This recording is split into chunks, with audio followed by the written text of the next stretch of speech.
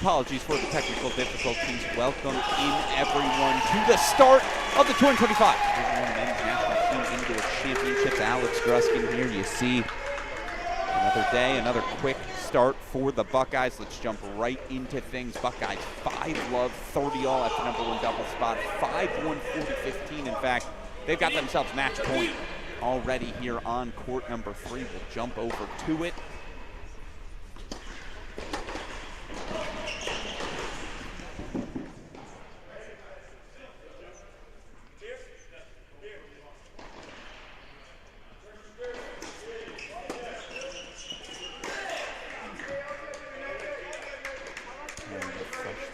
To fill in.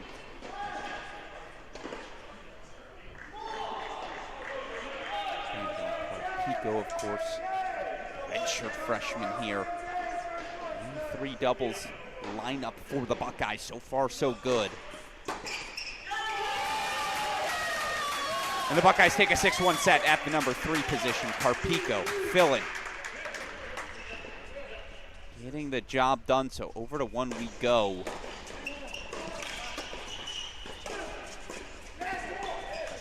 The lengthiness of sophomore Aiden Kim, of course. Kim partnered with junior Will Jansen.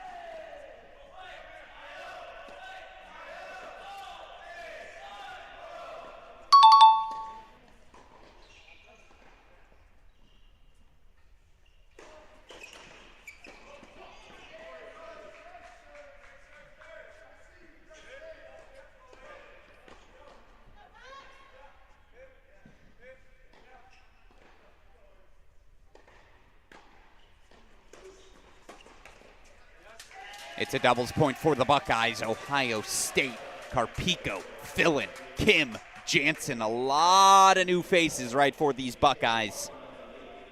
Similar results for the defending indoor champions. They dropped just 2 games across the 1-3 spot. 6-1 sets, couple of breadsticks. And it is a 1-love lead for the Buckeyes. Again, Alex Gruskin here.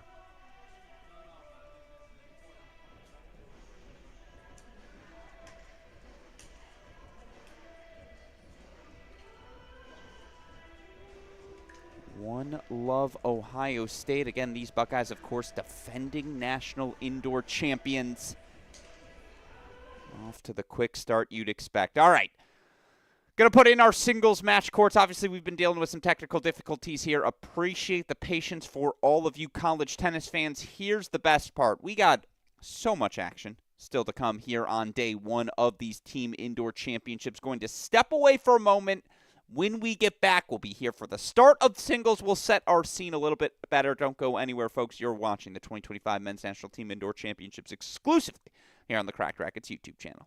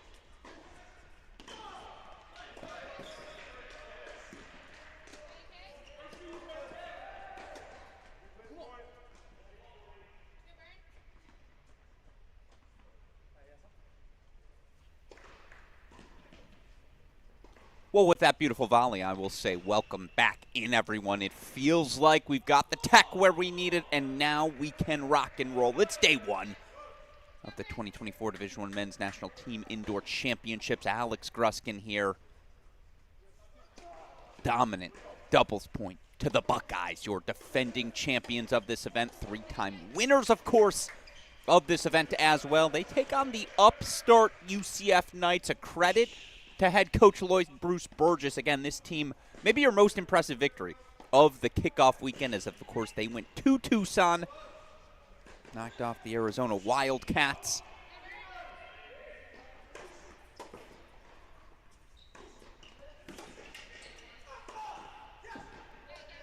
But of course, it's one thing to get to this event. It's another to find success at it, and perhaps no team, again, the standard of success at these National Indoor Championships for the last decade plus. The Buckeyes,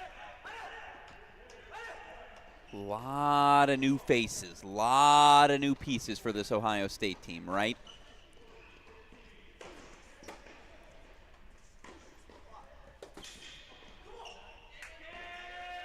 Perhaps brightest amongst those new pieces, and you see on your screen sophomore Aiden Kim, highly touted blue chip recruit. He's off to the quick lead, 2-1 as he takes on UCF junior Yassine Limi. Of course, we'll get player intros for you all later today. Still working through some technical difficulties. Appreciate all of you bearing with me. That's our matchup here on one. Over to court number 2 we go. Of course, again, Buckeyes racing off to that quick doubles point lead, and here they're already up to the early break. It's the man, feel the burn, Alex Bernard, the sophomore. Feels like when all is said and done, we'll look at the win percentage, career leaders for the Buckeyes. The sophomore will be on the short list. Of course, he's taken on UCF junior Paul Collin out of St. Bart's, France.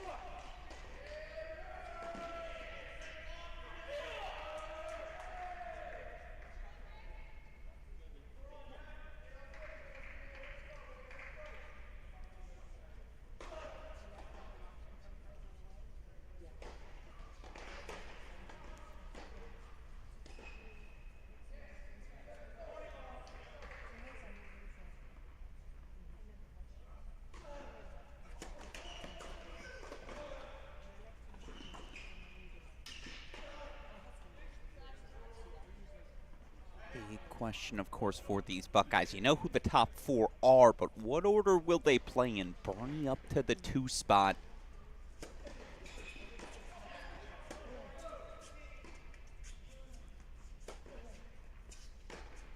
Certainly a potent thing, particularly as you get ready to make the move outdoors now.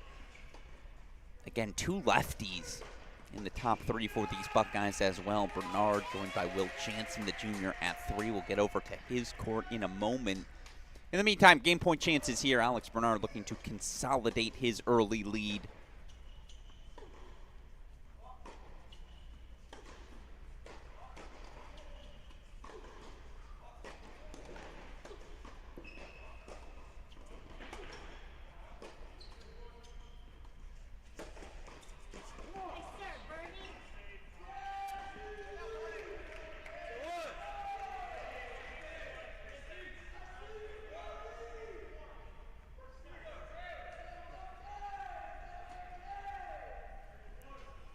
And there it is indeed, another hold on the board for Alex Bernard. So 3-1 Buckeyes here on court number 2. Over to court 3 we go. Want to continue our introductions. Court number 3, 1-all. It's the other lefty, the junior, Will Jansen, transferring over, of course.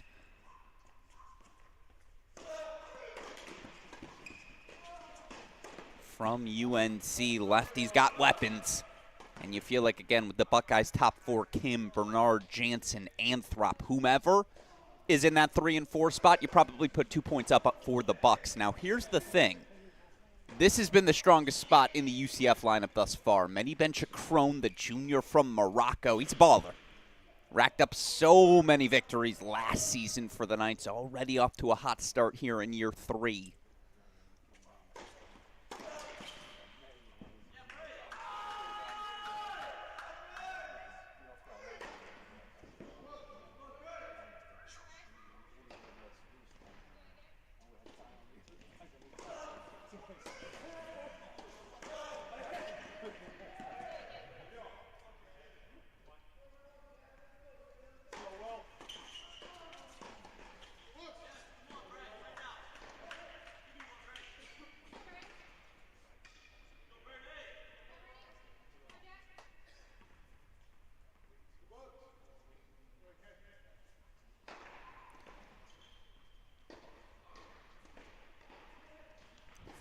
All spot. Of course, there you see Hunter Callahan back on scene, back on site at his former alma mater. Coming over for Miami now as the second assistant coach for these Buckeyes. There you also see Kareem El-Alaf, assistant for these Knights.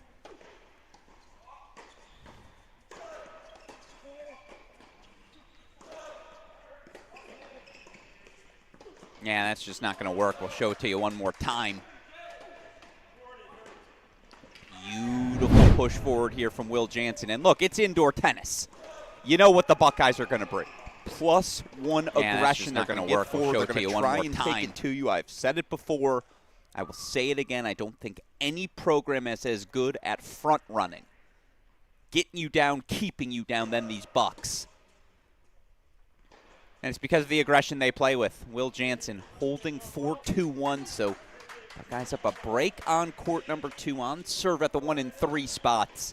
If you're going to beat Ohio State, good luck beating them at the number 4 singles position. Again, whomever of that top 4's at 4, that's a spot they feel real confident in. Of course, here you see Jack Anthrop, the redshirt junior. Again, when all is said and done, boy, is he going to be high on that career total wins list. Oh, he missed that long. All right, a little aggressive from the Buck. I like it. That's a message. That's a message forehand as much as a missed forehand. That's a, hey, I'm coming for you. But Liam Branger is going to be ready. The 5th year from France. Got the chance to hang out with this group yesterday in Media Day. He was the leader.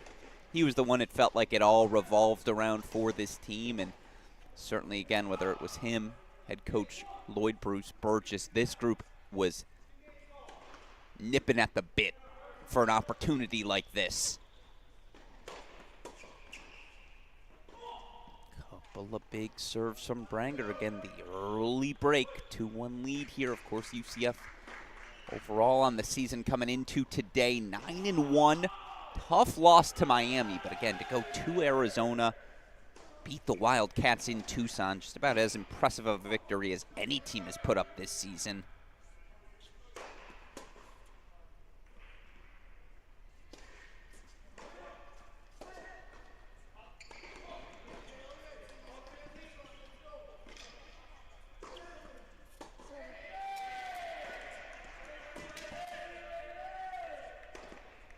Boy, if you're Jack Anthrop, hard not to think about that Love 40 forehand. He hit it Mach 10 at the face of Liam Branger, but again, Brang missed it long, so Branger fights his way back to the deciding point.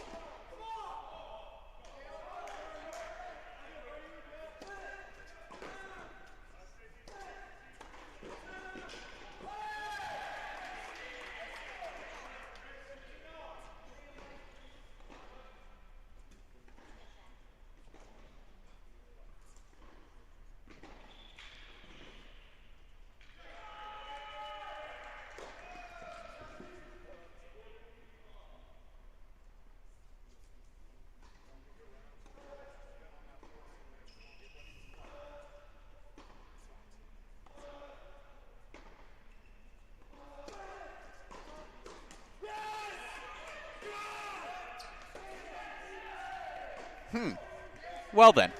All the work, obviously, to fight off the 3 break points just to hand off a freebie, as you see associate head coach, longtime partner in crime to Ty Tucker, Justin Kronagi, one of the winningest players, of course, in Buckeye history. He's been traversing that sideline for over a decade now. Anthrop breaking 4-2-all. Want to continue our introduction, so let's jump over to court number 5. Love the choice to play Bryce Nakashima here indoors. I just think the sophomore's weapons, dangerous, to say the least. The power tennis he's able to play, front foot, weight of shot, just, dare I say, weighing you down as his opponent. That said, again, given the Buckeye experience in the top 4, you feel like you have to beat them at 5 and 6.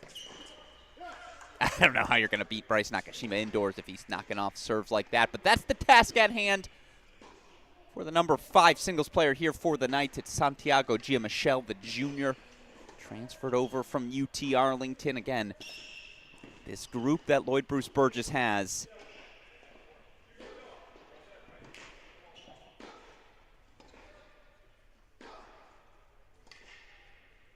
rising talent starting to gel here in year number 2. 3-2 Bucks on service. We introduce our final match, and then we can lock in. 40-30 lead here for Chris Lee, the senior transferring in from Tennessee. He's taken on Nicolas Oliveira. Oliveira, freshman from Brazil. UCF, by the way, brought in the number 2 recruiting class this past season, according to our friends at tennisrecruiting.net. But right now, it don't matter. Chris Lee proving why he was such a hot commodity on the transfer portal. Lee holds 4-3-2. All right, is your seatbelt fastened? We are ready to rock and roll. Technical difficulties abating. Apologies for the delayed start. I'm promising you at least 10 more hours of tennis here tonight. We will more than make up for it, and as we do that, scoreboard watching here, place we got to go on serve everywhere early but court 2. So back over to 2 we go. Are you feeling the burn yet? It's Alex Bernard, of course. 3-2. Ooh! Break points coming, though.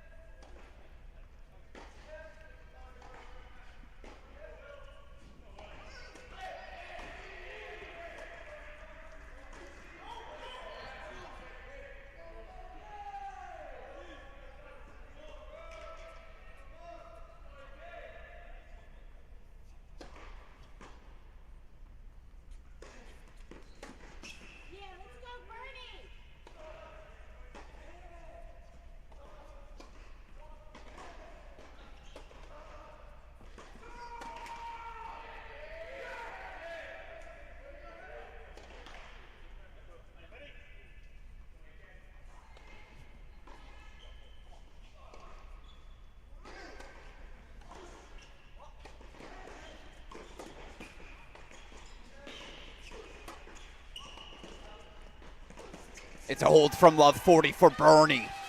So Buckeyes stay out in front 4-2 here. There you see Lloyd Bruce Burgess. By the way, still very much in playing shape. I would argue the collective bench press of these two head coaches here in our opening match, Ohio State, UCF, might be our highest collective bench press total of any of our first-round matches. But, of course, you could put Ty Tucker with anyone. You could match his bench press with my bench press. We might still win that category. 4-2 Bernie leading here in our opening set. Is there anything else we got to jump to? We do indeed. Breakpoint chances for the Buckeyes in a couple of places. First time today, I'm going to employ the split screen so we can monitor them both.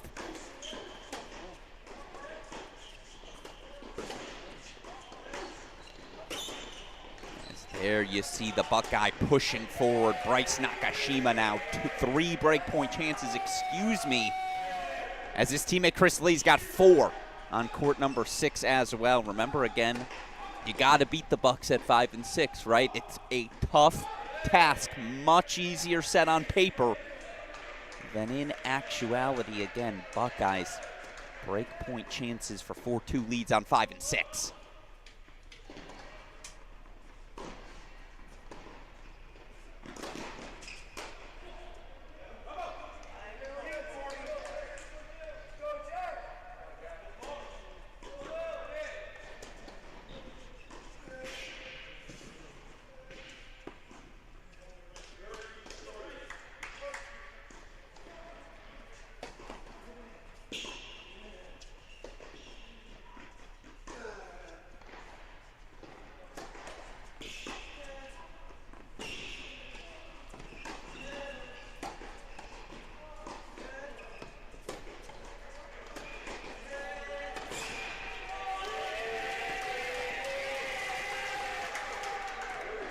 Chris Lee breaks for 4-2.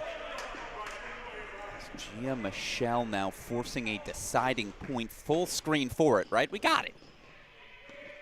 And again, I do apologize for the delayed start. A thank you to all of you for your patience. Alex Gruskin here.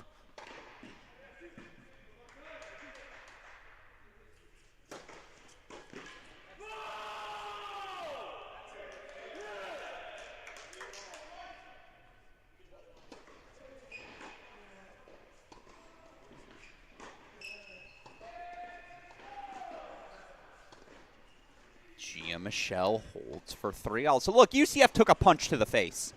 And if you're just joining us, 6-1 sets. Let me say that again. Couple of breadsticks served up by the Buckeyes at the 1 and 3 doubles positions. Look, that's what Ohio State will do. How do you respond to that? Love the start here. Yeah, they're down a couple of breaks. But UCF hanging tough. And again, let's go over to court number 3 where actually the Knights have their first break. I think this is a spot. Manny Benchacrone has been the guy to deliver for the Knights now for the last, 15 months?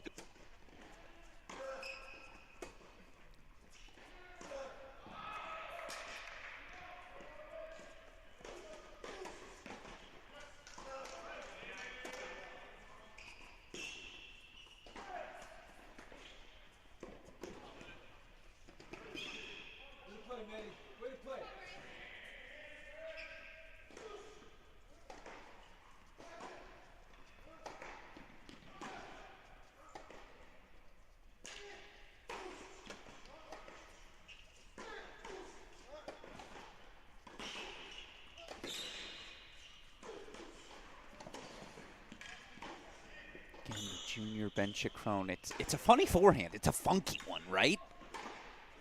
And for me, it's how he competes. Just how many balls he puts in play, that ability to extend points, make you uncomfortable.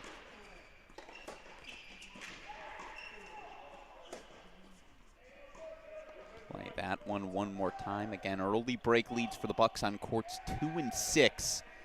Back to a split screen we go. Break point chances on court number 1 for the Knights. Oh, come on, Aiden Kim. Yeah, that's an immediate challenge from the ELC. And again, electric line calling in effect. Call confirmed by the chair. No?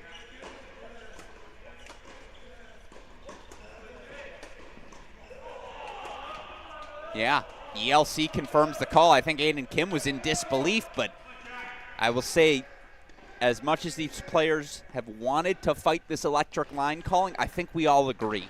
The certainty of it, the fact that, hey, you don't have to debate the chair anymore, and you can't debate a computer.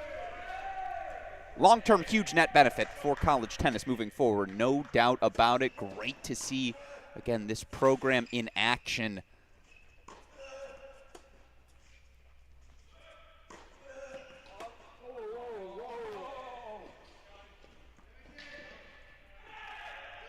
Jansen now. What's the conversation here?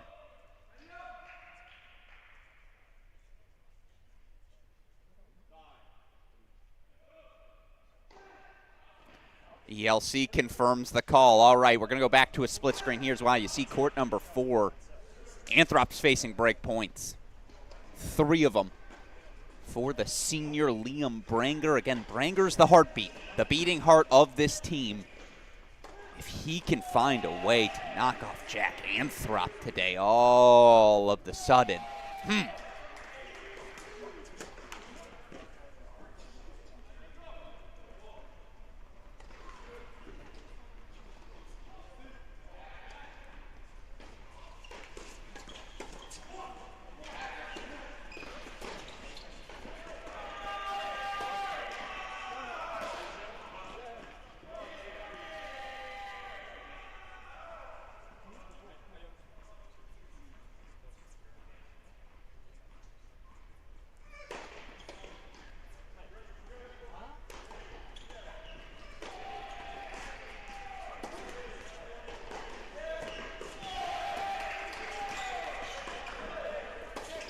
that's an excellent response from Anthrop. And again, it's the default mechanism. Under pressure attack. Force your opponent to do something special. UCF consolidating their lead 4-2 now on 3. So let's go full screen.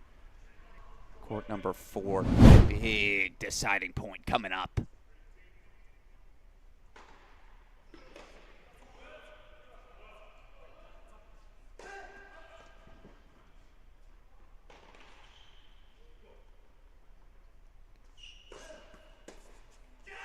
Huge hold for Anthrop.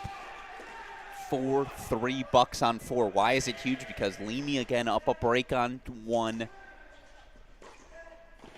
Ben Chacron up a break on 3. And back over we race to court number 6 where UCF's got breakpoint chances. Up a break here is Christopher Lee, but right back breakpoint chances. What's the conversation here?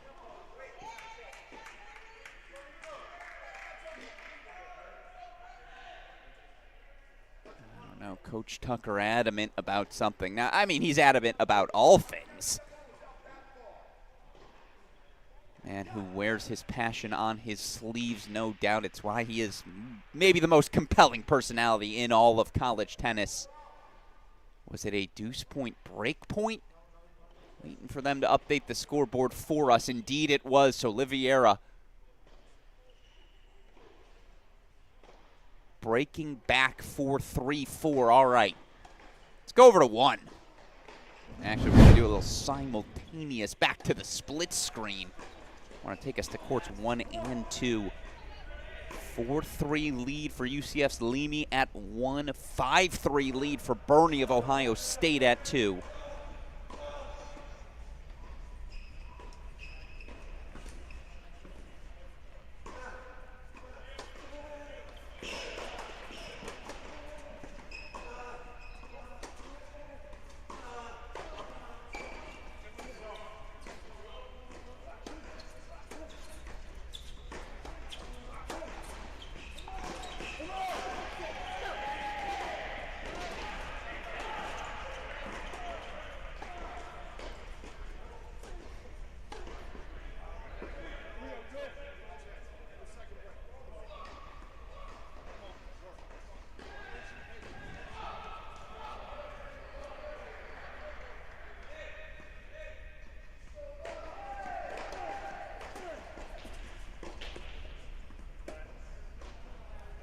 Holding 4-5-3. I'll keep an eye on it in case someone creeps towards a set point, but obviously Alex Bernard is 2 points away from an opening set, so full screen to 2 we go.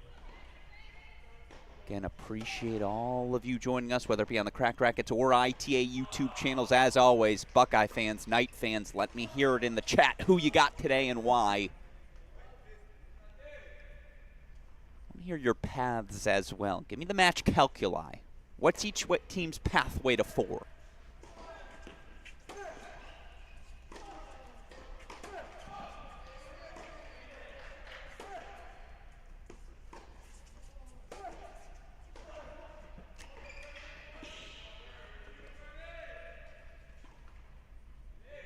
Sailed a bit long there from Bernie. I will say I got the chance to watch Alex Bernard in practice yesterday, and in person, the speed, the foot speed, the fluidity, how easy that first step is, it's a joke. Sort of pressure that speed puts on you to try and create that much more space. Play with that much thinner margins, try to play with that much more pace. It's why he has racked up so many victories throughout his career thus far.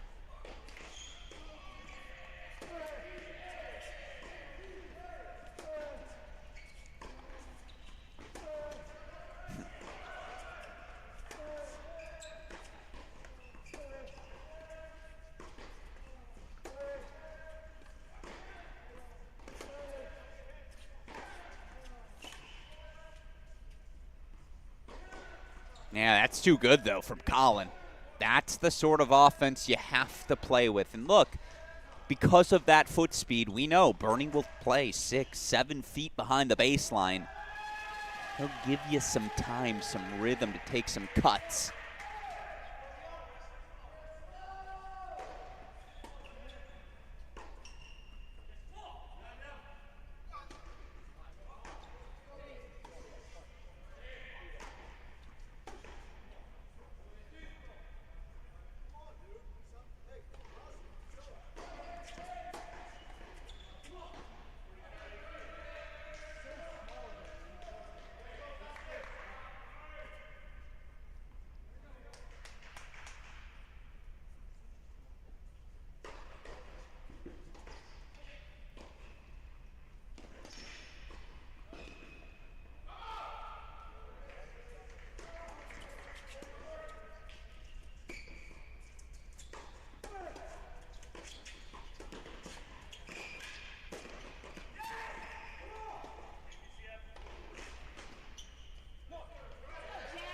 So it's a hold for Paul Collin, 4-5 still.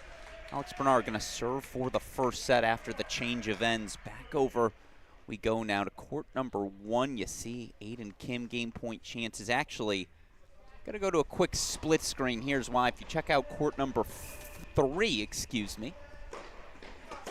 Stutter there on my part. Look at this double break lead for Benchachrome.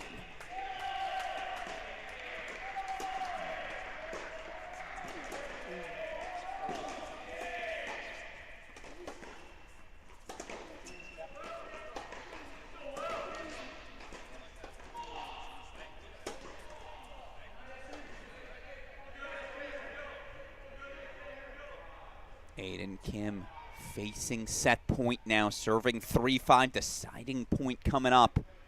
As soon as he's to the line, we'll go full screen one more time.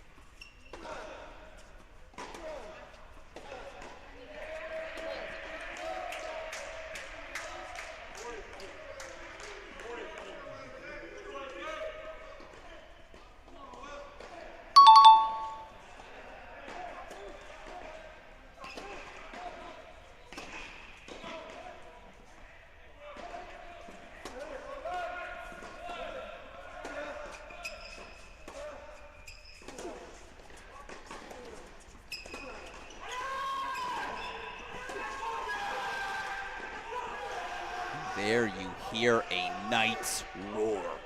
It's a two-set swing. The first two sets of the day belonging to UCF. 6-3 Leamy at 1, 6-2 Benchakrone at 3. You gotta stay in the double box. It is crunch time. This is a pivotal, let me say that again, pivotal 15-minute stretch coming up. As again, right now, after dropping a doubles point decisively, UCF says, we'll take your haymaker. We're going to come out swinging. He's serving for the set, Love 30.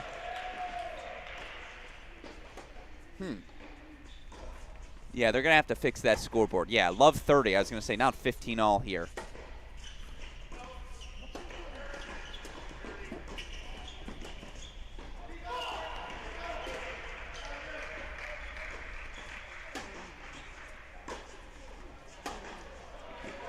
It's huge.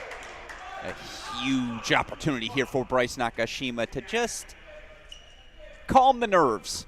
Settle down, all of you Buckeye fans scoreboard watching at home. Here you see it. Set point chances for Nakashima.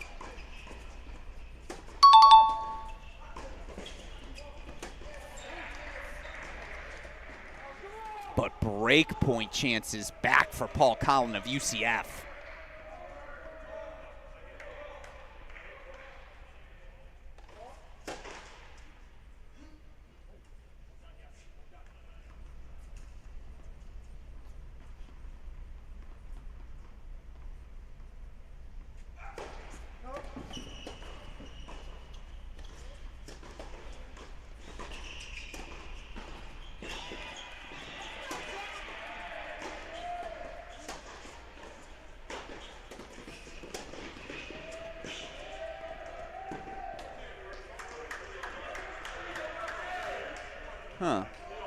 Well, they keep playing with the scoreboard on us. So perhaps it is indeed 30 all. Meanwhile, Bernie fights off the first break point chance.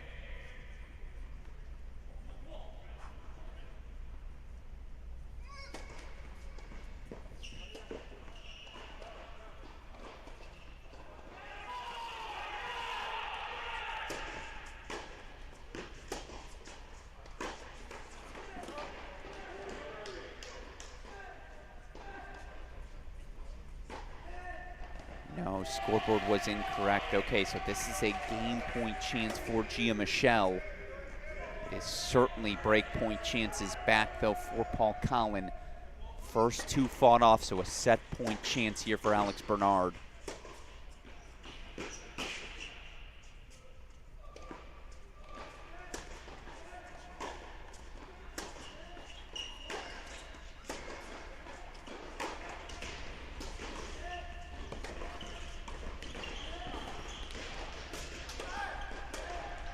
What a hold for 5 alls. Full screen we go.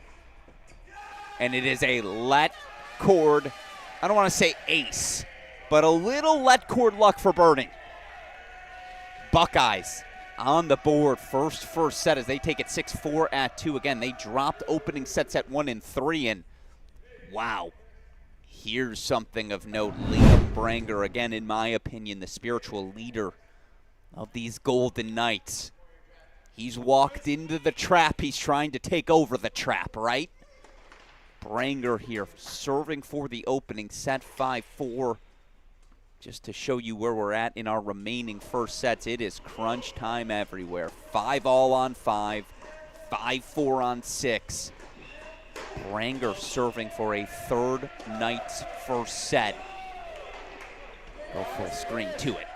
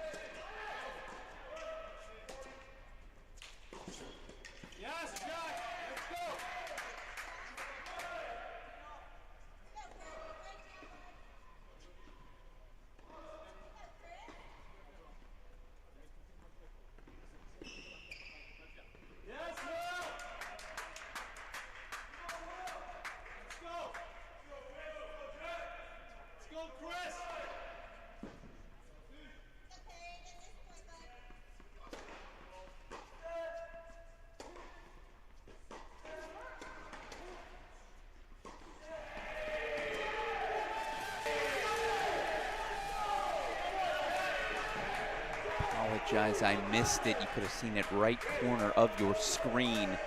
Hand up, that's on me. First unforced error of the day.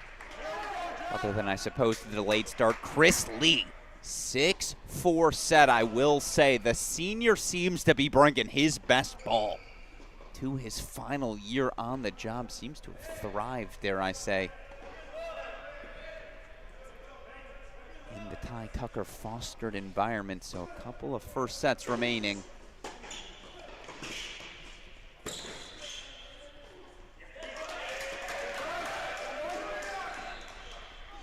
Serving for his first set, but another look for Jack Anthrop. Meanwhile, it is a 6-5 hold for Bryce Nakashima.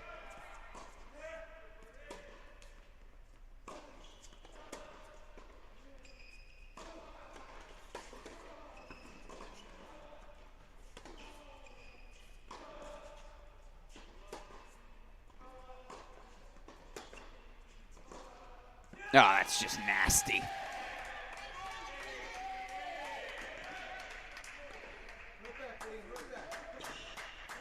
Job well done, perfectly executed pass. It's 3 breakpoint chances for Bernie to extend the set.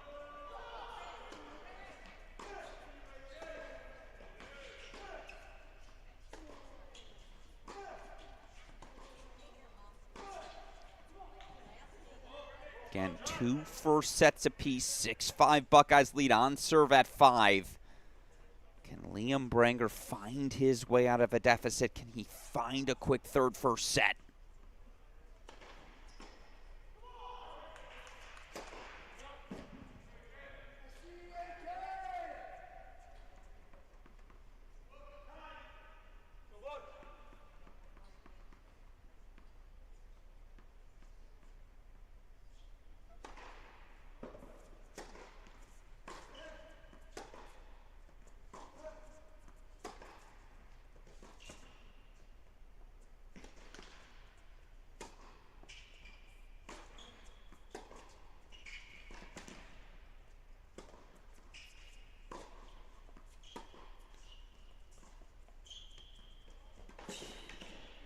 Ooh. Interessante. Show you the pass one more time. Ooh. Can't really get crossed over in tennis the way you can in basketball. That's about as close as you can get. First break point fought off. 2 more, of course, here for Jack Anthrop.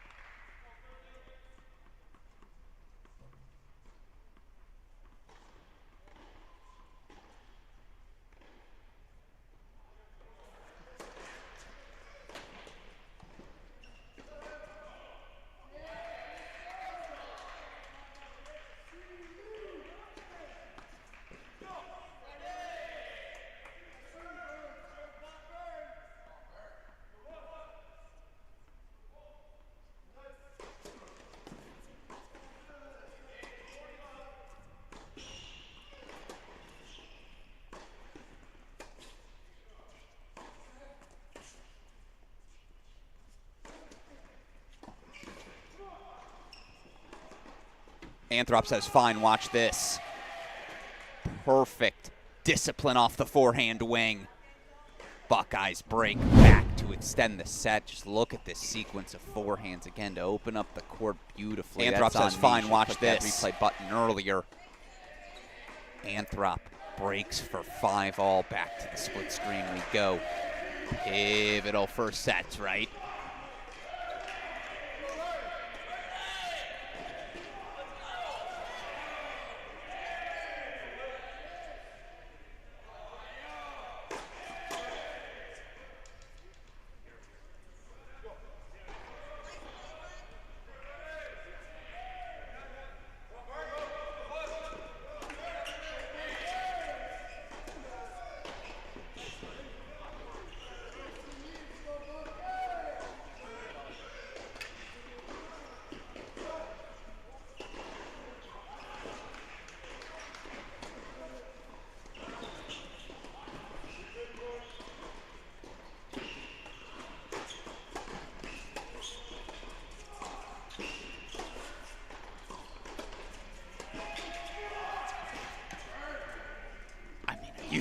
serious jackhand drop? That is a gorgeous, gorgeous lob off the racket. Show it to you one more time. Probably been doing that since the boys' 12s, right? Pivotal swing. Buckeyes really only need one of these sets, right? Meanwhile, if you're UCF, one would be great. 3 first sets, of course. You're in the fight. You can take both. Now all of a sudden you're starting to put some pressure on the Bucks. You can't pressure the Bucks again. Best front runners, in my opinion, we have in the sport. And if you don't look now, it's set point. Bryce Nakashima.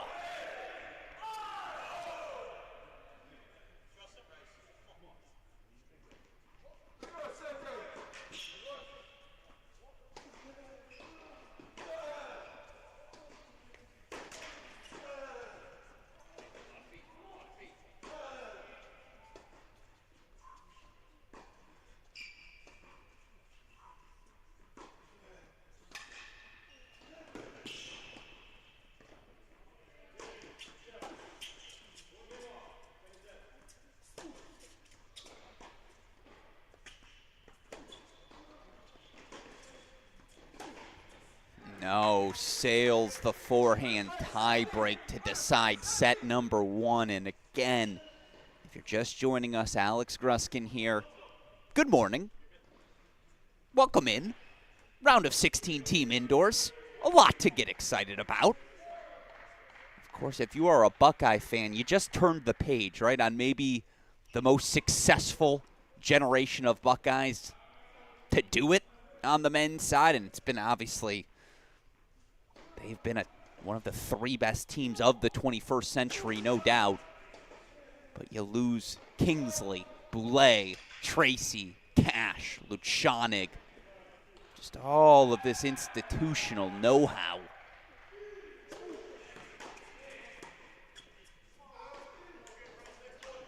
And yet, here the Buckeyes are once again, number 4 in the country, right?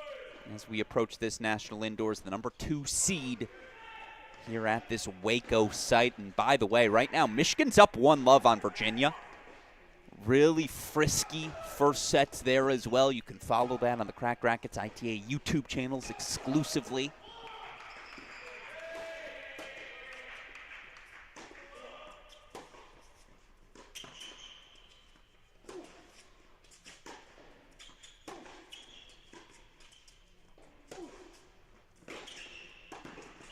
That's just nasty. It is.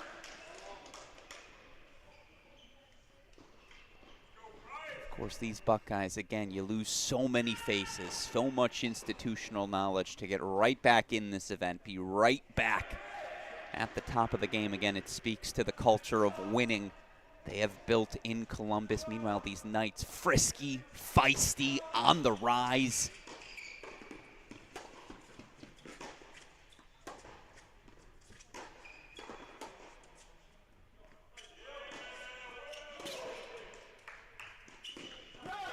My favorite sort of matchup, as I like to call it. It's blue blood versus new blood, right? Take us back to the split screen. Branger, no, he did not. I apologize, should have shown you the break. Branger will serve for the set again in what has turned to quietly a little bit of a break fest.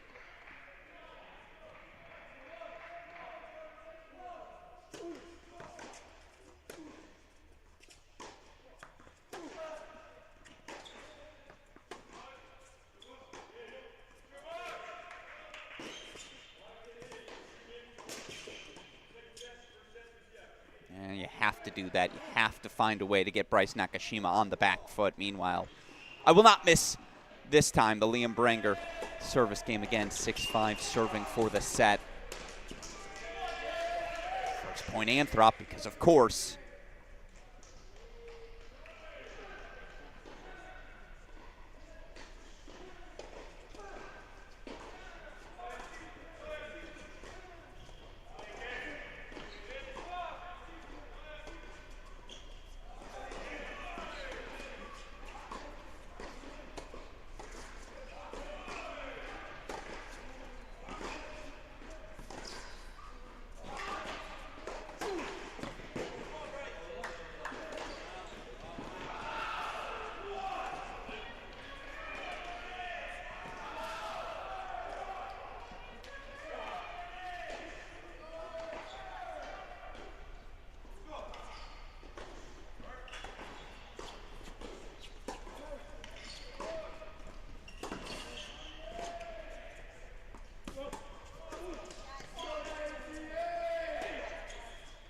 I think Brenger missed the approach. It was a beautiful volley, but I'm fairly certain, yeah, that approach did indeed leak a little on him. So Anthrop right back at a love 30.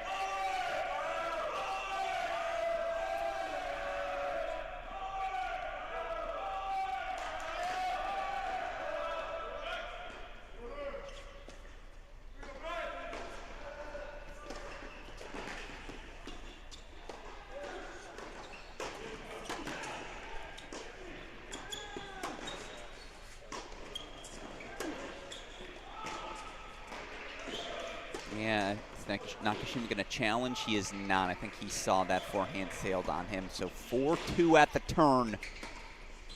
Obviously, we'll get right back over to it. In the meantime, here we go. Brenger serving 15-30. By the way, you see Chris Lee already up the quick break 2-love. Facing break points in set number 2.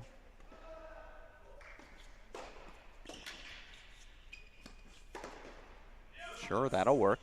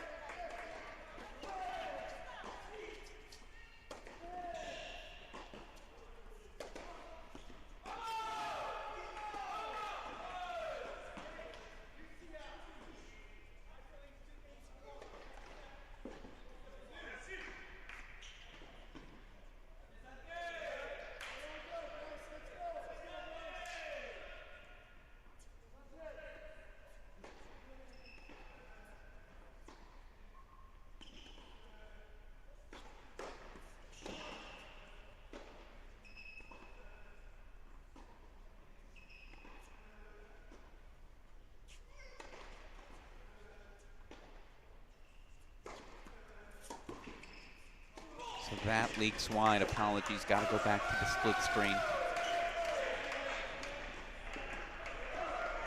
As you see Liam Brenger closing in on his first set. He's got a set point. Gia Michelle trying to close in as well. Let called on court number 5. I was wondering why they stopped that point. So let's go full screen very quickly here to, I don't know, Nakashima plays fast.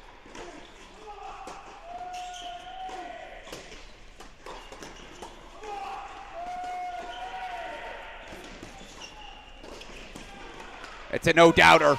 And there's the roar. Liam Brenger, 7-5 first set. So the window is there. The opportunity is here. Pick that jaw up off the floor, folks. It's happening. Set point chances for the Knights to take a 4th first set.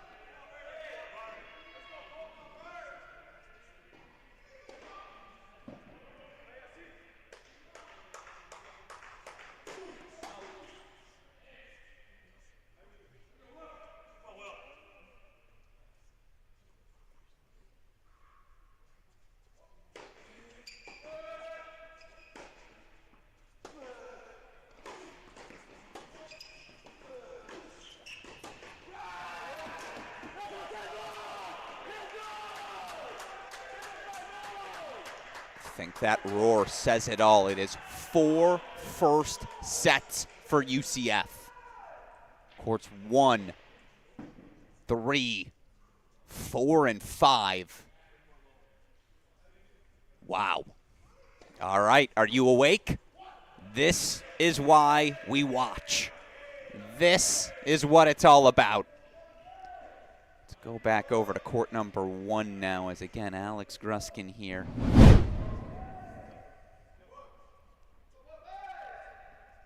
It was all Ohio State. They won the doubles point in under 30 minutes.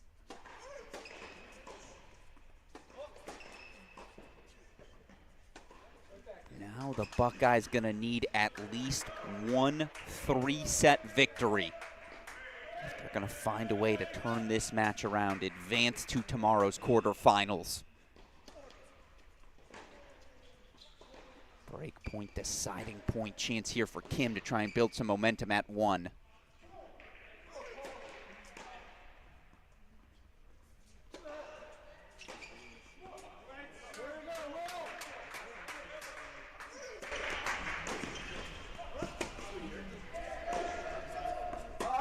No, he missed it long. I wonder if we're going to get a challenge.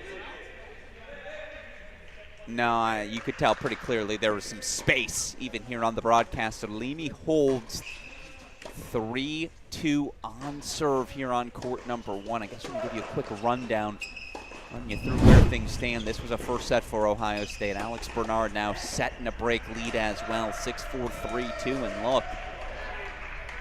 Buckeyes need him to get off the court here quickly, right, just to reestablish that momentum. Now, it is worth noting, yes, he's down love 30, but very quickly, if you're a Buckeye fan, deep breath, here's why. Will Jansen.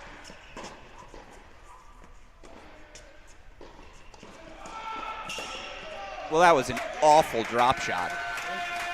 If you're going to hit a drop shot that poorly, you better follow it up with something special like that. Almost a half volley of a cross-court passing shot.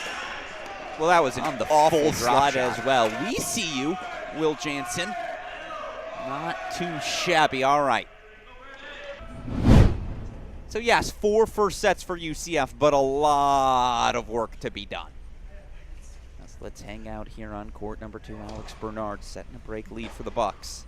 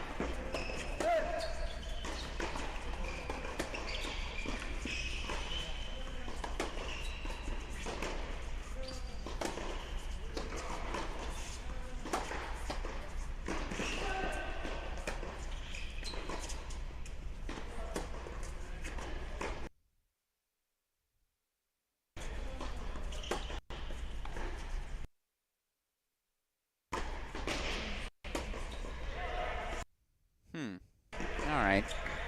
I don't know why the camera chose to get jumpy with us in that moment. We'll show you the replay just one more time here quickly.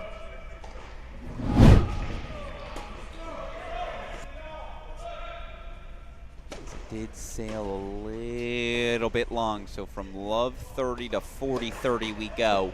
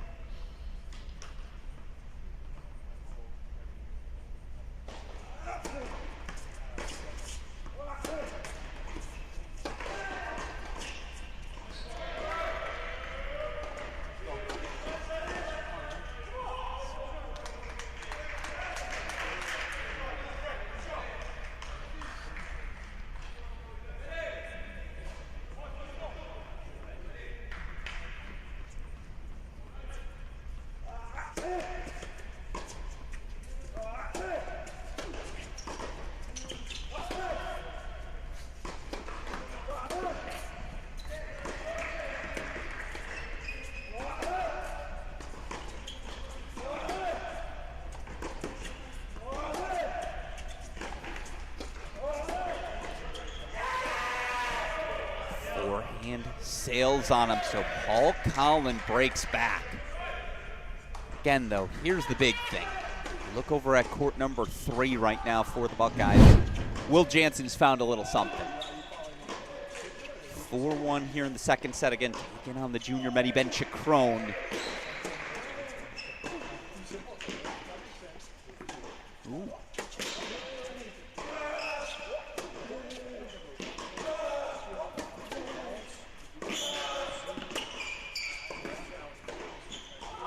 That's the flat palm.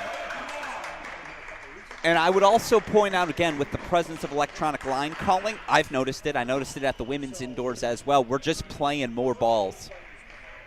We're not, again, benefit of the doubt now always given to the opponent, knowing, hey, man, if I'm not sure, I could get overruled. I don't want to get overruled. And credit to the ITA incorporating this innovation. The resources it requires. First break point Fonov, still 2 more though here for Jansen. This, by the way, looks like, I'm just going to show it quickly, looks like Nakashima's got early break point chances.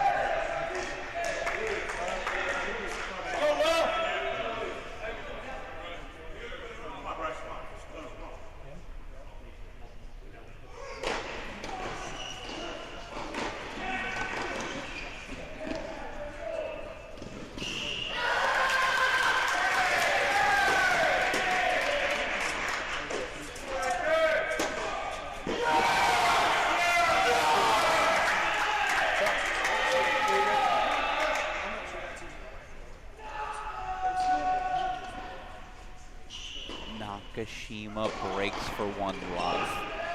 Again, Buckeyes going to need at least 1 3-set victory here. They are on their way to finding the first third. Will Jansen serving. Boy, has this one gone quick, huh?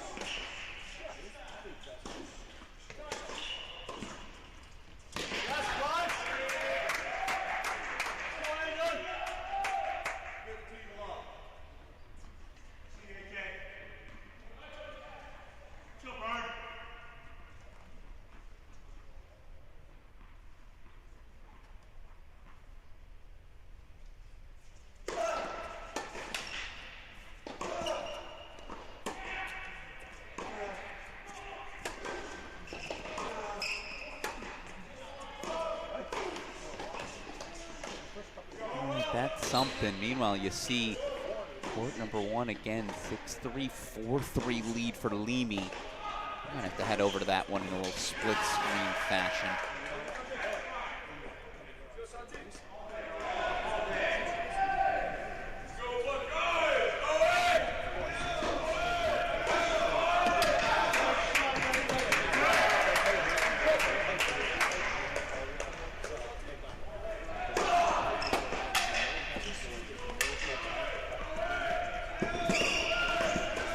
Yeah, went for the no look, no success. So set points coming for Will Jansen.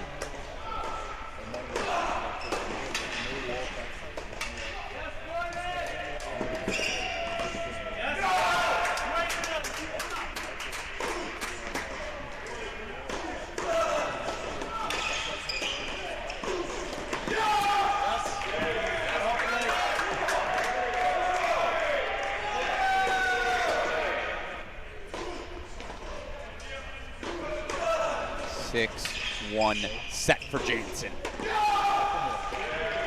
Buckeyes find their third.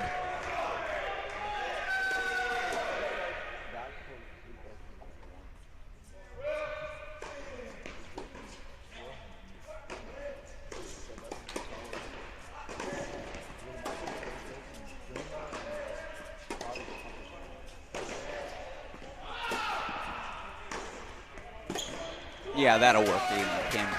Ground strokes immense. The sophomore holding 4-4 all. It's crunch time now. Second set. Again, Jansen forcing a third. Let's go hang out court number 6. Haven't spent as much time as we should have perhaps with Chris Lee serving here 3 all, but wow. Face break points. Let's go full screen to it.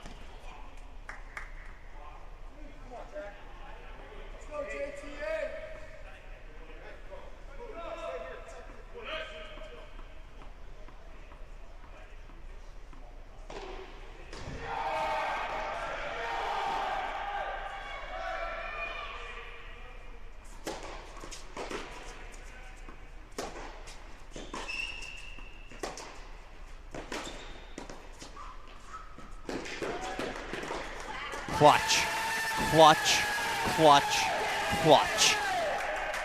You make a mental note. If Ohio State does indeed win this match, that hold there from Chris Lee, it's going to go unsung. But boy, with scoreboard pressure starting to mount everywhere again, Chris Lee finds the hole for 4-3. Buckeyes stay out in front on court number 6. They're up 6-4, 4 all on 2. Jansen again forcing a third on 3. Nakashima now up a break in the second set on 5. It's fun. It's good action everywhere. Let's go back over to court number 1.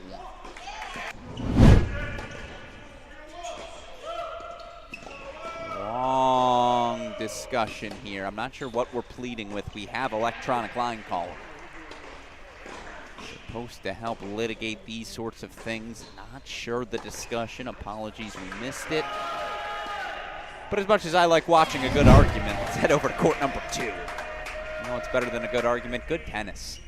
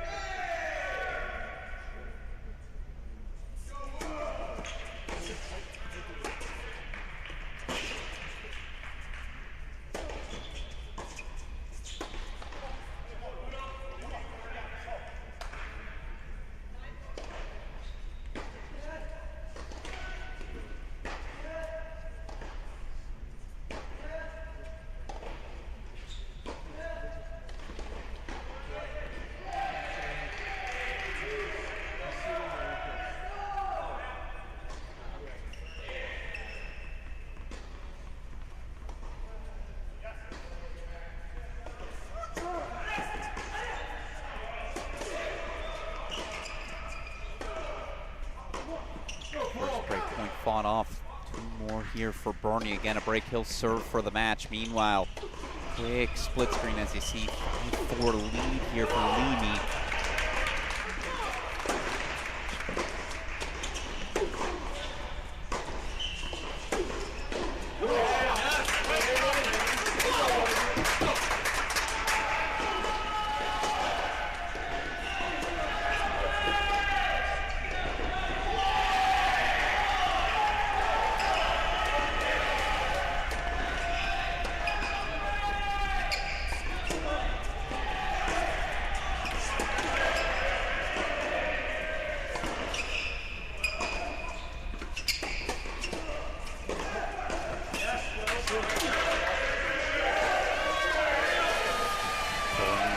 Breaks will serve for the match.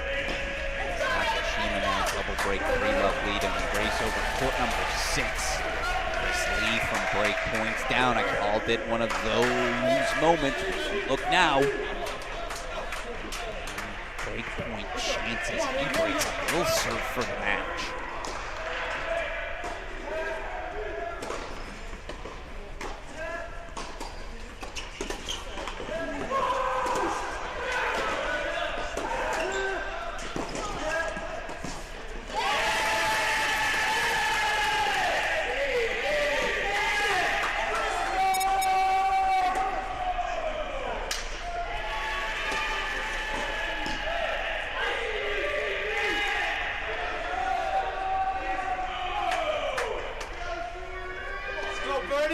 Breaks, he will serve for the match. So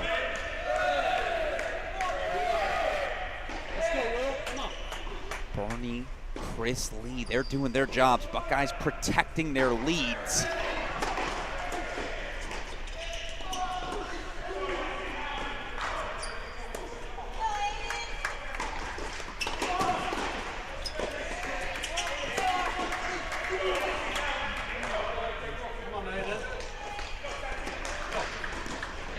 Go to triple box for the first time. We'll put Chris Lee in the big screen. He's serving for it. Bring back court number 2 as well, as you see 5-4 Alex Bernard serving for it. Here we go. Now it's Chris Lee in the big screen.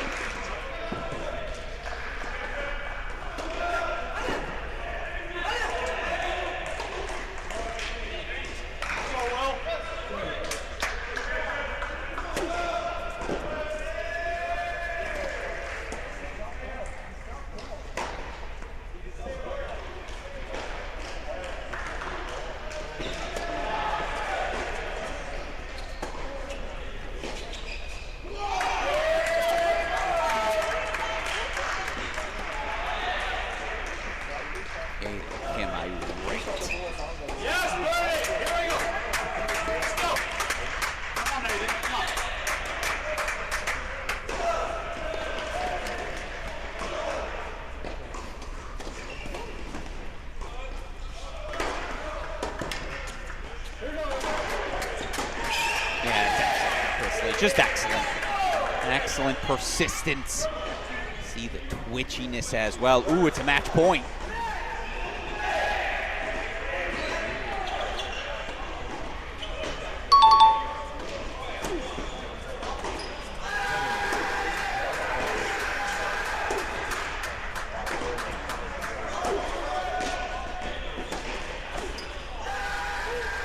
UCF levels the match at 1 apiece. How about the junior Yassine Limi?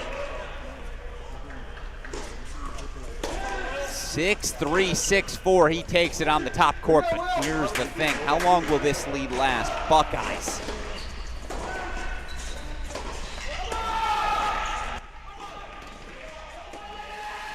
Serving for a couple of spots.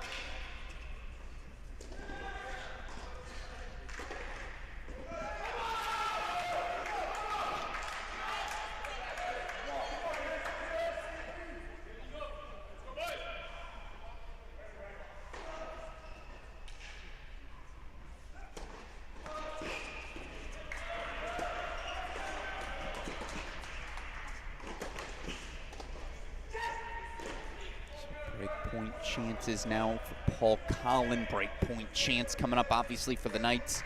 Freshman Nicholas Oliveira at 6 as well.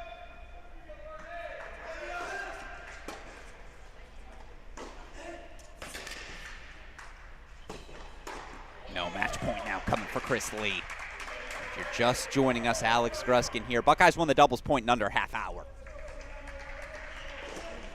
Other than that, though, an absolute brawl unfolding here in Waco in the best sense.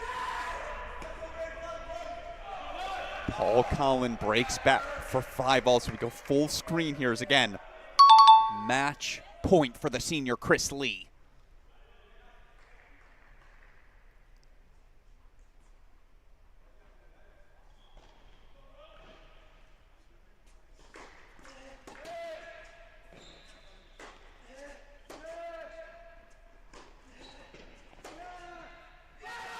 Not to be. Oliveira breaks back. Match extended on 2, match extended on 6, and truth be told, we got a lot of third sets seemingly looming. I want to quickly run you through everything we've got right now. Unfortunately, our score bug, bottom line, down for just the moment. I think after this match, Westhoff's going to be able to come in and come fix that. Obviously, he's running the action over.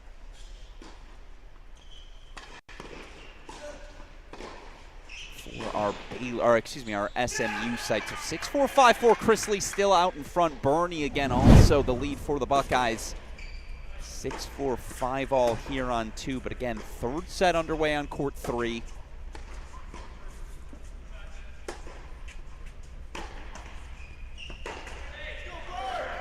Over to it here quickly. Will Jansen forcing that third set, but it's Mehdi Ben Chacron had early break points. Okay, Jansen held. So 1-all in the third there. Haven't checked in on 4 in a while. It was a first set for Liam Branger. Oh, that's ridiculous. Again, the idea of anyone beating the Buckeyes here at this position. Such a tough ask.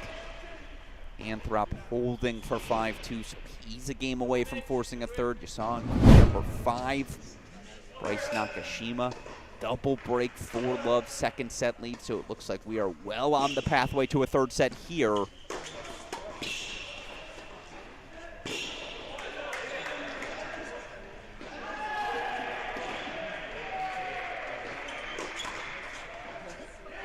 question.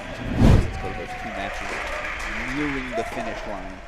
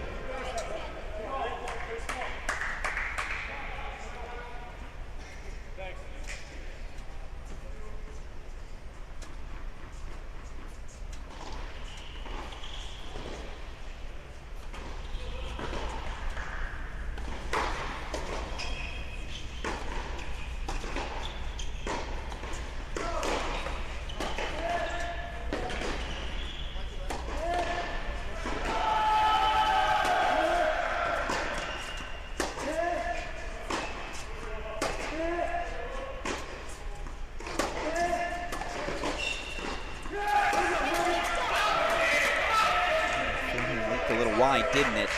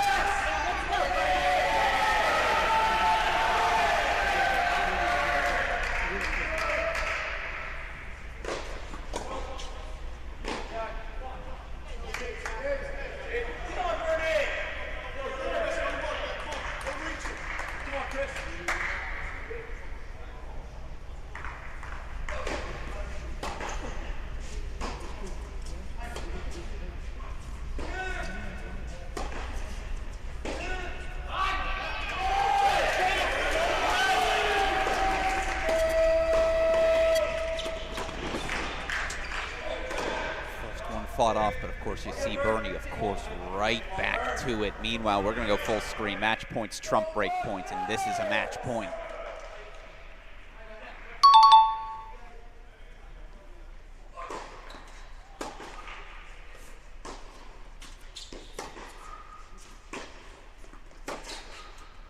No, yeah, that leaked wide. I wonder if you throw a challenge just because. I think he did. Either, I mean, again, well wide. Quickly pop back over the feet. Did Bernie manage to break? No. Ooh. Drop volley. Excellent from Paul Collin. Deciding point coming up. No, he just straight up held for 6-5. Back to it we go. Match point, Chris Lee.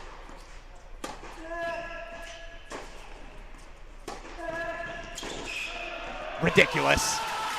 That's how you fight off match point. The freshman is making his presence felt. I mean, look at this. Simply sensational. This UCF Knights team, they will not go away.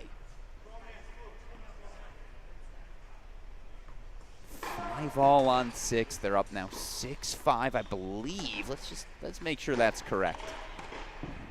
Burn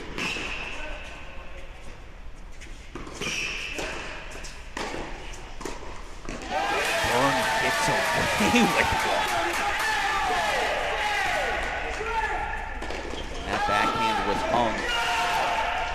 Paul Collin had a play, but Bernie's got him in the torture chamber. Once again, he will serve for the match, 6-4, 6-5. You wonder again, what's the urgency? Open question, certainly. For Alex Bernard just given right now. Again, a bunch of third sets. We'll use his court as a way to show you our other score lines right now. Find a line, it did. So from match points down, now love 30 for the freshman Oliveira. Meanwhile, third set underway on 3. Interrupt now, I believe, serving, yes, to force a third set on 4.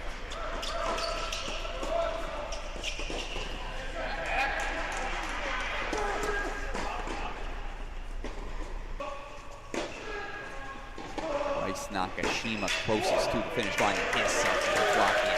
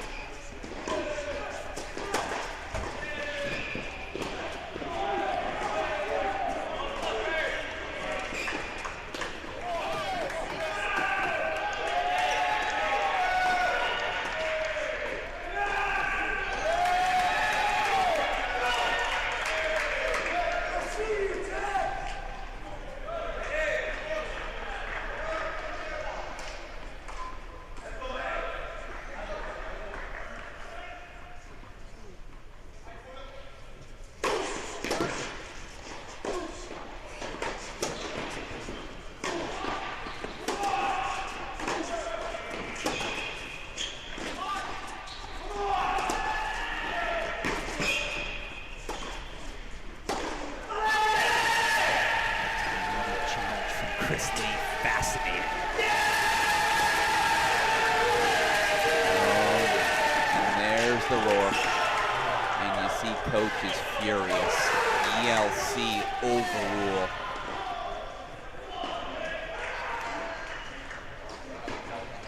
There'll be a discussion, certainly, but Chris Lee holds 4-6-5. Meanwhile, Nakashima broken. Chris Lee that was a big roar. College roar. Welcome back as you see Jack Anthrop does indeed take his second set 6-3. So going the distance now on court number 4 as well. If you didn't think he was going to force a third, you haven't followed his career very closely.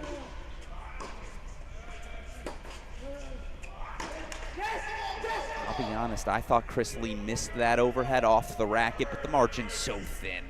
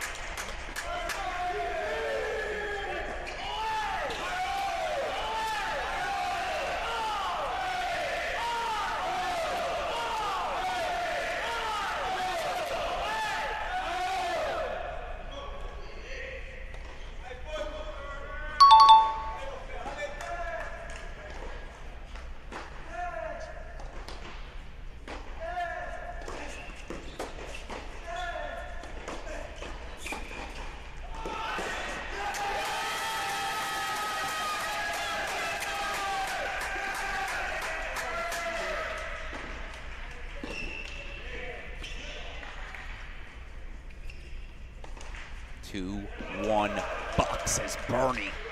He does what he does best. Delivers another victory for Ohio State. So again, third set forced on court number 4. Heating up between Oliveira, Chris Lee on court number 6. Meanwhile, where else do we got to pay attention to? So Buckeyes get doubles and 2 singles. UCF gets the top court.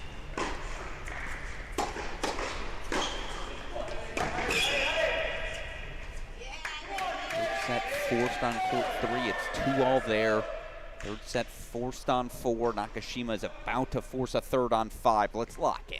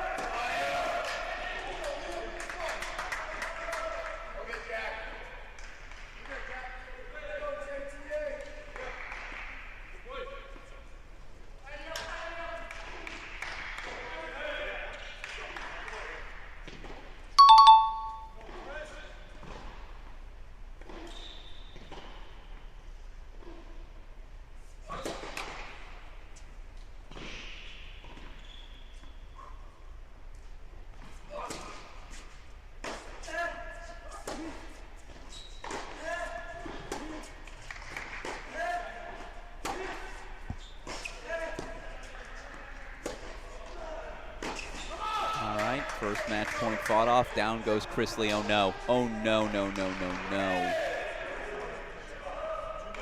Oh no. Oh no. Is it the ankle? Oh no.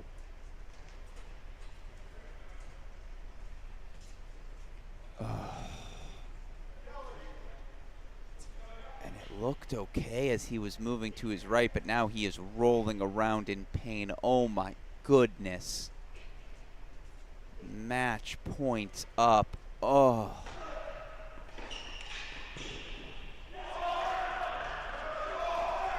I didn't see a twist. This will obviously stop play on court number 4 as well. Oh.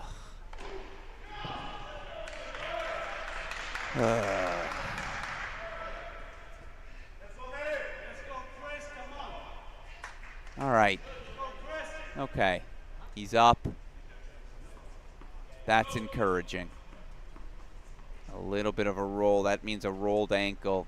Ay, ay, ay. Here's the thing. He is still up match points. But will he call the injury timeout? Looks like no. He's going to try and play things out here. Okay. It's a pivotal moment if he can get off court, avoid the bigger injury here.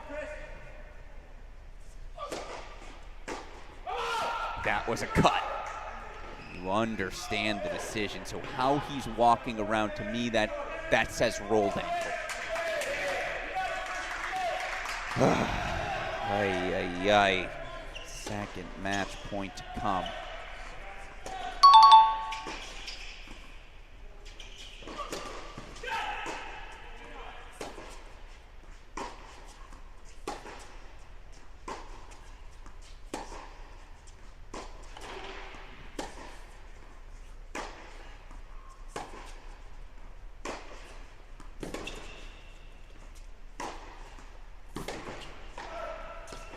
Oh, he lined it up perfectly.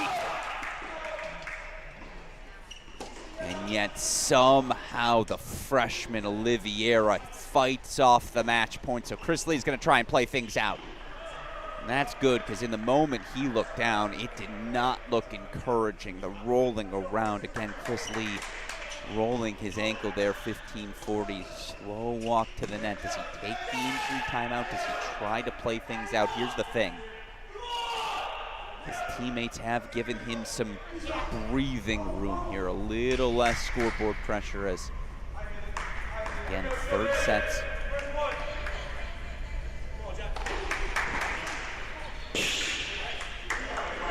Set point on 5 to be forced. Now they've already forced the third set on court number 4. Already forced the third set on court number 3 as well. 3 all in that third set. We should probably start paying attention, right? So they are going to take an injury time. Chris Lee's going to get that ankle looked at. Makes a lot of sense to me. Yes, it'll be a point penalty. They had those 2 match points come and go again. Wow.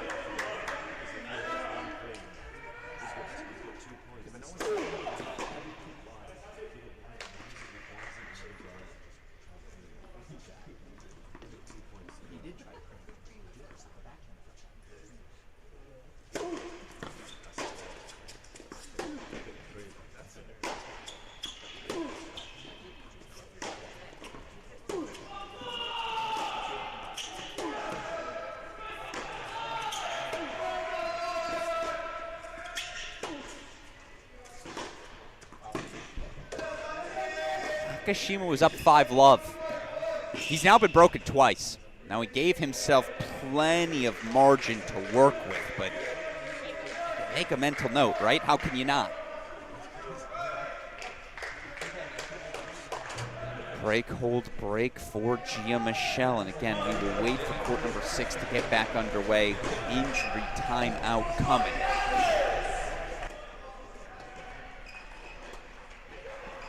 Chris Lee rolling that ankle. You just hope he's okay, can play on moving forward. Meanwhile, Anthrop broken. Branger, early 2-love lead.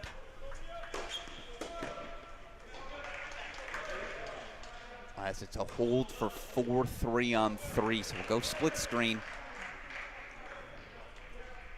Obviously, you see Chris Lee getting worked on by the Ohio State training staff there to the right of court number 4. As soon as that second set breaker begins, we will get a look at it. I know you all at home are thinking what I'm thinking. Can Chris Lee play on?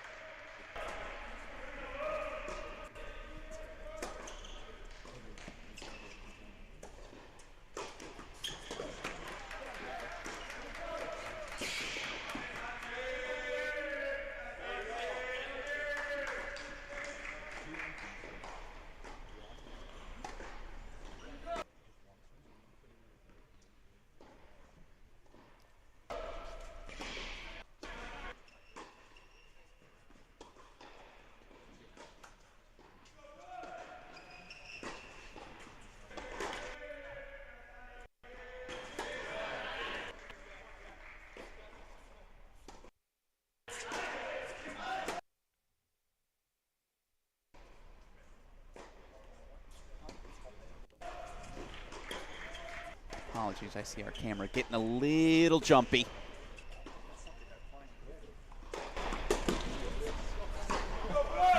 Interesting. Someone out on court hitting with the freshman Olivier to keep him loose on 6. Meanwhile, Gia Michelle just will not see the set.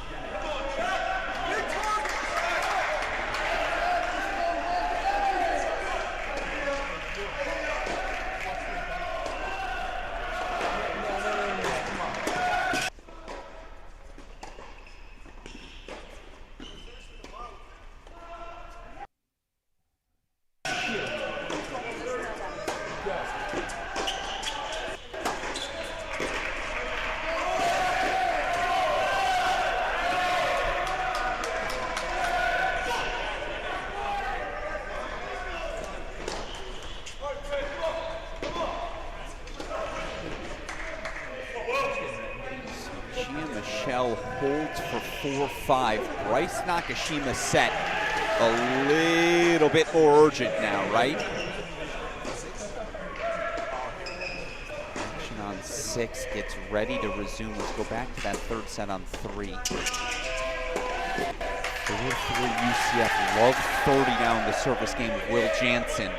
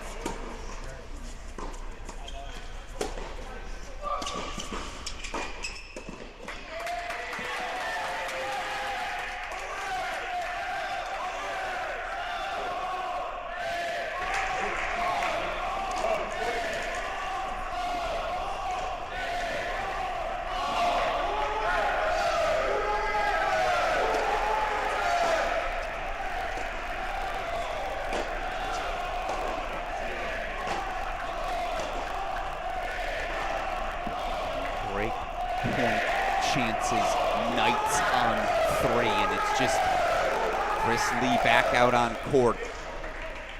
It's getting real. It's getting real.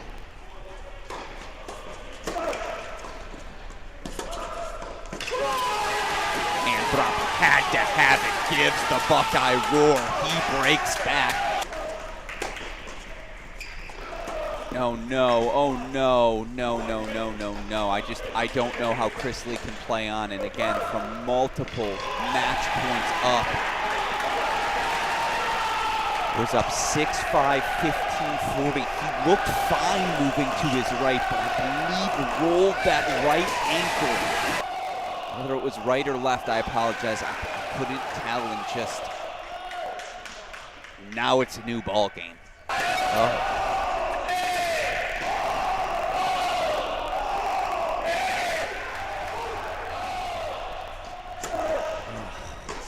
Just I hate something like this. Interrupts a match this good. I mean, he can't extend. There's no weight being put in those legs on his serve. He'll try to play on.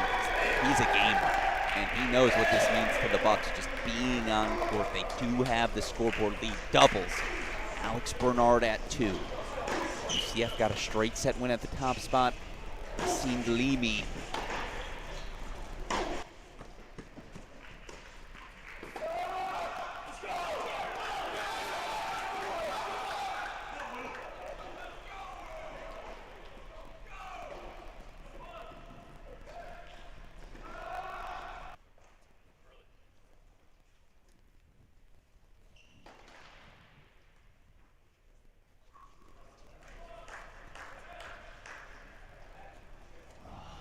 We're 4-1 now for the Knights.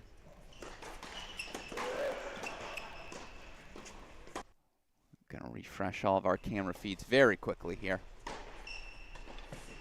Try to avoid those skips moving forward.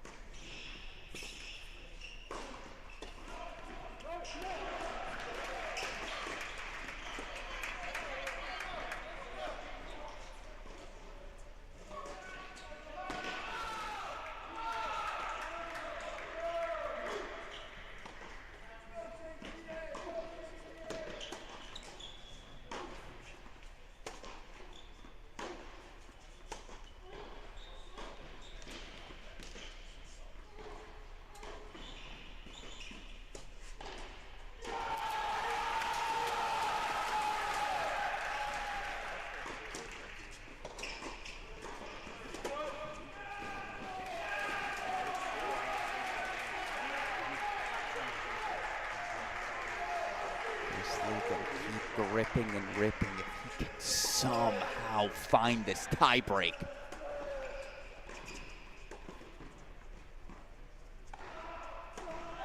It's his first year on campus, but all of a sudden he becomes an Ohio State tennis legend, right?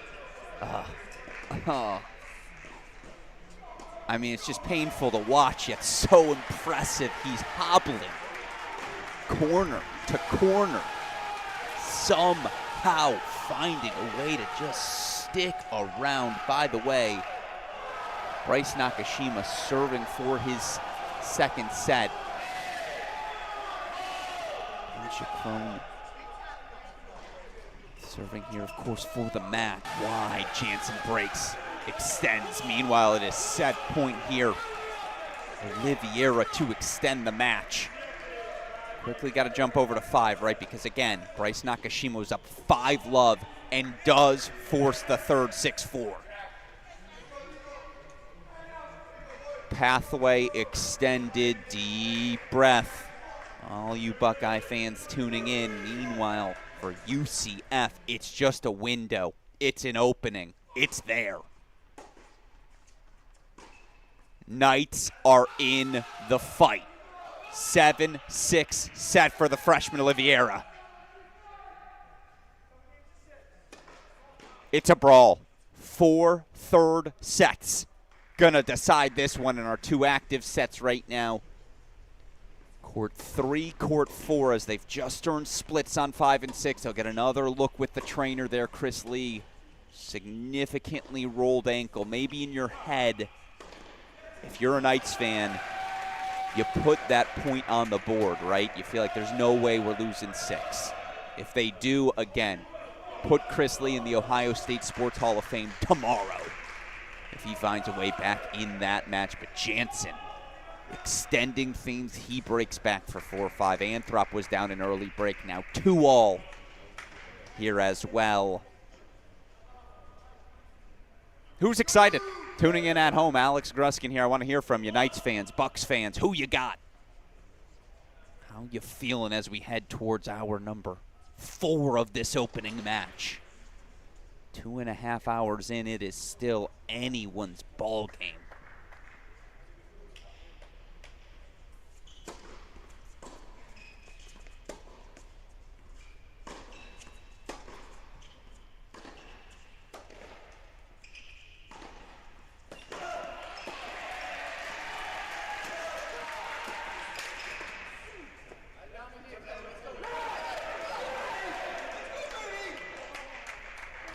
If you're just joining us, Ohio State, they won the doubles point in under 30 minutes. 6-1 sets at the corners, 1-3. We got first sets from Alex Bernard, who wins a straight set victory at 2. Chris Lee, he had multiple match points. Multiple.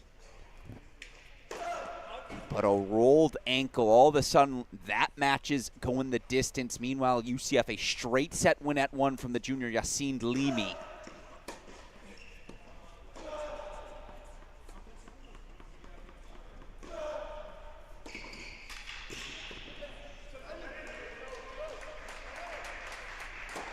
UCF 4 first sets in singles. They got courts 1, 3, 4, and 5. Obviously, third sets at the 3 through 6 positions. And we go full screen. All due respect to the Anthrop look, 2-all, 30-all. Full screen here. Will Jansen is serving to extend the match. He just broke back.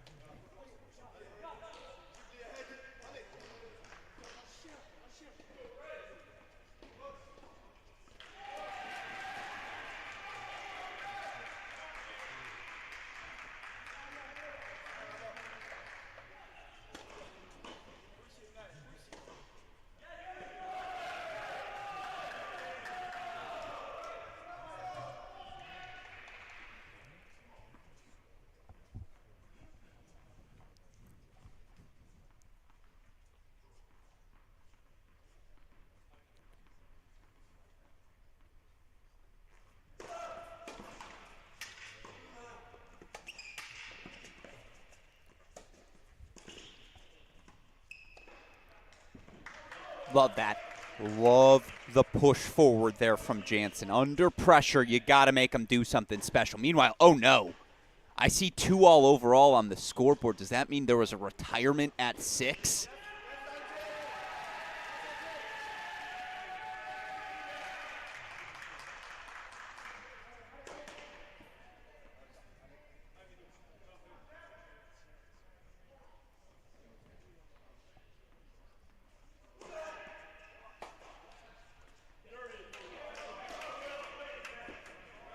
Serve called out. You have to challenge if you're Will Jansen. I think that's going to get overruled.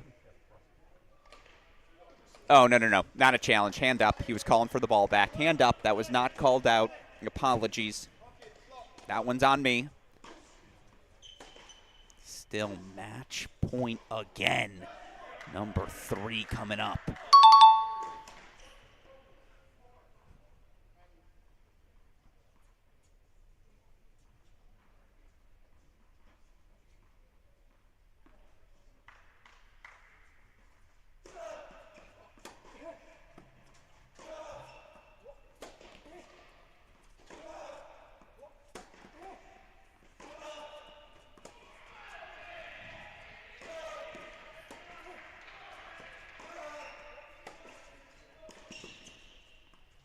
6-2 all overall. Ben Chacrone delivers again. 6-2, 1-6, 6-4. UCF's taken 2 out of the top 3. And now we'll show you our 3 remaining matches, and maybe, just maybe in your head,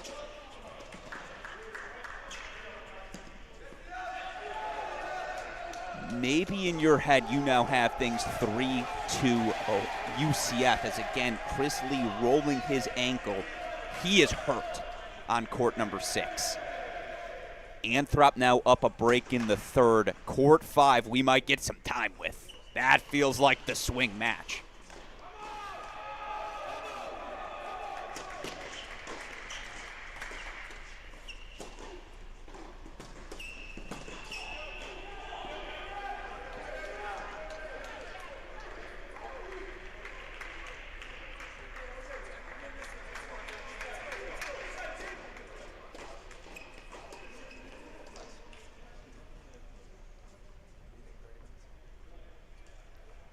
So no, that overall scoreboard was wrong. It is 100% 2-all overall. Chris Lee is going to try and play things out on 6.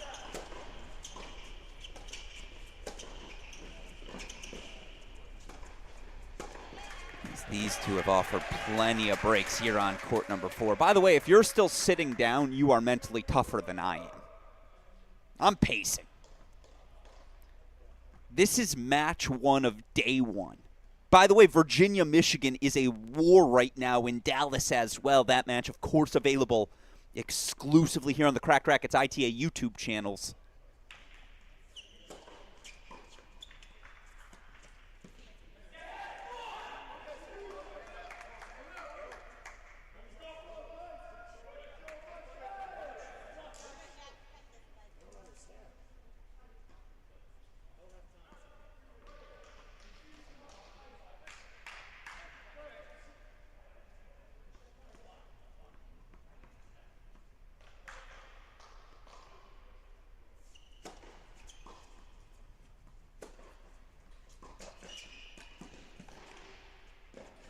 First of all, how did he get there? How? Oh, no. Tell me he didn't roll his ankle as well. Ugh. What do we... No, that one, okay. He's just resting and recuperating. Okay, he's okay.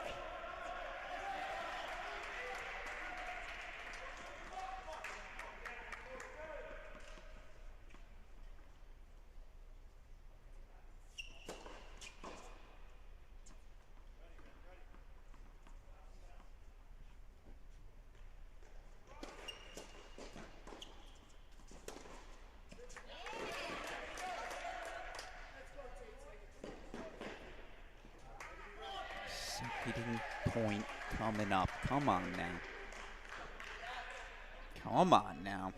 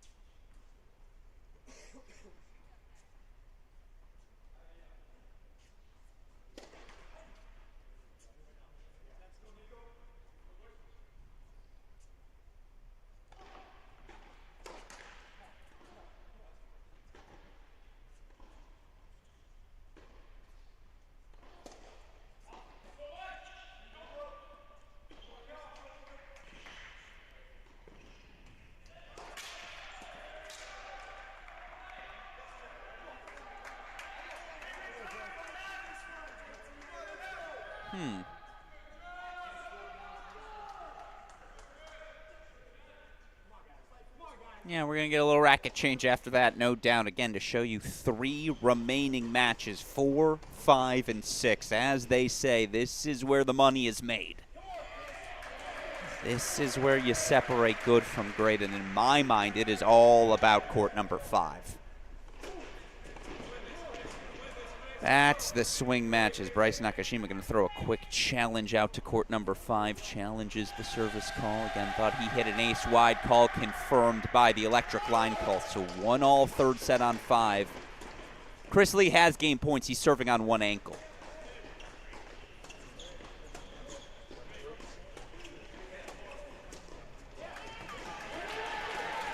Yeah, it's just, again, he's going to stay out there and fight for his teammates. That's who Chris Lee is as a competitor. And the tip of the cap. But court 5's the number. Court 5 is the number.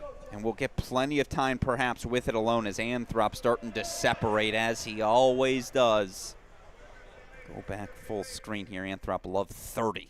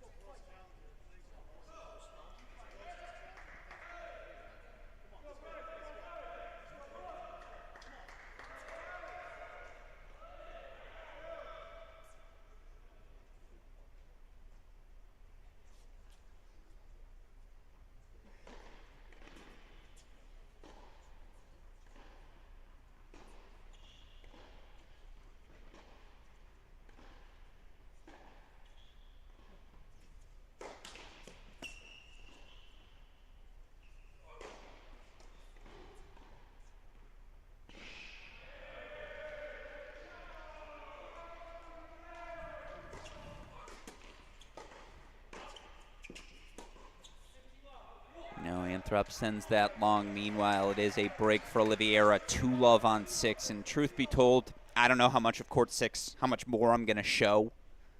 I don't think any of us want to revel in someone's pain, someone's injury, as again, Chris Lee rolling that ankle. We will get plenty of time with 5. Let's lock in here a pivotal service game for Liam Branger if the senior is going to stick around here in this third set.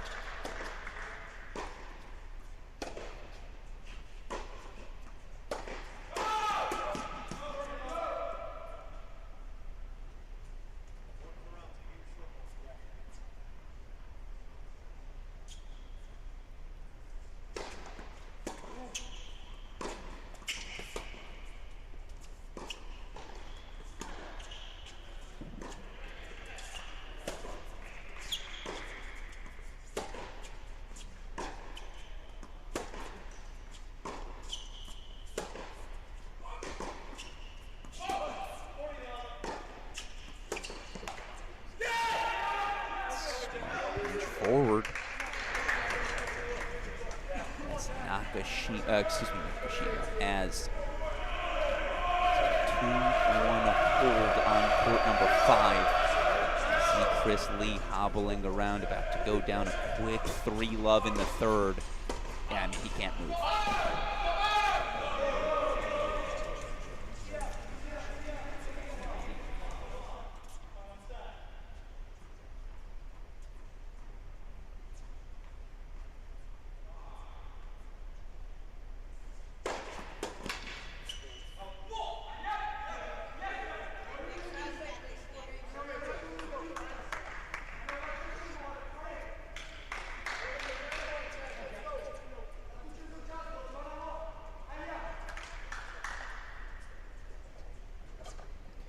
So Anthrop still up a break 4-3 again. That's rare. Changeovers on all 3 of our remaining courts. Perfect opportunity for me to reset the scene. If you're just joining us, Alex Gruskin here. It got real fast.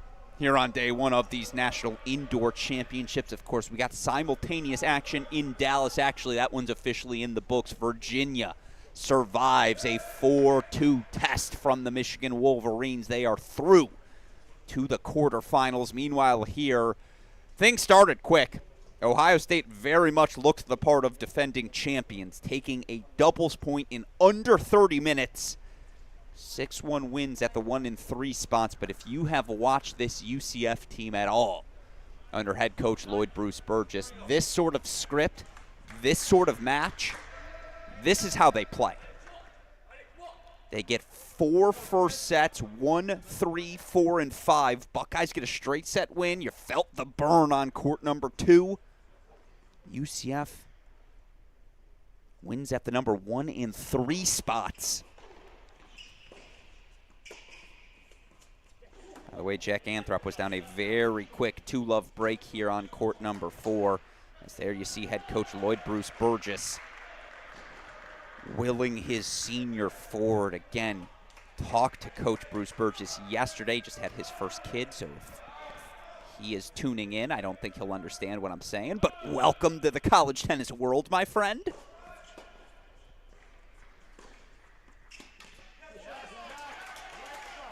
Coach Burgess was very explicit. These UCF Knights here, they're not here for a participation trophy. They're here for the big thing. They're here to go 4-0. They have the belief that they belong amongst this group, amongst these peers.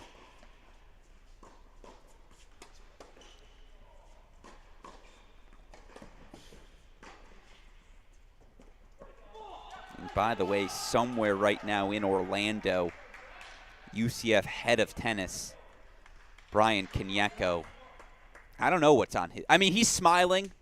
He is a UCF Knight now. Kanyeko, of course, a former Ohio State Buckeye. What's going through his mind? If you're here, Coach Kanyeko, fire something in the chat.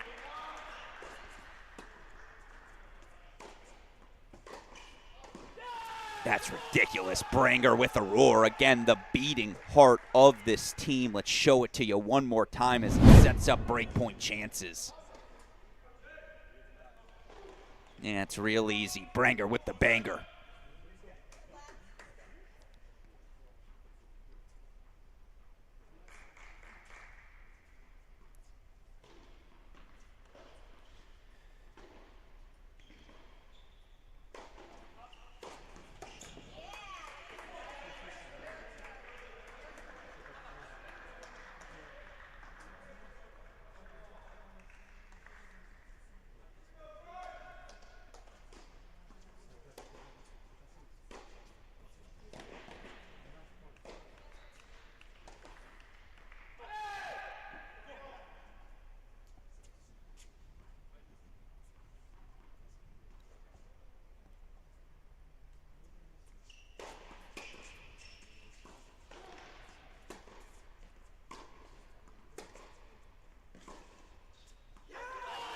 Anthrop sails the backhand pass. Branger breaks for 4-all. Boy, who's ever been on the front foot, who's ever had the chance to be the aggressor, they're the one finding themselves out in front. Very simple to say here in the booth, right, with no pressure on my shoulders. But who's going to be willing to swing freely? 4-all. It's crunch time. We're all nervous.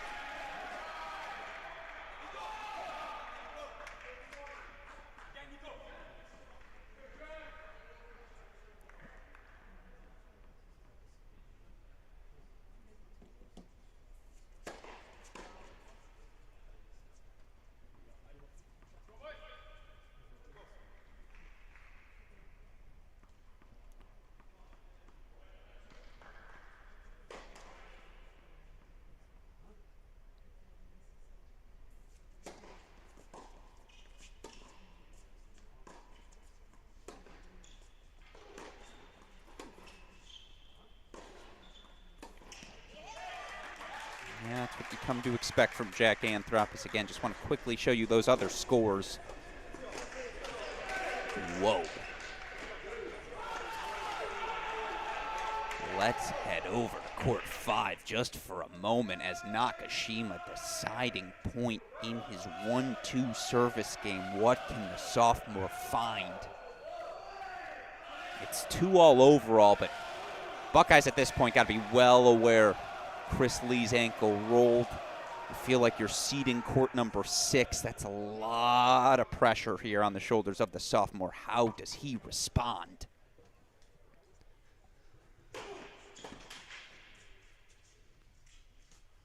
That's awesome. Yeah, for lack of a better term, it's put up or shut up. Bryce Nakashima says, take this. Big T solves the riddle.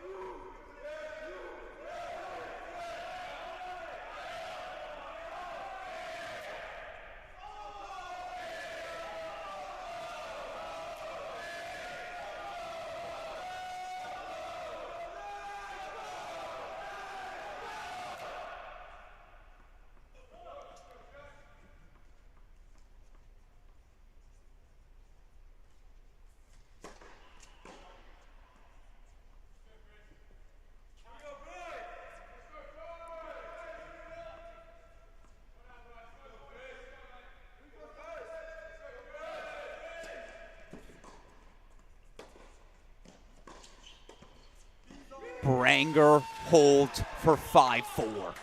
Now, Chris Lee did get on the board on court number 6, but Liam Branger, the turnaround, UCF. Get to know that 3-letter acronym real well, folks, as the Knights are on the precipice of something special. A lot of work still to be done, and again, never count the Buckeyes out until that final point has been played.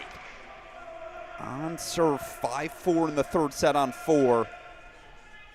On serve in the third set on 5.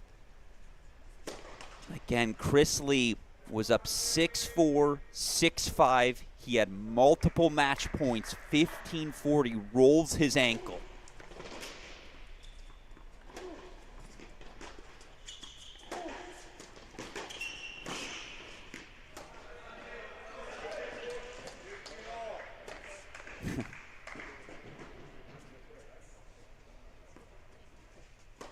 As you see, doing what he can here to just stick on court and win or lose, tip of the cap. To do this for an hour on one bad ankle, I'm sure there's been a discussion with the training staff. Hey, I'm not going to make it worse by playing, am I? Still, there's uncertainty.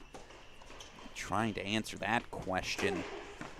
Don't want to dwell upon his pains. Let's go back to 4. Great first point there from Anthrop.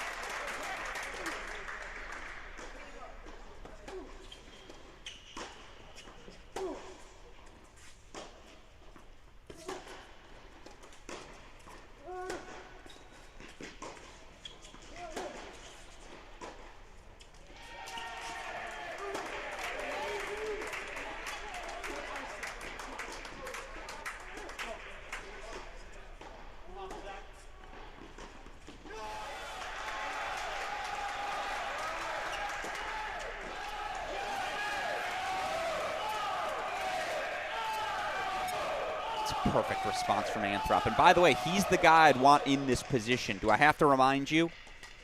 Jack Anthrop last year, TCU semifinal match. He was down a break. I believe Louis Maxted was serving for the win, and then all of a sudden it was Anthrop with a 3-set victory.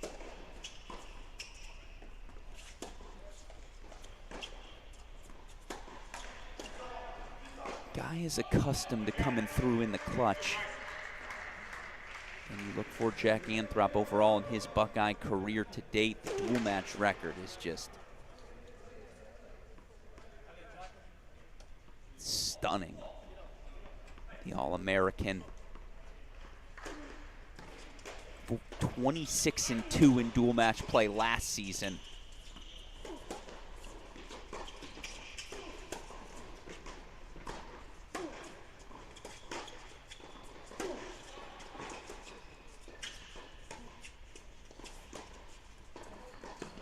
Oh, what a pass.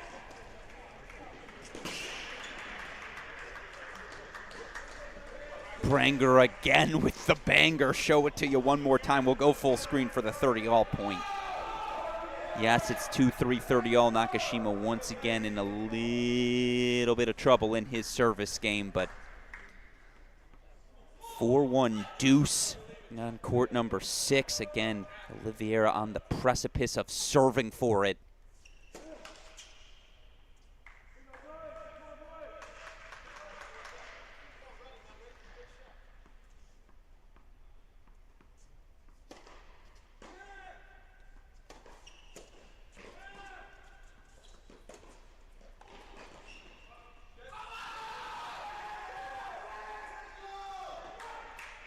It was a challenge, no success. Match point coming up. 2 of them for Liam Branger.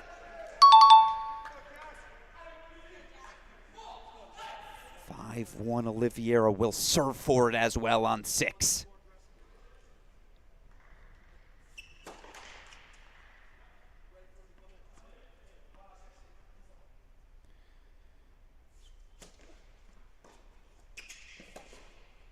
The chip and charge.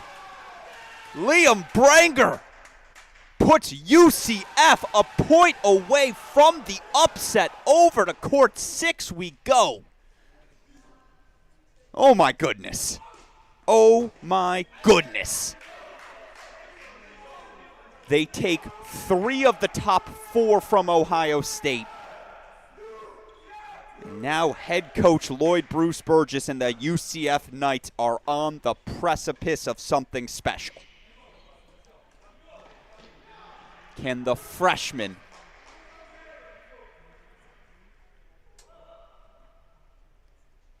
Nicholas Oliveira deliver?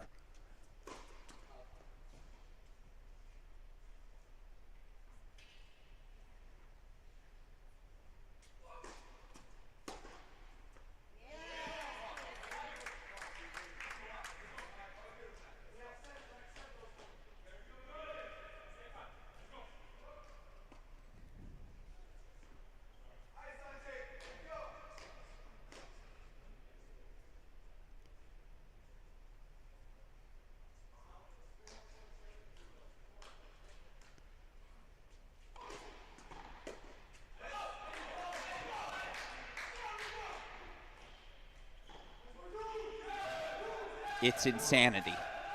Chrisley was match points up. 6'5", 1540, rolls his ankle, and the UCF Knights now 2 points away.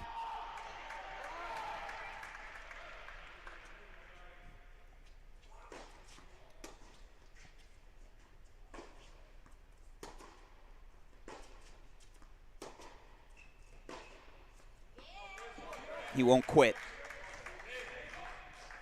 And again, you gotta tip the cap to Chrisley to stay out on court, to compete the way the senior has. But for a Golden Knights team that is, like 2 weeks removed from a loss to Miami?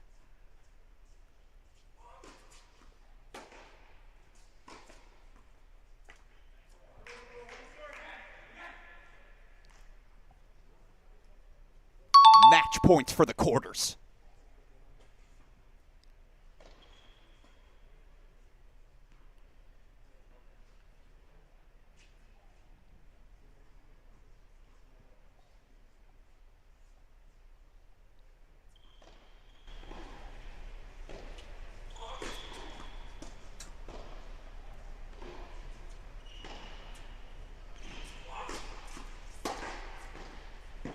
It's an upset for the ages. UCF does it. Freshman Nicholas Oliveira delivering 4-6, 7-6, 6-1 from match points down. The Golden Knights are headed to the quarterfinals.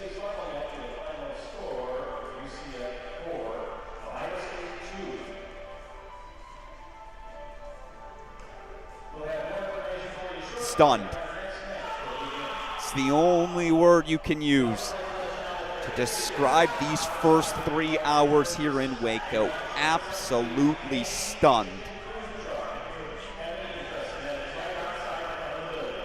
A straight set win at 1 and 3 set wins at 3, 4, and 6. They dropped the doubles point in less than 30 minutes. And yet just not an ounce of quit in these UCF Golden Knights.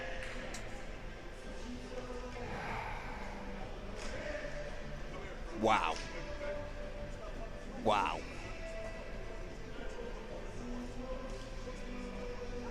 Speechless. That is not something I say very frequently in my life. That's why this sport, it's the best. As special can be. What a moment for head coach Lloyd Bruce Burgess and these Knights. It's everything UCF dreamed of when that national campus got built in Orlando, 8, 9 years ago, whatever it was. This was always the plan. This was always the aspiration. UCF Golden Knights into the quarterfinals. A date with either Duke or Stanford awaits. Oh, I mean, again, anyone got a hot towel? Something for the back of my neck? I'm stunned. Absolutely stunned. Yes, again, said it at the start. They're replacing probably the best senior class in Ohio State men's tennis history. It's pretty much all new faces for these Buckeyes. Had to have, again, circumstances breaking against them. Chrisley up match points, rolling the ankle, but I just cannot believe it. Lloyd Bruce Burgess promised me a 3-bucket of popcorn match, and that's what he and the Knights deliver. 4-2, they are through to the quarterfinals. All right, everyone, catch your breath, grab some lunch, do what you gotta do. A tone has been set. Duke, Columbia, coming up next. Don't go anywhere. You're watching the 2025 Men's National Team Indoor Championships exclusively here on the Cracked Racquets and ITA YouTube channels.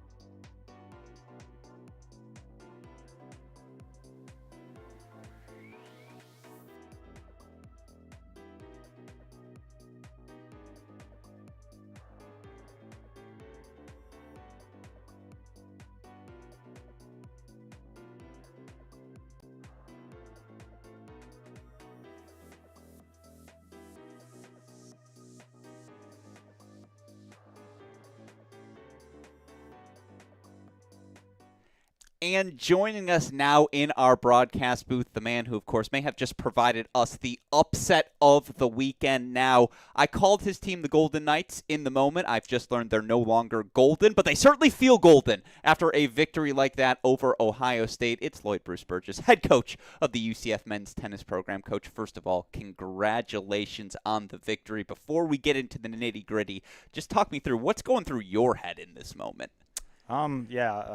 Pretty emotional win for us. I did say I believed we could win. I think we have a pathway to, your match calculus.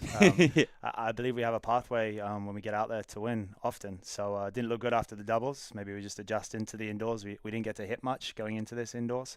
But yeah, it was amazing. The guys all came through. Those guys are capable of doing it. So I'm not super surprised that we're able to do it, but obviously very happy. Yeah, no, it was so impressive, and you kind of mentioned it. Said with love, they beat you in doubles in under 30 minutes. And after that sort of start, just what is the message to your group, and what does it say about your group that they were able to not only come out and win this match, but take the 4 sets that they were so quickly out of the gates? Yeah, I wasn't very nice about how we played, but they can handle it. They're prepared for that. So, they heard it from me and turned it around. So. Yeah, no, so impressive. And look, it got lost in all the 3-set drama down the home stretch, but the performance when you're seeing it won. Just to get that win, straight sets over a guy in Aiden Kim, who was a top 15 player in the country in the fall. What'd you learn about your junior on this day, and what does that say about him at the top of the lineup, able to pull off a win like that? Yeah, I mean, look, Yassine's been capable for a long time. He's had a great summer about a year and a half ago where he won a bunch of 15Ks and, he was 500 ATP at one point. But struggled with a little bit of injuries and stuff like that, trying to find his form and be healthy. But, we know he's capable of that kind of tennis, and, he's maturing on the court, and that's one of the biggest things. He's becoming more and more mature, and when he's mature on the court, he's able to be, I think he can beat anyone in college tennis. Yeah, no, he was exceptional today, and I want to get to Liam in a second because, again, the senior who kind of epitomizes the fight that your guys bring, but I know Nicholas earned the clinch. That was obviously a strange match. Chris up match points, rolls his ankle. I know, again, it's a compromised Chris Lee. Still, on the other side of the net, to have to face that opponent, to be able to stay focused. He was still down 2 match points after that injury. What were you telling him? Because I know you were on that court in that moment. And, again, for a freshman to have that sort of performance on this sort of stage, what'd you learn about him today? Yeah, I don't remember what I said. I probably said way too many things, honestly, at that point. Yeah, I mean, it's great for his confidence. We have a lot of belief in him. He's got a ton of ability. It's been a little up and down for him, fall and spring so far. I think he's just adjusting to what college tennis really is. But obviously, I asked him, how's it feel to clinch against Ohio State? Like in national indoors, that's the first match he's clinched. He hasn't won in a while, I don't think either. So it's good for him to get on the board again and gain some confidence. So it's really great. And look, it shows that he's capable. It's just he's got to be in these moments more and more often, and obviously he's going to take a lot from that. Yeah, no, so impressive. And again, just to be able to show that sort of fight, that sort of grind in that sort of situation, it's a testament to who he is as a competitor. All right, again, when you think UCF men's tennis, you think about the fight, the intensity of someone like a Liam Branger. And for him to come through in that moment, I believe he was down 4-2 in that 3rd set. What'd you see from your senior leader out there? And again, for him to deliver in that sort of moment, what does it mean to you? What does it mean to this program? Yeah, it's funny, Liam last year had found himself a little bit in and out of the lineup. We weren't always putting him into singles, and he told me I was wrong, and I was. Yeah. He just has been willing to fight out there and not always play like the prettiest, sexiest tennis, just kind of keep it ugly and make things difficult for guys. He obviously serves incredible.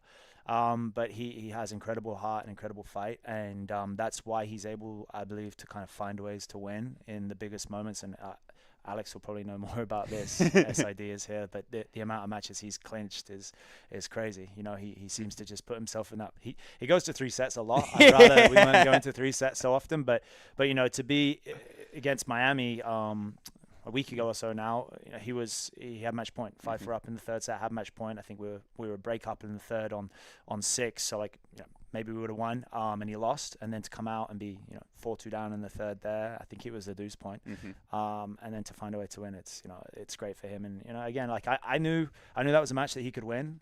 He's capable of great wins and bad losses. So he can do it. He's beaten some great players, and obviously Jack's a really great player. And so we knew it'd be tough, but I did know he could find a way. So. Yeah, no, so impressive. And by the way, I didn't give a shout-out to – I'm going to call him Steady Medi, because Medi at 3, you know what you're getting from him, and just another fantastic 3-set victory for him as well. But I guess my final 2 questions for you.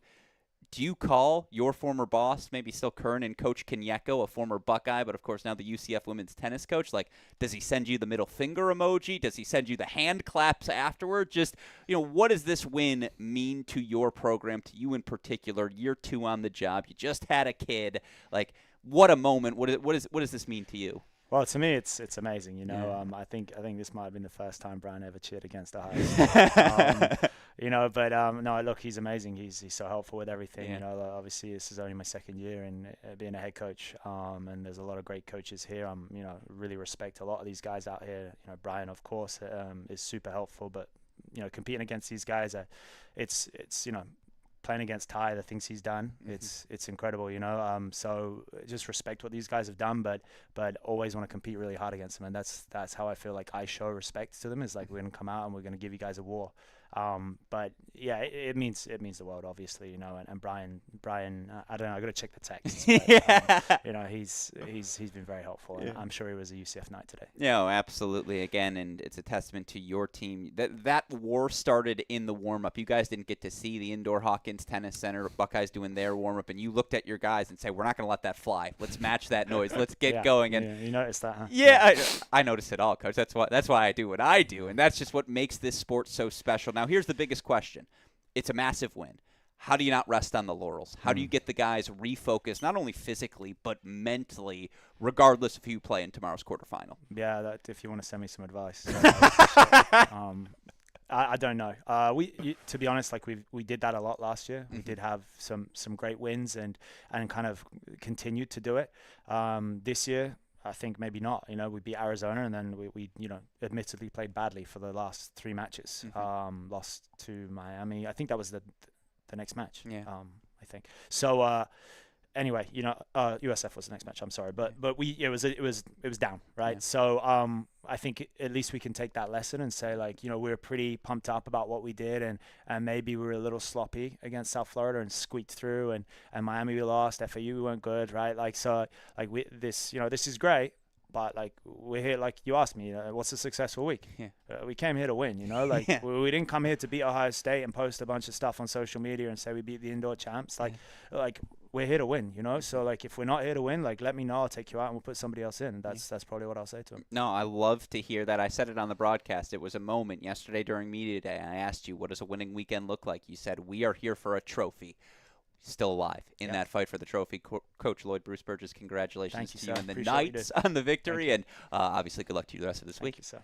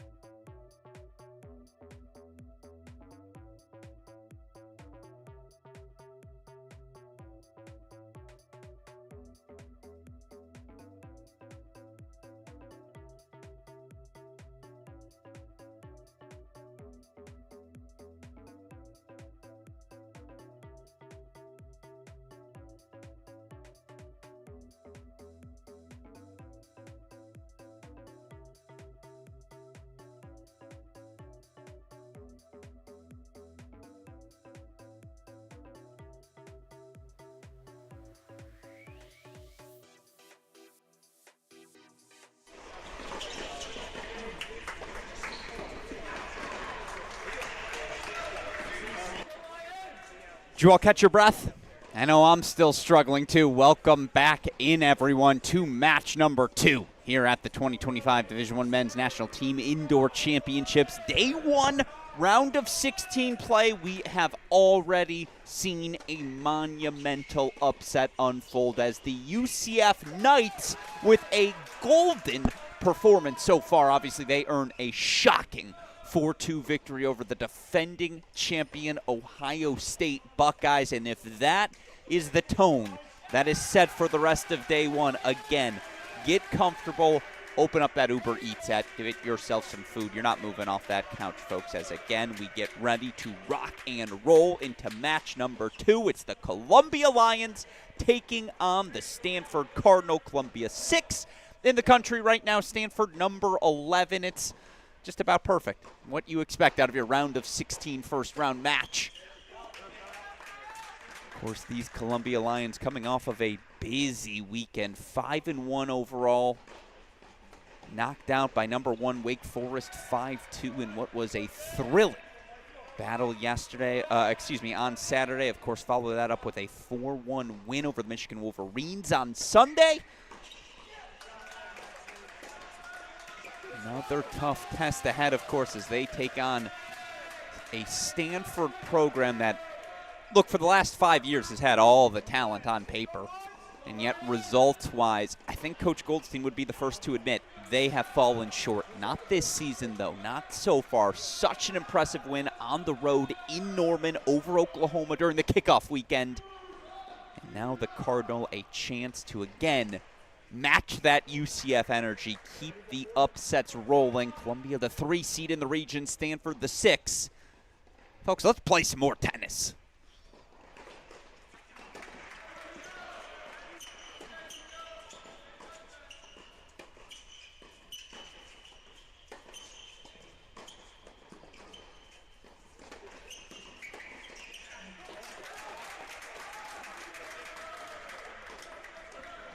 As always, what I want to start with, introduce all of our doubles matches. Here it's NCAA singles champion, and now Columbia junior. We're getting old fast. Michael Zhang, partnered, of course, with his fellow junior, the 6'5", Nick Kotzen. Kotzen on the deuce side there, Zhang on the ad. They're taking on the Stanford pairing. Max Basing, the senior. Kyle Kang finally healthy. Sophomore serving there, I believe, on the far side. That's a real crisp, of course. Didn't get the chance to run you through the rules last time. Can do so now here today. Remember, doubles point 3 sets. All no ad scoring. First to 6, win by 2. Tiebreaker at 6-all. That's played to 7 points, win by 2. Whichever team can take 2 of these 3 doubles sets can take a 1-love lead into singles. Didn't matter in our first match. I think it will matter that much more here, as it's an opening hold on the board for the Cardinal. And as always, by the way, those of you in the stream, appreciate you joining us, whether it's on the Crack Rackets YouTube channel page, whether it's on the ITA YouTube channel page. As always, I ask at the start, let me know who you got and why. What's the match calculus? Who you rooting for? Head over to court number 2, continue our introductions. A lot of talent on the board here. Junior Samir Banerjee partnered with the freshman Alex Rezegi. Serving here, Love 1 as they take on the Columbia pairing. Senior Max Westfall. Junior Sachin Palta.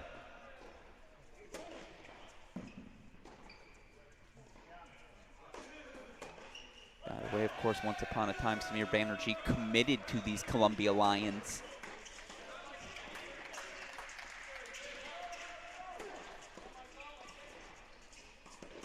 Ooh.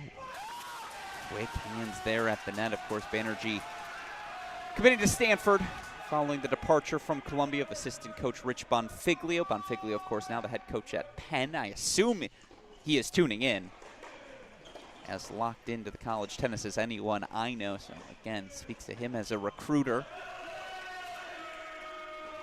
Had a class of Banerjee and Zhang.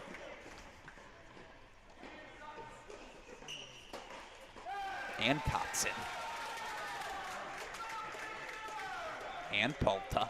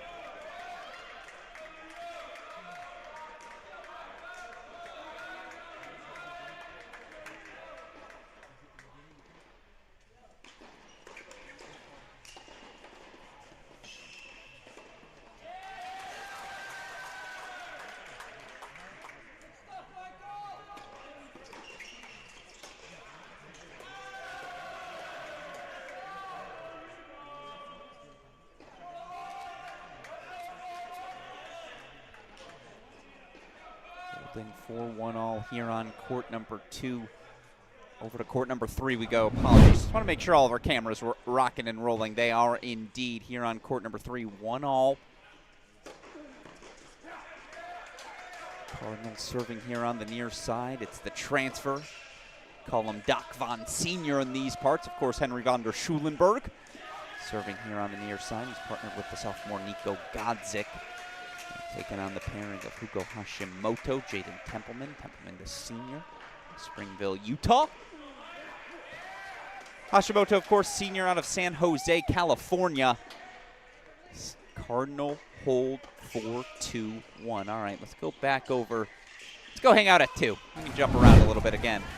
It's the calm before the storm. We know when we get to the business end of these sets, we'll start using double box, triple box, working all the angles.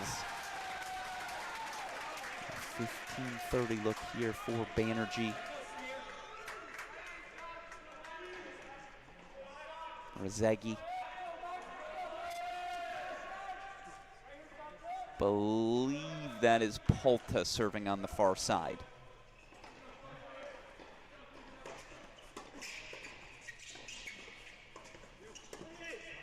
Oh, he got away with it respectfully. I don't know why you wouldn't let the high forehand volley take that. Very easy to say in the broadcast booth, but let's talk tactics. High forehand volley, and he's closing the net versus playing the high backhand, opening up all that space. Again, Banerjee missed. They got away with it. A bold choice there by the Lions for 30 all.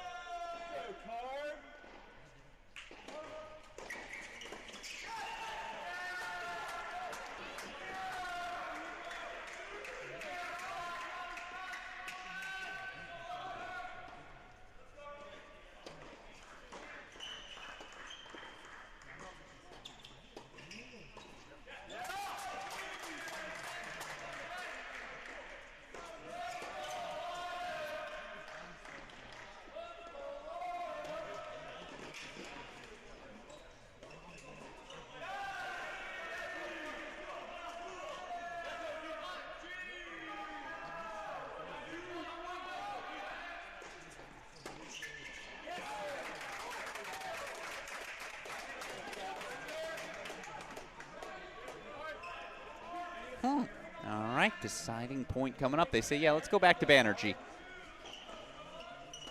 As there you see head coach Paul Goldstein, of course, was a part of probably the greatest team in men's college tennis history, 98 Stanford. They dropped just 3 total points overall in that 98 season. Bob, Mike, Brian, Goldie, Alex, Kim, and more.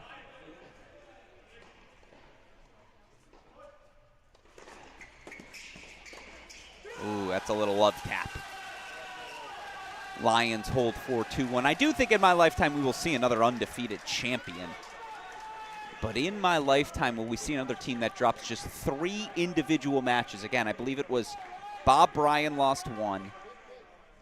Alex Kim lost another, and as Paul Goldstein told me yesterday on Media Day, they dropped the doubles point at Arizona State. 3 total points lost in what was otherwise an undefeated season. By the way, 30-year anniversary of that team coming up.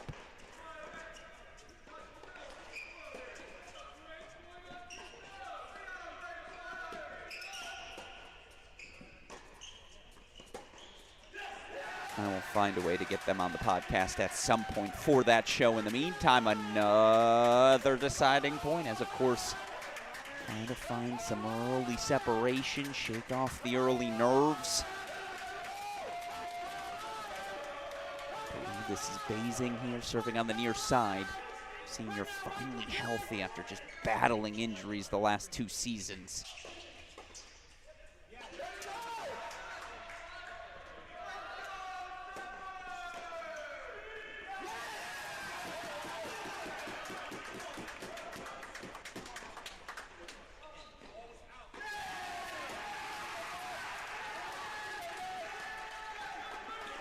Exactly sure what the discussion was there. Again, still so early here in this doubles match.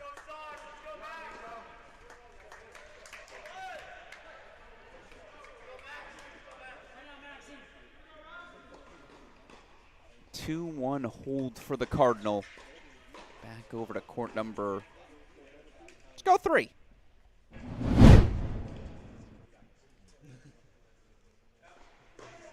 Where indeed it is an early 3-1 break for Stanford. Apologies we missed it. I'll lock in on these scoreboards more moving forward.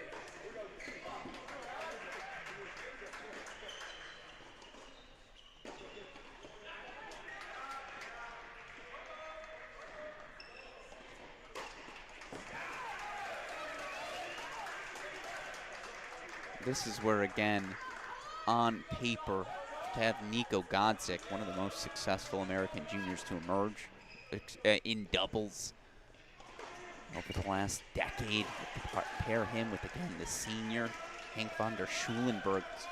As potent of a 3 doubles pairing as you could draw up in your ideal lineup. So hold that love for Hank and Nico. So 4-1 lead here on court number 3. By the way, again, it was fun to hang out with this crew in Media Day yesterday. Nico Godzik's one I have an eye on. Obviously, the last name is what the last name is, but you could just tell there was a degree of deference, a degree of respect from his teammates to Nico. All signs that the sophomore embracing a leadership role for these young Cardinal team. Cardinals. I'm going to fight myself all match long. Anyways, 2-all here on 2.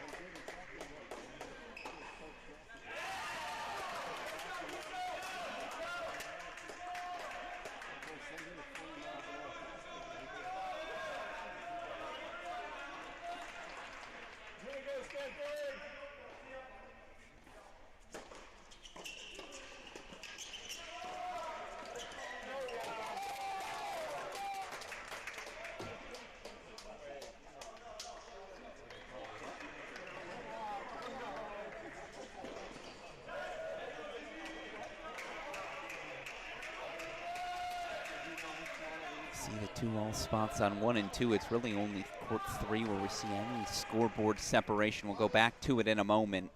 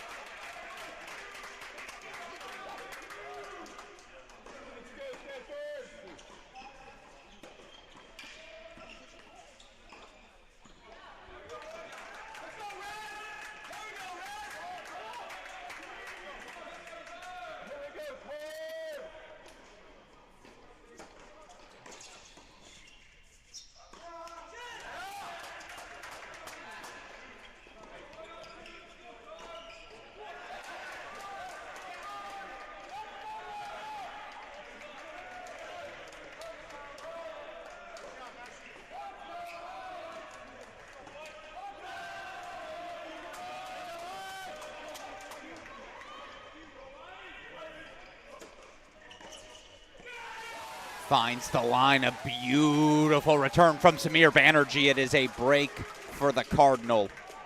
Now they're up breaks at the number 2 and 3 spots. 3-2 here on 2. Back over to 3 we go. We're again a 4-2 lead. I believe we're going to jump in here.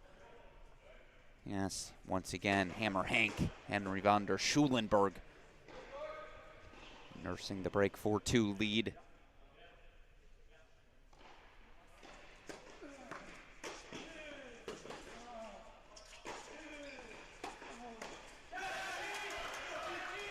Beautiful volley splits the middle there from Templeman. By the way, you want to know who's got to be a proud parent? Proud parents, the van der Schulenbergs, obviously. Brother Jeffrey finishing up his career at Virginia, 2 national championships. Brother Hank. Oh, Henry, what did he do? Yeah, you know, just a Harvard degree mixed in with a little trip here to Stanford for post-grad.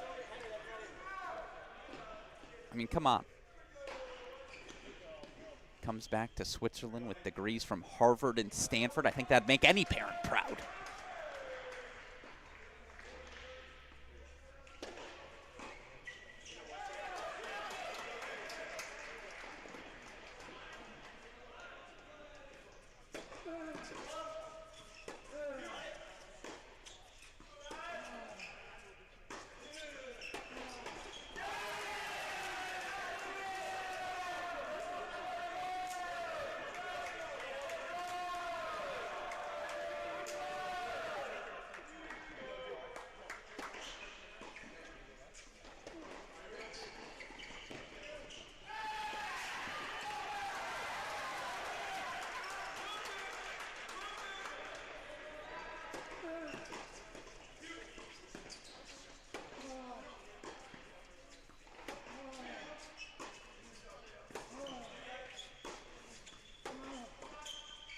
Yeah, that'll work. Great hands from Jaden Templeman. Great discipline from the Lions there in the cross-court forehand exchange. Hugo Hashimoto has been working that forehand in his offseason, just playing with a degree of consistency that sometimes he lacked early in his career, but clarity here now in his final season on the job. 4 breakpoint chances back for the Lions.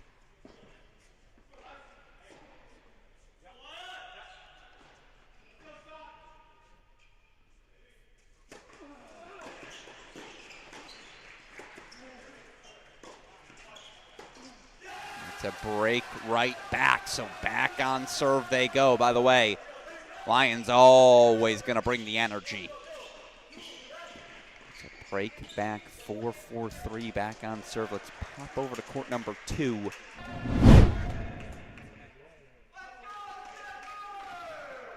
Rezegi, Banerjee.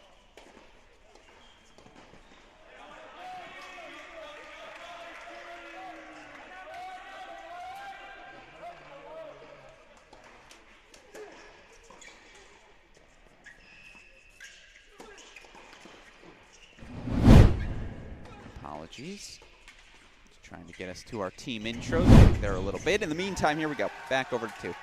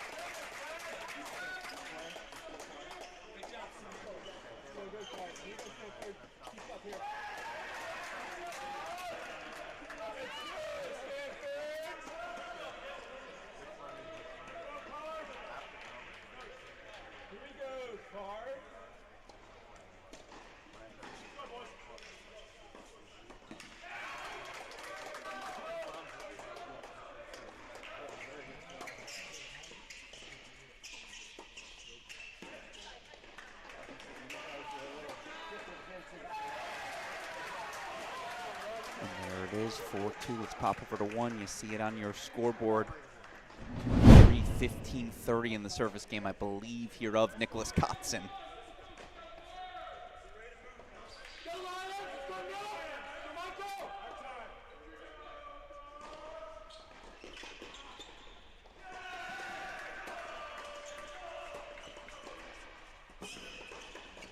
That's great hands from Zhang.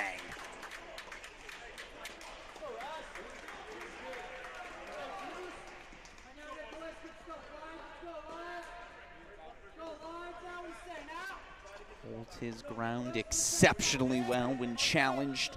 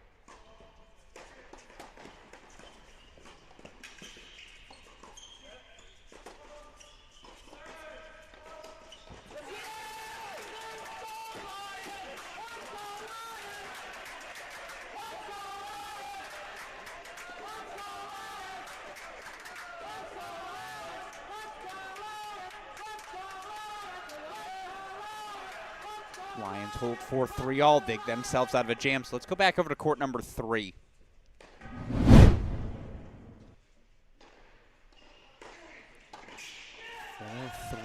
Obviously, Lions just got the break back. 30 all here. Templeman serving on the near side.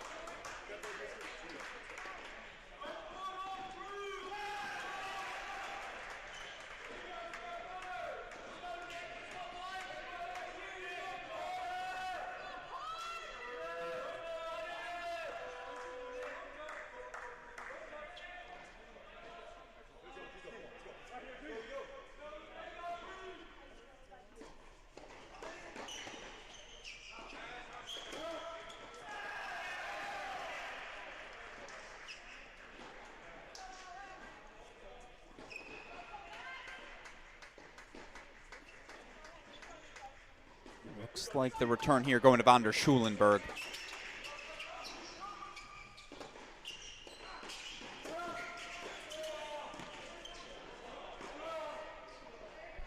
Yeah, let called obviously as that ball rolled over.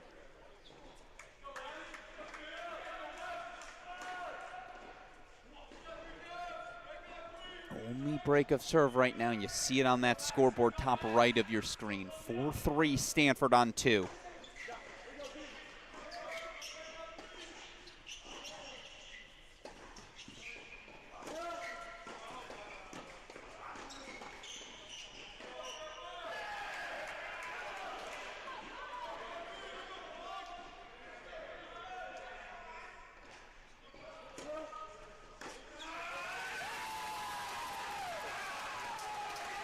Stanford breaks for 5-3, so they will serve for the set. And for the first time, let's go to a little double box action.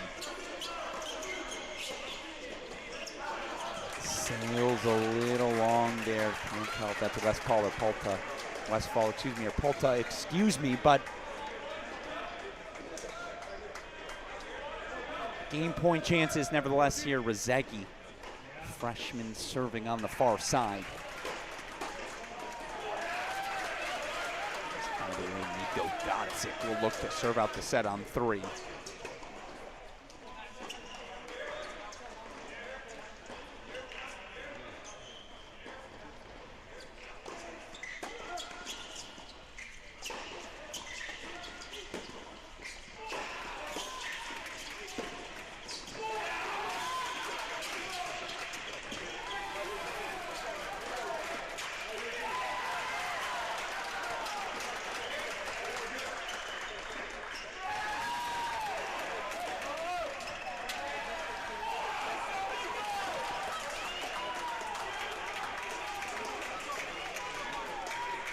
Stanford holding 4-5, 3-on-2. We go over to court number 3. It is our first match point of the double session. Belongs to the Cardinal. Nico Godzik's got 4 on his racket.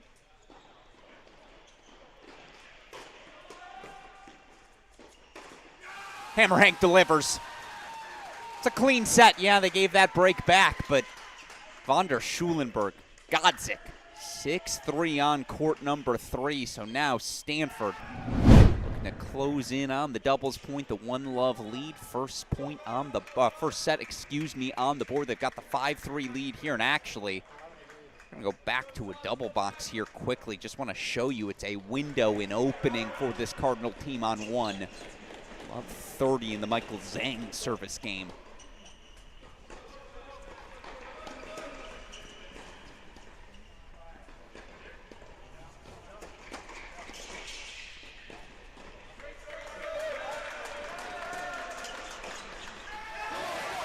Finds the line. We'll do one more time. Katzen not able to get those hands up quickly enough. Some aggressive return certainly there. Can't tell if that's Basing or Kang. Apologies. Now love 40 breakpoint chances. We'll go full screen for it.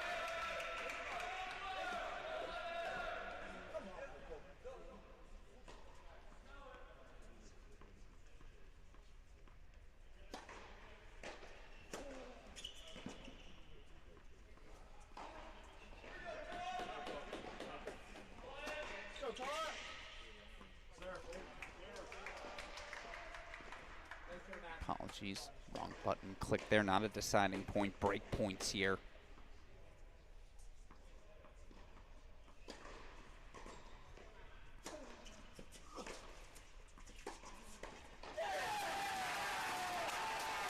Stanford breaks, they'll serve for the doubles point.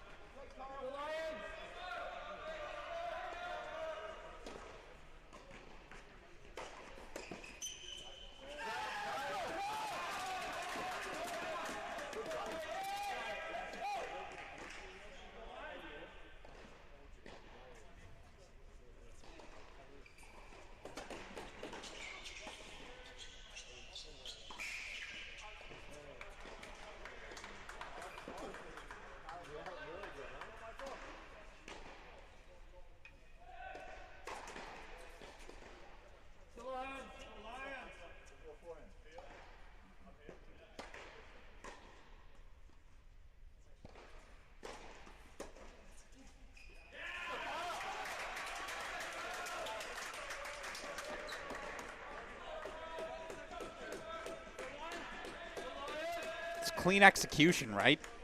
Head coach Paul Goldstein, you gotta be happy. First serves, first volleys, it's just been clean.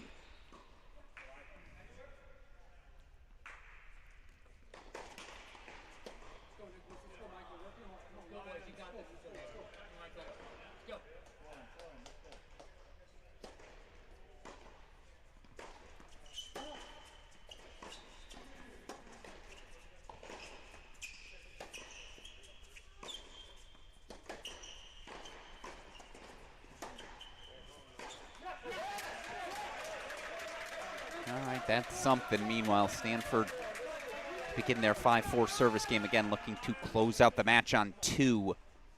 That could be Banerjee looking to serve out the set. It is indeed the junior Samir Banerjee trying to close things out. I'll keep my eye on it. In the meantime, 30-15, they're 2 points away, so we go full screen here to 1.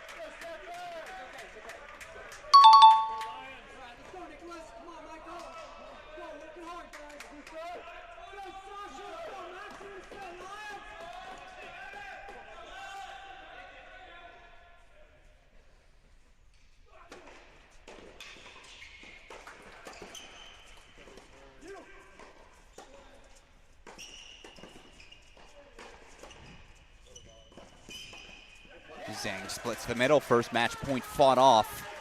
Now again, Stanford's 2 points away on 2. You can see top left of your screen, 30-15.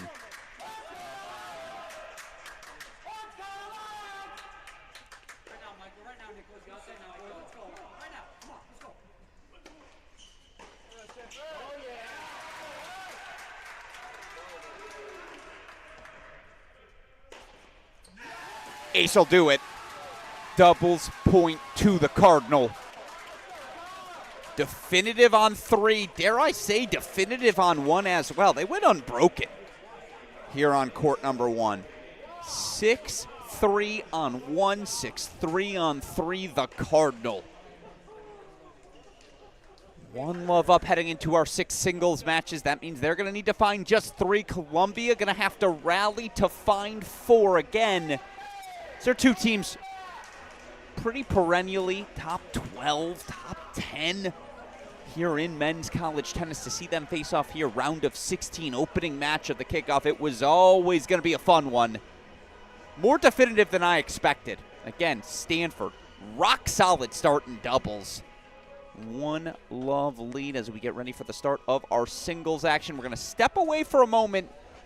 Make sure all 6 of our cameras are set. Then we'll get into the matchups. Then we'll have ourselves some more fun. Again, it's only match number 2, a 4-match day here on Round of 16 Friday at these 2025 Men's National Team Indoor Championships. Don't go anywhere, folks. You're watching it all exclusively here on the Cracked Racquets and ITA YouTube channels.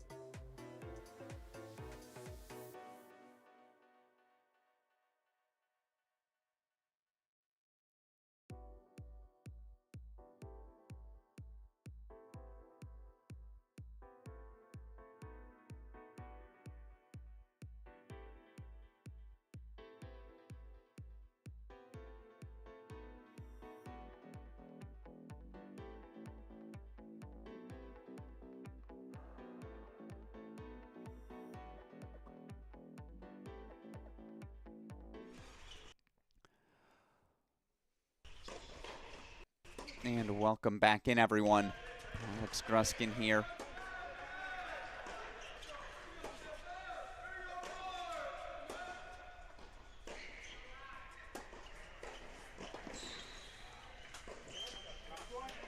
One love lead for the Stanford Cardinals. Singles action underway. Of course, Stanford taking the doubles point. They're going to need to find just 3 singles matches. The line's going to have to find 4. Before we dive too deep into our singles action, though, we obviously had the opportunity to speak with all of these teams yesterday. We got the chance to know them. We want you at home to get the chance to know them as well. So again, without further ado, let's introduce your current number 6 team in the country. It's your 2025 Columbia Lions.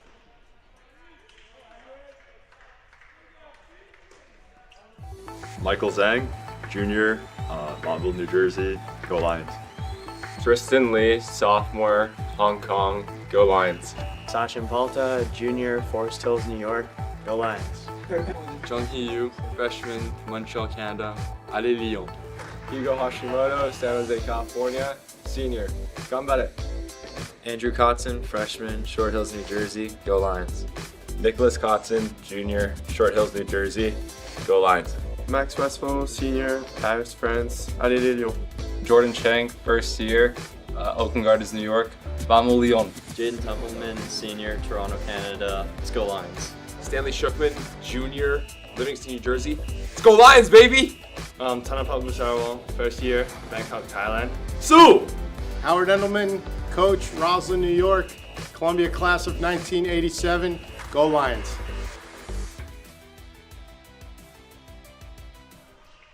So there you see your Columbia Lions, led of course by head coach Howard Endelman.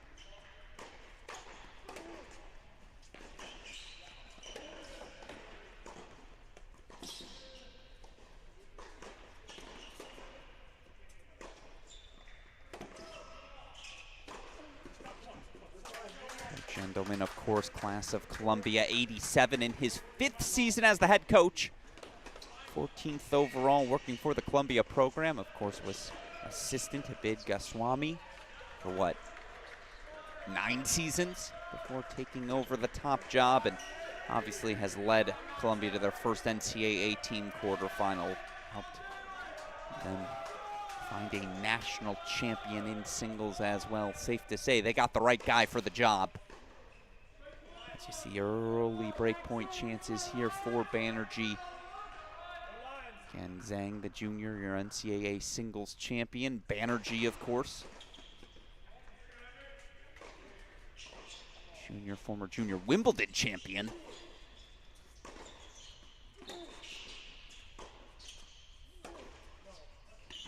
Both Both of these guys, Junior Slam finalists in their day. First break point fought up, deciding point coming up.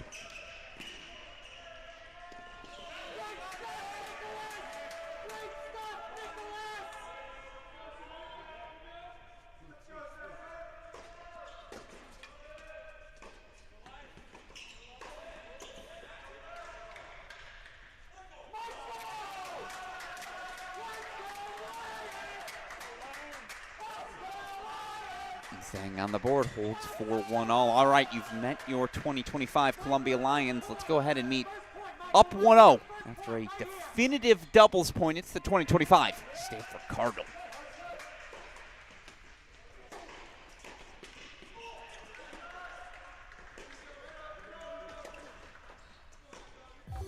Alex Uzegi, freshman, Humboldt, Texas, go Card. Nico Gotzik, Hunting Valley, Ohio, sophomore, go Card. Henry von der Schulenburg, Zurich, Switzerland, grad student, go Card. Max Basing, Oakshire, England, senior, go Card. Samir Banerjee, Baskin Ridge, New Jersey, junior, go Card. Hudson Rivera, sophomore, San Diego, go Card. Luke Tusher, Marin County, California, sophomore, go Card. Kyle Kang, Fullerton, California, sophomore, go Card. Tucson, Arizona, grad student, go Card. Arky, Singapore, sophomore, go Card. Harrison Adams, class of 2016, go Card. Granite Bay, California, go Cardinal. Sam Brenny, Morgan Hill, California, go Cards. Paul Goldstein, Rockville, Maryland, class of 98. Let's go, Cardinal. Class of 98, let's go Card out of head coach Paul Goldstein.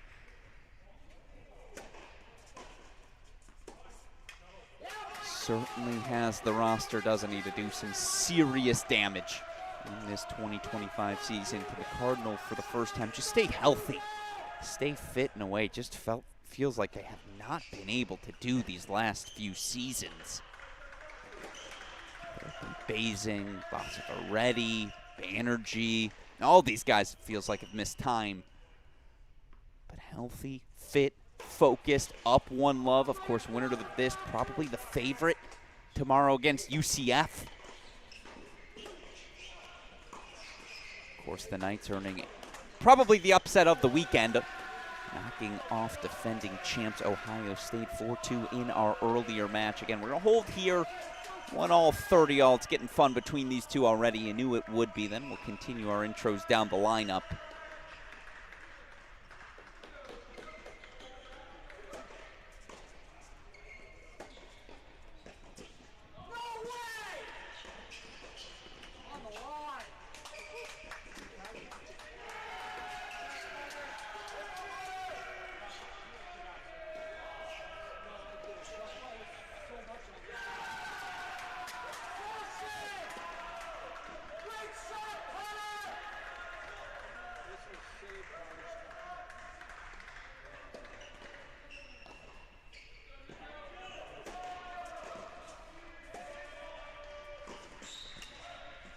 Well, it's a heck of a ball just to make Banerjee play that extra volley. We'll show it to you one more time.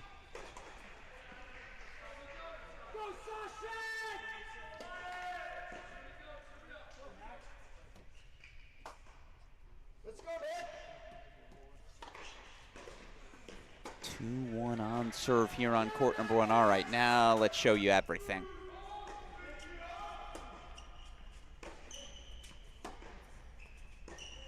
And again, to me, this feels like one of the swing matches. Certainly if you're a Columbia fan at home, and to all of us doing the match calculi for each of these matches. Number 1 singles, you've got the NCAA singles champ.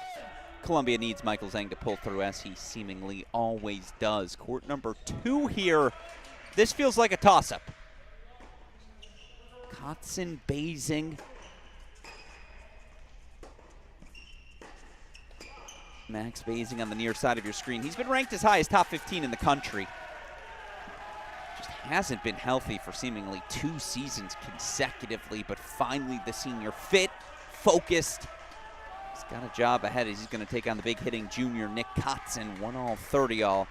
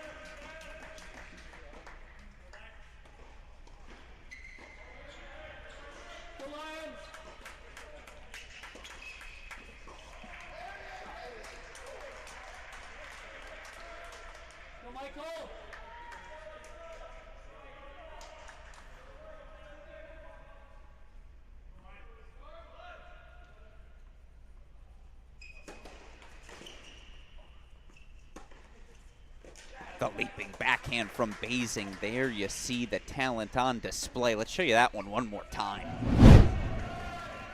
Leaps into the hold for 2-1. And yeah, I guess it's early in the match. Why not a little heat check moment? Basing on serve. Court number 2 over to 3 we go. Again, want to introduce everything. It's the senior Henry von der Schulenberg taking on the senior Max Westphal. Two of the most, by the way, respectful, kindest people you'll come across in men's college tennis. This is another pick-em sort of match.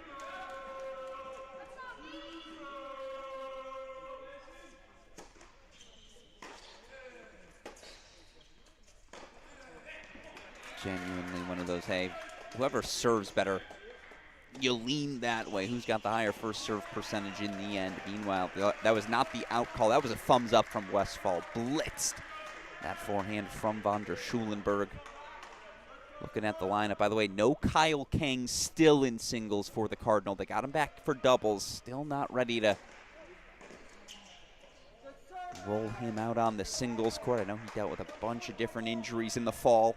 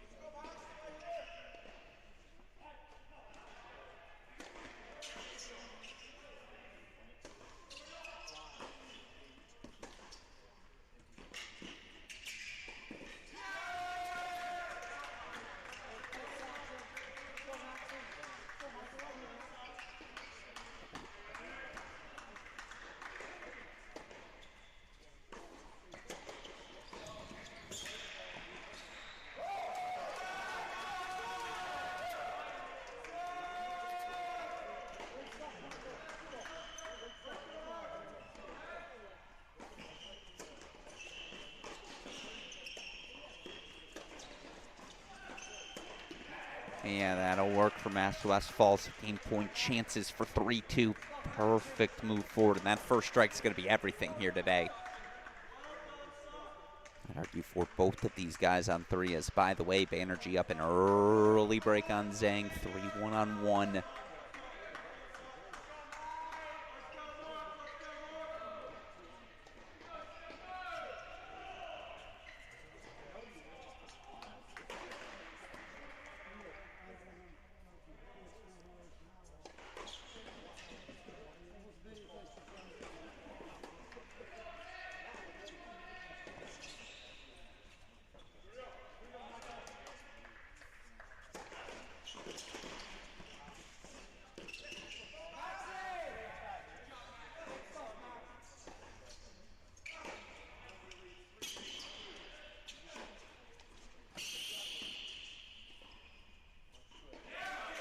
Westphal holds 4-3-2, so let's move now back half of the lineup. As we know, this is where the real business is done.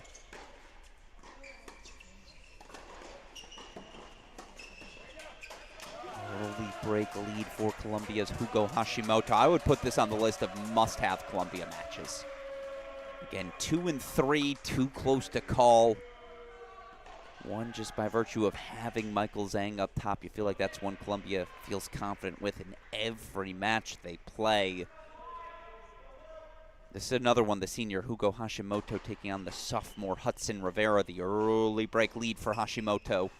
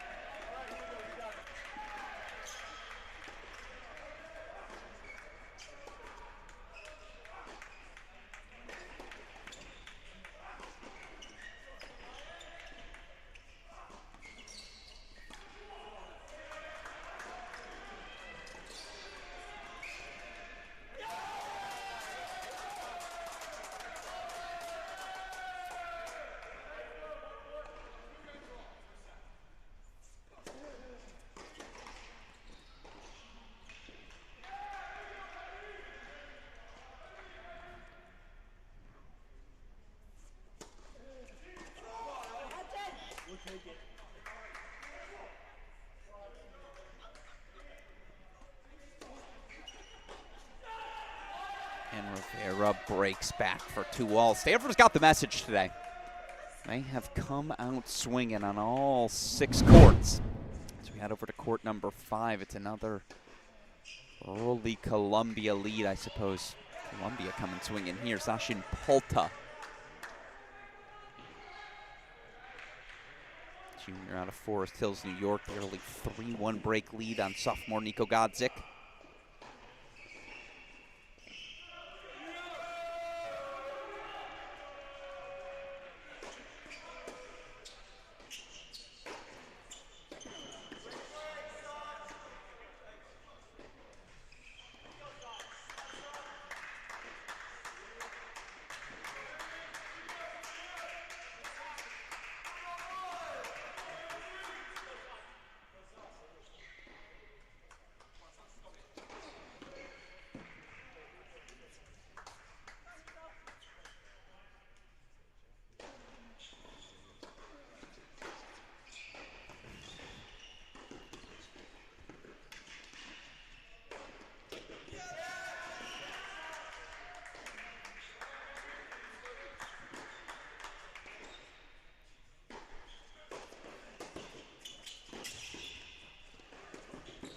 Oh, but Polta finds the pass. And with it, a deciding point coming up.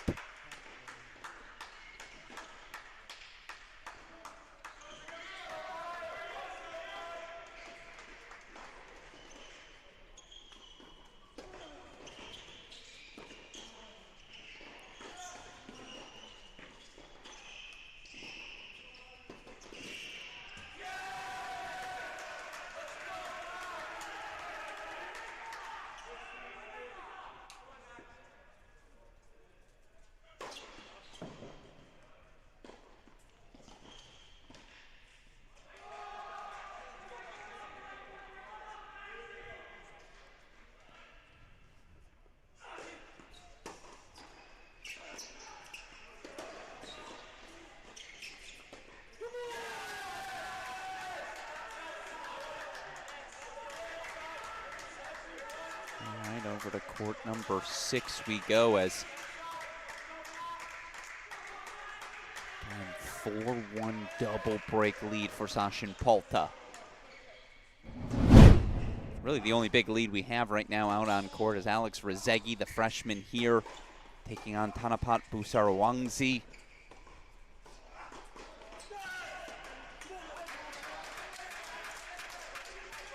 Busarwangzi, the freshman out of Thailand. Rezegi, highly sought after freshman, the blue chip recruit out of Humboldt, Texas.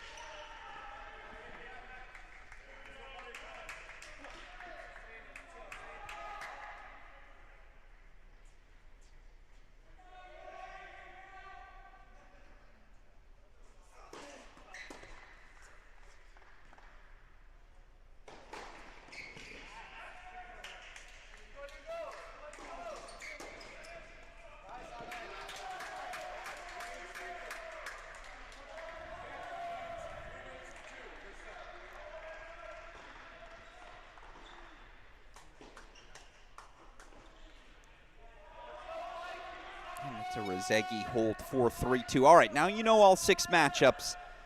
Now we can go scoreboard watching. A couple of 4-1 leads on the board. Go to a split screen of those 2 courts. Again, court number 1, Samir Banerjee. 4-1, 30-15. We'll take it back to court number 5 as well. 4-1 lead here for Columbia, Sachin Palta. Nope, that's not true. You know it's further along than 4-1. 5-2 lead for Columbia's Max Westphal, the senior at number 3. Don't forget, Westphal, former top 25 junior in the world. Academic interest outside of tennis, thus leading him to Columbia. Don't forget, though, Westphal's got some serious game. Has always been a primetime performer.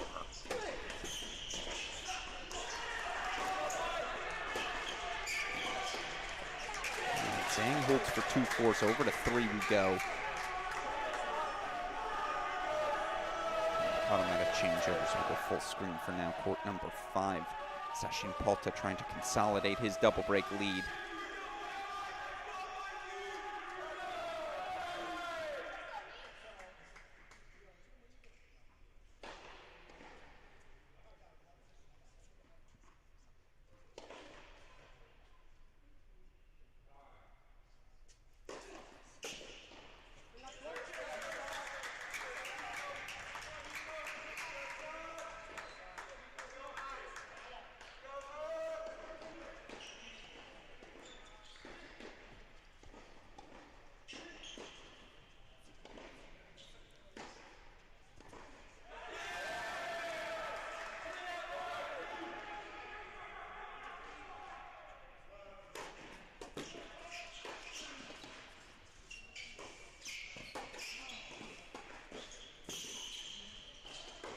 Yeah, it's just so efficient. That's indoor tennis at its finest. A beautiful volley there. Show it to you one more time. It was the first volley that set up the overhead so well. Just short angle, not much Nico Godsic could do sliding into that ball, but pop up a lob. Back to the double box. Here's again Von der Schulenberg serving to stay alive in the opening set.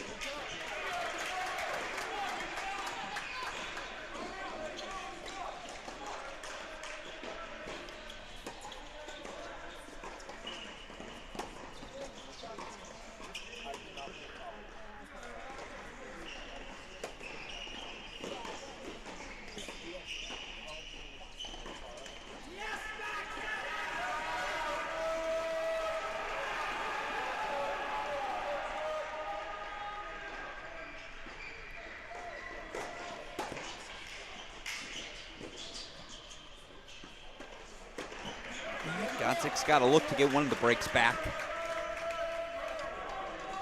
Columbia currently up breaks on courts 3, 4, and 5, excuse me.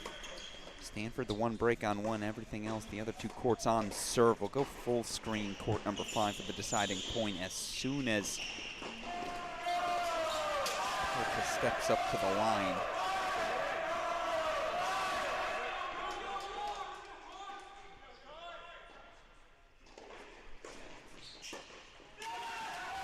Palta holds for 5-1. Back to the split screen we go. Again, a 5-2 lead for Westphal. He's 2 points away from the opening set on 3.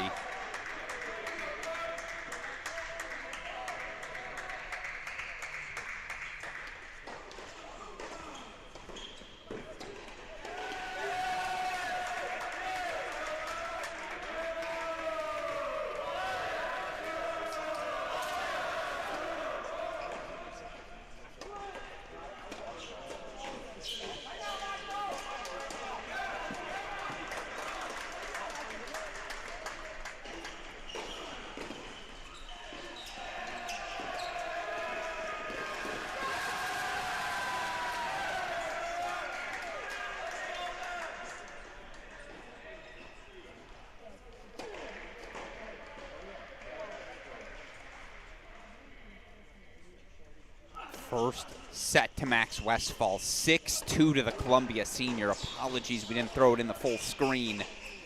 Just doing a little scoreboard watching myself. 4-1 on 5. Rezegi now up a break on 6, but let's go full to 5. Good wheels from Godzik. It's better offense again from Polta.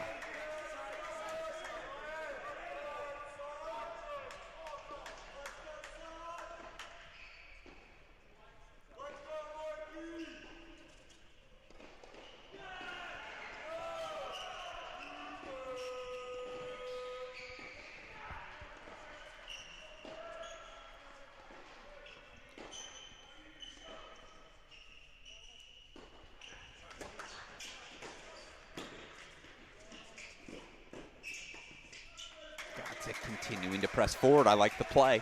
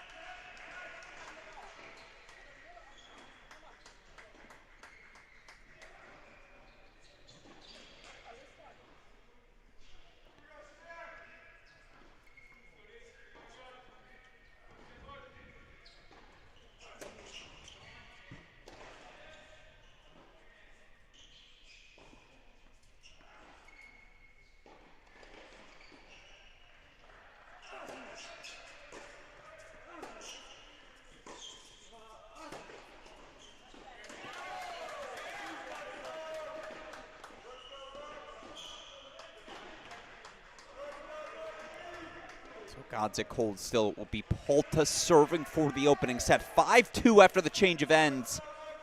Business time first sets wise. Again, 6-2 first set for Max Westphal. Polta will serve for his on 5. Show you a couple other set scores right now where we've got breaks of serve. No, I'm not going to show you court 3 twice, but I will show you court number 1. I will show you court number 2. I will show you court number 6 as well.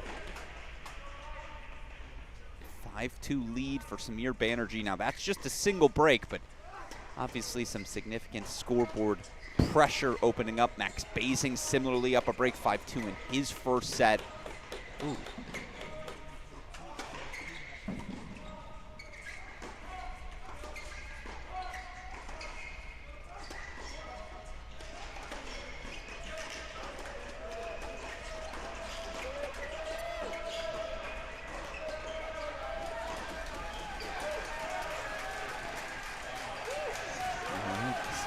Twos on the scoreboard now everywhere. We'll go back over to 1.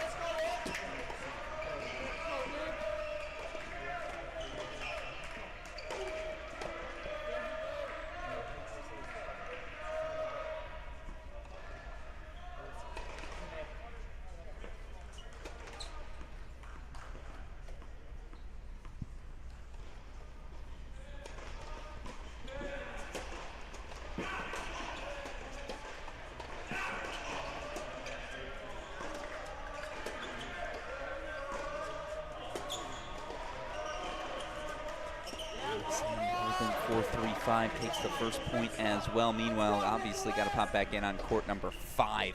A lot of action here, a lot of 5-2s. It's business end of first sets. Up over to court number.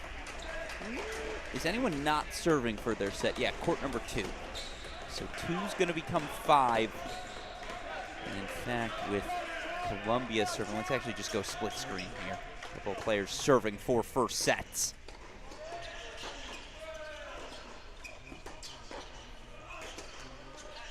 And now it's a set point on 5. We'll go full screen to it as soon as he steps back up to the baseline. Meanwhile, junior Samir Banerjee serving 5-3, 15-all as Stanford's looking for their first set here of the single session. Just joining us, pretty definitive Stanford doubles point. Not dominant, but they got the breaks they needed.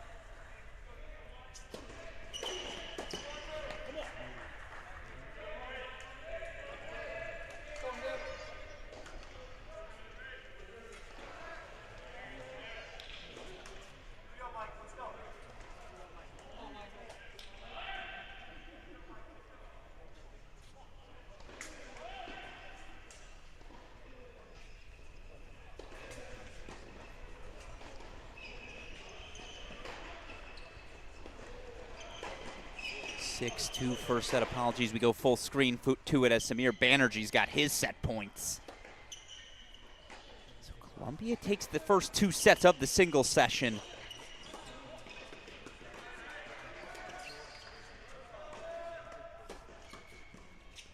But it's a Stanford response. Textbook stuff there from Samir Banerjee. I think Zhang throws the challenge.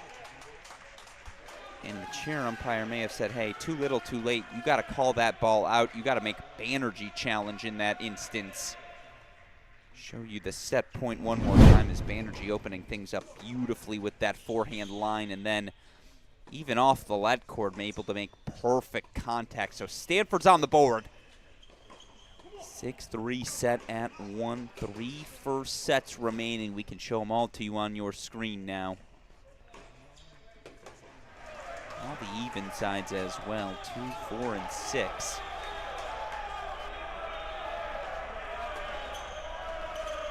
Serving for the set here, Max Basing 5-3, but love 30.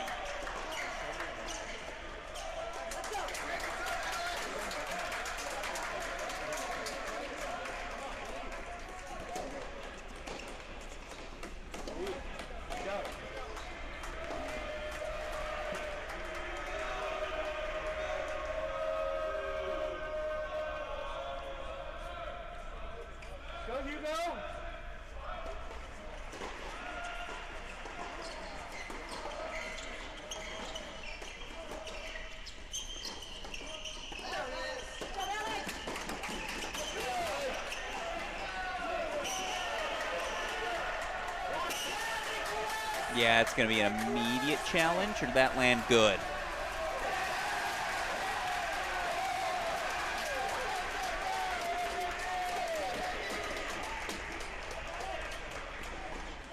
No. Called wide, confirmed wide, and I think, nope. Screwed up the scoreboard there. Called wide, overruled good. So 30 all now, Basing 2 points away from the opening set. You see 4 all on 4. Apologies, I missed it. A 6-2 set to freshman Alex Rezegi.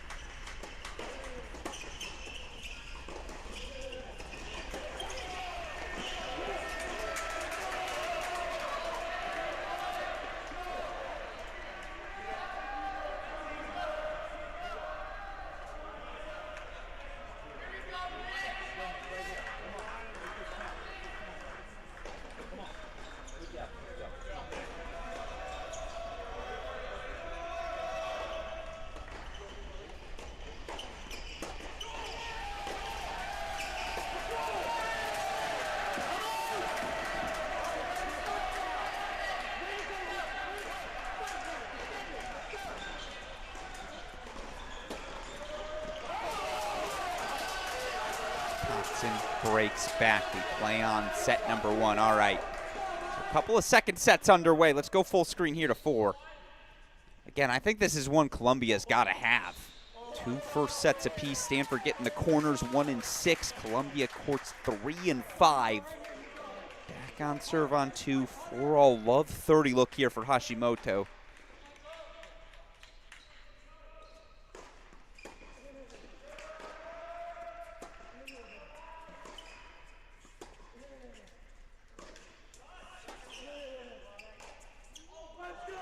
And now it's breakpoint chances for the Columbia senior.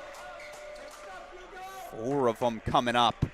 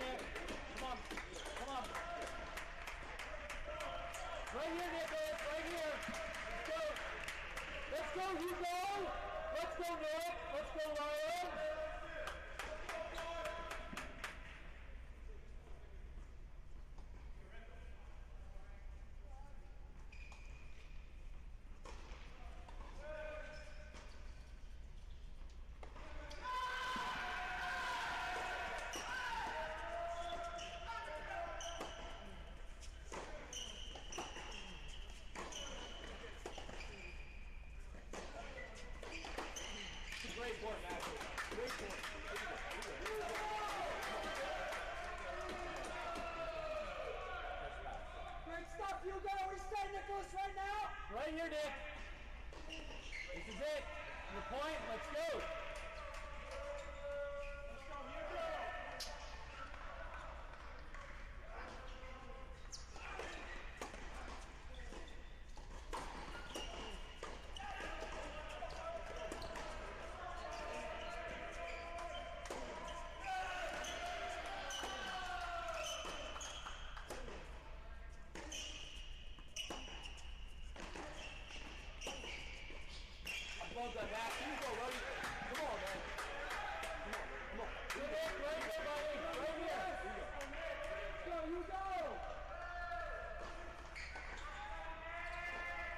Right here, Nicholas.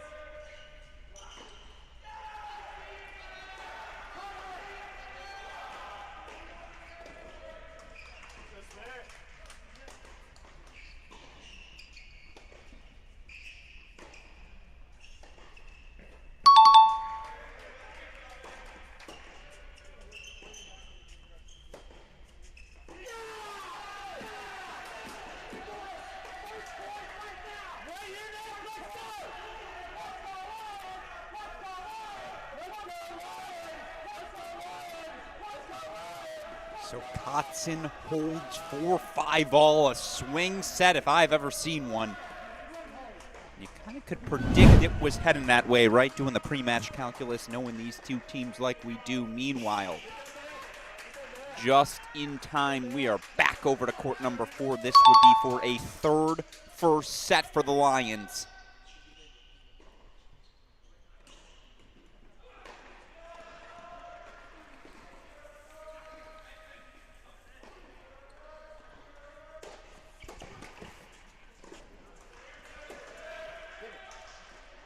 And Hashimoto takes the set.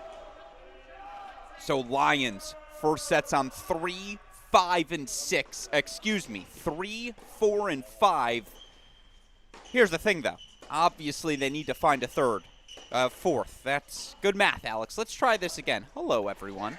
Set point here for Hashimoto.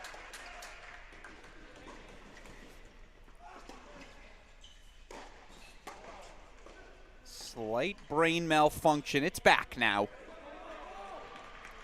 This is for a third first set. Again, that makes court number 2 that swing set. If Hashimoto can find one more.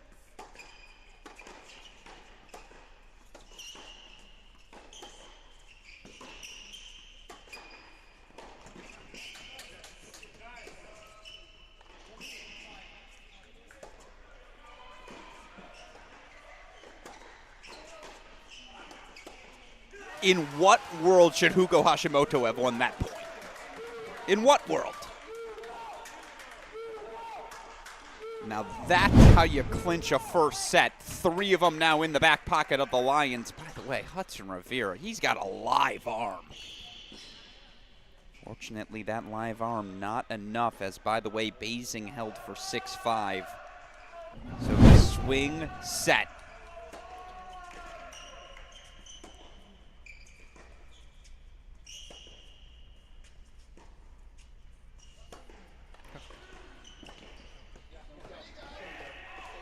Slice sails long. Swing set here again. Stanford taking the doubles point. They got first sets at 1 and 6. 3, 4, 5 all the way of the Lions. Basing did serve for the set. Kotzen was able to break back. How about this? Let's go over to court number 3, though. Max Westphal, the senior. Dare I call him Captain Clutch. Breaks for 3-1. I think he's the most underrated player in college tennis. I think we forget how good Max Westphal is at times. Overwhelmed, obviously, overshadowed, by his NCAA singles championship winning teammate, Michael Zhang. Obviously, Alex Kotzen, his former teammate. Now Tennessee, 5th year, of course, Columbia, Ivy League's not extending that extra year of eligibility to all of those athletes impacted by COVID. Thus, Alex Kotzen forced to leave this Columbia Lion program, head over to Tennessee. I know in his heart, there's still some Lion, some serious Lion blood. The reason I bring all that up is, again, because of the presence of Zhang, the presence of Kotzen. Westphal hasn't been a top 2 guy. He could have been for a lot of different programs.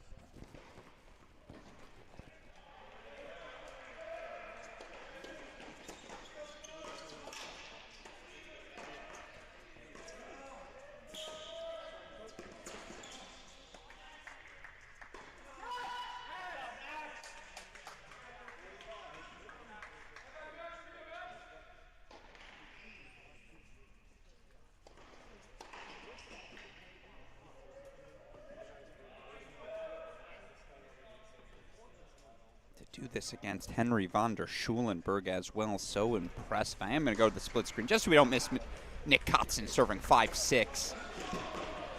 I have been monitoring that scoreboard. I saw 30 love, now 40 love game point chances to force a breaker. Meanwhile, Westfall doing a job. Setting a break, consolidated 6-2-4-1 for the Lions senior. Let's go full screen here to 2. It's the other. I say the other Kotzen. There are multiple Kotzens. Alex, Nick, Andrew. It's a tennis playing family through and through. Andrew, of course, freshman on this Columbia roster.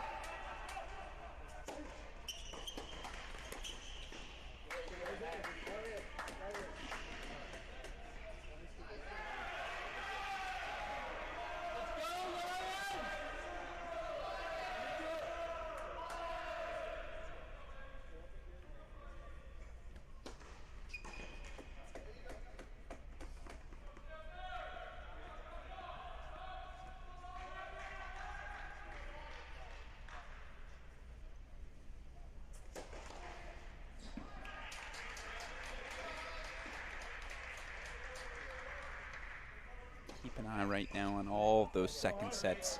Samir Banerjee setting a break lead for the Cardinal on 1.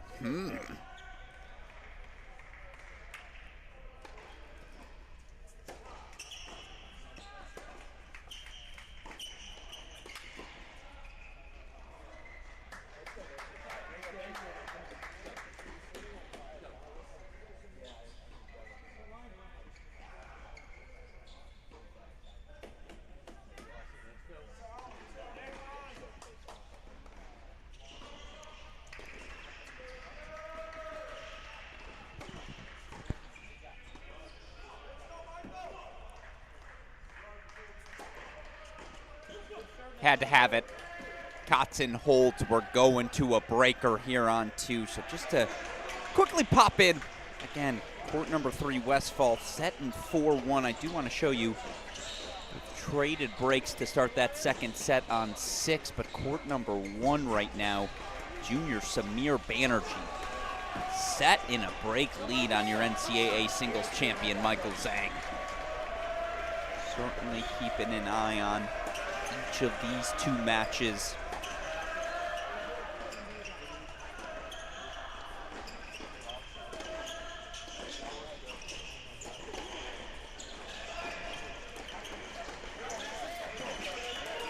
By the way, 2 points away from serving for the match. So back to the split screen we go. Just wanted to give you that check-in there. Again, Alex Gruskin here. Appreciate all of you joining us on Round of 16 Friday for these men's national indoor championships. 2 fantastic matches to kick off the day. Virginia 4-2 over Michigan. Of course, then the upset UCF knocking out the defending champs Ohio State 4-2. Pivotal swing point here as the higher seeded Lions, number 3 seeds here in Waco, taking on the 6th seeded number 11 in the country, Stanford Cardinal.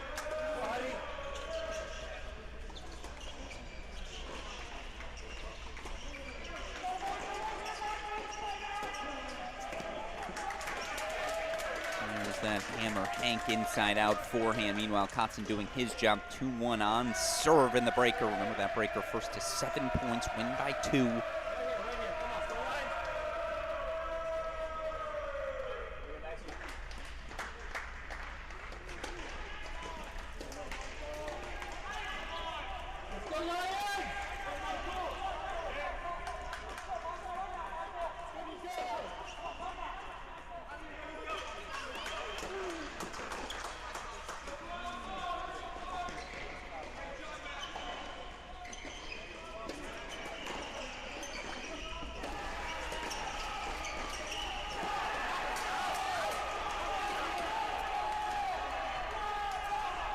Whether they get a challenge or not on court number 2, I think that one sailed long. Mini break for Kotzen, another break for Westfall. He's serving for the match.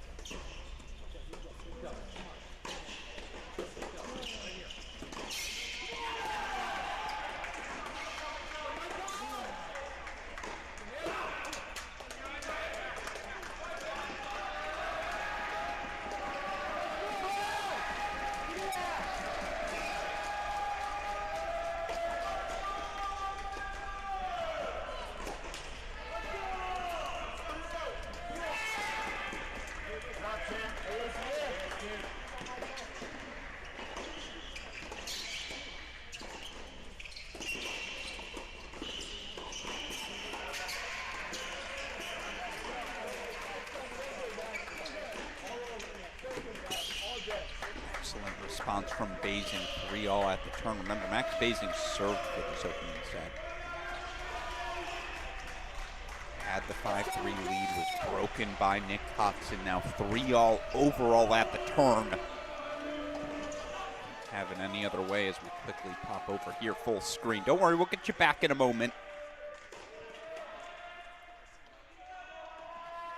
3 first sets for Columbia, 2 first sets for Stanford. Court number 2 again going to dictate who needs to find that 3-set victory to advance.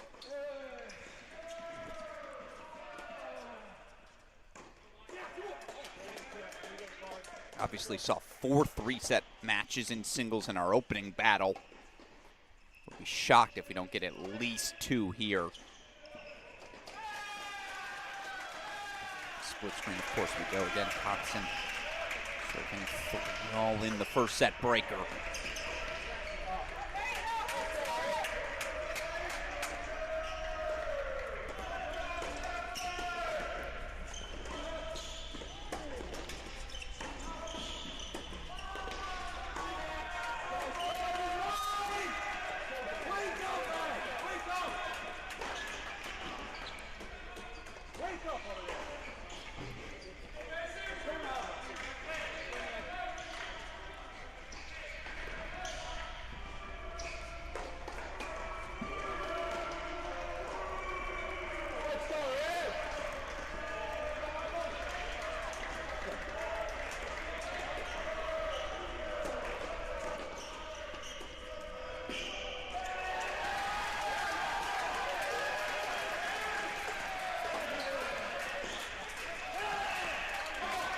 One chance, von der Schulenburg just trying to stay alive. Meanwhile, from 3-2 mini break down, now 4-3 Basing in that breaker on 2. In my eye on the other scoreboards, Michael Zhang got the break back at 1. Nico Godzik now up a break in the second at 5. Like I said, we got at least 2 more acts to this matinee.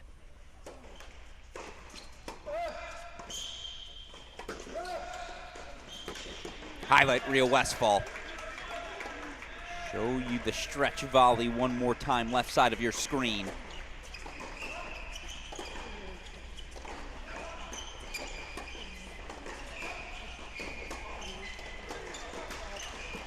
Kotzen. See you, big dog. Big forehand to narrow the deficit. Back on serve they go, 4-5. By the way, we'll go full screen for it very quickly here. Deuce point, match point.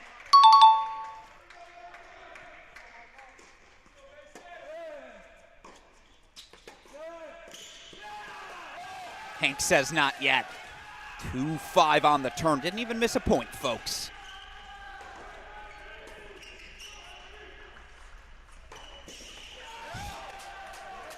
Soft touch for 5-all.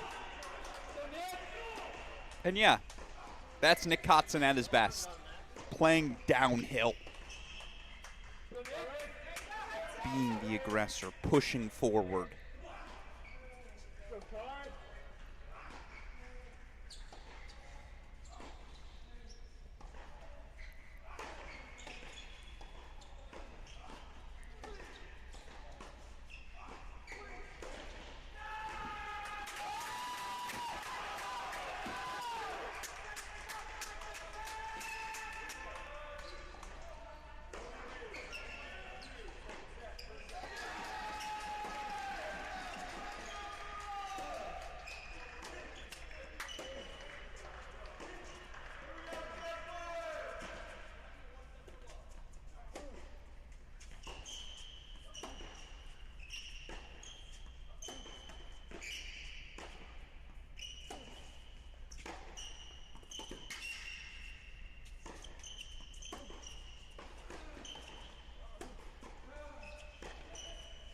Oh, this sport's tasty.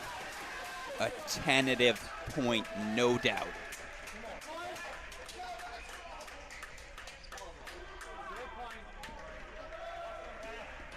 Set point Basing.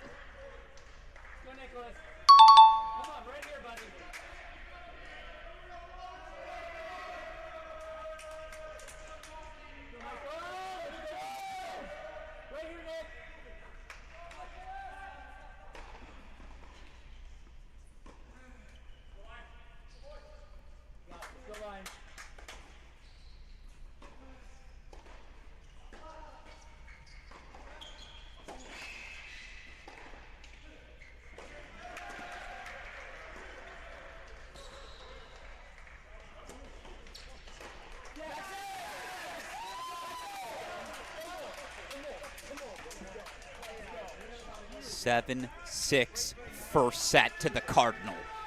So it's Columbia who's going to need at least one 3-set victory here today if they're going to advance. The Cardinal first set's on 1, 2, and 6.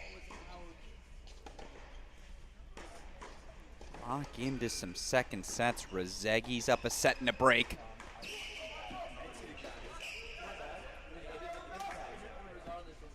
Back over to court number 3 we go as that is Westfall. 6-2, 5-2 lead. You missed that wide? Gonna get a challenge, of course, here to our chair.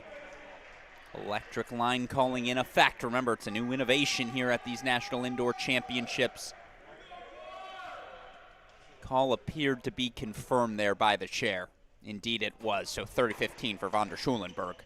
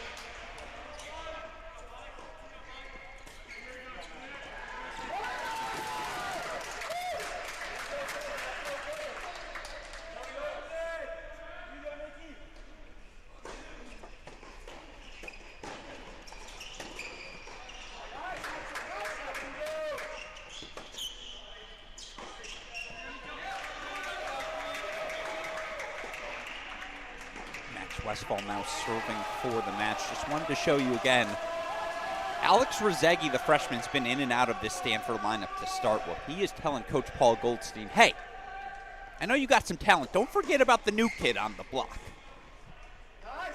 Setting a break lead and game point chances to consolidate for 4-1.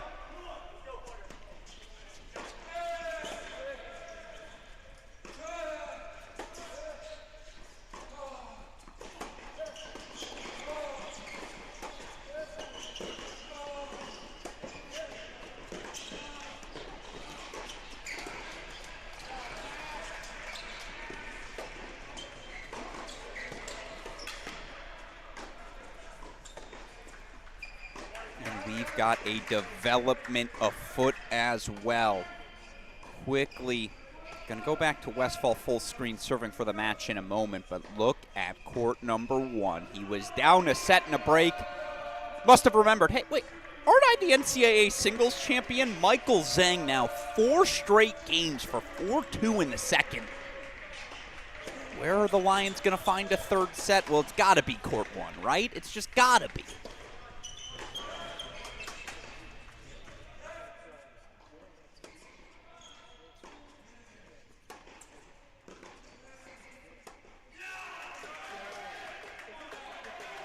Westfall once again serving for the match. And the senior von der Schulenburg find another something special.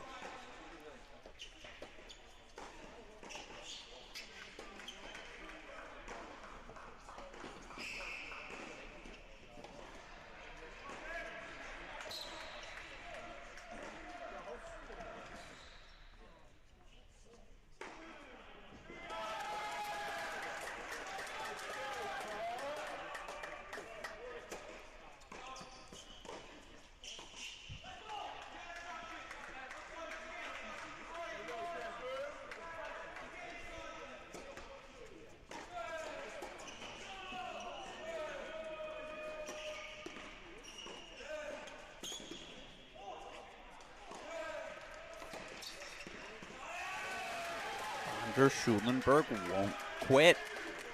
As, by the way, Banerjee broke back for 3-4, so back on serve in that second set.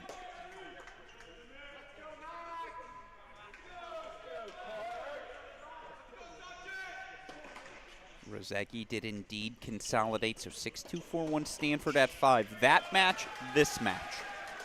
The only two definitive scoreboards we have right now.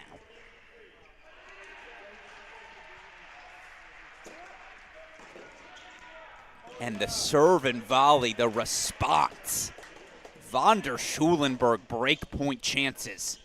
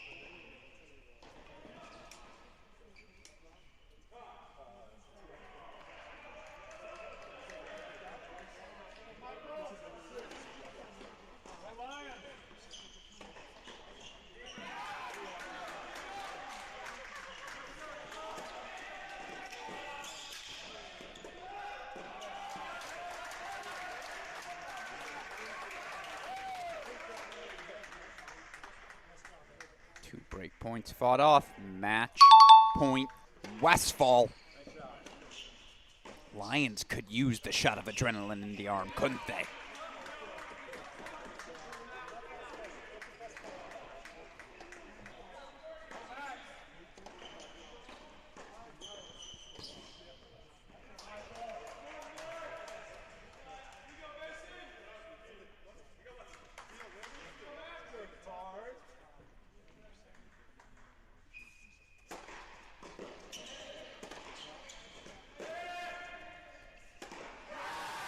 Lions level the match.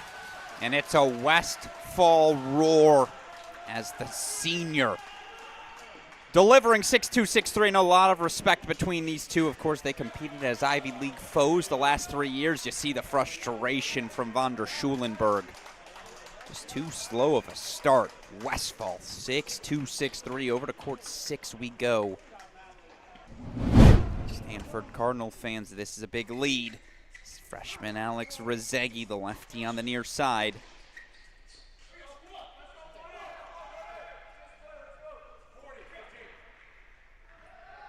Big backswing there on the exaggerated slice.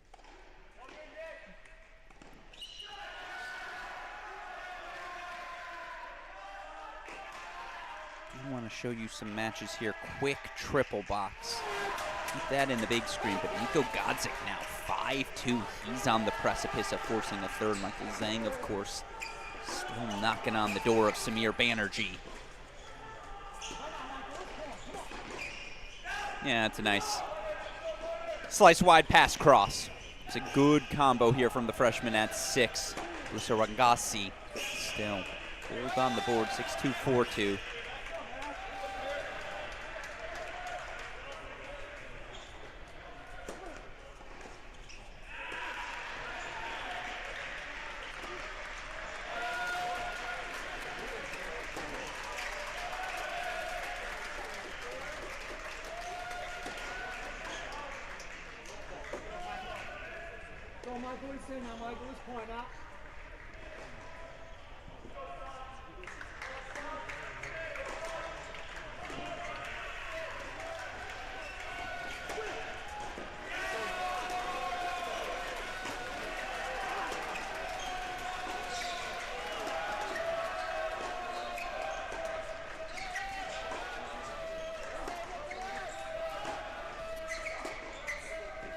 Rozegi sprays that one. Let's go here. Banerjee trying to level things at 4.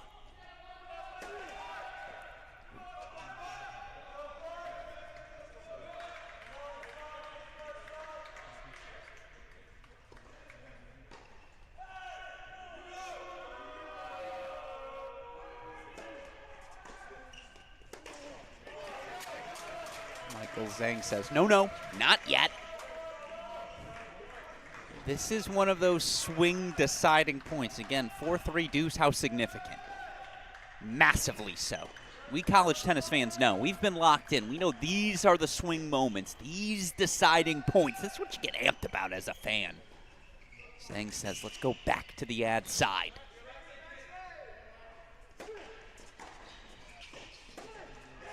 Banerjee into the net. Zhang, a lion roar. Heard his teammates on the sideline there as well. Michael Zhang will serve to force a third. Columbia again dropping the doubles point. They need to find 4 singles victories. They got 1 in straight sets from Westphal. If they drop 3 first sets, that means one of those singles matches has to be a 3-setter. Is this the spot? Is he the guy? He always has been. Can Zhang deliver again?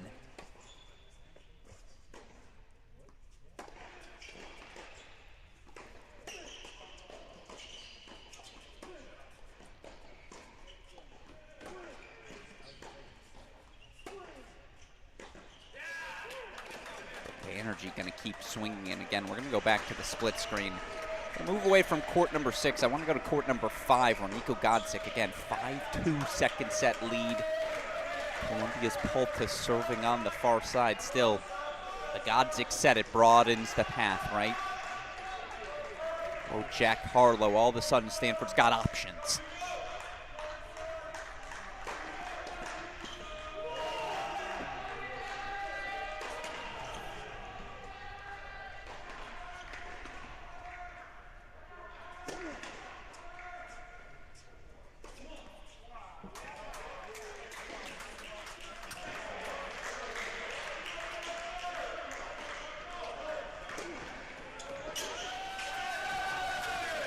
Well, that's a cut. Nico Godzik says, I'm going to take a swing here. To no avail, game point chances for Pulta.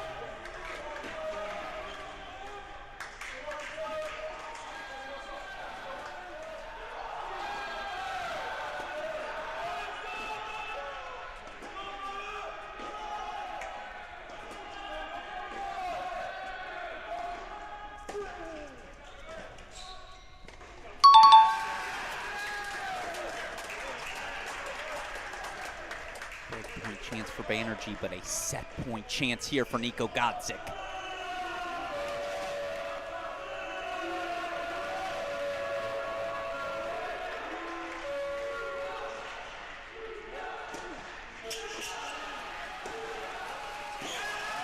Godzik forces a third. Perfectly timed for our purposes, and now we can go full screen. Breakpoint chances again back for Banerjee.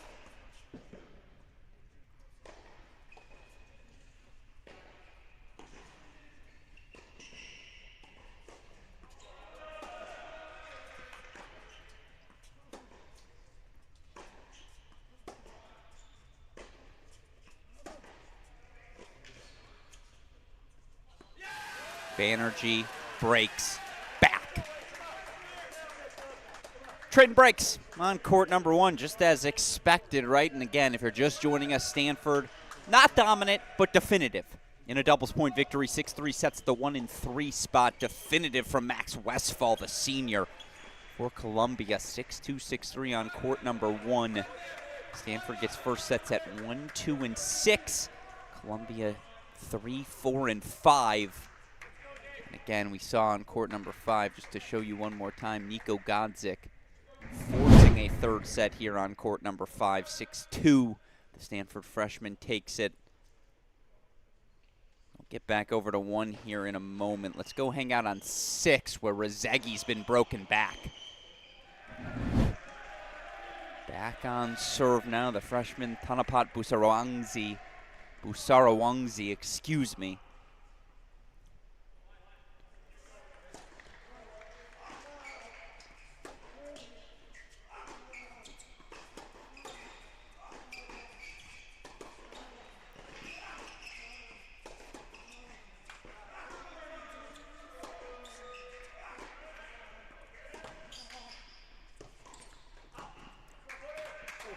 Lazy footwork. Easy to say here in the booth, but he played that ball at his chest, didn't get around it. Drove through it so lackadaisically with his feet. Let's go back over to 1. I know you're thinking it, I'm thinking it. Is there going to be another break? Surely not, right? Zhang was up a break. Banerjee broke him back for 3-4. Then Zhang breaks for 5-3. Banerjee breaking back for 4-5.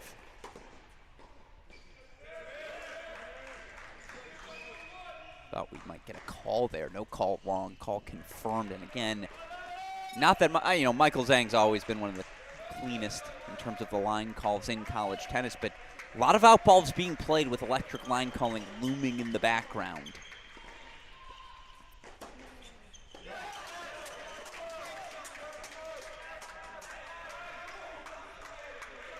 By the way, that's a good thing. The default for all these players, you'd hope in an idealistic world, you're here to play the ball. You're not here to make a call.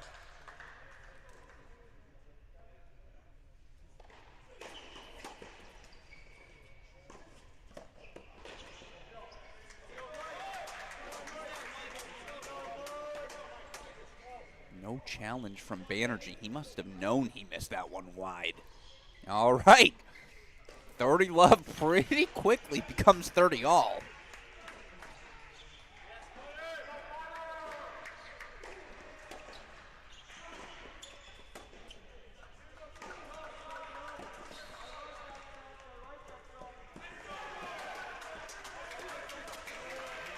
Always like that. That's why he won Junior Wimbledon.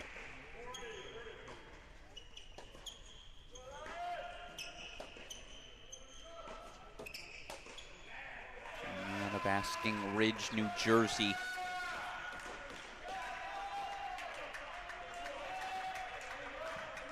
'21 Junior Wimbledon Boys Singles Champion.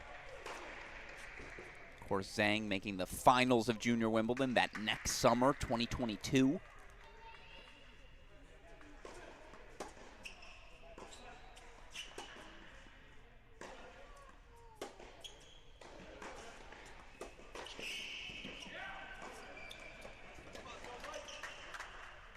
I thought it was wide. Banerjee immediately throws to the challenge. Call confirmed. So set point coming up. Hold on to your seats.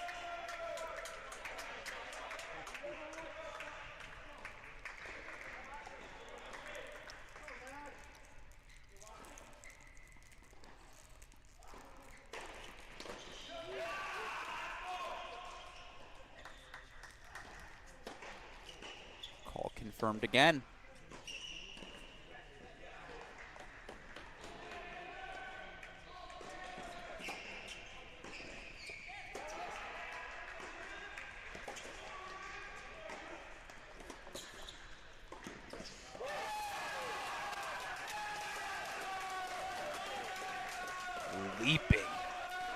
Leaping fist pump from, I believe, new assistant Harrison Adams. Show it to you one more time. That's how you fight off set point. Forehand line to set up the volley, finished with authority. 5-all. Here on court number 1. Business end of a bunch of second sets now. Makes sense. 12:40 start. Beginning of hour number 3 here of our match. Alex Gruskin here. Doubles to Stanford. 3 first sets in singles to each of these teams. What does that mean for those of you at home new to this format? Well, if you're new, first of all, welcome. You picked the right weekend to start. Columbia needs to find at least one 3-set victory. Can the reigning NCAA singles champ, Junior Michael Zhang, be the guy to deliver that?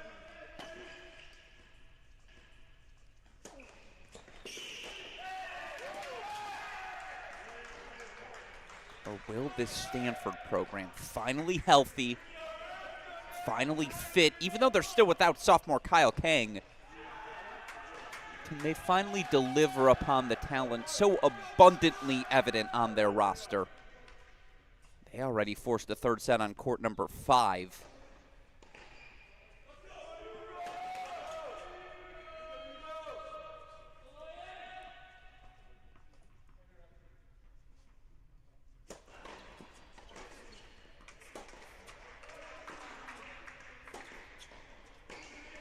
I love me some Zhang Banerjee as a matchup as much as the next. We got to jump to 6. Remember when Rezegi was up a break 4-2? Now all of a sudden it is break point chances for Busara Wangzi. 2 of them to give himself a shot at serving for the set. Of course, the Columbia freshman won both of his kickoff weekend matches 0-0. I know my dear friend Rob Endelman, college tennis historian, brother of Columbia men's tennis coach Howard Endelman.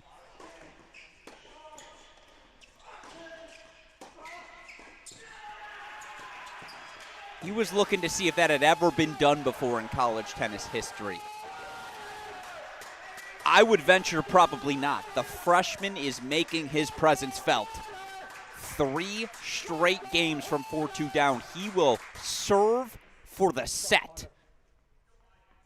So pressure somewhat relieved now off the shoulders of Michael Zhang, but not really. Here's why. Godzik already forced a third for Stanford at 4. Alex Rezegi. Hudson Rivera looking to do the same as he breaks Hashimoto and will now serve for the set.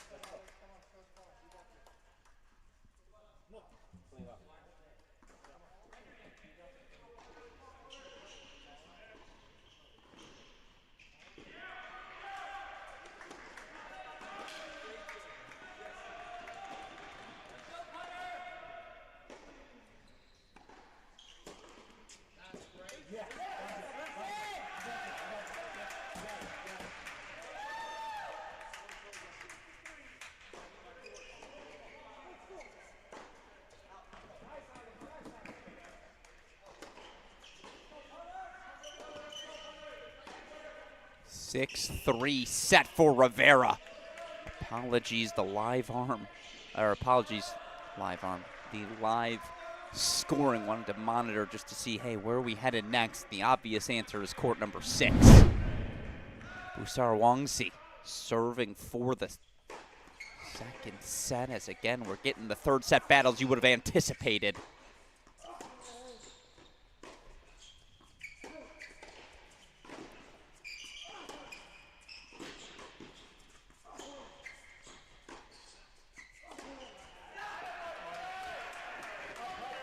Got that fight. Got that edge to him. You need that edge here in college tennis, where it's more than just forehand. It's more than just about the backhand, the X's and O's. It's about emotion management. It's about how you handle those biggest moments. Can you stay aggressive? Can you manage Manage your emotions, both the highs and the lows.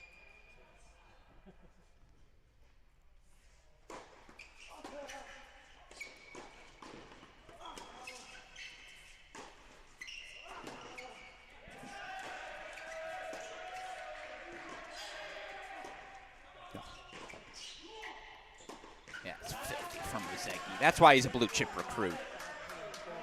By the way, it was my favorite stat offered by two coaches on Media Day. Paul Goldstein of Stanford, David Roditi of TCU.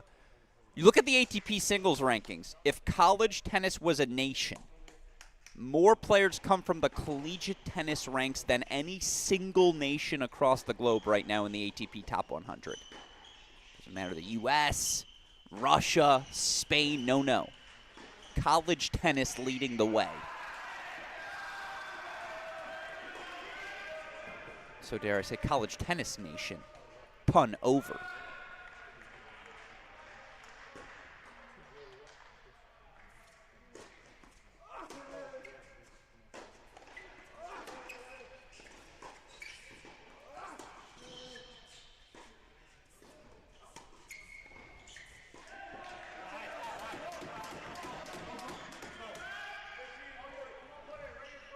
Break point chances back for Rezegi. Banerjee serving to force a second set tie break. Basing is up a set and a break. I'm going to say it for the first time. Long-time Cracked Racquets fans, you know, 15 or 50. 15 good minutes by Stanford. They're off the court. They're into the quarterfinals with Basing, Rezegi, and Banerjee. If any of them aren't able to close, we're here for at least another 50.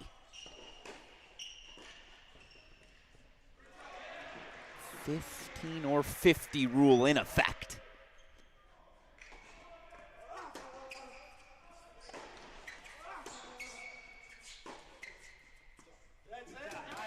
Busaro Wangsi goes long. And so it is a break by Rezegi. Set extended to the split screen. We go back over to court number one. Banerjee set point, game point chances here to force that tie break.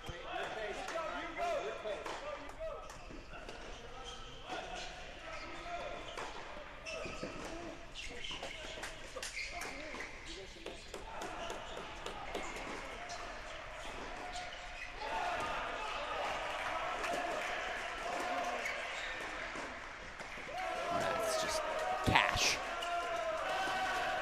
Straight cash off the backhand of the Samir Banerjee. Down the line winner.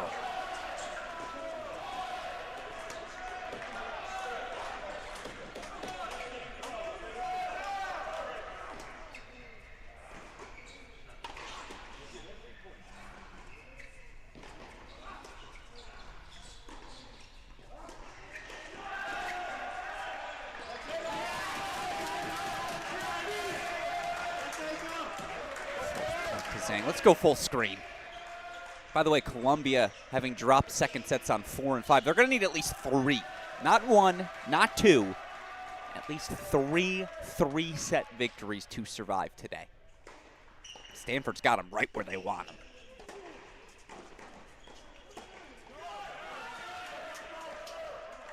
Not there. Not off that forehand, though. Loose. Off the racket of Samir Banerjee, so first mini break belongs to the NCAA champ, Zhang.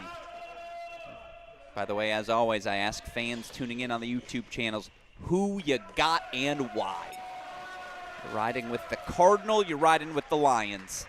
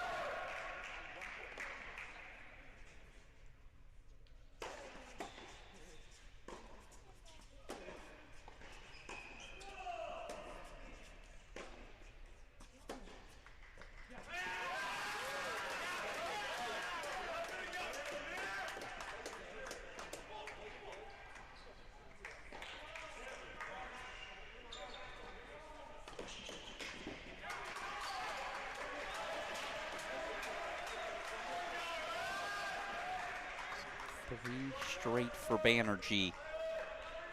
As, by the way, now official over in Dallas, Texas. 4-love victory over Texas A&M. Clear your calendar. Tomorrow, noon, Central Time, the rematch, Texas, Virginia. What a quarterfinal bout.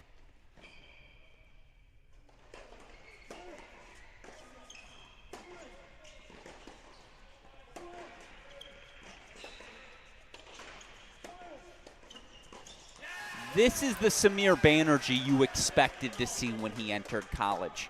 Aggressive, pushing forward, weight of shot. Has always had those volleys to back things up with. Banerjee, 4 straight points. Big moment here for Stanford, as again will take us to the triple box. Just show you the Stanford path. It's real simple.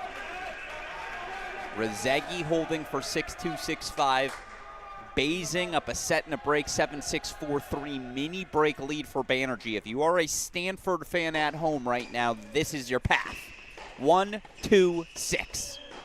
Protect your first set leads. All of a sudden, you've got a date with the Knights in the quarterfinals.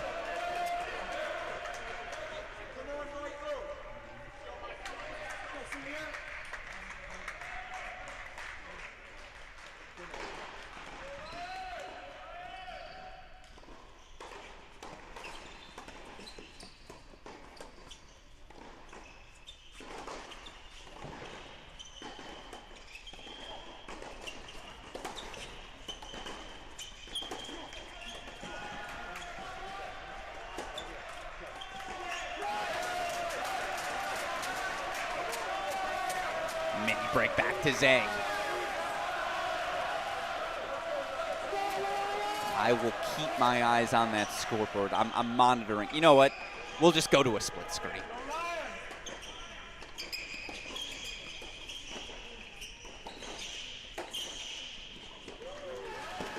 Are you serious, Max Basing? Pillow soft. Those hands moving forward. Game point chances for 5-3.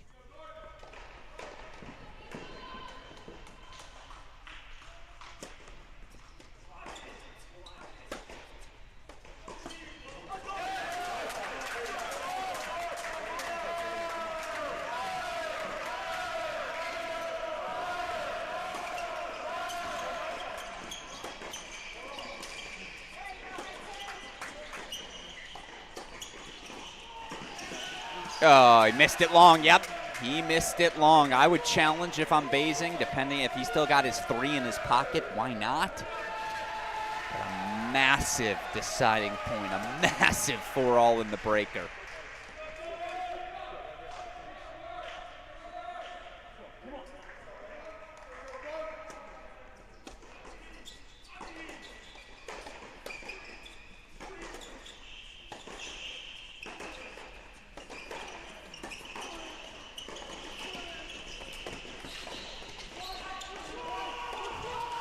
Zhang guessed right, but has any shot been more effective today than that Samir Banerjee forehand line? You could tell Zhang was sitting on it, knowing, hey, that's where he wants to pull trigger. That's how he wants to redirect, and thus, again, got kind of caught flat-footed trying to dig his way out of that forehand corner.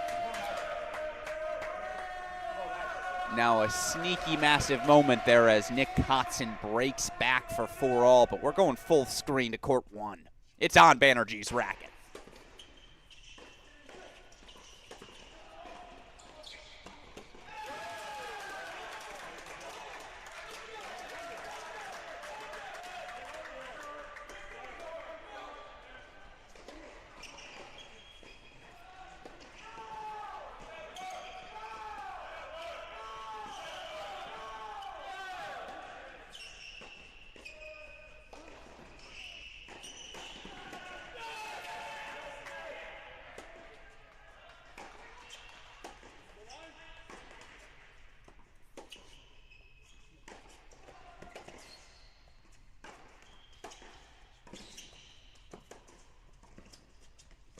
And the #1 player in the nation falls.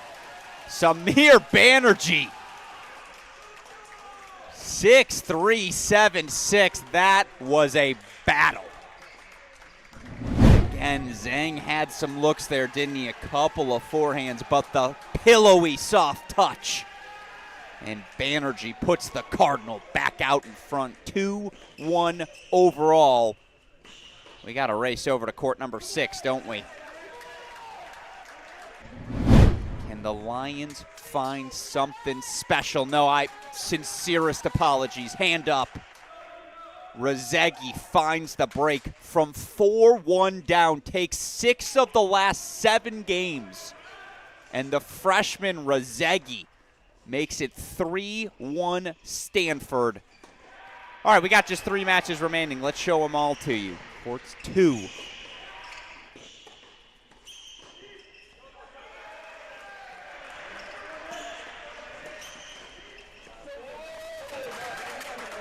Four and 5. Third set's already underway on 4 and 5. Columbia needs to run the gauntlet. They need to find them all. This would probably be the most impressive comeback in program history, just given the stage. Meanwhile, if you are the Cardinal, you've got senior Max Basing on court. He was up a set and a break, but after all the injuries he's dealt with, can he deliver one more time?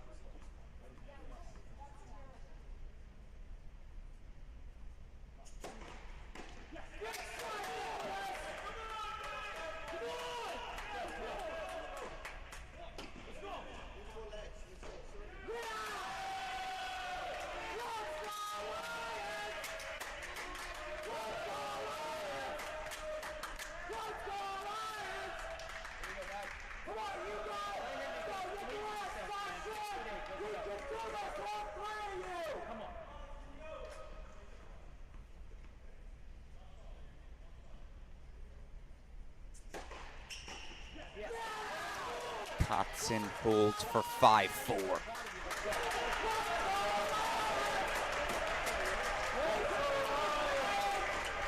Love Hashimoto up the early break here in set number 3. Meanwhile, court number 5 on serve, but Niko Godzik out in front 3-2.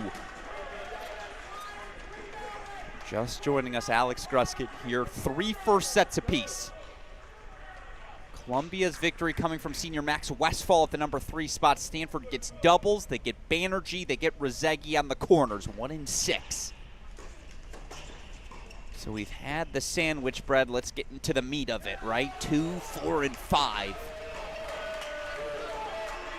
Let's go full screen here. Let's enjoy some court 5 action. Polta serving on the far side.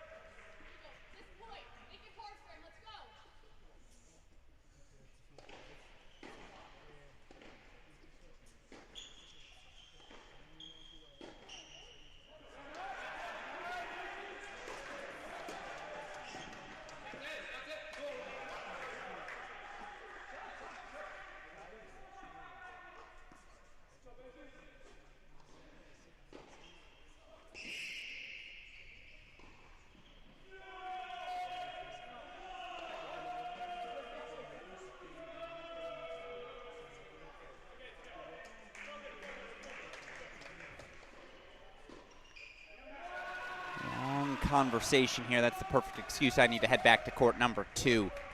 Basing game point chances 4-5 all. I said 15 or 50. About 7 minutes in, again, Stanford has protected their lead. So impressive by the Cardinal today.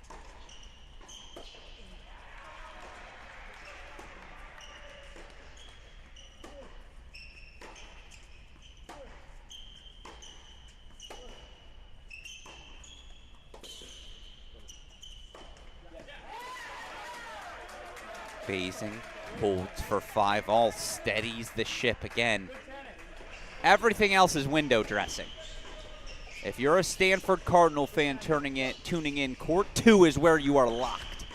By the way, if you're a Columbia fan, the rest is window dressing as well. Third sets, 4 and 5, they don't matter. Unless the junior Nick Kotzen can find a way to extend his match. Go back over 2 at 5 all.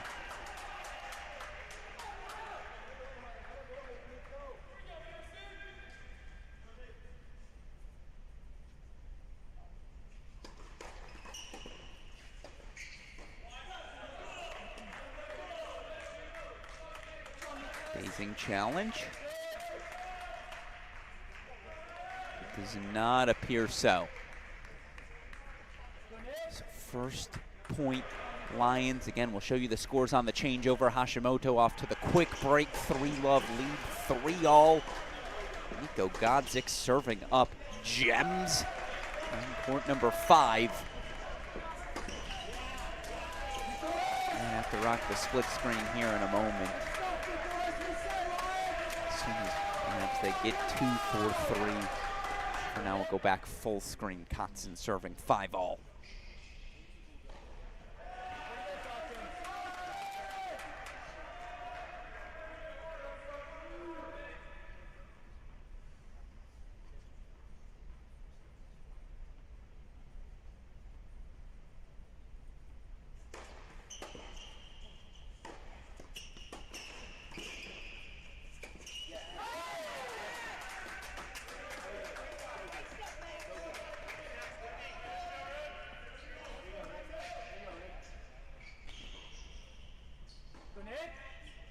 Right here.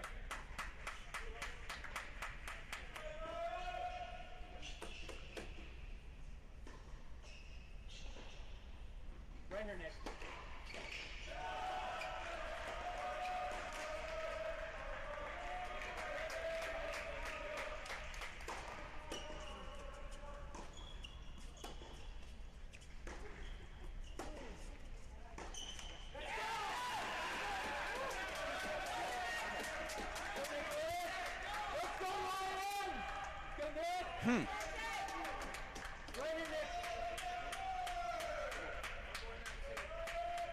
Let's go, let it roll, let's go.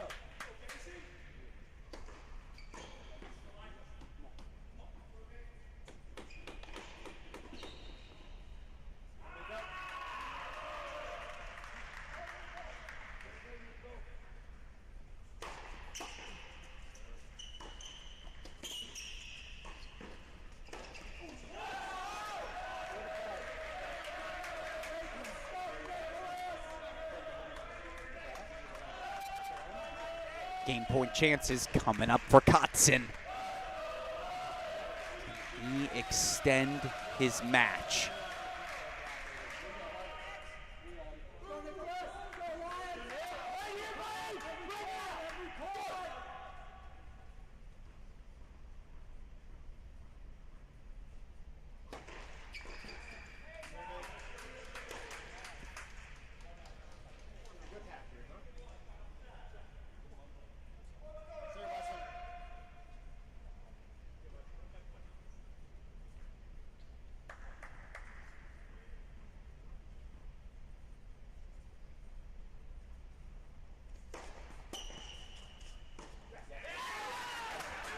Bum, bum, bum, bum, bum, bum.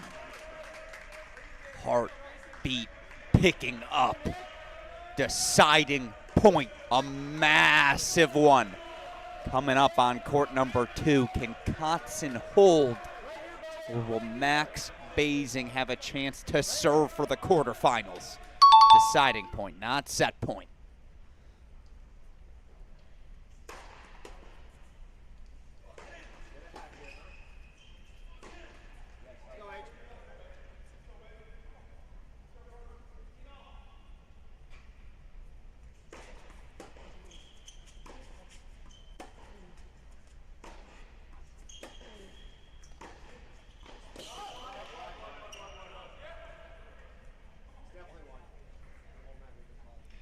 Call challenge to the chair we go.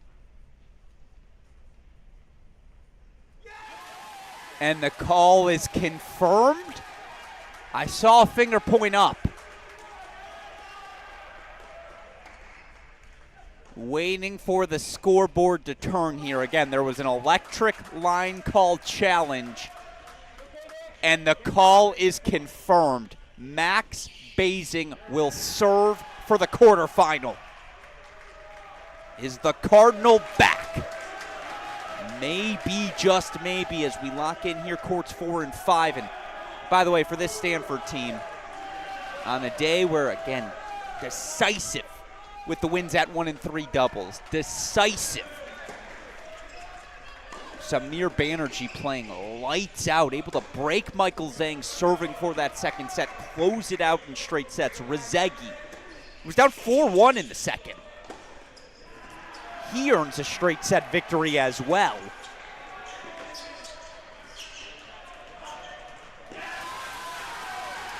Nico Godzik now with a serious look on court 5. The pathways keep expanding.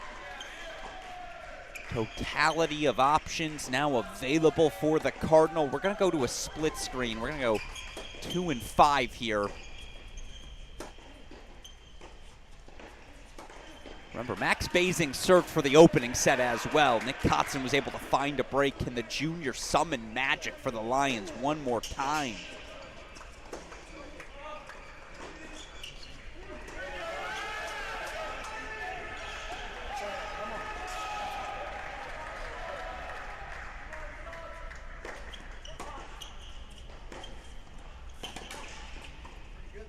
Doesn't matter, not when Basing's attacking that well, and all due respect to court number 5. Let's go full screen.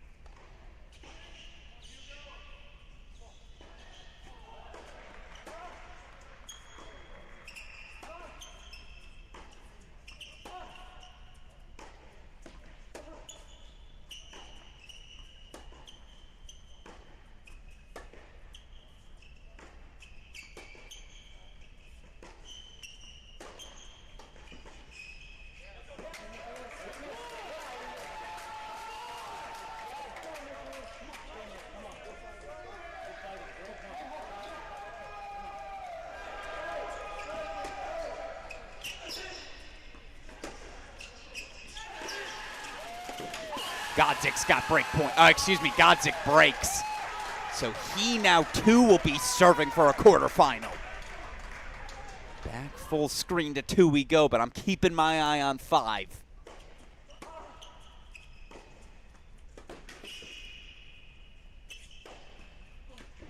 But now both eyes here on court number 2.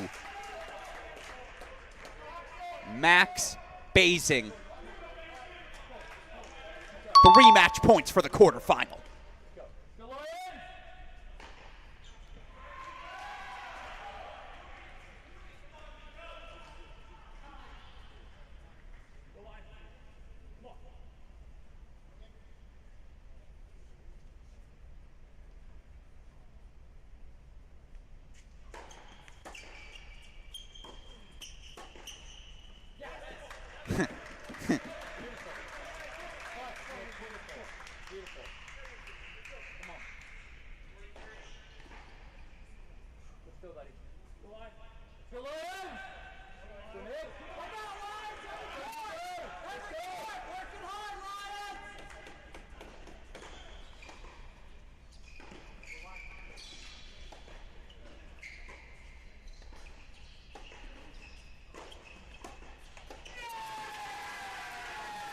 welcome back Stanford.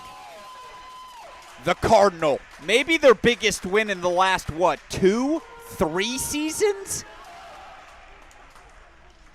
And of all the people to deliver, the senior Max Basing has dealt with so many different injuries over the last, 2.5 years? Well, today is Stanford's day. 7-6, 7-5 here on 2 Stanford. They take doubles. They take 1. They take 6. They take 2. They take their spot in the quarterfinals. 4-1. They knock off the Lions. As you see, Duke Blue Devils getting ready to walk out on court. Probably be about a 3:50 start for their battle with San Diego. But look, you beat the Lions in doubles. You knock out Columbia's #1 singles player, NCAA singles champion Michael Zhang. You overcome a 4-1 second set deficit on 6. You deserve it. Now, for what it's worth, 2 and 3 seeds,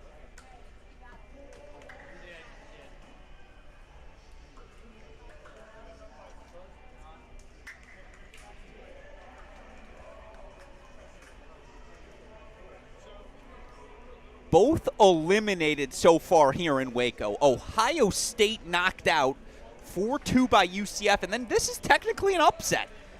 Now, I think all of us agreed this was much more of a pick-em match than that. But 4-1 Cardinal, and they earned 3 straight set victories. That's impressive stuff. About as well as we have seen, again, this Stanford team perform in, 2 seasons?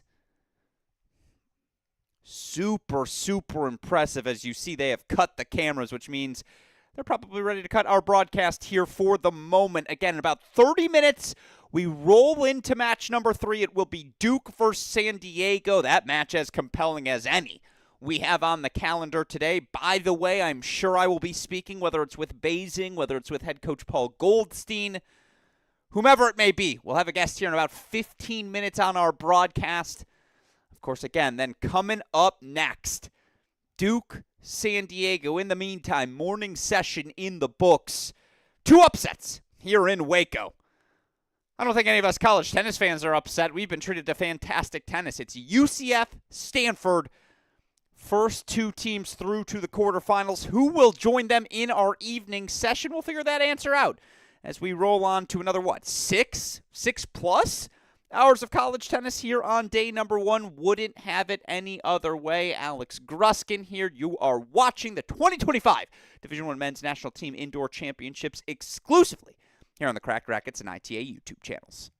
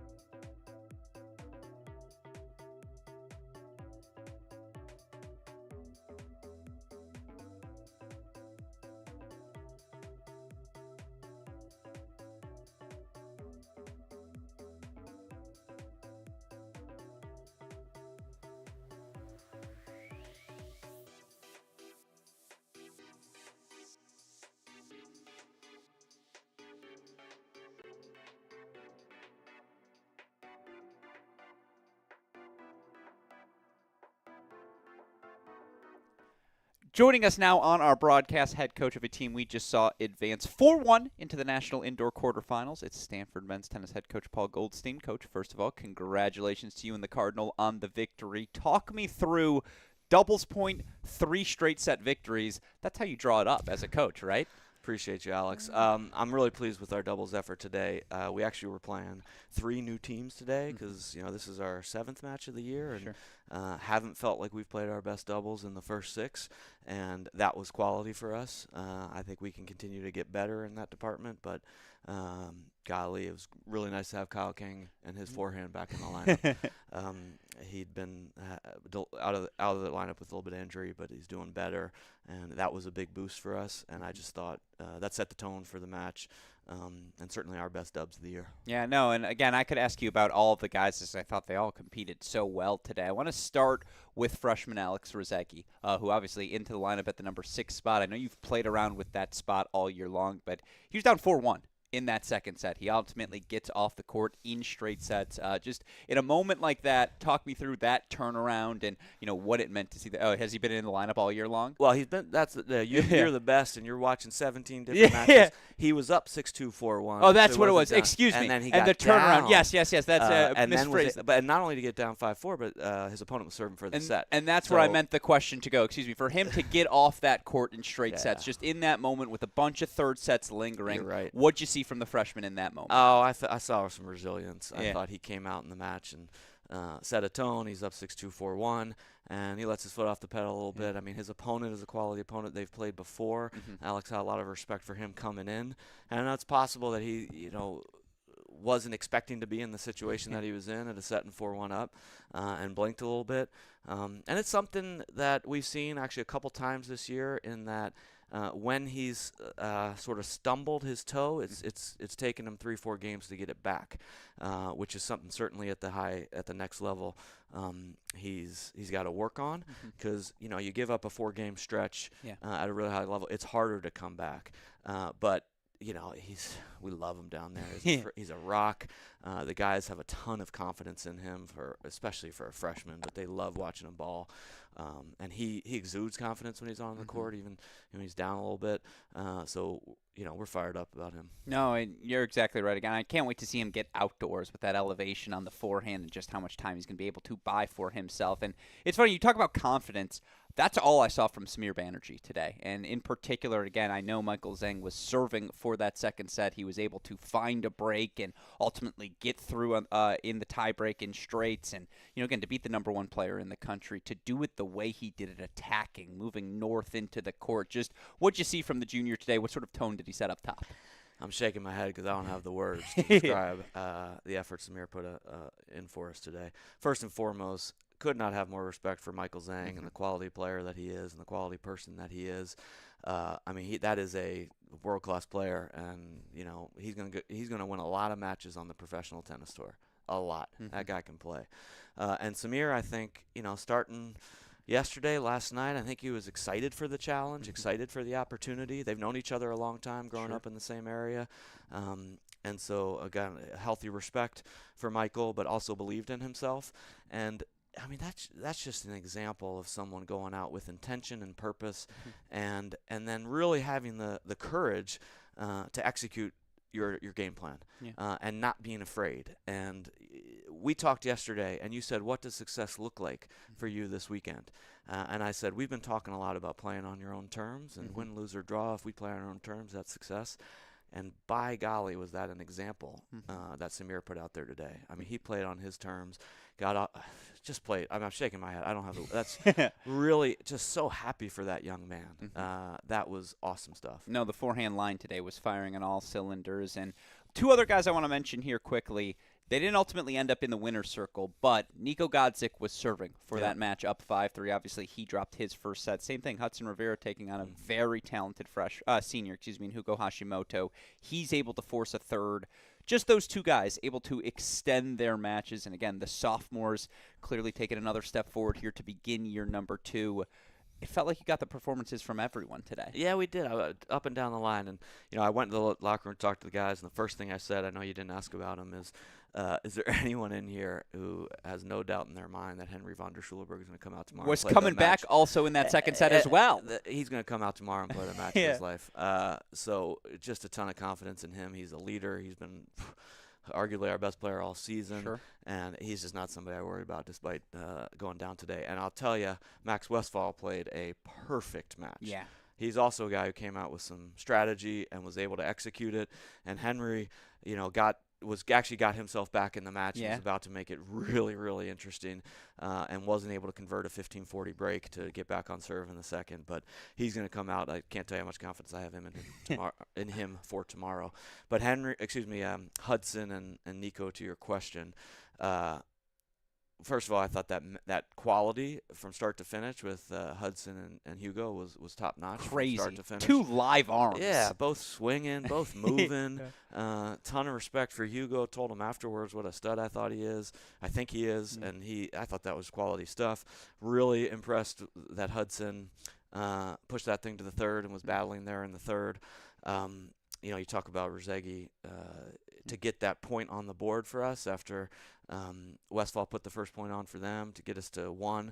Really was a bit of a boost for the guys. And then, both Nico and Hudson getting those second sets, I think, was big momentum for us as a team.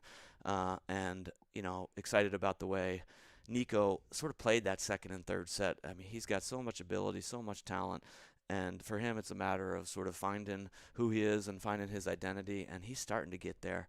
And I thought that's where he was starting to get to at the end of that match, and he's serving for the match 5-3, 30-love, 30-15, something like that. So felt really confident about where he was headed in that match. And look, I get asked this question: do you love to win or do you hate to lose? And for like 10 years. My answer was I hate to lose. And there's no wrong answer to that question, right? I mean, it's almost arguably the same thing. But I was more of a hate-to-lose guy. But then I saw an interview with Kobe Bryant, and he was asked the same question. And Kobe said, nah, neither. And the interviewers were like, it's got to be one or the other. This was either or. And he's like, nah, I love to learn. I love to figure it out. And to me, that's the ultimate motivator. And, I think when you have success, when you see fruits of your labor the way our guys did today, the thirst for learning just gets bigger. And so the guys have given themselves an opportunity to play a really good UCF team tomorrow, and just getting to keep learning. No, absolutely. And my last 2 questions for you. And look, again, I could ask about all the guys. I thought the bench had a great performance. You could hear them on the stream, like just top to bottom of the roster, a great day. But for it to be the senior Max Basing, who I don't know if he's been 100% healthy since his freshman season, for him to be healthy here in year 4, for him to have a win like this for your guys, what does that say about his perseverance and who he is as a competitor? Well, he's a cap and he's a leader. And those are the types of matches. We were talking at dinner last night, and he said, gosh, I'm just realizing how much I love this and how much I'm going to miss this when it's gone. And so, I love the process, but on match day, I'm really valuing that experience with you guys. And he told it to the team. And there's a guy also playing on his terms, because that's another match was quality from beginning to end. Those guys were, Nicholas, big server, but for a big guy, the way he was moving and going toe-to-toe with Max, that was sort of our strategy. And Nicholas really went toe-to-toe. We thought we had the advantage a little bit there, and I thought that was quality from start to finish. So really proud of Max. Happy for him, just happy for him. And he's trying to get the most out of this being his senior year, and that was a prime example of it. No, again, it was an exceptional performance from the entire roster. Now, obviously, through to an indoor quarterfinal, you guys have a UCF program. I'm curious what you know about that group, and maybe even more importantly, how you get the guys to come down from a win like that, refocus both physically but, of course, mentally heading into tomorrow's quarter. Well, a lot of credit to Lloyd and the job he's doing there. They went and won at a really tough place to play at kickoff weekend to get through to here. They won at the University of Arizona. We were fortunate enough to get through at the University of Arizona last year in just an unbelievable match. A war, if I remember correctly. Nishesh, Moretti, and Colton Smith, 2 of the best players in the country in the last match, and Nishesh just got it. But I think that's the first time they lost, either the first or second time they lost at home in 6 years. And so for UCF to get through them, says a lot about the quality of that team and their character. And so, believe me, we'll have a healthy respect for them coming into tomorrow. I didn't know a ton about them, but, fortunately we were able to watch a little bit as we were waiting to go out for our match, not a ton. But I think a lot of it is taking care of what we can control and coming out and trying to duplicate a performance like we had today. But it's not. We don't expect it to be getting easy. We're ready for the challenge. We appreciate the challenge. We'll try to bounce back tomorrow. Yeah, I know. You know who the responsibility of scouting reports are? Coops. That's Coops' responsibility. And obviously, again, it's a good responsibility to have because through to the quarterfinals, head coach Paul Goldstein and the Stanford Cardinal. Congratulations, Coach, on a job well done. Appreciate you, Alex.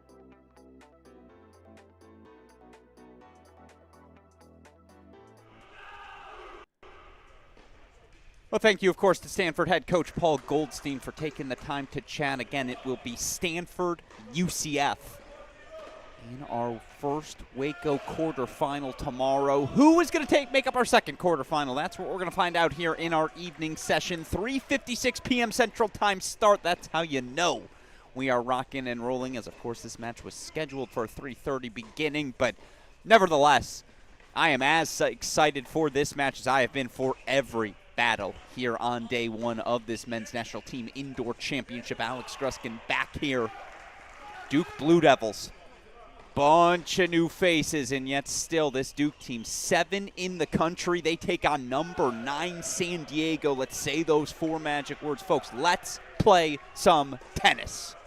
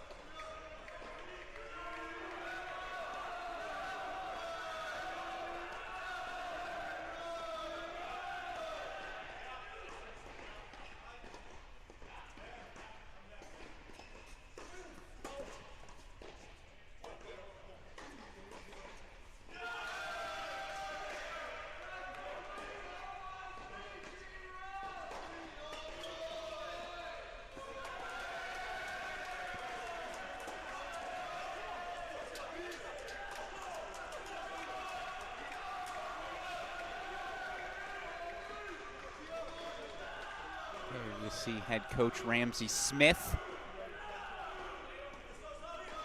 What's Ramsey now? Year 14, 15 for these Duke Blue Devils?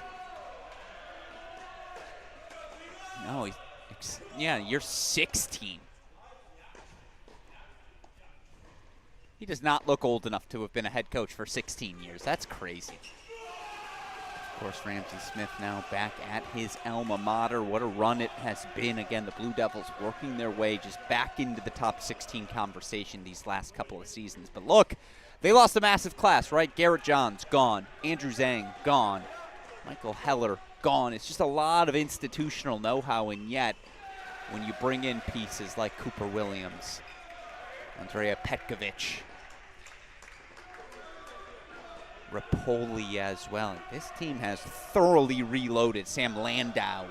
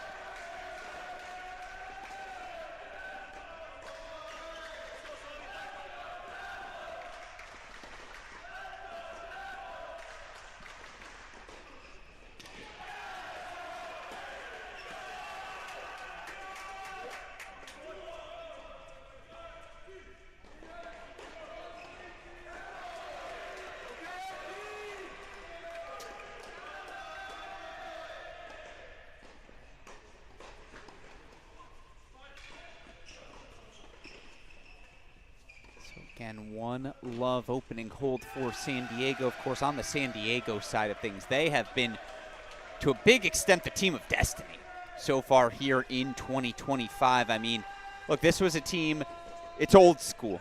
Internal development. Freshmen, now juniors, seniors, all upperclassmen. This team has been knocking on the door for a couple of years now. Of course, last year on the precipice of a top 16 berth. Obviously a tough loss to Pacific in conference play. All of a sudden, this team had to go on the road for the first 2 rounds of the NCAA tournament. They made a pact amongst themselves. Never again. We're hosting this year. An already 4-3 win over Baylor. Wins over Florida State, South Carolina. A win against Oklahoma at home. 4-3 against UCLA.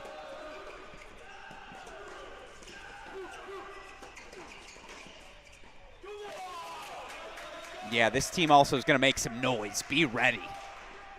Here at the top spot, one of the top teams in the country. In fact, it's your top team, Oliver Tarvet, Stian Klaassen. Klaassen, the redshirt junior from the Netherlands. Tarvet, junior from England, taking on the pairing here. Pedro Rodinas, Theo Wenegar.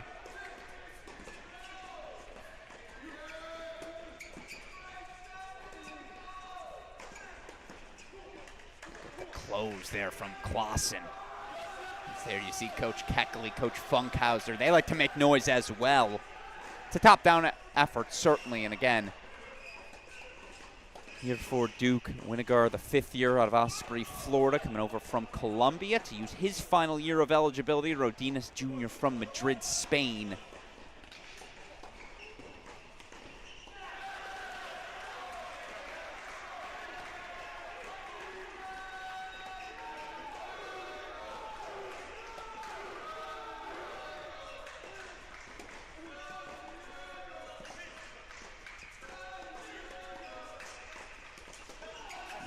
A little better there from Rodinas. And you look for each of these teams undefeated entering these National Indoor Champions. Duke 7-0. They advance here with kickoff weekend victories over Old Dominion. Vanderbilt, each of them on a 4-0 fashion. San Diego, they had to go on the road, as impressive of a 2-match span as any, and wins over South Carolina, Florida State in Tallahassee.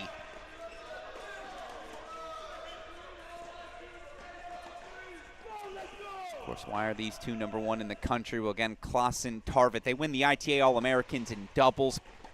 Tarvet also winning the event in singles as well, and now they've got early break point chances here at the top spot.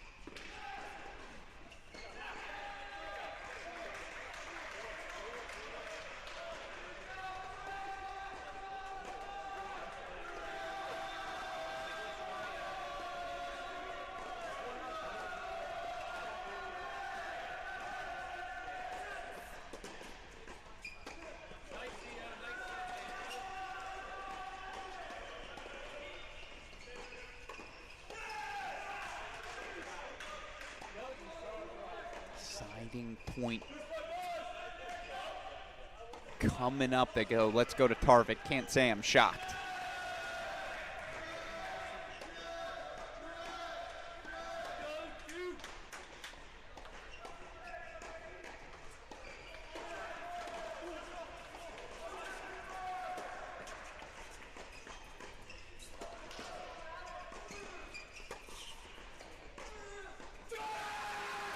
San Diego breaks. You think they're amped?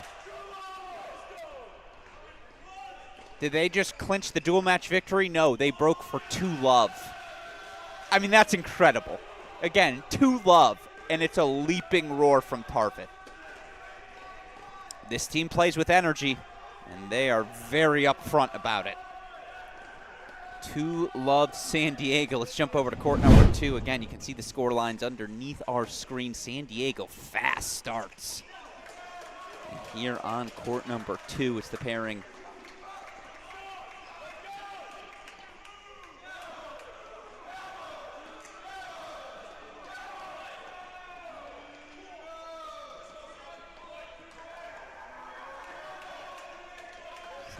Danilov, Irovasa. Again, a couple of veterans on this team. Danilov, of course, 5th year out of Moscow. Klassen, Vasa, senior out of Finland. Fun pairing they're taking on here at the number 2 spot. Sophomore Cooper Williams, senior Andrea Petrovic. Petrovic, of course, transferring over from Florida State.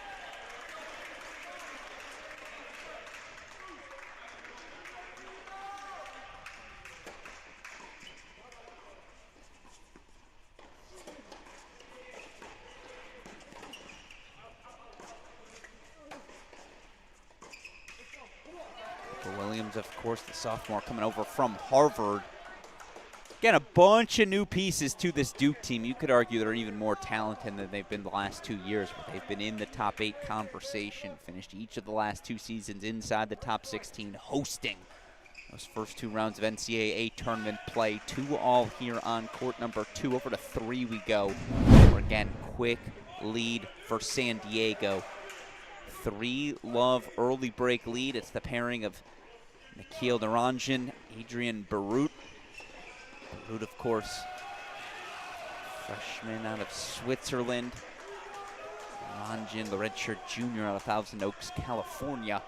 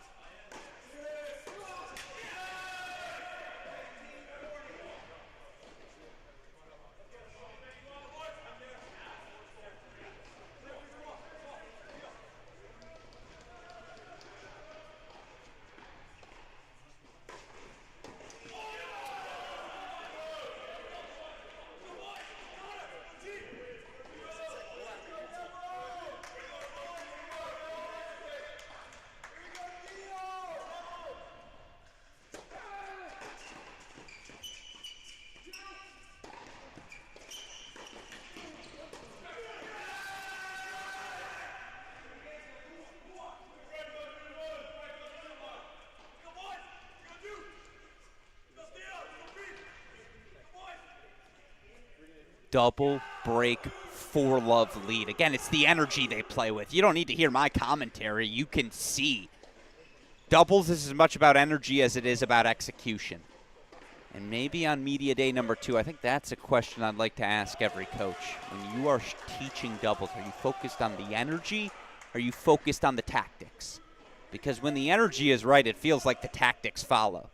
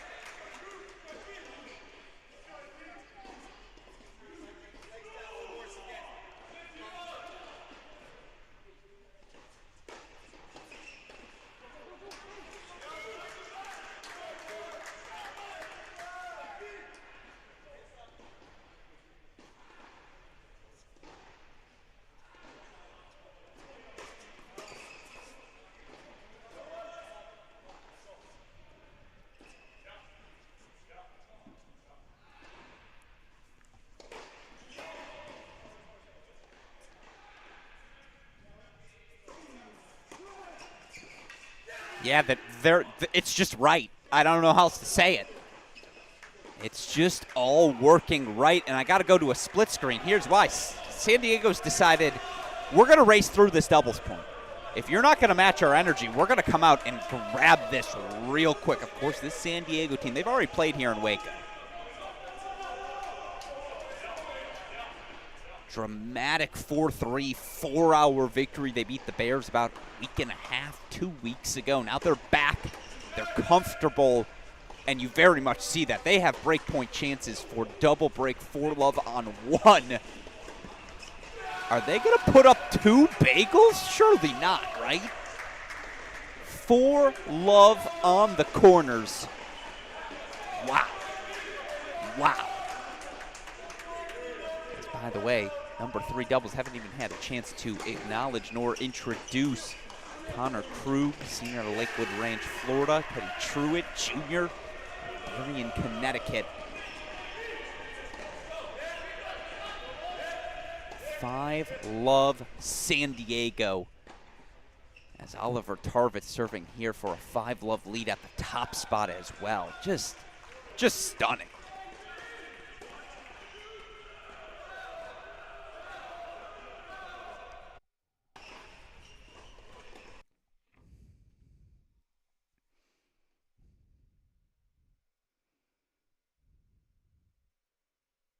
Again, we're going to go back to the split screen. I see a little.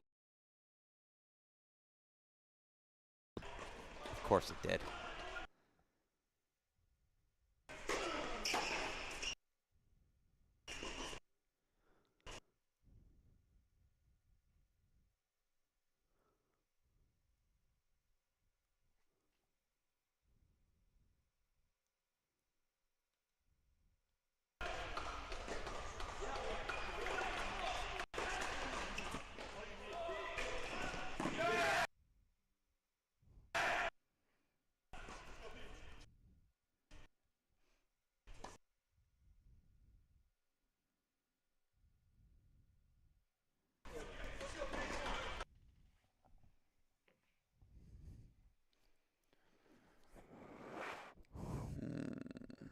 Come on.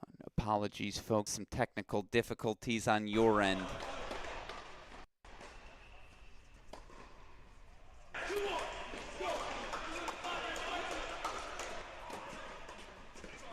There we go. Should be back now. Alex Gruskin here. Sincerest apologies. Technical difficulties, my fault. Add button press. That will happen from time to time. We should be good the rest of the way here in doubles and the rest of the way forward in this match. And again, if you're just joining us, pick that jaw up off the floor. Those scores are real. You're not asleep. You're very much awake. 4-love San Diego on court number 1, 5-love on court number 3. In fact, and give our cameras a quick refresh here just to make sure we are up to speed. And now indeed we are, so okay.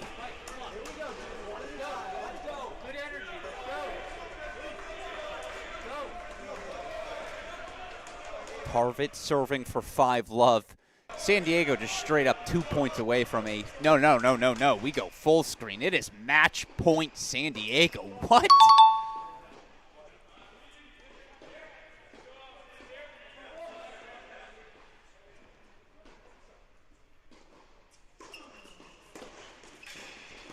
That'll work. Where has that been? Maybe, just maybe, can get the guys going. What's the conversation there with the chair? Did he reach over the net? Is that the conversation?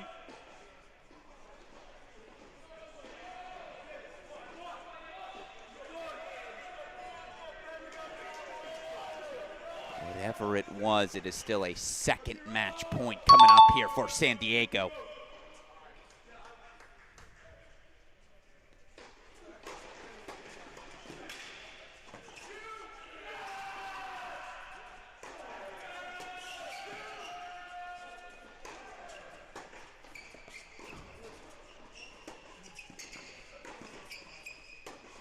Oh, okay, that was a heat check.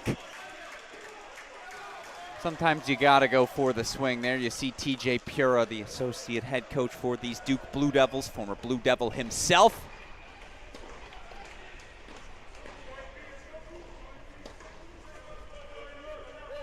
Again, stream should be back up here. Appreciate all of your patience, yes. Every so often, again, I enjoy you all joking around with me there, and certainly to all of you tuning in, welcome in here this afternoon. What a day it's been in Waco. 5 loves San Diego on court number 1, and here it's the freshman Adrian Barut serving for the set. Barut really the only new piece added to what is, again, a locked and loaded San Diego team. They think this has the opportunity to be the best team in program history. And it doesn't feel hyperbolic to say that out loud. All the upperclassmen they have, the fall success, what they've already done here in their first 6 weeks of the spring. Yeah, I got a little cute on that volley. That'll happen, but it's the energy they played with. Go back, rewind our stream. Watch Oliver Tarvett leap in the air like he won Wimbledon. That was to break for 2 love.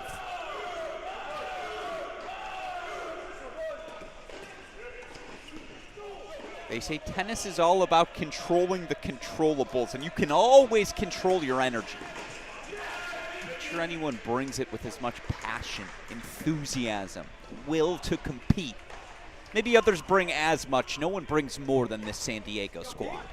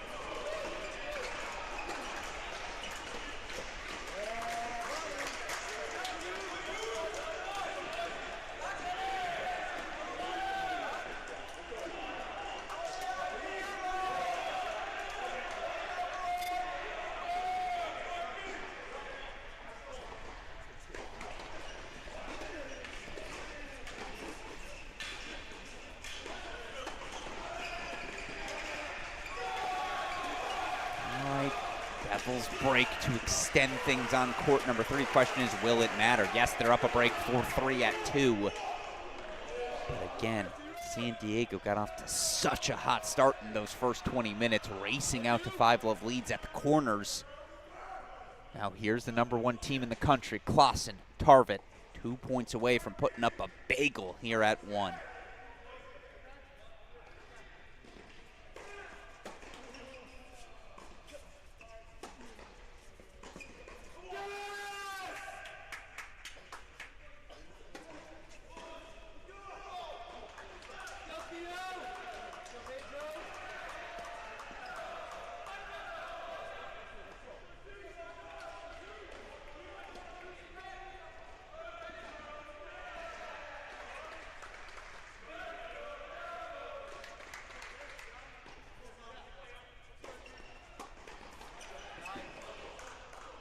First match point fought off. Nice volley knocked off there.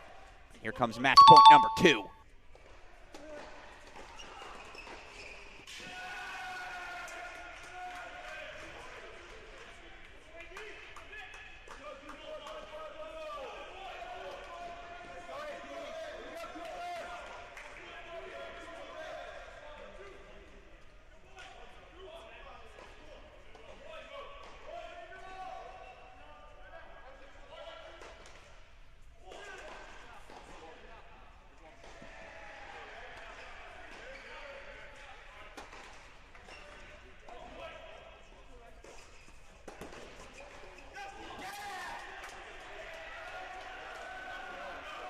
All right, Blue Devils avoid the bagel still.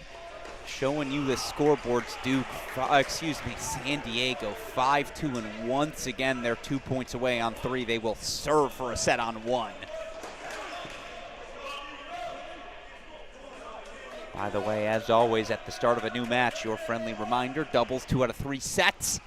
All no ad scoring, whichever team can take 2 out of 3, a 1-0 lead into our 6 singles matches.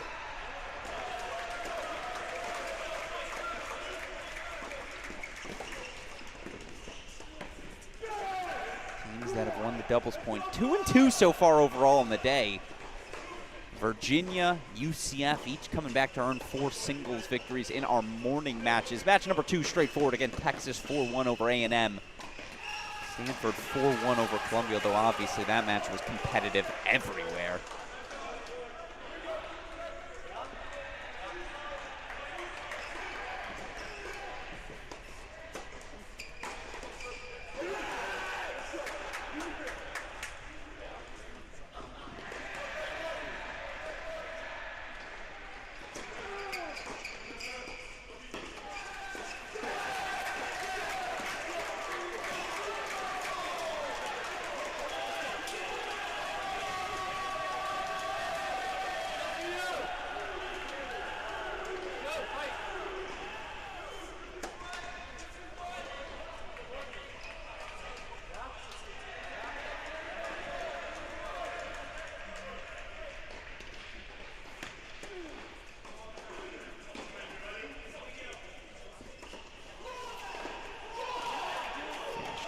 Authority by Winigar, who I'm sure, by Rodinus, looking for anything to unload upon. Meanwhile, Duke's getting a little frisky on 3, huh?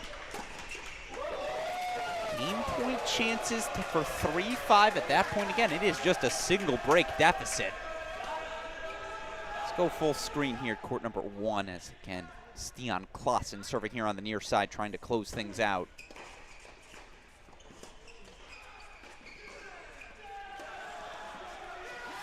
Not yet. Winigar with the poach, 30 all. As, by the way, we haven't shown it to you at all, but if we did, what you'd see, apologies, 5-3 Duke lead. So maybe we'll take you to a little triple box action.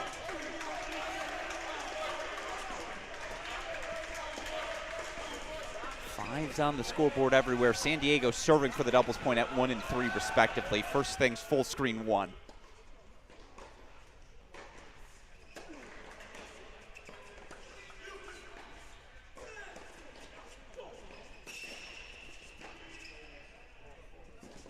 It's ridiculous on the stretch. And Aurora as Klassen gets the ball over the head to set up match points. Let's see if we caught the athleticism there. Full slide, full stretch. Sets up match points.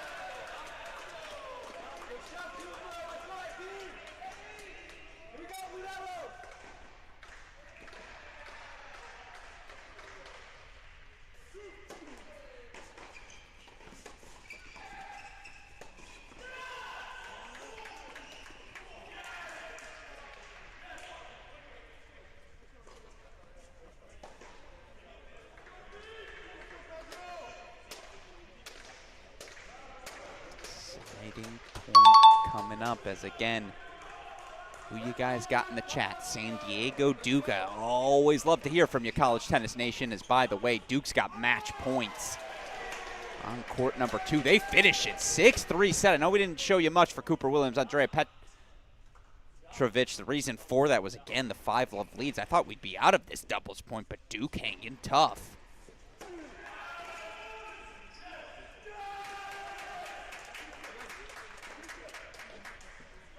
San Diego does take care of business. The top team in the country looks the part. Tarvin, Klassen. 6-1 at the top spot, so the team split the top 2 positions. But here we go. Match points for the doubles point. It's on the racket of Naranjan.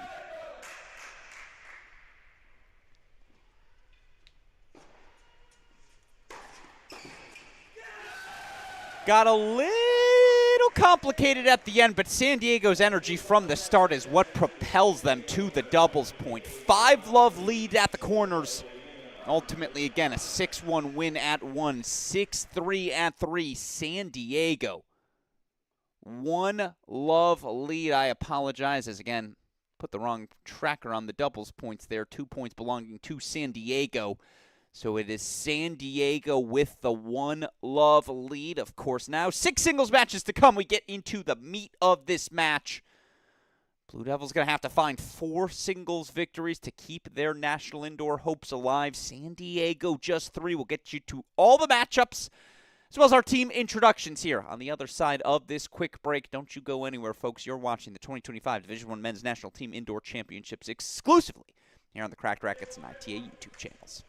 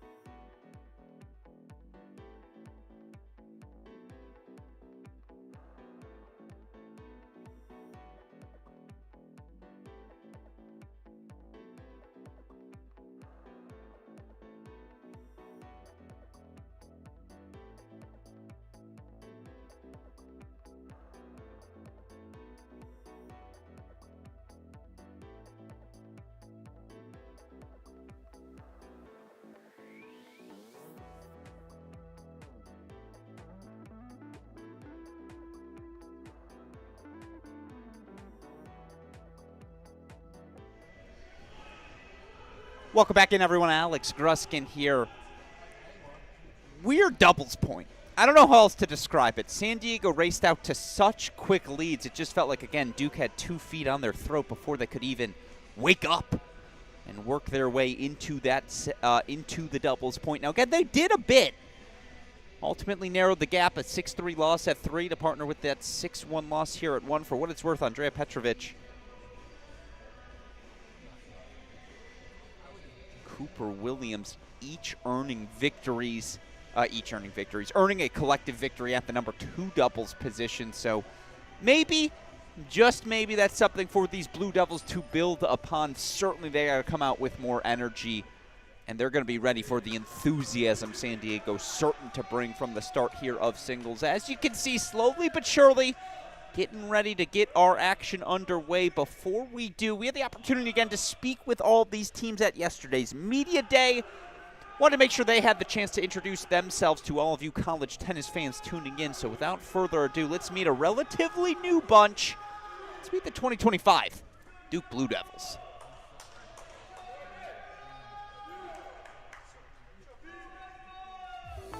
Connor Krug, Senior, Bradenton, Florida, Fight Devils. Jay Krug, Bradenton, Florida, Senior, Go Duke. Theo Winninger, graduate student, KCK, Florida, Go Duke. Teddy Truitt, Jr., Darien, Connecticut, go Duke. Pedro Rodenas, Jr., Madrid, Spain, stay back there.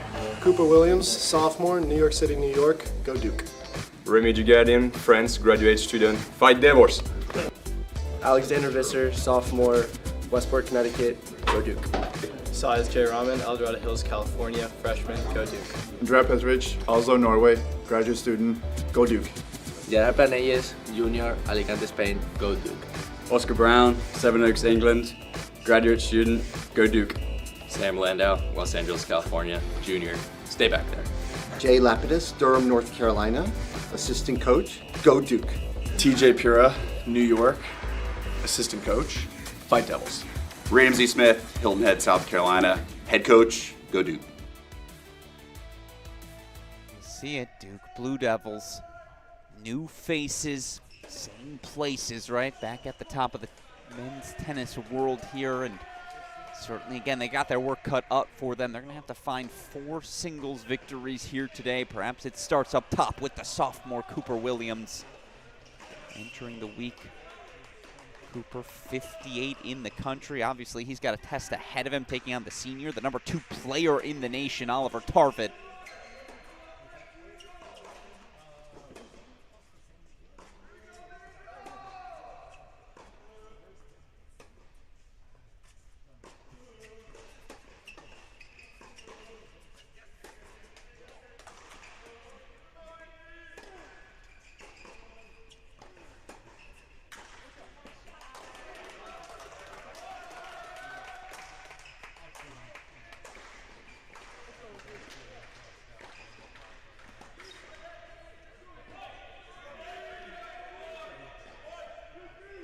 Of course, facing Oliver Tarvett. You better be ready to face a backboard. You better be ready to get your steps in. In fact, I wish we had the pedometer on Tarvett, on Cooper Williams, just to know how much distance are they covering here today.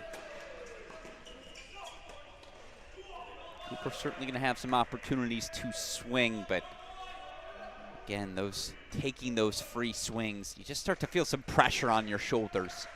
That's what Oliver Tarvett does to you physically, mentally, with his speed, his endurance, how well he competes.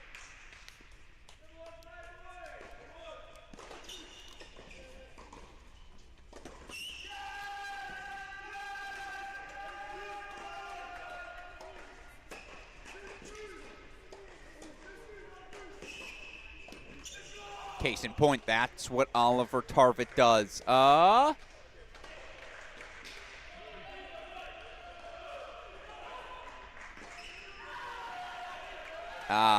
Okay. Out call was made by Cooper Williams, but then he immediately reverted from finger to palm. So the flat palm was given no, my bad, that was good. You saw Ramsey Smith confirm right there on the sideline as well.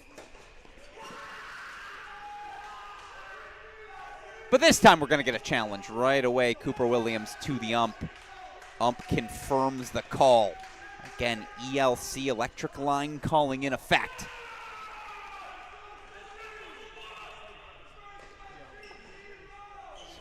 Ace T. Cooper Williams, 40-30 in his opening service game.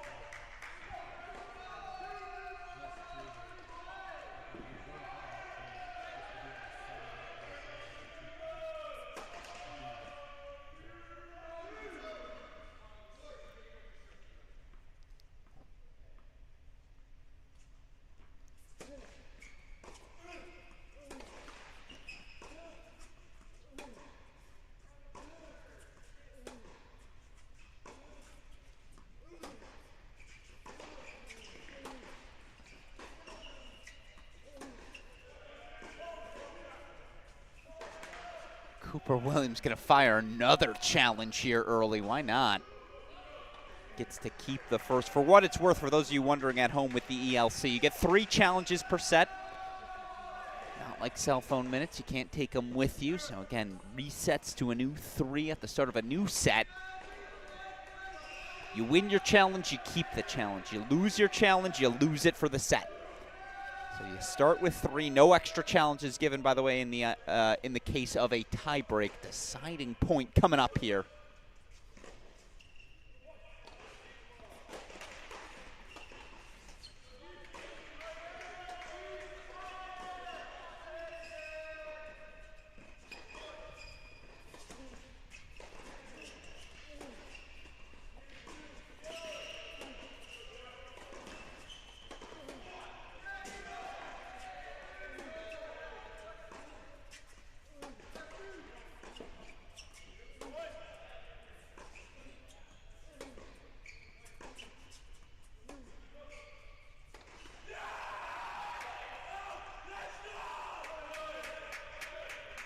It's part of what makes Oliver Tarvett such an exceptional collegiate player.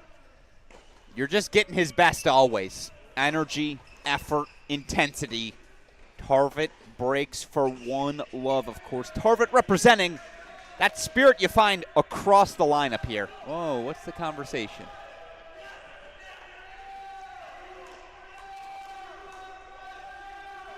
Not sure. Chair offering a little something there.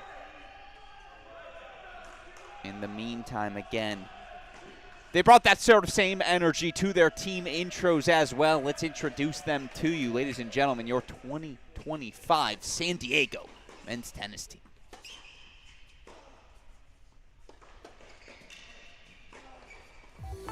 Dion Klaassen, Zeist, the Netherlands, redshirt junior. Ndol. Neo Niedner from Frankfurt, Germany, junior, and Yeah! Blake Casday, Las Vegas, 5th year. Noah! Oliver Tarvett, St Albans, England, junior. Gareth! Nikhil Niranjan, Bangalore, India, senior. Let's go, T-Row! Iiravasa, Turku, Finland, senior. Kotoreros, Adrian Beirut, Switzerland, freshman. Drop shot! Sarian Danilov, Moscow, Russia, 5th year. Sula! Alex Funkhauser, Winchester, Virginia, assistant men's tennis coach. Ryan Keckley, San Diego, California, head men's tennis coach with the University of San Diego. Here's a crazy fun fact for all of you. Ryan Keckley, yes, as young as he looks on camera, I believe he's starting his 10th season at the helm of San Diego. Given the 4-3 matches this team plays, he just shouldn't still look that young. Sometimes you win the genetics pool, right? As you see again, Tarvett, the early 1-love lead. What I want to do now, introduce all of our matchups. We'll come hang out on court number 1 a little bit later. In the meantime, quick start. The man they call Savvy. Sarian Danilov, 5th year out of Russia.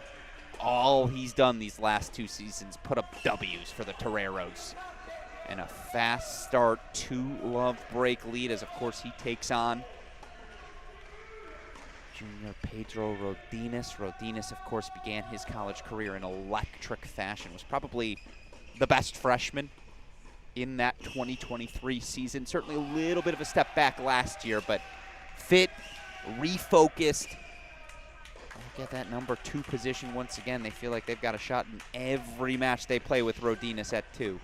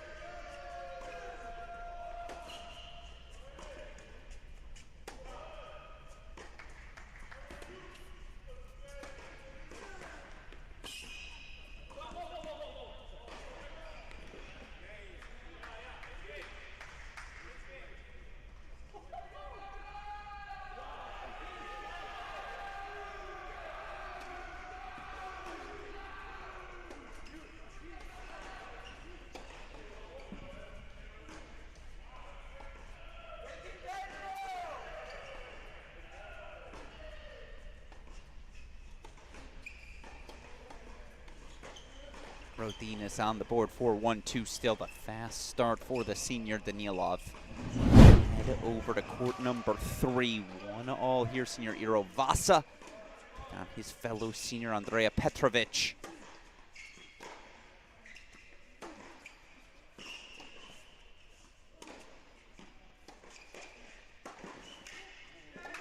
Vasa, a down year by his standards in 2024, but of course we know what the senior can be at his best. Senior out of Finland and all WCC first team selection back in 2023. He's ranked as high as 54 in the country that season. And a little bit of a step back last year, but he's fit, he's focused, he's healthy this season. And again, this San Diego team knows exactly who they are, the veterans they have up and down the lineup.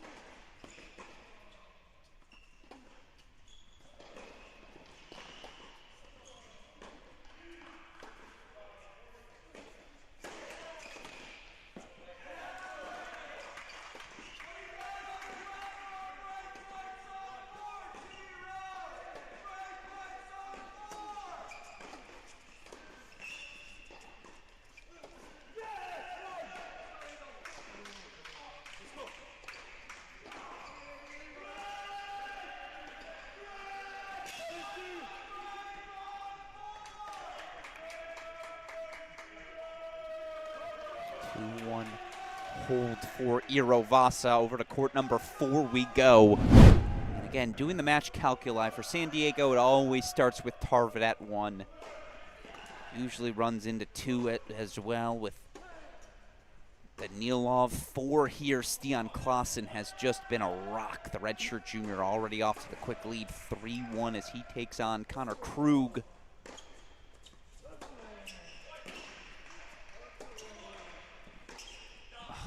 Ridiculous. Krug, the senior out of Florida. He's playing his best ball. Made it a point to watch as much of these teams as possible in the first 6 weeks, and kickoff weekend in particular. I thought Connor Krug was so good. Just moving forward into the court, playing aggressively, but again, San Diego, they're playing with house money. All has gone their way these first 6 weeks, and that confidence, that freedom that comes with building upon successes. You see it manifesting itself.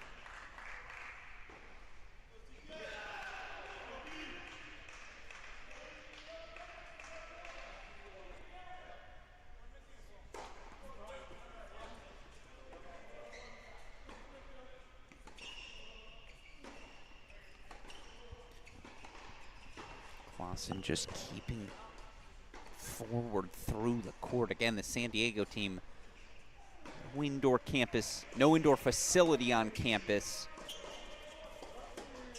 Yet they've played a ton of indoor tennis here to start the season. Also fascinating talking to Coach Keckley. They've got 2 outdoor, I don't want to say facilities because one's the formal facility, the other the recreation courts. But apparently, as we learned on Media Day yesterday from Coach Keckley, those courts lightning quick. And those are the courts they've been using to prepare for this stretch of the calendar.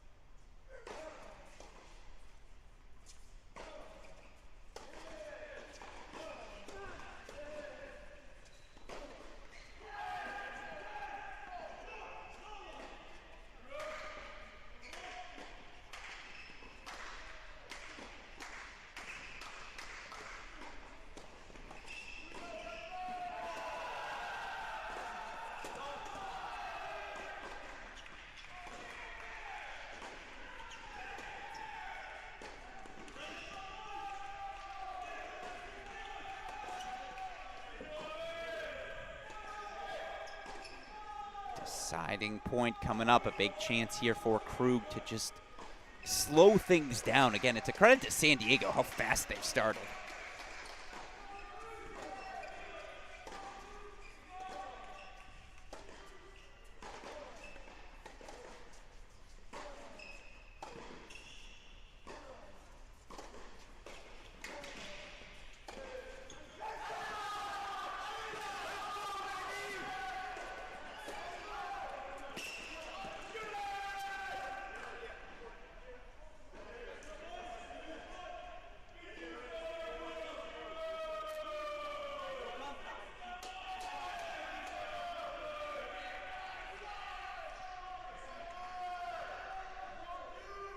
(4-1) though, Clausen able to extend his lead. Let's go over to court number 5. Again, when I complete all of our introductions, then we'll go back scoreboard watching. Here's a fast start, and this is where Duke honestly should be exceptional all season long. Coach Ramsey Smith was talking about we're 13 deep. He's not wrong.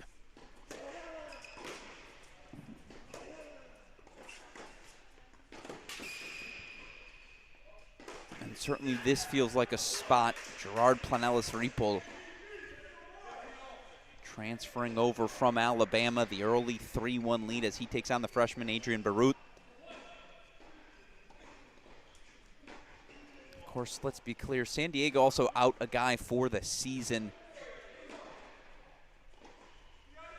Lambert Ruland injuring himself, I believe, in the fall, so out for the year. So they've asked the freshman Barrett to step in, and so far, so good. Okay, again, taking on the veteran Planellis will be fascinating to see how he holds up.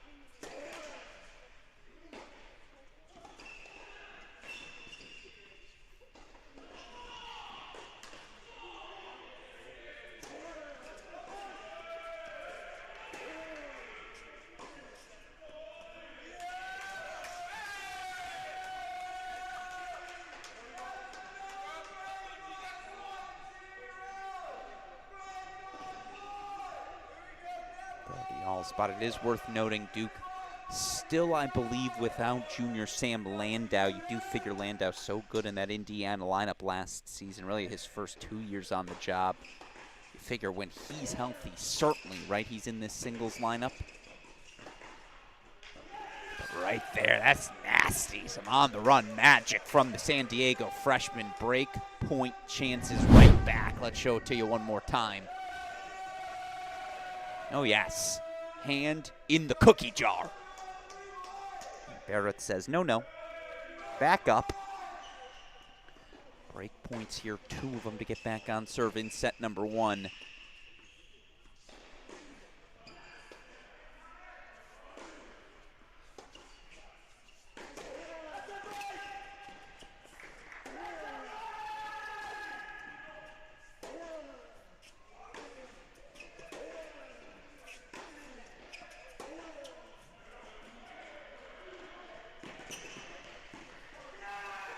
Leaks a little wide, so it is a break back for the San Diego freshman on serve. 2-3 here on court number 5. Over to 6 we go, our final introduction. And again, this is where Duke is going to be exceptional all season long because of their depth. Here it's Remy Dugardin, 3-1 break lead. So he takes on Neo Niebner. Niebner, the junior from Frankfurt, Germany. Dugardin, of course, newcomer, 5th year, coming over from France.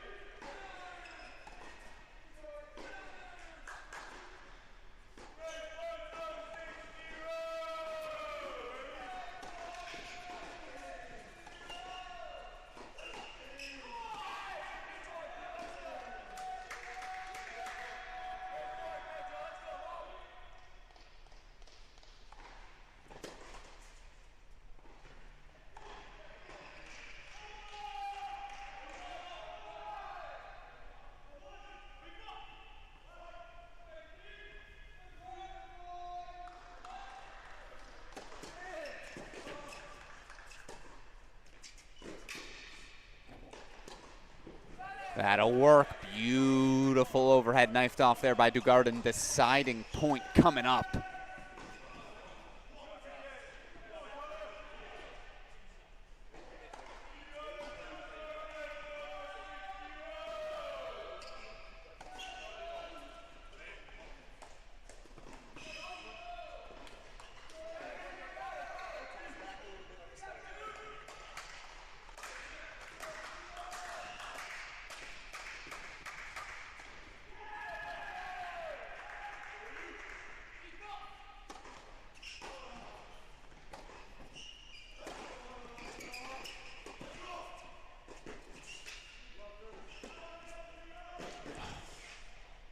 They're always in the fight, this San Diego team, and still Dugardin too aggressive. 4-1 on court number 6. All right, now let's sink into our teeth into some scoreboard watching. First over to court number 4. Here's a fun fact. Stian Klaassen serving for a first set. 5-1 lead for the redshirt junior here on taking on Duke's Connor Krug.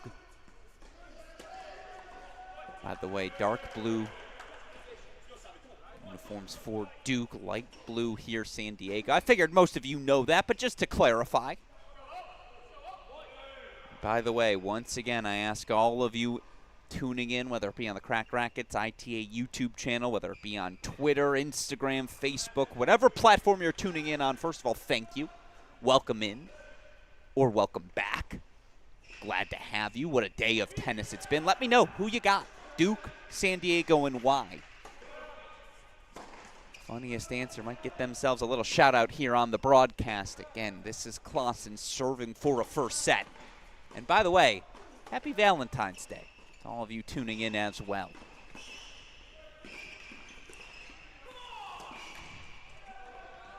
Had a fun moment in Media Day yesterday.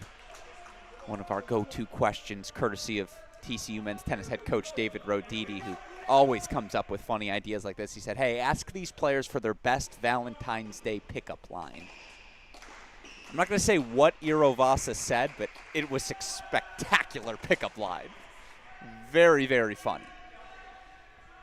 It was just fun to hang out with all of these teams. You'll see those clips posted on the ITA social media pages over the next couple of months.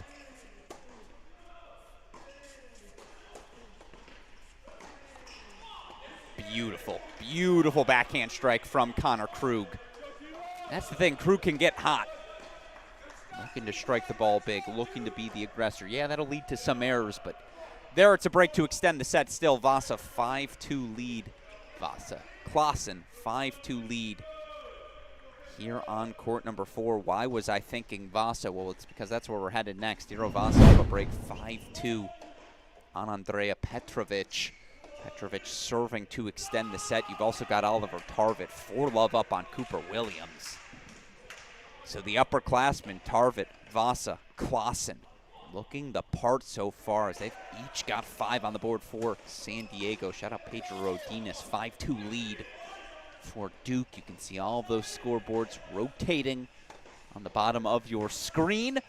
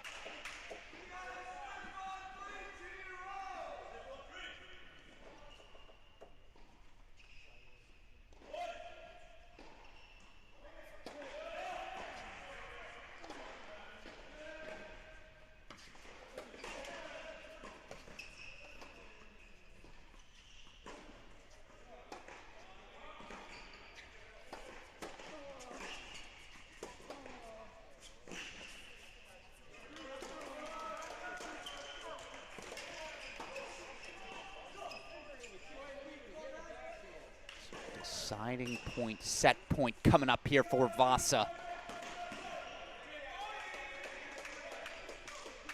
Says, let's go add side. Again, 5-2 Rodinas, 5-2 Stian Clausen. Moving time here in these first sets.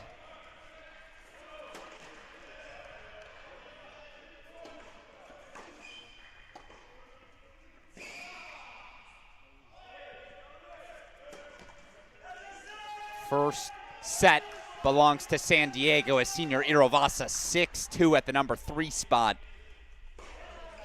Connor Krug looks like he's going to hold to ask the question of Clausen. Let's go over to court number 2. Bright spot here for the Duke Blue Devils. Junior Pedro Rodinas looking like himself. Rodinas 5-2 lead. We'll go actually a little split screen action here. Bring back court number 4 as well as, of course, there you see it, Connor Krug serving 2-5, though 40-15.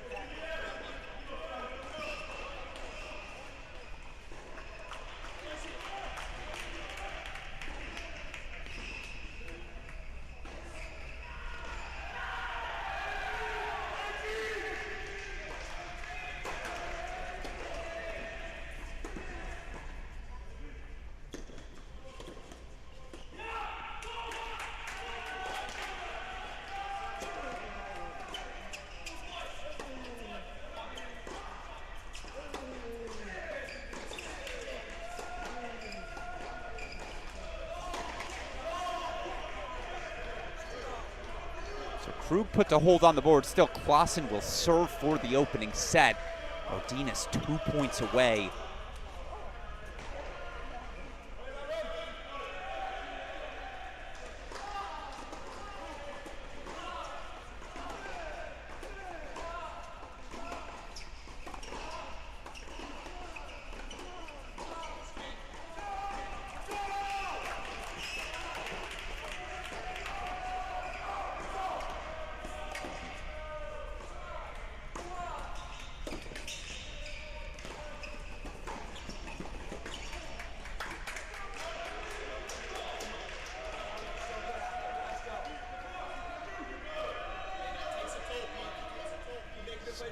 Krug does hold still. Clausen a chance to serve for a second first set.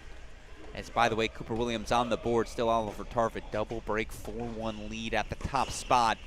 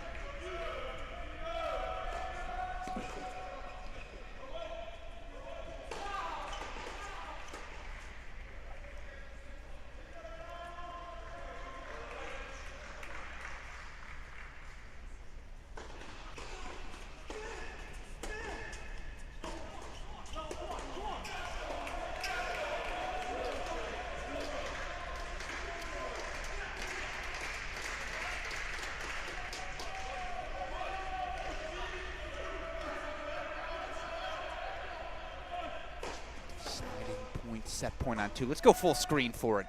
Feels like Duke needs this set just to get some mojo going.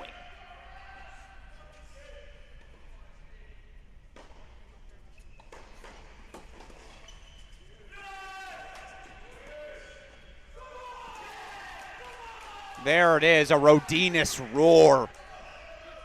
A sight for sore eyes for Duke fans tuning in as, again, just looking to match San Diego's energy. Rodinas says, boys, we're in this fight. Set on the board, but again, San Diego closing in on a couple of other first sets. Right now, Stian Clausen serving for the first set on court number 4. We'll head over to it. And there's the set for Clausen. So San Diego gets first sets on courts 3 and 4. Duke with the set on 2. We got 3 first sets remaining. Good math, Alex. Show you the scores in all 3 of them now. Ollie Tarvin serving a double break up 4-1 here on court number 1. They are on serve 4-3 on 5. Duke, the 5th year, the newcomer Duke Garden, 4-2 break lead at 6.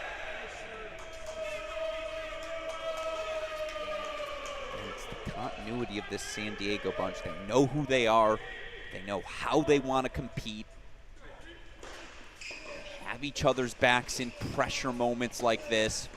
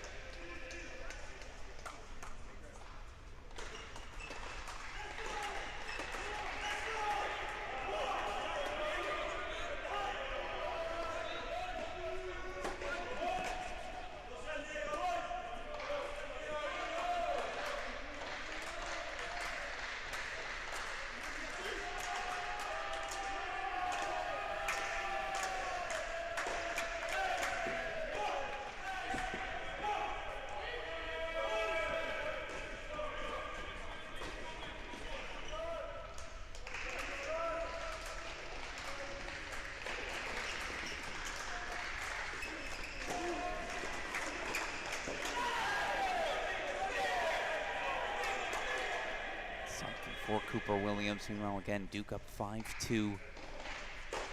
Break on court number 6. 3-4-30 all on 5. Let's go full screen here.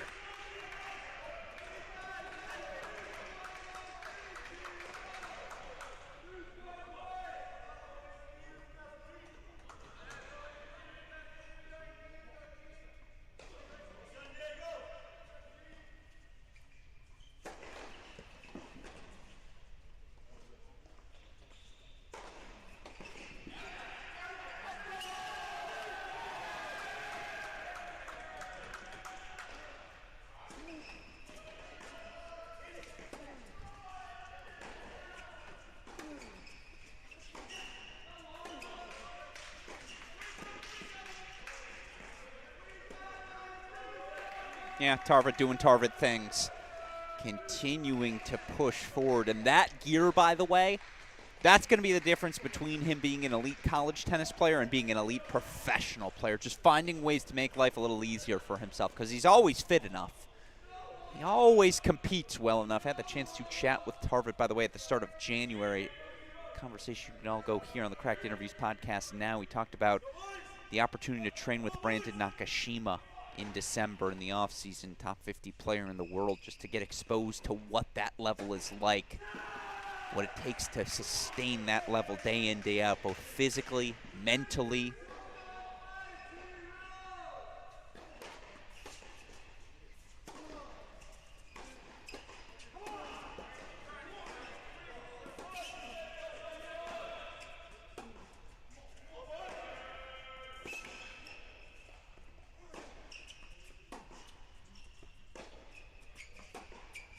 It's just stupid good.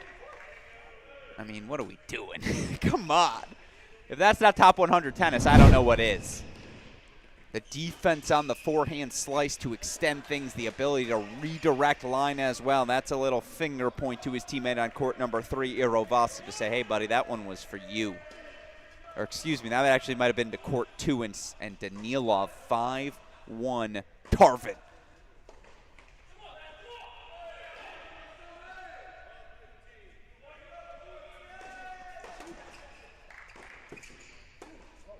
Not sure what Cooper Williams can do right now to hit him off center. I'll keep an eye on this scoreboard. Let's head back over to court number 6, where again, Remy Dugardin of Duke, 5-2 lead, up a break.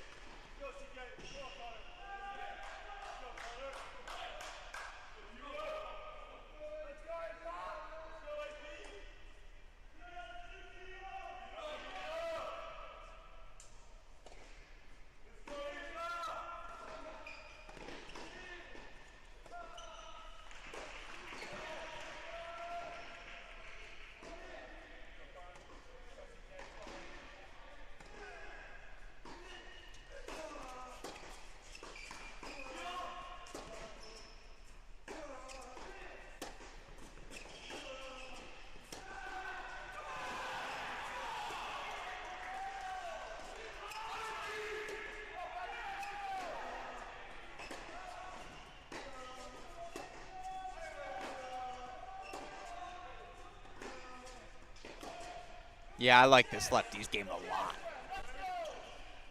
Obviously a fun point to watch there. Dugardin's set point chances, just slow, methodical, working you tennis, and then he had the opportunity to explode. He did.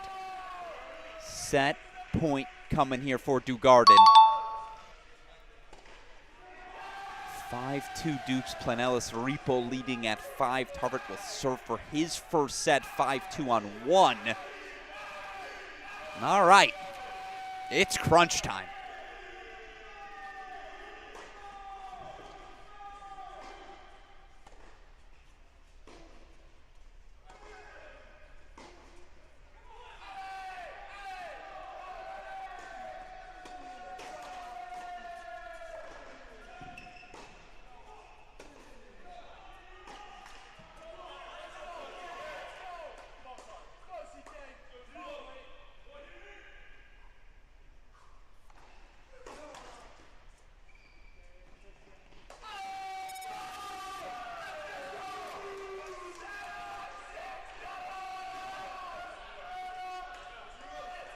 Six-two set for Dugarden. An experienced newcomer. Feels like a luxury to have him at the 6th spot. And again, Coach Ramsey Smith was adamant. I have no idea, he said, what my lineup will look like come May. Just so many different pieces to play with. I was joking around with him, hey, is this as talented of a Duke team as you've had? No disrespect again to Zhang, Johns, all the guys who have brought Duke back to this place over the last couple of seasons, but I think you got to go back to the Henry Cunha, the Reed Carlton teams.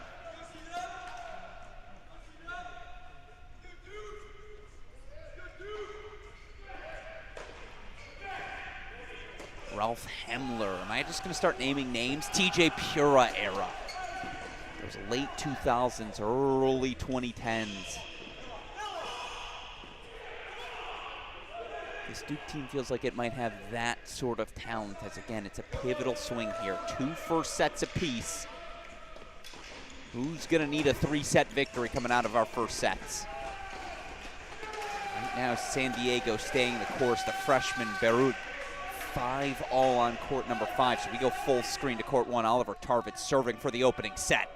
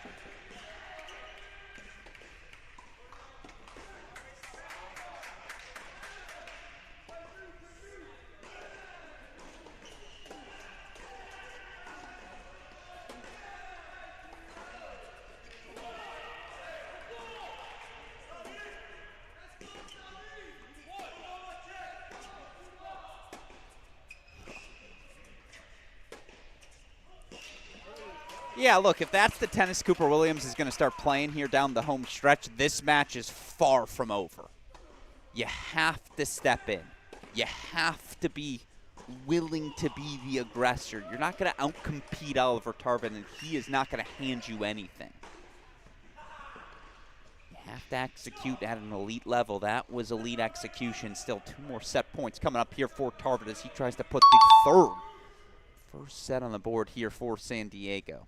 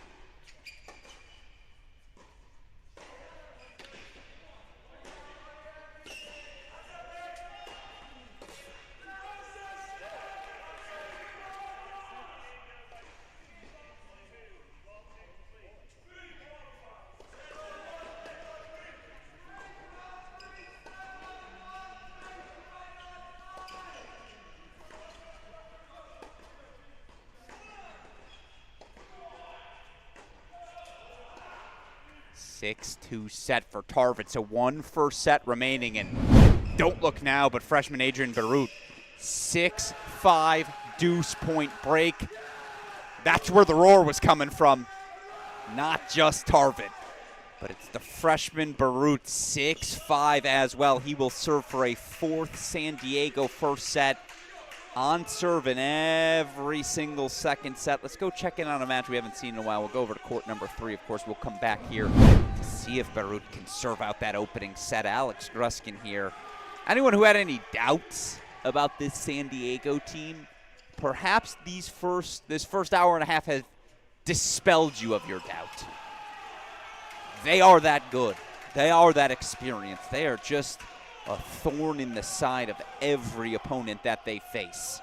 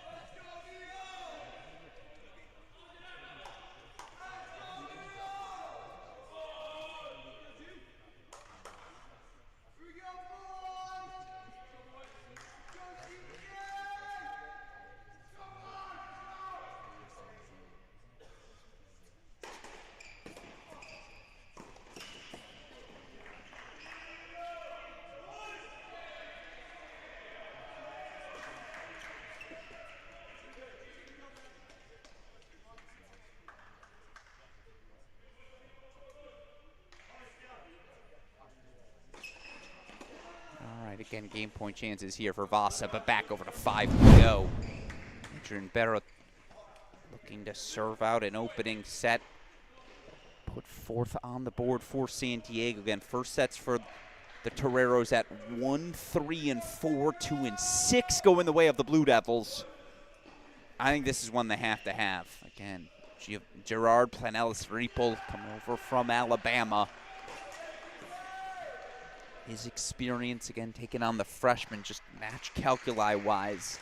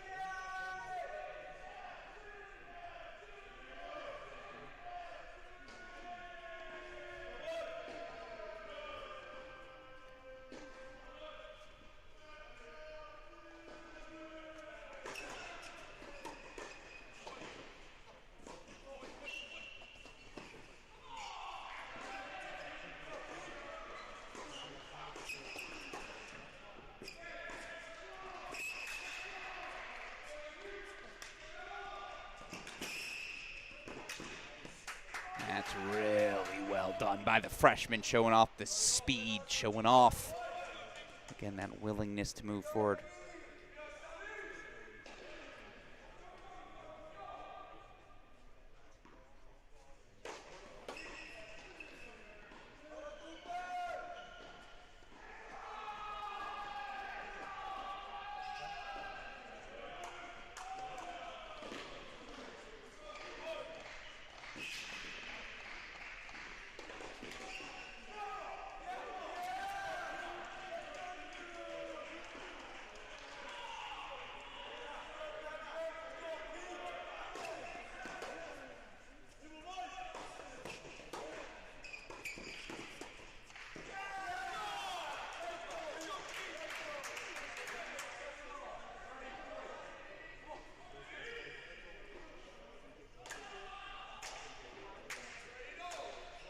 Kind of need it, right? If you're Duke, doubles in 4 first sets is just such a big deficit to overcome. They absolutely can.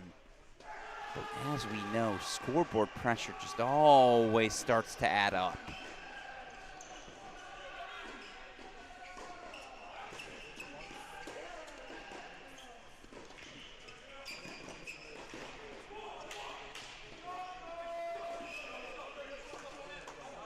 Yeah.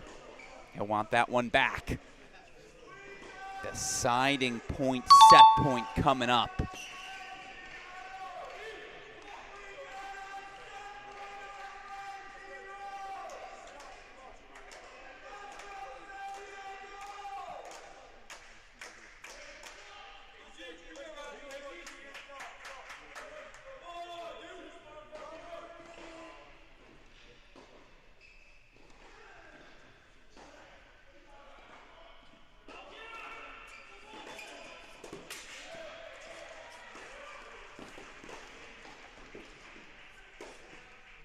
And look at the choice to be the aggressor. Executed to perfection. San Diego now. First sets on courts 1, 3, 4, and 5. They've got a path.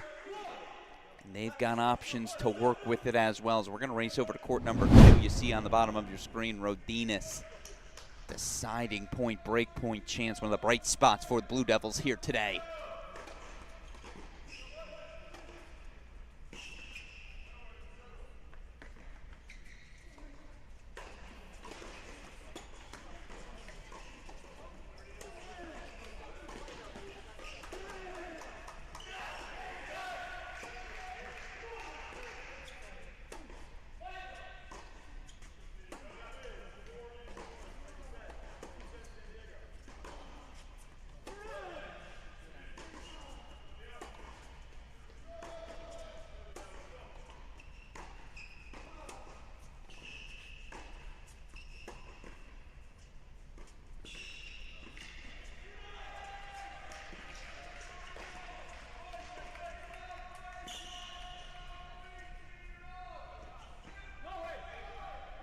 It's an immediate challenge. I don't hate it there from Rodinas either.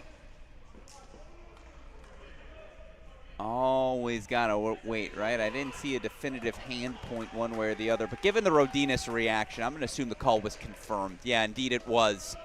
Danilov holding for 2-all. We race over court number 3. It's break point chance for senior Irovasa of San Diego.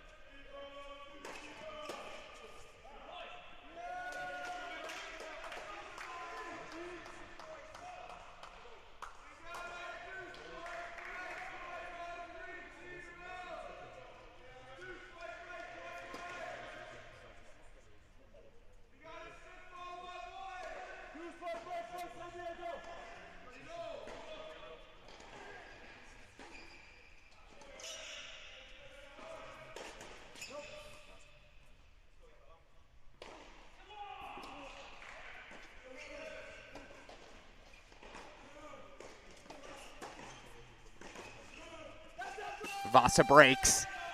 San Diego extends their lead, 6-2, 4-2 now here on court number 3. This is your only match with a set and a break. That is not true as we race over to court number 6. Remy Garden, 5th year, doing his job. 6-2, 2 love, 40 love. And Neo Niedner does not lose a bunch of matches down on court 6 either. Speaks to the ball striking ability of Dugardin.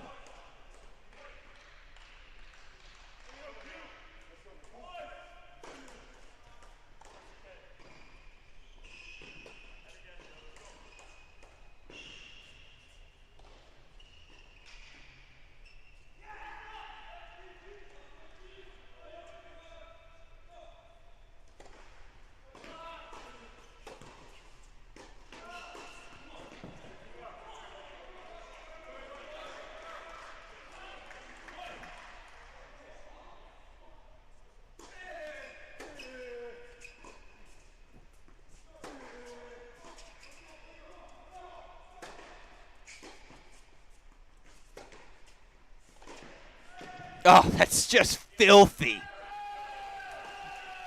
Dugardin with the web gem. I mean, show me that backhand pass one more time. Come on now. It's a great play from Niedner. Sometimes good loses to great. I should say good play. And good loses to great. A great passing shot is, by the way. We'll head over to Vasa quickly, then I want to show you a development.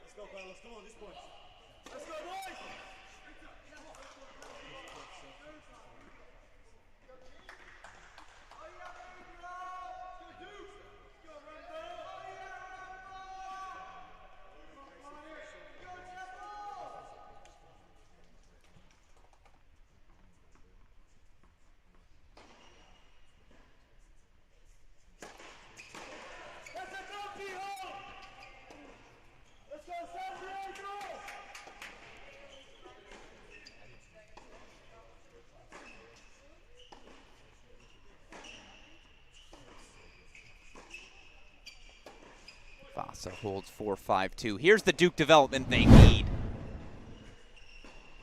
Connor Krug has found a little form, the senior. Up a break, 4-1 second set on Stian Klaassen. Other than that, early in a bunch of different places, second sets or on serve.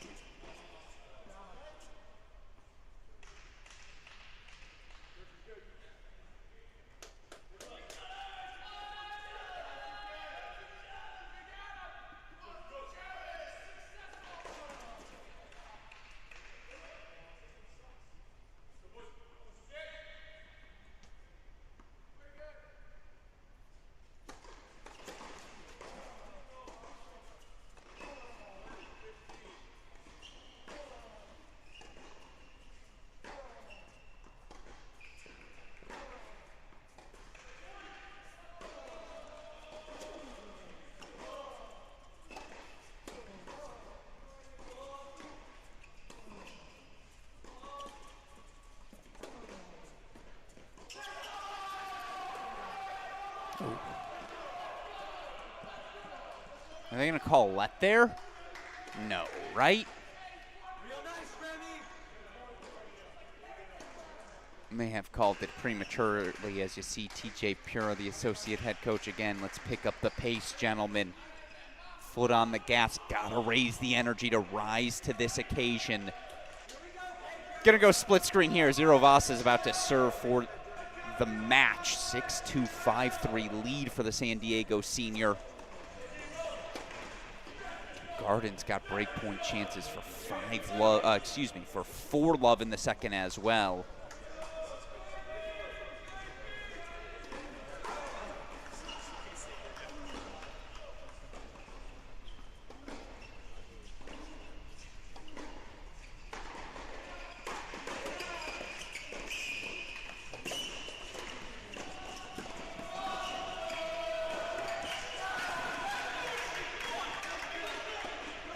Give it to us.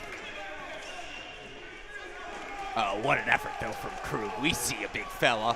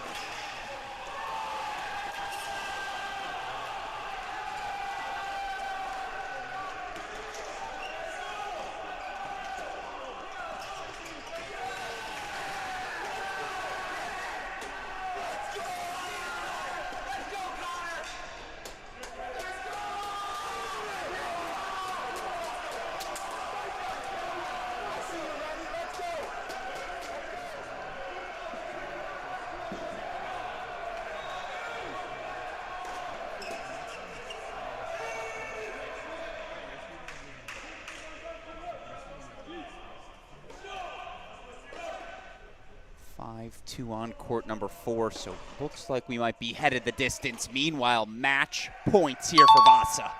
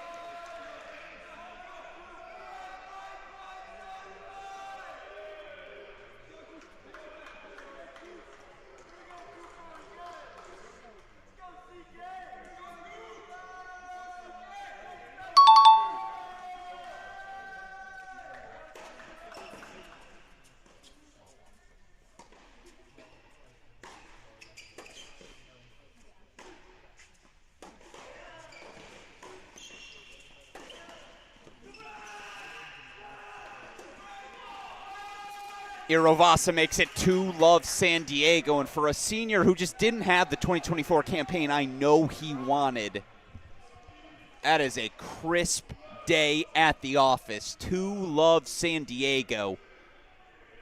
Here's the thing, though. Duke's on the precipice of tying things up, and then Adrian Barrett, now the freshman, up a set and a break on 5, but I want to show it to you. Court number 2, court number 6. Rodina set and a break lead. Duke Garden 6-2, 5-love.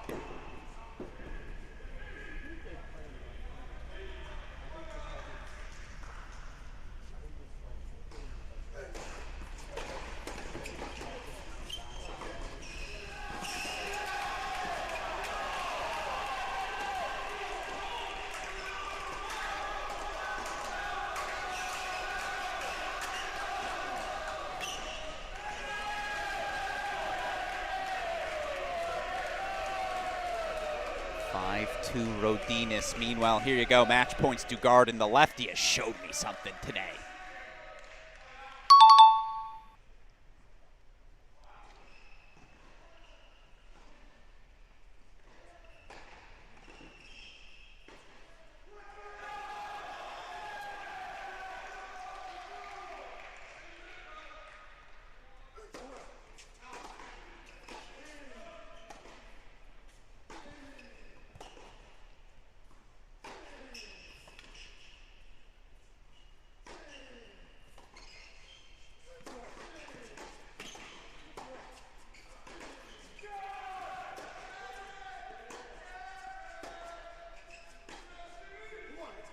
That's why you build the 625 Love 40 Love, right? So you can afford to take a cut like that. Again, tough day for Neo Niedner.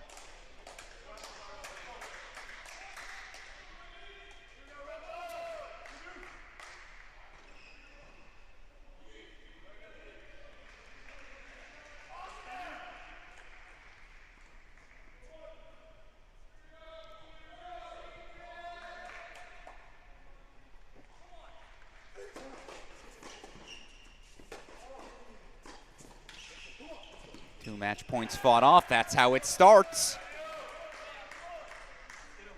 I'm trying to think. Who was down 6-2-5 Love? Oh, I think it was James Hopper of Virginia. Was down 6-2-5 Love early in the season. I don't think it was the Texas match. I think it was the South Carolina match. So I've seen a comeback like this already this year, but I'll tell you what. At the indoors, it would hit a little differently. Dugard and 2 more match points.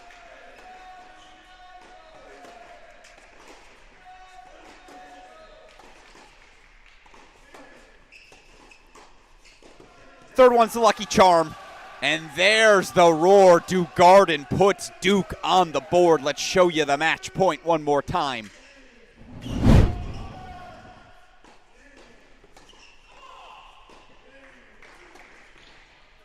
That will work. And the thing I do like about these Duke Blue Devils, I mean, there's a bunch of things to like, but they got some lefties.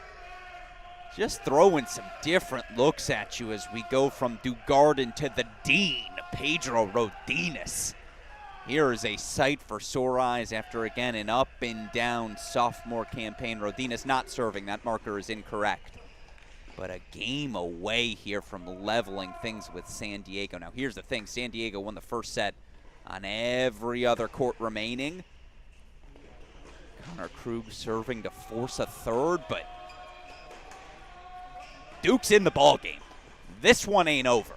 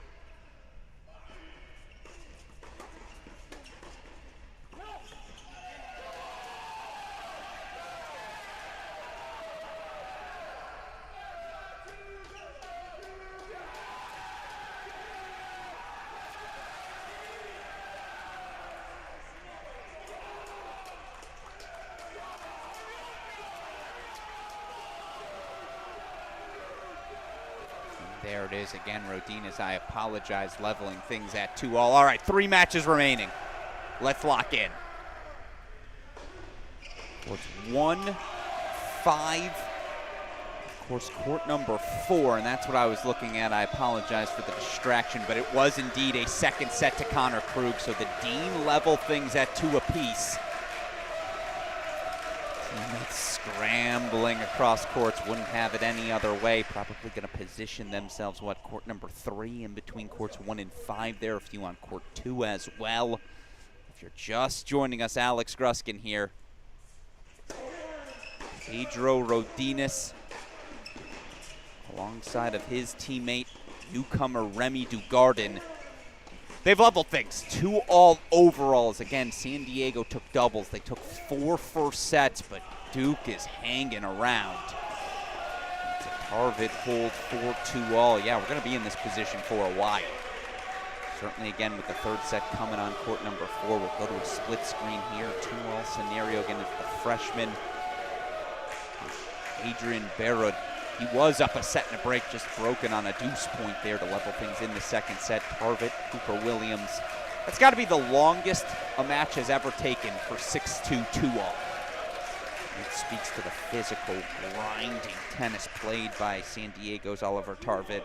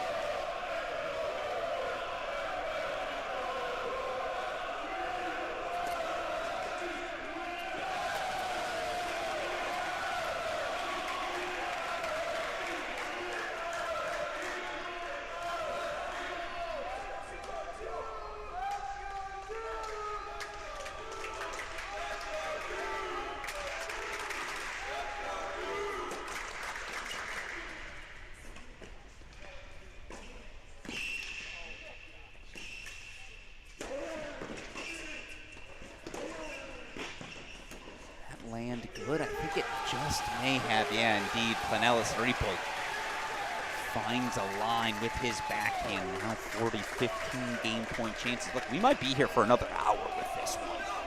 This is not a 15 or 50 scenario. This is a 50 or 2 hour scenario.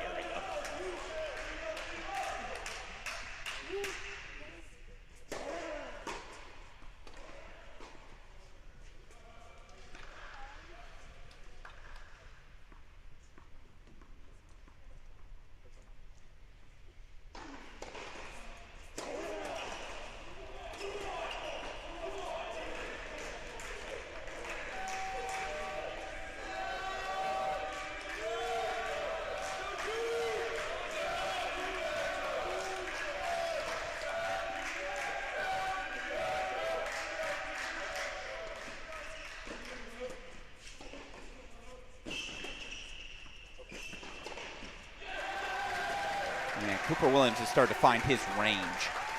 Not pressing the way he was in set number 1, just calmly, collectively finding his opportunities. Meanwhile, we're going full screen to 5. Deciding point, break point chance here for the San Diego freshman.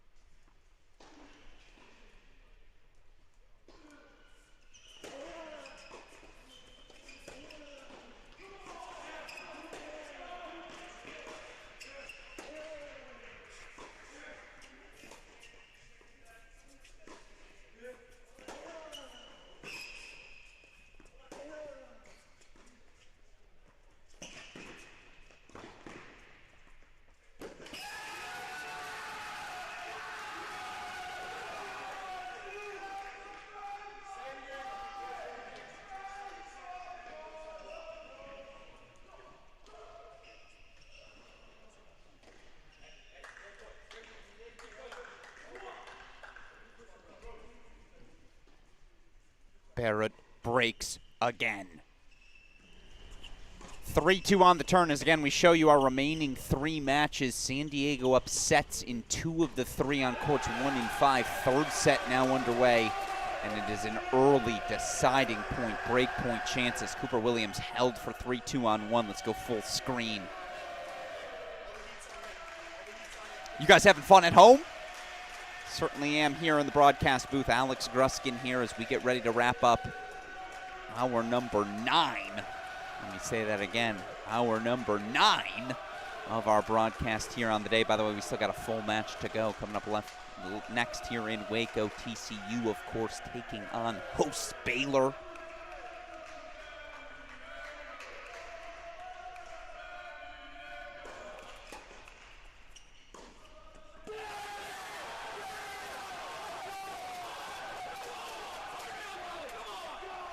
Opening break for Connor Krug. I told you at the start of this match, the senior's found another level here in his final season on the job. I feel like this is one Duke's got to have, right? Certainly up a set on courts 1 and 5. You feel like San Diego's going to find a way to protect one of these leads. They might protect them both. I think court number 4 is one you got to circle as a Blue Devil. As good as Klotson has been for the last 2 years.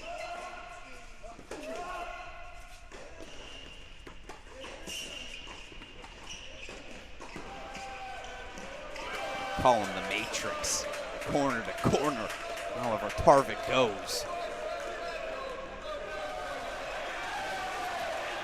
I think I'm gonna go full screen to 5. Adrian Barrett, the freshman, the new piece, the lone new piece to this San Diego roster. Can he deliver? Deliver in a moment like this. That is how you build trust with your teammates.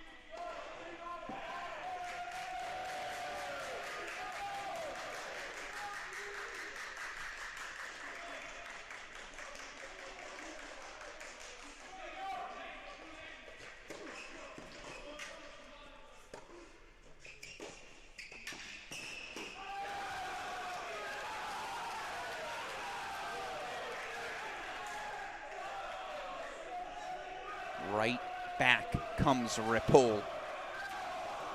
Gerard Planelis Ripoll, again, the transfer from Alabama.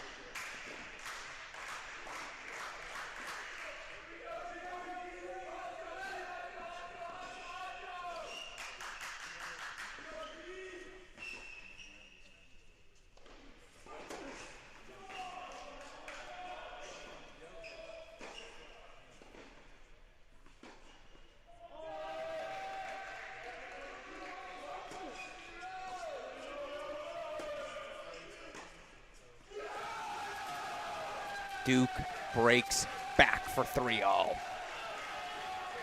Listen to those Blue Devils on the sideline. They are indeed ready to match San Diego's energy. Tarvik held for 3-0. Krug holding to consolidate 2-love third set.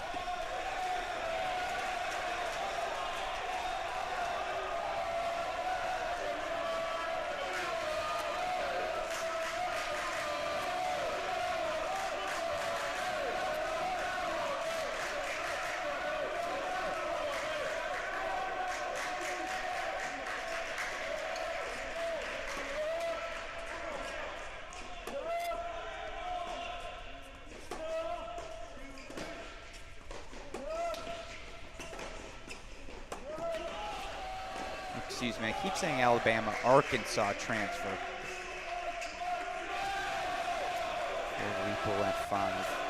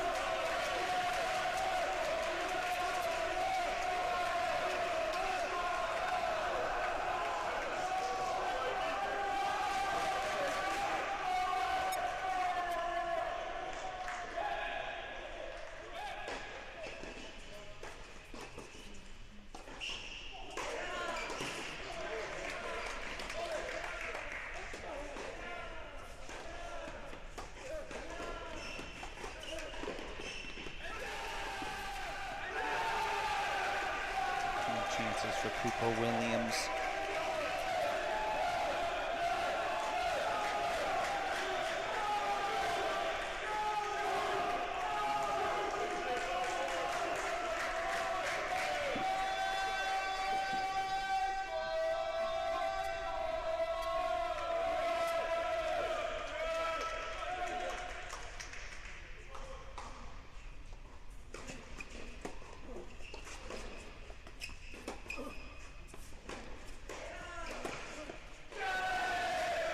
I mean, can anyone hold serve on court 5? It feels like an open question.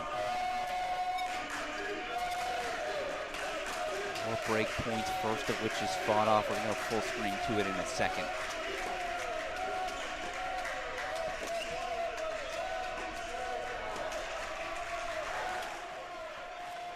Indeed, we do go full screen. Here's the freshman, Adrian Barrett. More break points.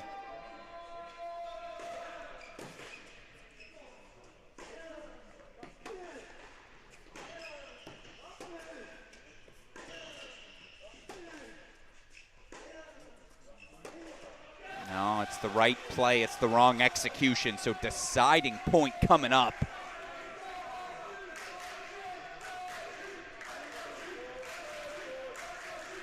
It's getting good, isn't it, folks? Alex Gruskin here. Appreciate all of you still with us.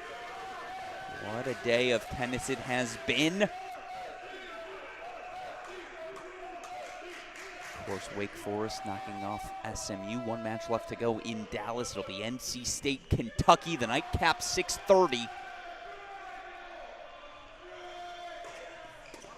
the meantime, who's going to emerge here in match number 3? 2-all overall, deciding point here on 5.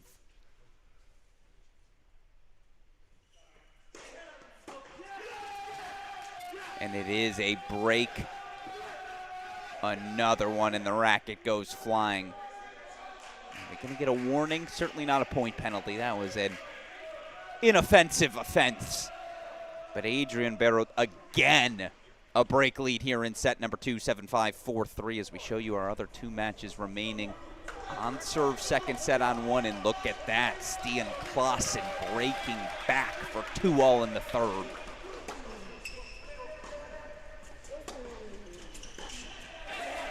With respect, of course, to all the Duke fans tuning in, you'd rather be San Diego right now. Yes, it's 2-all overall, but again, San Diego's up a set. 2 of our 3 remaining courts. They've got the number 2 player in the country, Oliver Tarvett, still on court as well, though earlier today, we saw number 1 Michael Zhang knocked out by Samir Banerjee. Can't say it would be a shock to see Cooper Williams earn a victory today. Klaassen going to challenge that immediately.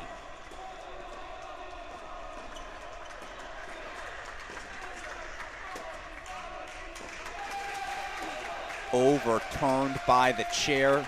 Should say overturned by the ELC. So now 15 all as Target goes a little wide.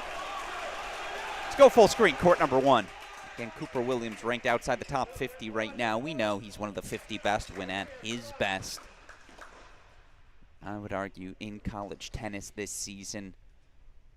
Sophomore is probably, honestly, I don't know if anyone saw his transfer from Harvard coming, but before you knew it, there it was announced. He's going to Duke.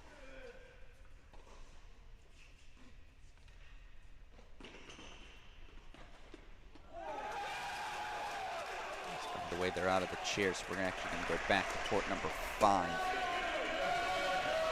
They're putting gold on the board.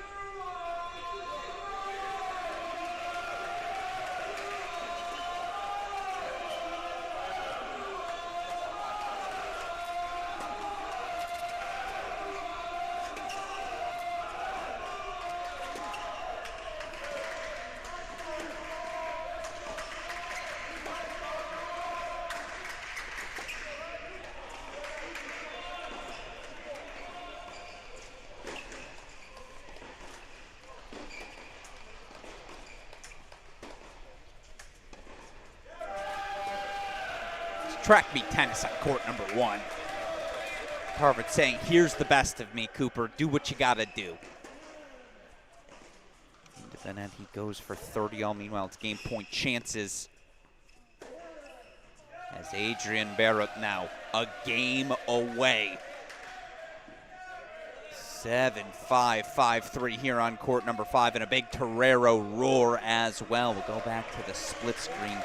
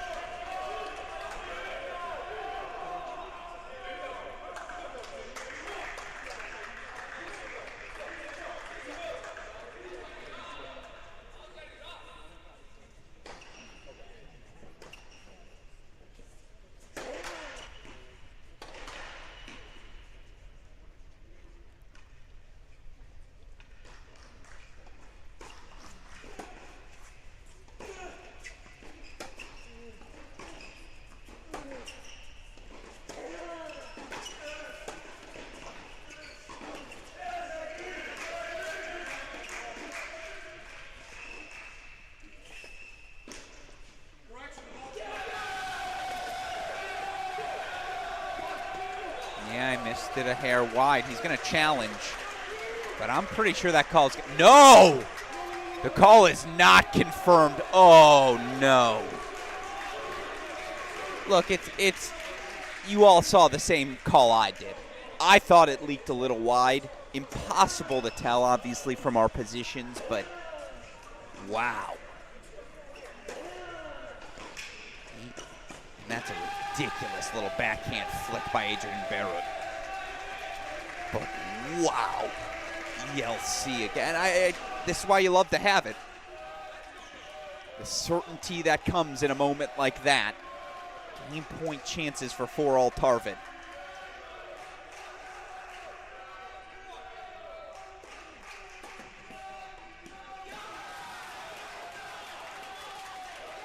There's this for a pivotal deciding point. Split screen in my eye on, again, Planellis Riepel. Looking to at least ask the question with how many breaks there have been in set number 2 on court 5. Boy, if he could find a hold, put some pressure on the freshman's shoulders. Instead, Barrett 2 points away from giving San Diego the 3-2 lead. Let's go quickly full screen.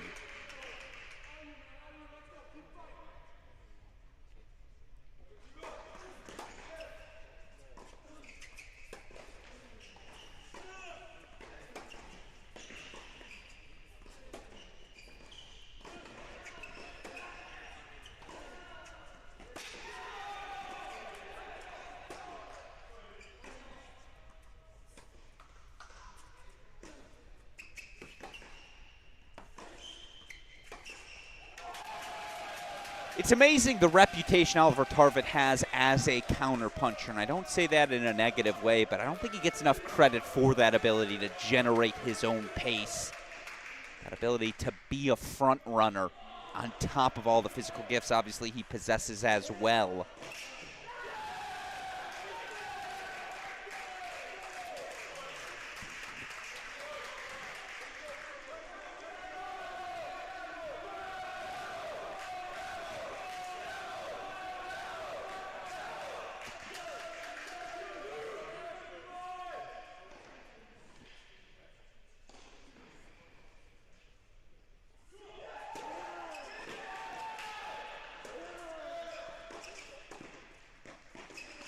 No. Oh. Well, that was just bad. Wasn't great from Riepel either, and yet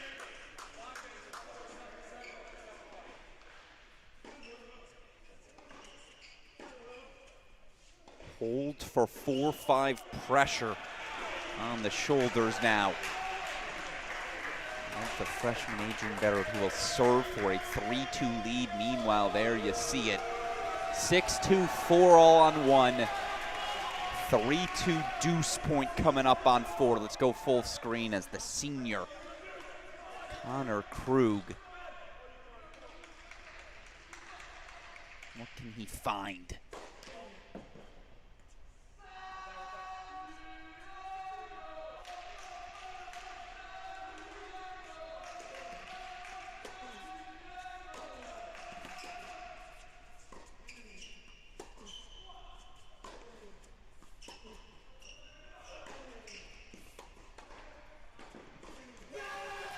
Clausen breaks. And there's a San Diego roar. Stian Clausen, 4 straight games, 4-2 now here on court number 4. But we go full screen as the freshman Adrian Barrett will serve for the match. I'm keeping an eye on the scoreboard on 1. I'm keeping an eye on the scoreboard on 4.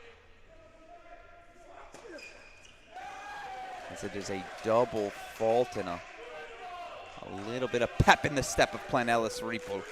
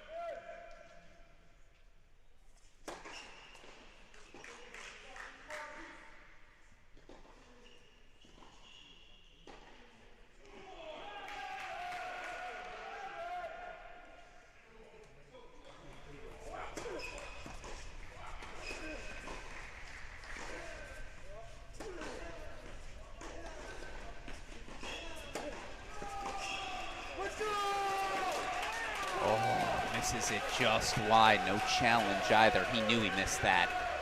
As Cooper Williams game point chances 4-5-4. It is break point chances to extend the match at 5. That's why just felt like Cabrera with the window he had there to earn that break to close the match up 5-3. All the trend lines have gone on 5. You kind of feel this break point opportunity coming, right?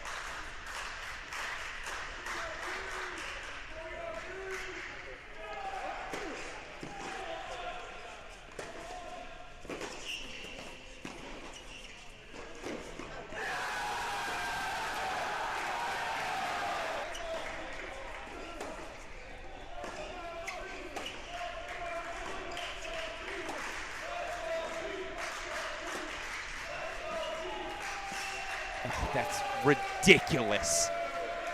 On the run, forehand slice pass. Someone call Ken Rosewall.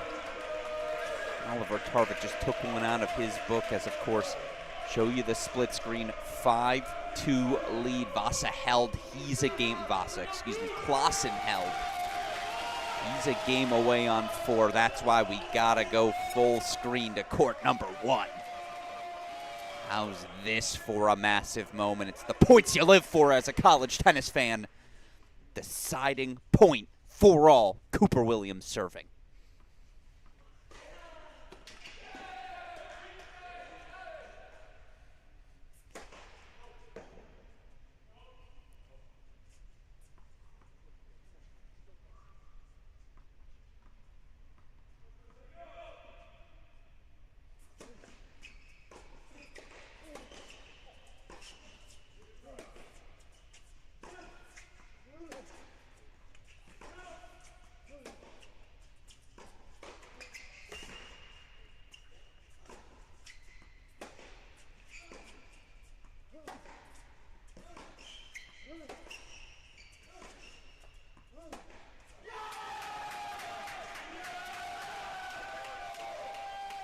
Yeah, you don't need to hear from me. You heard plenty there from Oliver Tarvik. Number 2 in the country for a reason. The junior breaks. He will serve for the match. Connor Krug serving to stay alive. Let's go over to court number 4. Full screen here. Backs now against the wall for Duke.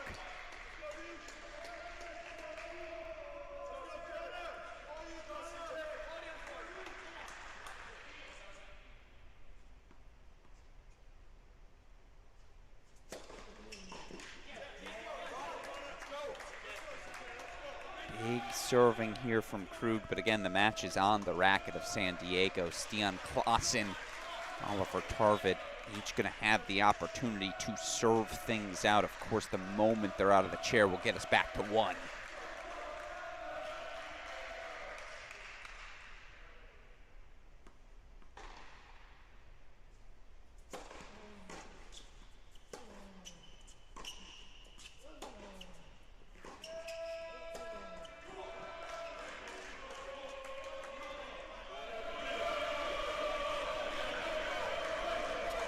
This is the path. Maybe for the first time we're actually in 5 or 50 mode. 5 good minutes here from San Diego. They're through to the quarterfinals. Things get a little dicey, then all of a sudden we might be here for a little longer.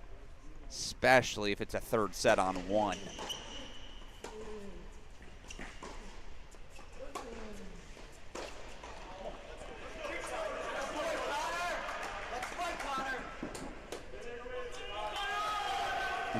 Krug holds and does his job. Question asked. Still, Stian Klaassen will serve for the match.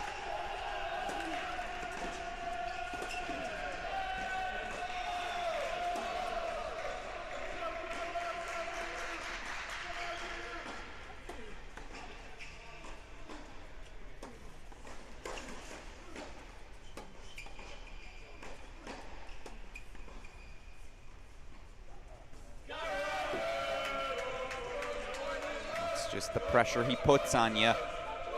Bit of a bailout of that rally from Cooper Williams. 3 points away now, Tarvik.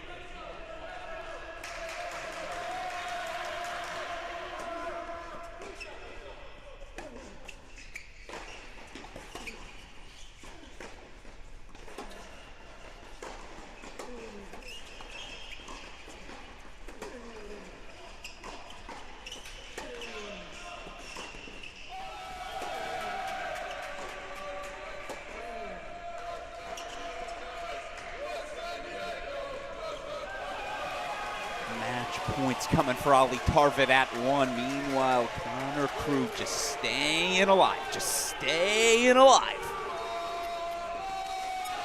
Give you the but 9 hours in, I don't know if I have that note in me still. Match point on 1 for Tarvit.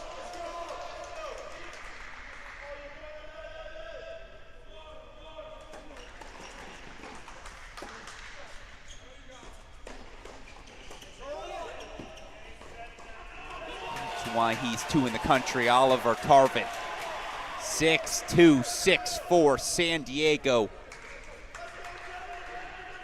On the precipice of a national indoor quarterfinal, but look at this. Senior Connor Krug, 2 breakpoint chances to extend this match.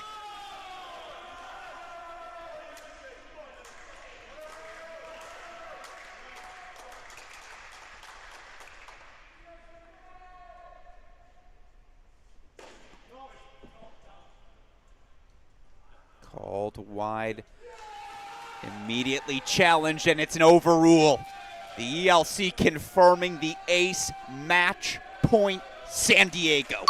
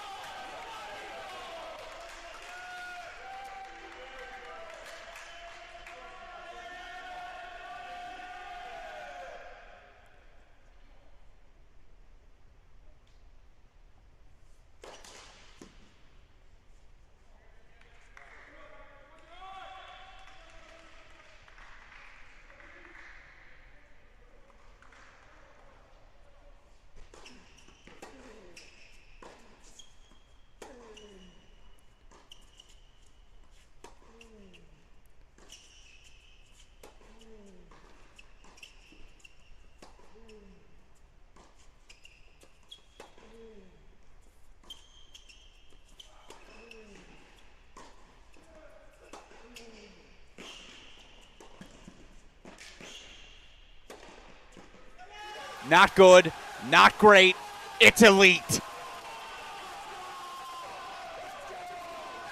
They hear him all the way in Durham. They hear him all the way at the Krug's home in Sarasota. That was quite the roar from Connor Krug. Now letting family members know across the country, hey, we still in this. It is a break to extend the match, and now we got to go back over to 5. Adrian Beirut, of course, served for the match. No way. Oh, almost magic. Forces a breaker here on 5. All right. If you're just joining us, where the heck have you been? Alex Gruskin here. San Diego raced out to 5-love leads at both the 1 and 3 doubles spots. They never looked back. Dominant in taking the doubles point. They got 4 first sets as well. For San Diego, points on the board. Of course, straight set win from the number 2 player in the country, Oliver Tarvit. We saw senior Iro Vasa 2 and 3 at the 3 spot as well, but Duke has hung tough. Rodinas did his thing at the 2 spot. Remy Dugardin kind of announced his presence to the college tennis world today. 2-0 at 6.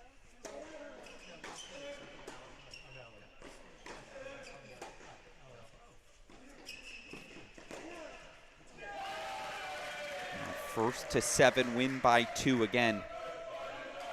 If Planelis Riepel can find this tiebreak, Connor Krug's got some momentum on his side. And out of the chair he goes, but of course, first point goes the way of Stian Klaassen. We'll go back full screen one more time.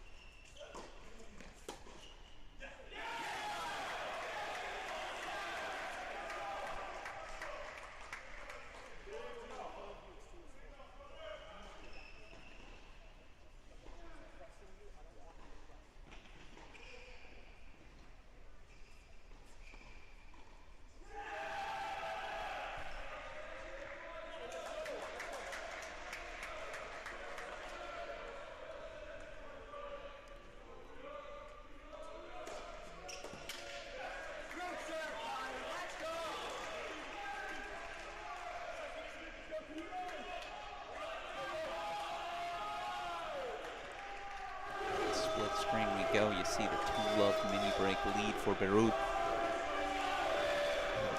15 here for Krug.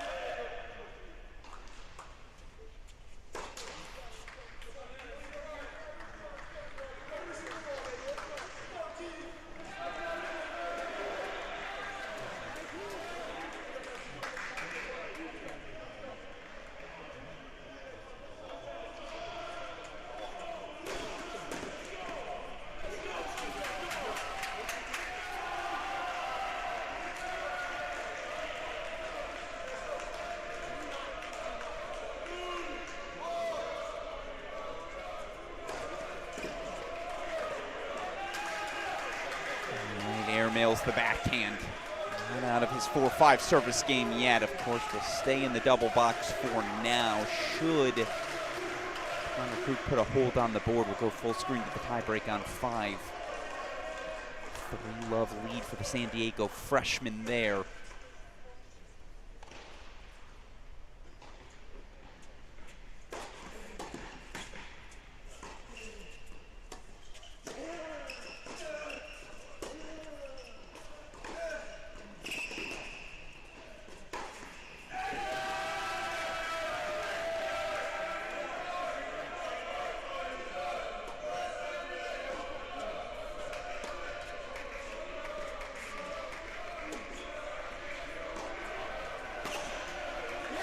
Krug holds for 5-all.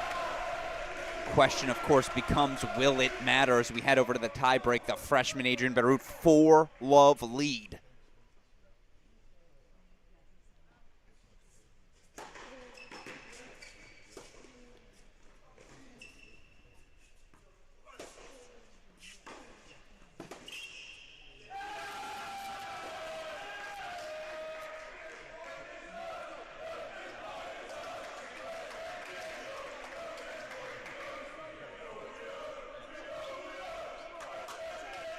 This team's hilarious. The energy they bring, the enthusiasm. I get it. It's not for everyone. It's for me.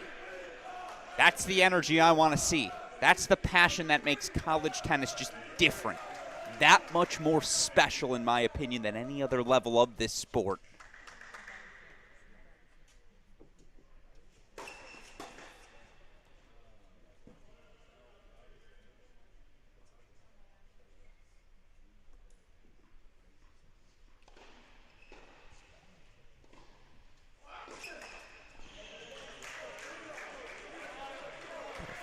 Now the nerves start to set in as well. 5-1 on the turn.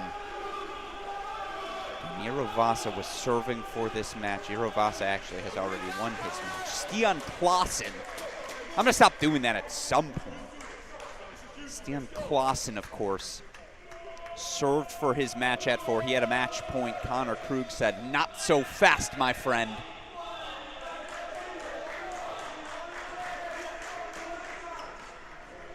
In honor of Connor Krug, dare I say, a little PTP performance today, right? Prime time player. He's done his job. Can the newcomer, can Ellis Riepel, find, it's not even a second win. It's like a 4th win in this match. Remember, Adrian Barrett served for his match as well, up 5-4 in this set. I believe got broken at love. Now 5-1, the San Diego freshman off a double fault. What's he find here?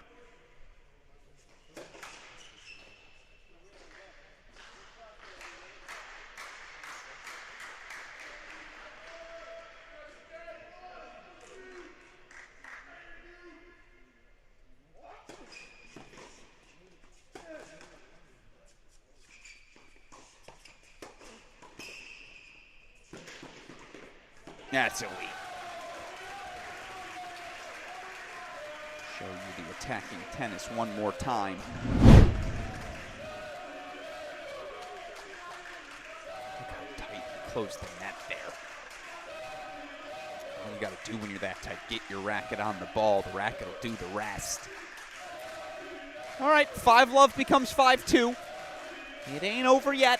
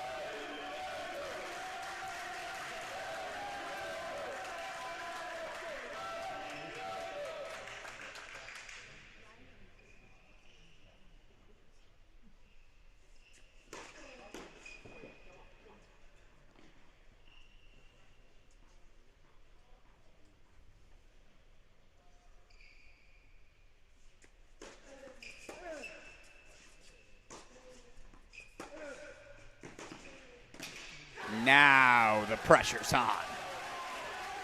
5-love becomes 5-4. 10,000-foot view. The match is still on San Diego's racket, and freshman Adrian Barut will have 2 serves at it. But all the momentum is with Planelis Riepel. By the way, we show you one more time. Connor Krug breaks and will now serve for the match. No way. Is Duke gonna find a way out of this jam?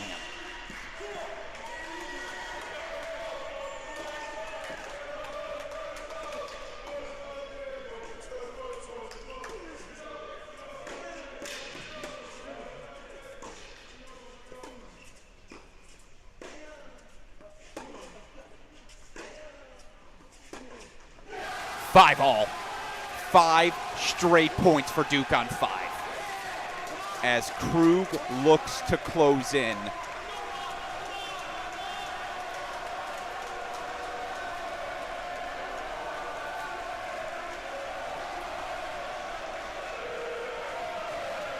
Wow.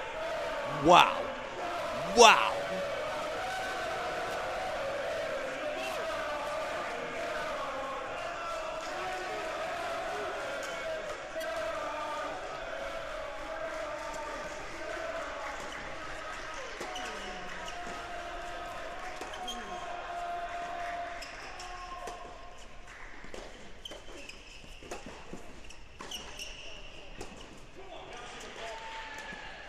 Ridiculous from Clausen. The challenge from Barut. Call confirmed, and that is a long wait between serves.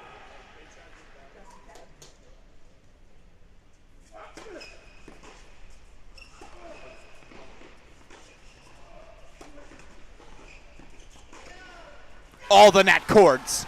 It's 6 straight for Duke. Set point on 5. You're kidding me.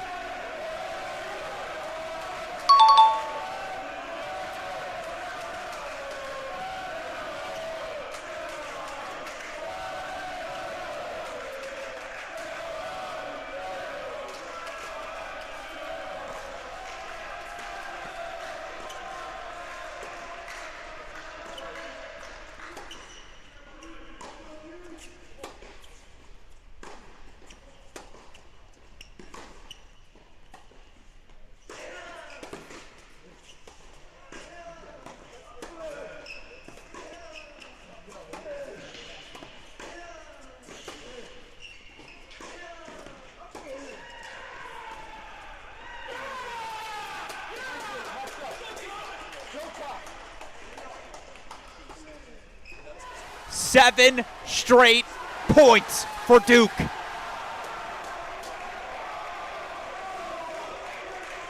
May have been a newcomer here this season, but he's a Blue Devil for life now.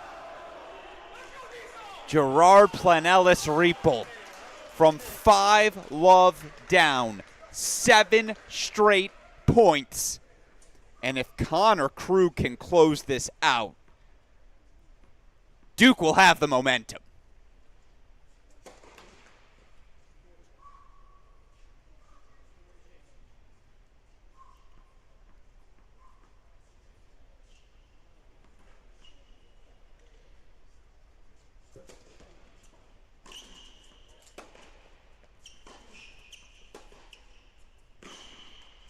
A team that has had all the 4-3 magic this season, San Diego, including in this building, where they were 3-1 down, came all the way back to beat Baylor.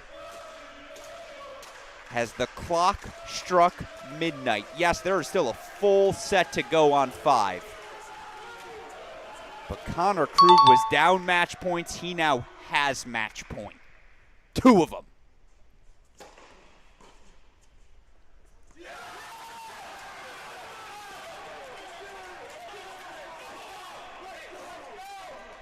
Let them hear you.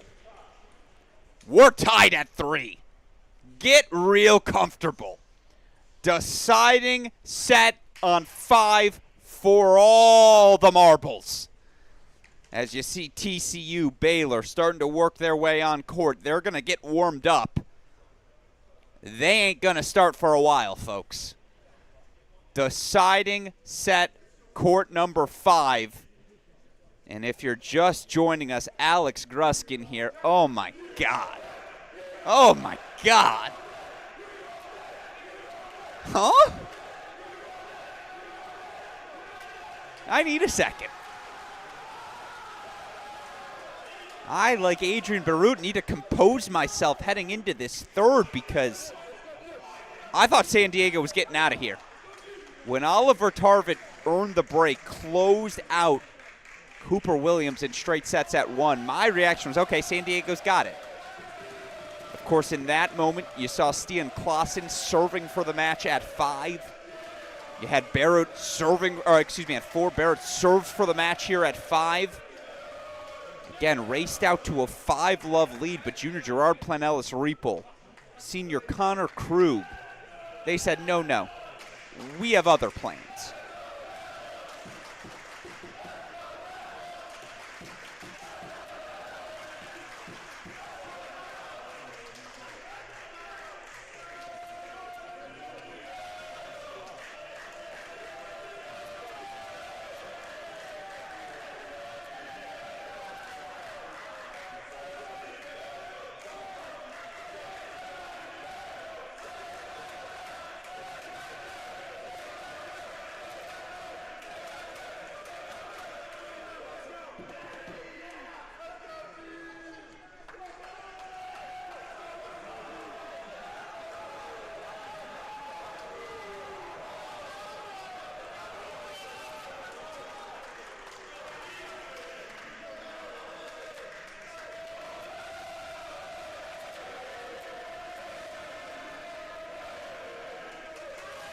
I can't believe what we're seeing. Get comfortable, folks. We got a late night ahead. San Diego sideline going to try and generate some energy for their freshmen, but boy, you just have to wonder what is going through the mind of Adrian Barrett. He will serve first to start the third.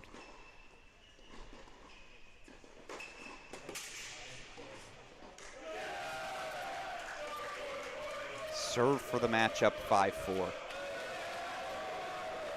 5-love lead in the tiebreak. He lost 7 straight points. If the freshman responds here, he will have earned his stripes.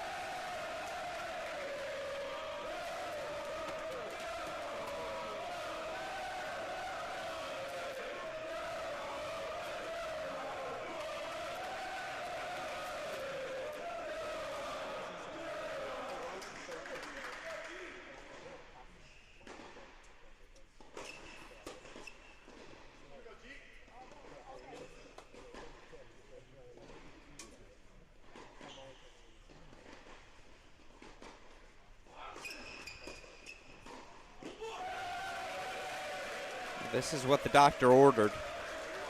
Just something simple here for Barrett, who I do think has been the more aggressive of the two. The question is, how wise was that aggression when you're hitting approaches middle third? You're just not giving yourself much to work with.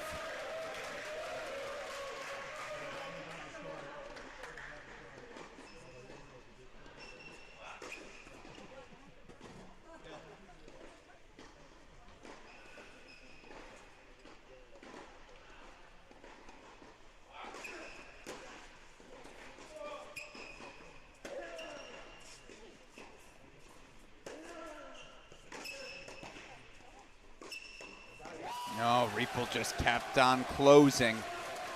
And wow, that was okay. So it's early breakpoint chances. I think they switched up the scoreboard on us. My apologies, folks.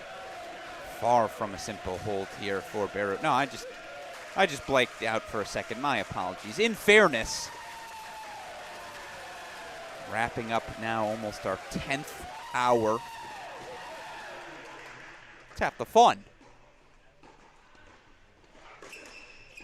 10th hour, and we haven't even hit our final match. And by the way, of course, for those of you Baylor Bear fans tuning in, TCU fans tuning in, that'll come up probably immediately once this one finishes.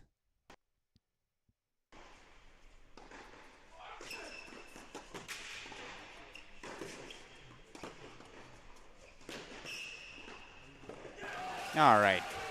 Stick save there for San Diego's Barrett.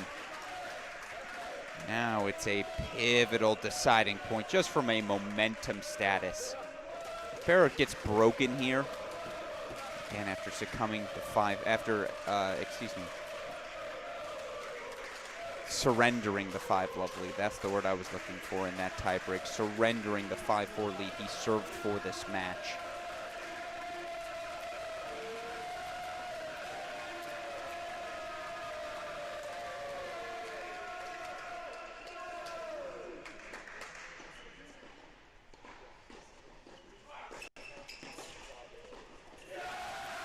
Had to have it. The freshman absolutely had to have it. He grabs it. So a deep breath for Adrian Barrett, who holds 4-1 love. Quick change of ends, of course. Alex Gruskin here. I think they left the cameras on, so we'll probably be able to show it to you here quickly. That's exactly the court we are on already. But just want to show you right now on our other courts. They're getting loose. Court number 2, you see Baylor Bears getting a few swings in. TCU doing the same on court number 6. That matchup again will begin probably within 5 minutes of the ending of this one, given that each team has 2 courts to warm up on. Each team's going to have probably at least 40 minutes to use those 2 courts as well.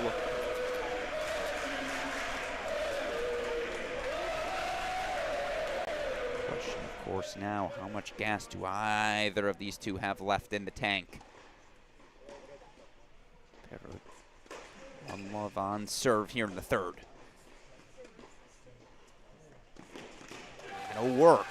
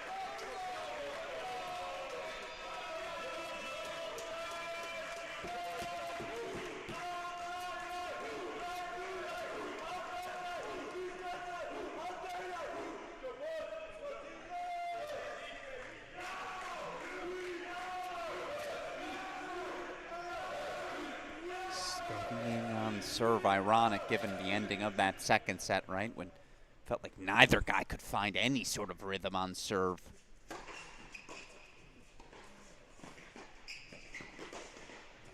No, that leaked a little wide. The forehand slice approach effective. Adrian Barut clearly has found a recipe he's going to ride down the home stretch of this set. What's that conversation right there between he and head coach Ryan Keckley? 2-point chances here to extend the lead to 2-1.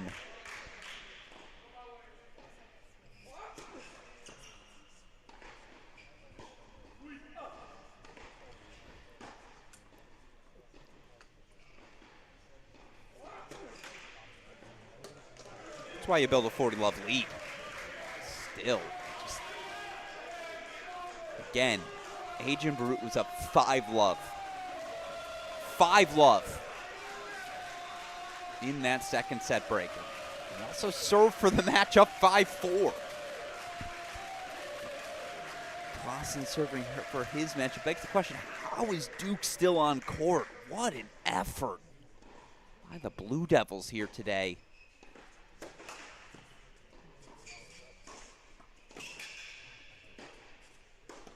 And now a little let court luck as well.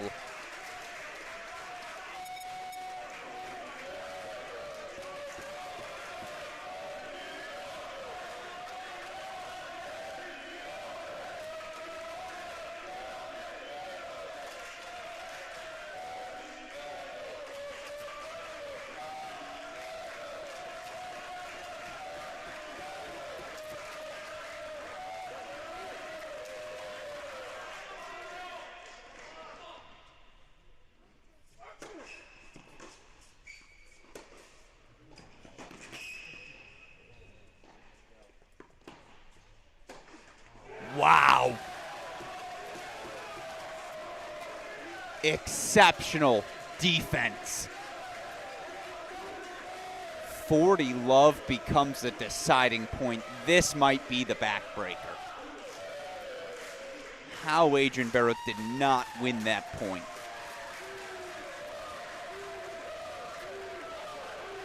Back to the ad side we go. The Blue Devils are on their feet.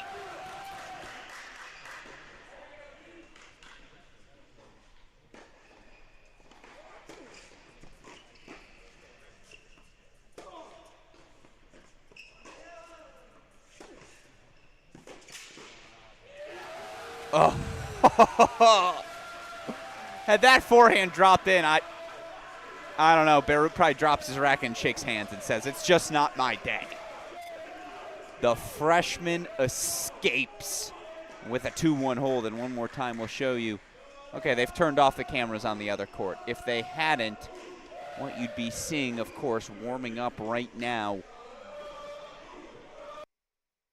Anything? No. Okay, they've turned off every camera but court number 5. So 5 is where we are going to lock into our action. Alex Gruskin here. It was a 6:30 scheduled start for TCU and Baylor. Safe to say that will not be the case.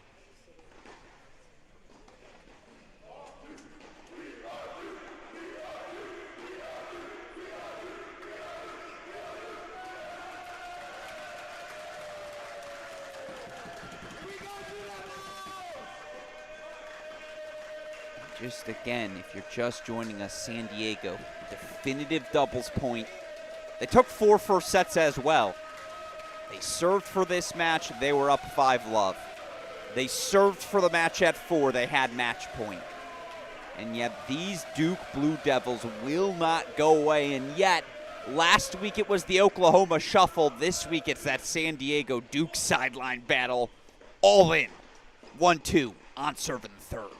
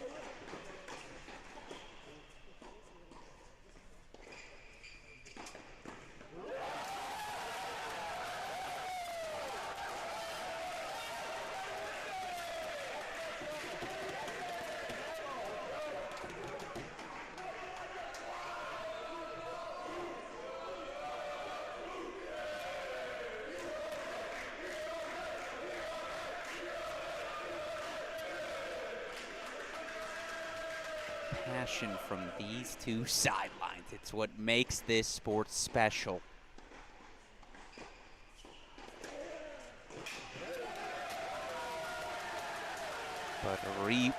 But again, you'd probably rather be, I don't know.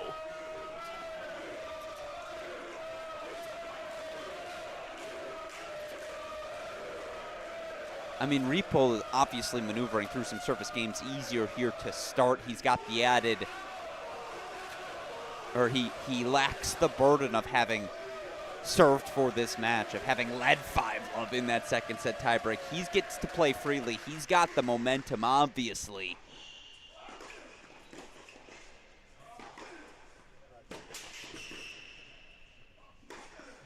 But that's what you want to see. Again, how comfortable will Beirut be executing moving forward? How decisive can he be with that overhead? Decisive can he be more with the approach shot than anything else? We've just seen too many middle third approaches, too many clean looks at passes. I ask you fans tuning in, who would you rather be at this point?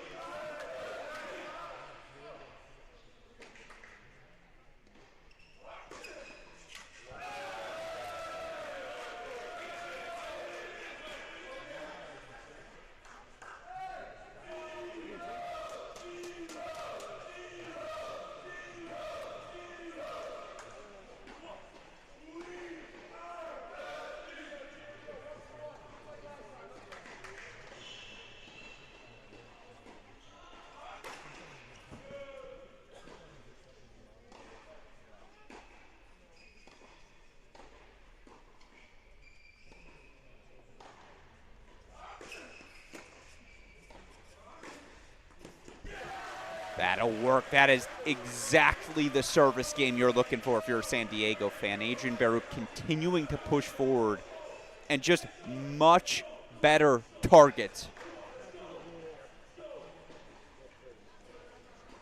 Great depth. Bold swing. Holds for 3-2. And again, Alex Gruskin here. It'll, of course, be TCU versus Kentucky coming up after this one. Right now active in Dallas. Final match of the day. Kentucky taking on NC State. Crunch time in the doubles point there. Look, this is the battle you expected between these two teams. Each undefeated coming into this one. San Diego probably the more battle-tested of the bunch. Wins over UCLA, South Carolina, Florida State, all on the road. They came here and knocked off Baylor down 3-1 overall in that match. Of course, this Duke team, they were the hottest team of the offseason. All the additions via the transfer portal, right? When you bring in Cooper Williams at the top of the lineup and Andrea Petrovic. Gerard Planelis Repol here on court number 5. Obviously, you bring back guys like Rodinas and Krug as well. Alex Visser sitting on the bench. Sam Landau, another piece they picked up. Can they pick up this come-from-behind victory? It would be a program-defining moment for this group.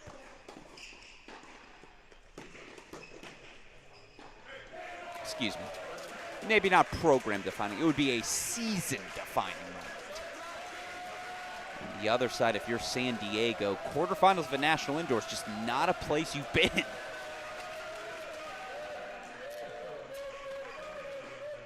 Unequivocally top 10 entering this event.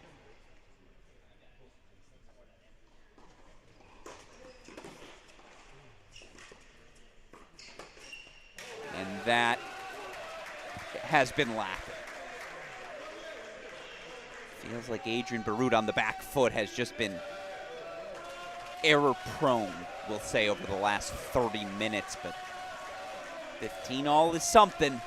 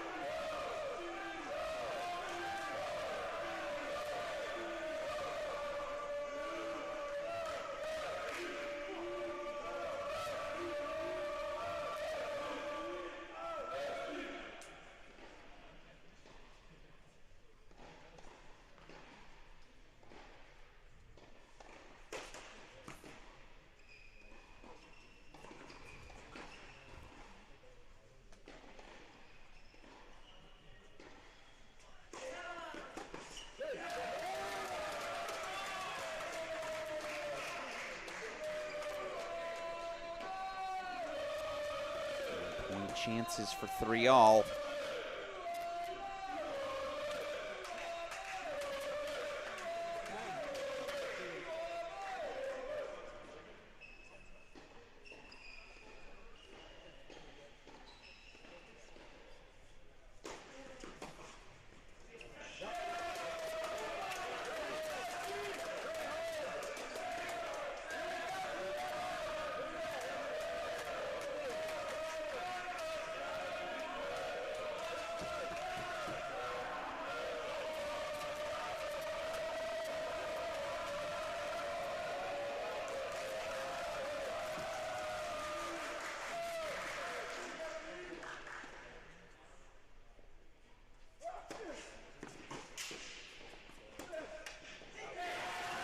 Right, this is something we haven't seen. A little love 15 look as the backhand sails. Depth on the return is everything, because if it's service line or shorter, AB's looking to move forward.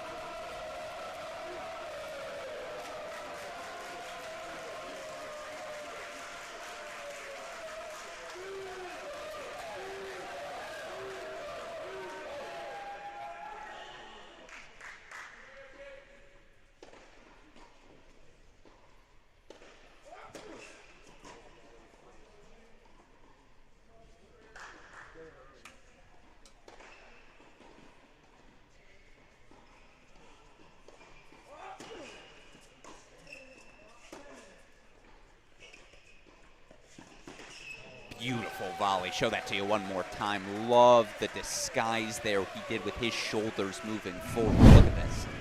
Kept it closed. Looked as though he was going to hit that volley cross-court behind, then at the last second just opened things up. And by the way, that little U finish, that's exactly what coaches teach you not to do. They want you to stick through the volley, keep your momentum moving forward, but there's what they want you to do and what you're able to do. And in that moment, AB again executing flawlessly.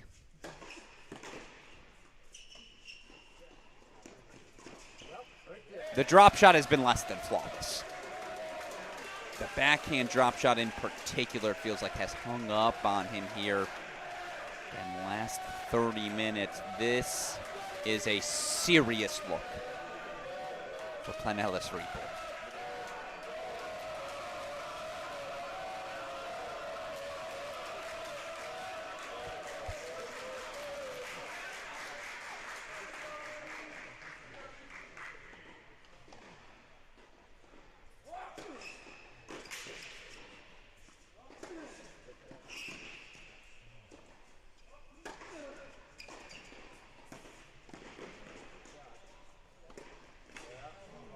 How? How? How? How? Show it to you one more time again. First overhead.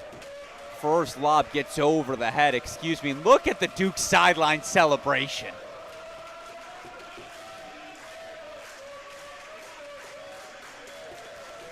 Always love me a good slow clap. It is break point chances here for the junior.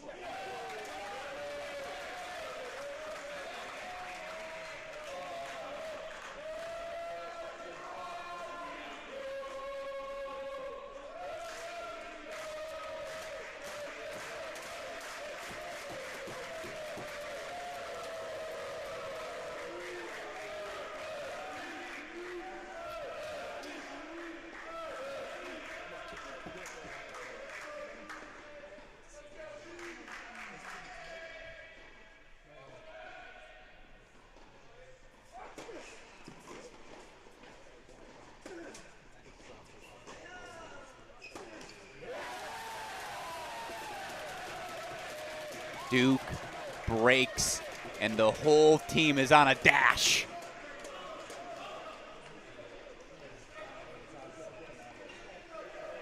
Four, 3, the junior leads.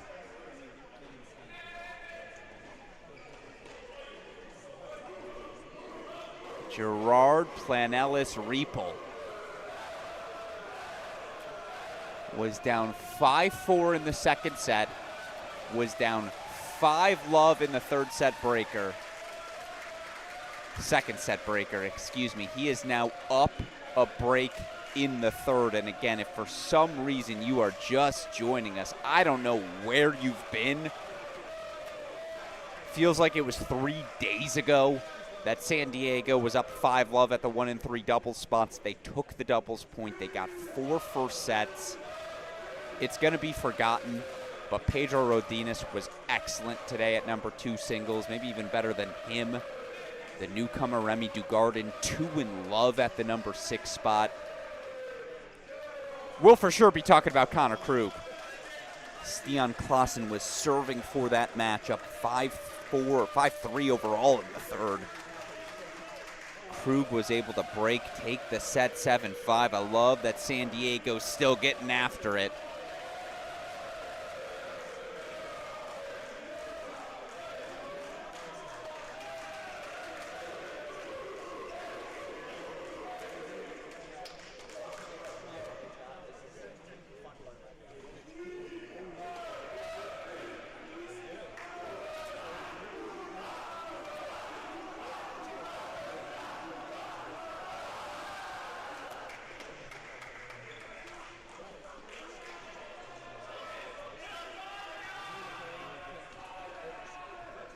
Other side, can the freshman AB, can he have a short-term memory?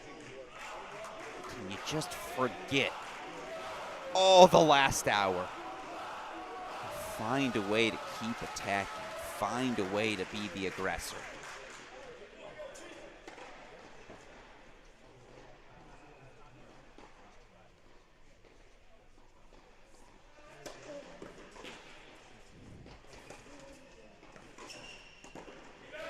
It's something.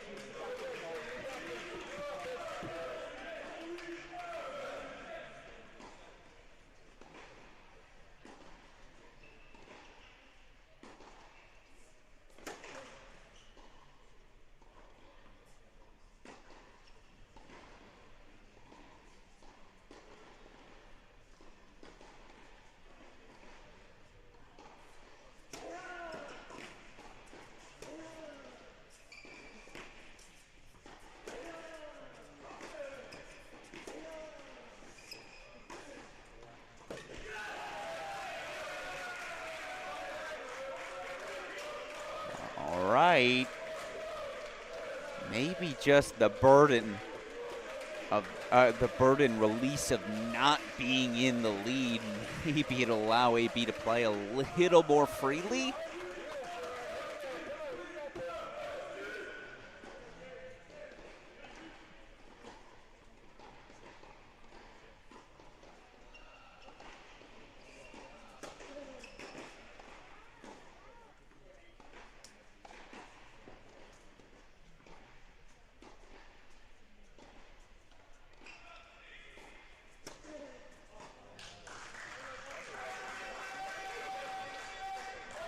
Stunned. I did not see this twist coming. I mean, how do you not love this sport? It's break point chances right back for San Diego.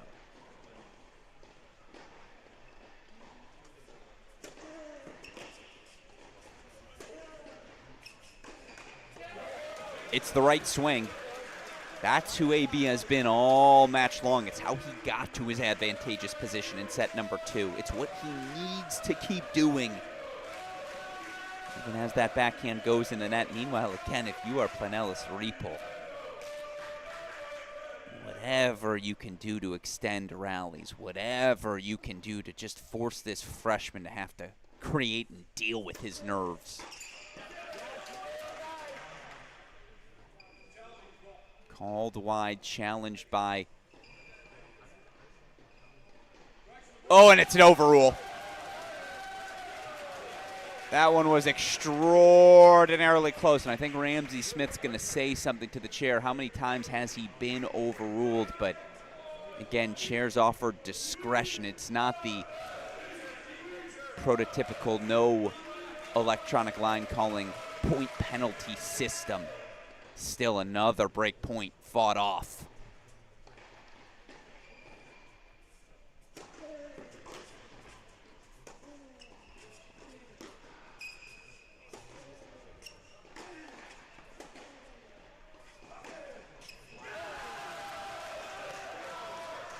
Is that called wide? It's an immediate challenge. An immediate challenge. We're going back to back. Overrules back to back. And now Coach Keckley, I think, is going to say that same question of, hey, how many times has this happened? I'm sweating. I mean, what are we doing here? AB breaks back for 4-all. Yes, I agree. College tennis is intense. San Diego getting after it, Duke getting after it. We're celebrating, we're dancing, we're singing. 4-all in the third.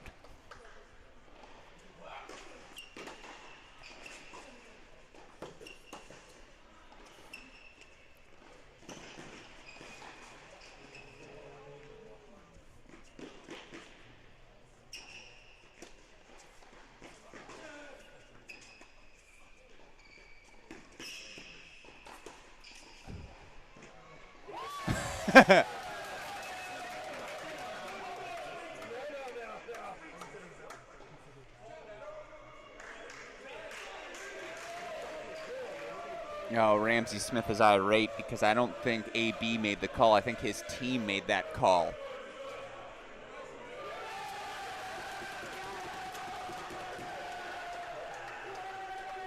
And it's an overrule, and he's going to have to explain. Again, electronic line calling.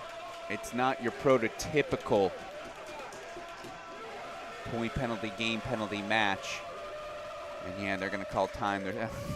We're bringing out all the rules. Come on. I love it. This is where this sport just gets different. Some may not have patience for it. I certainly do. By the way, we may want to change that scoreboard. 4-all, obviously, love 15 now.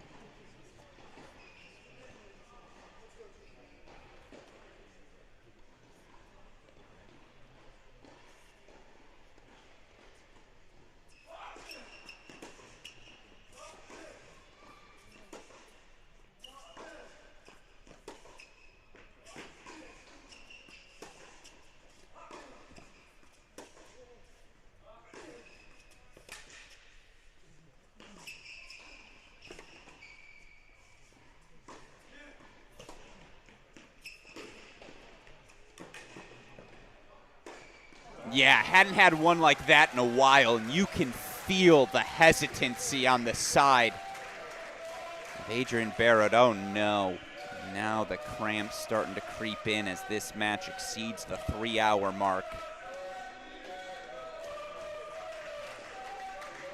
15-all. They've updated the scoreboard for us. Electronic line calling playing a part in this match now.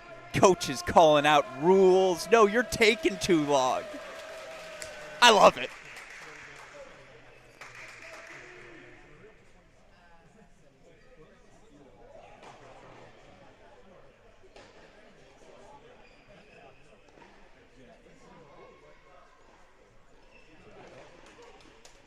So, of course, a scoreboard malfunction slows us down. They're going to fix that on the scoreboard. It is not 5-3. It is 4-all, 15-all. Do you know we have another match after this? You know Baylor's supposed to play TCU? I say supposed to. They will. There will be a full crowd for it. Heck, the crowd's probably filtered in for the end of this one.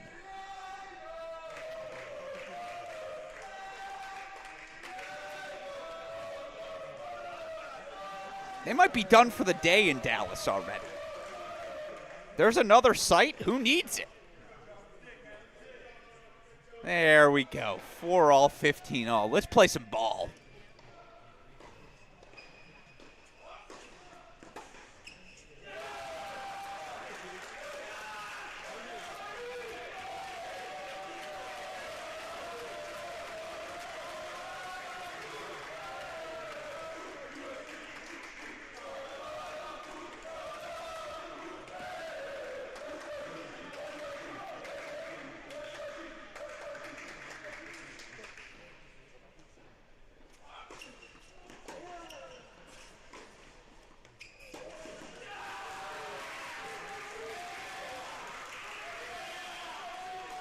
You almost wonder if that timeout, how beneficial was that for the freshmen that the scoreboard went out there just to take a deep breath.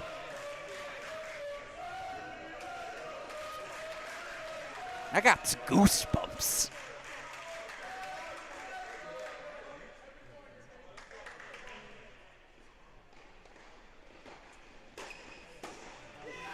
Five, 4, hold. But we've been here before. Alex Gruskin here. I don't even know if I can talk without laughing. This match has been a joke. Appreciate all of you taking the time to tune in, not just to this match, but throughout the course of the day. I see the chat taking off. I appreciate that you guys are matching my enthusiasm. That's why this sport is the best.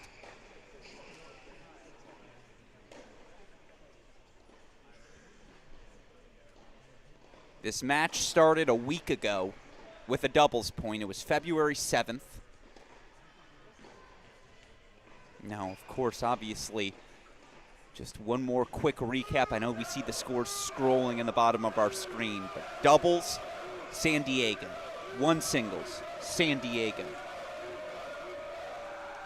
3 singles, Irovasa also going the way of San Diego. Straight set win for the 1-3 spot. Of course, for Duke, Rodinas, excellent at 2. 2-in-love victory from the newcomer. Remy Dugardin at 6, and then, of course, it'll be forgotten in the drama that is Court 5, but Connor Krug fought off a match point, a team match point, and earned a 7-5 third set victory at 4, but here we go. Riepel serving again to stay alive.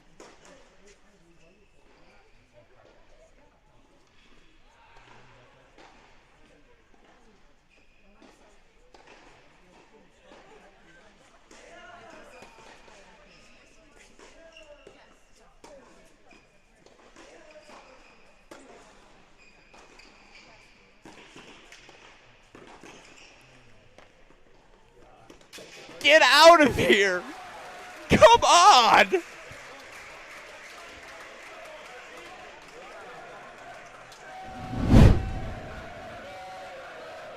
Look at the flick of the wrist!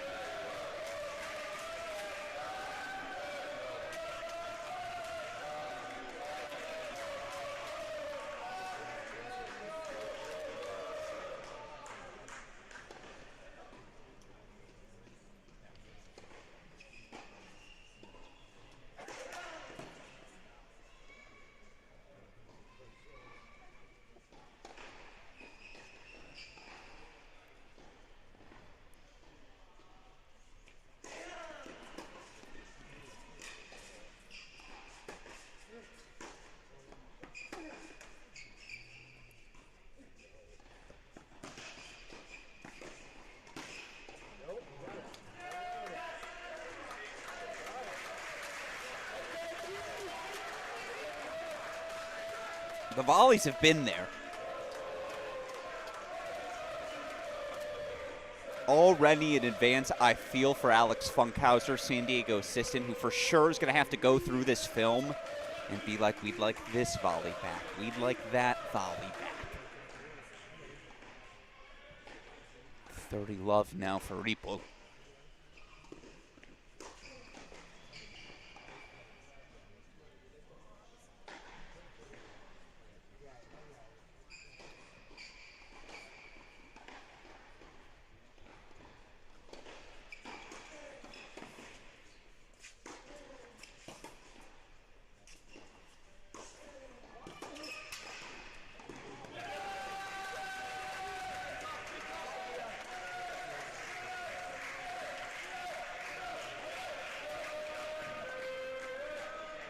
Who wants to make a volley first?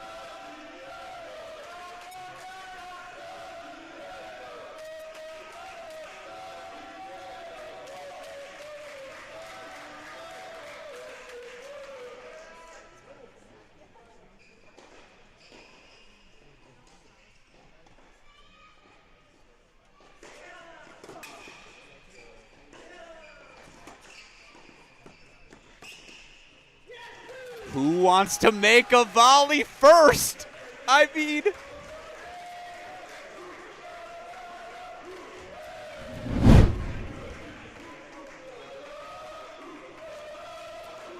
I like the play. It was a solid first volley, but solid's not good enough.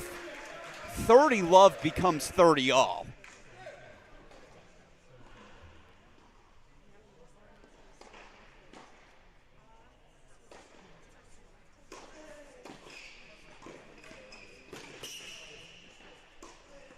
Now that's how you put away a volley.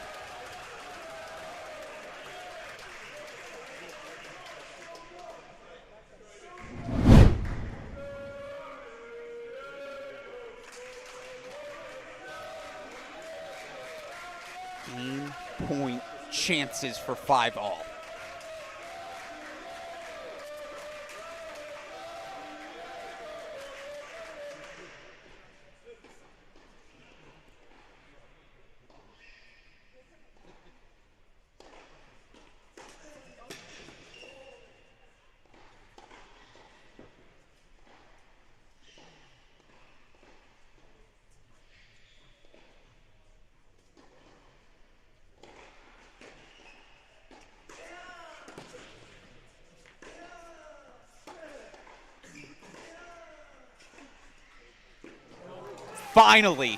Finally, he has been trying to pull off that backhand drop shot for an hour. An ideal time to make it work. Match point, Toreros.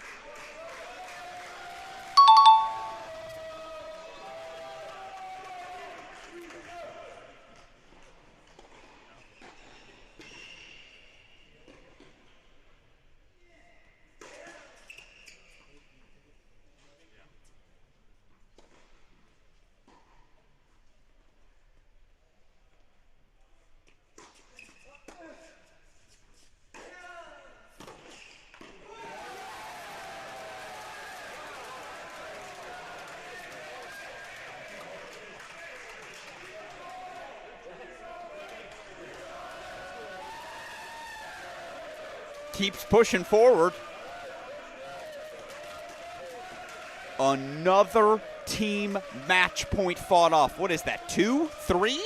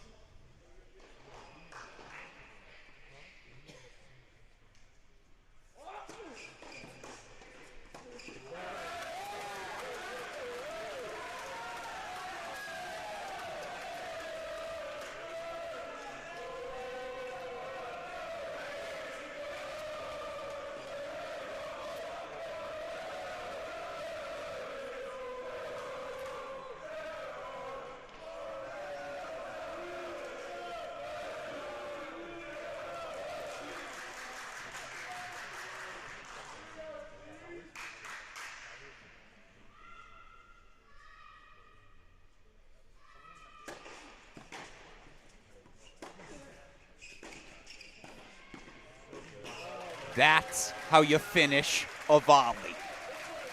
And a tip of the cap, man. Both these guys, even through the struggles, have kept pushing forward now. Tactically, having watched it for a set,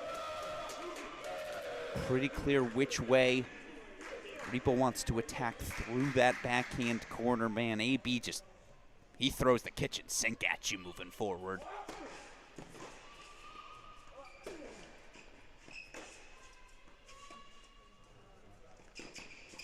Loves that drop shot, has used it too frequently.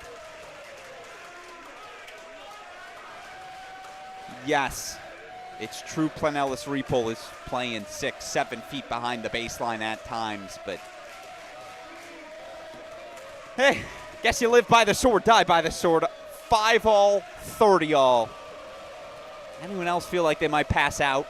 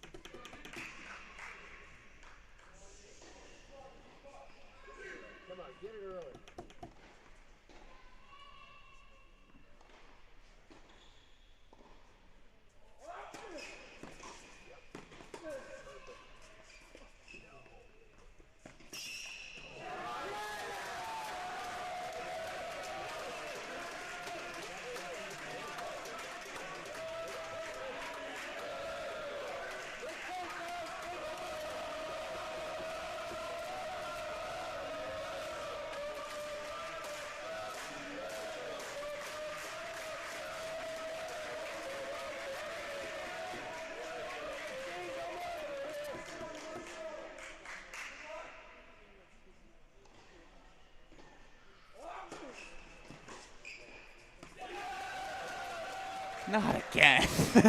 I can't do this again.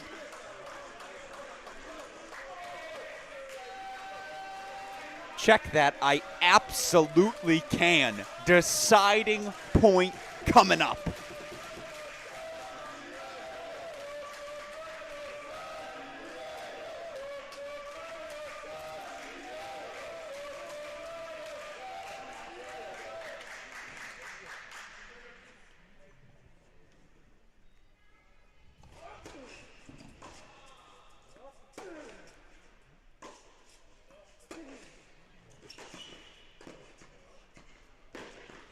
Dios mío!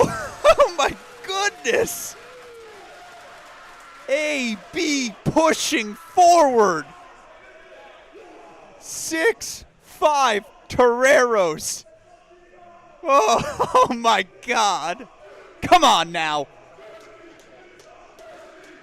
Feels like we are going to get the third set breaker we deserve. Of course, that's just me throwing all sorts of commentary jinx on it. But guess what? If you believe in a commentator jinx, you are granting me far too much power. Alex Gruskin here.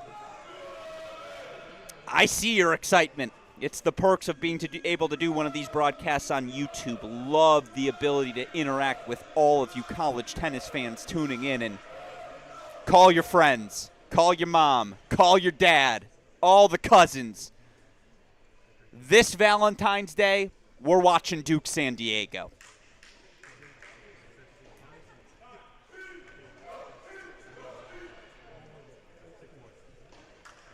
If this match can't get you in the mood for love, I mean, how does this not spark a love of college tennis? Edge of your seat drama. Break points fought off. Deciding points every other game. 5-6 Duke Jr. Gerard Planellis Repol will serve once again to stay alive in this match.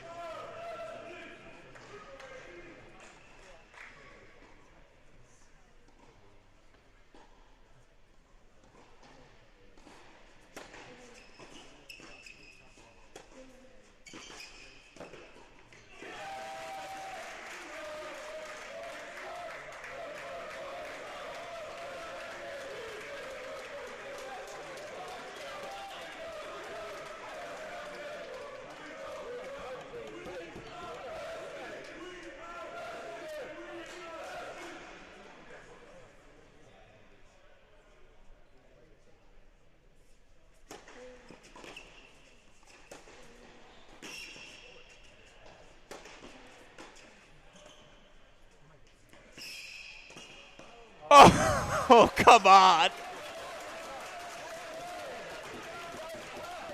Show it to you one more time.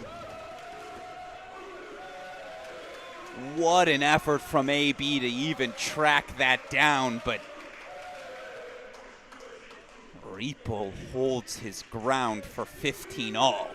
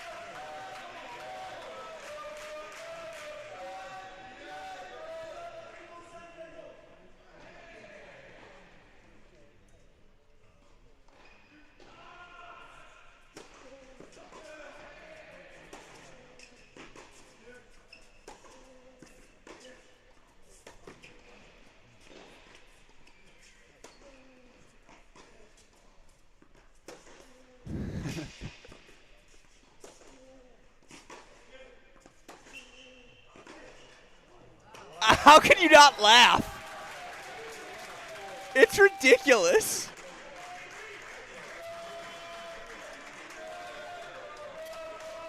The backswing, just watching that massive take back as Repo is standing there gripping and ripping. AB's like, no, watch this. I wish you all could see the ready position I have to get in before broadcasting each of these points. It's just that sort of afternoon, that sort of evening now. 5, 6, 30 all.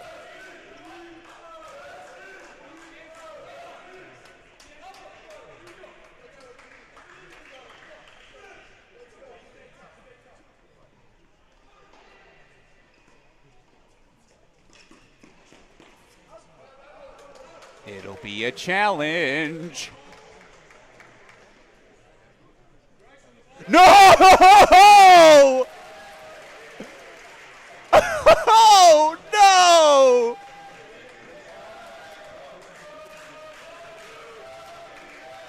Over points again for San Diego.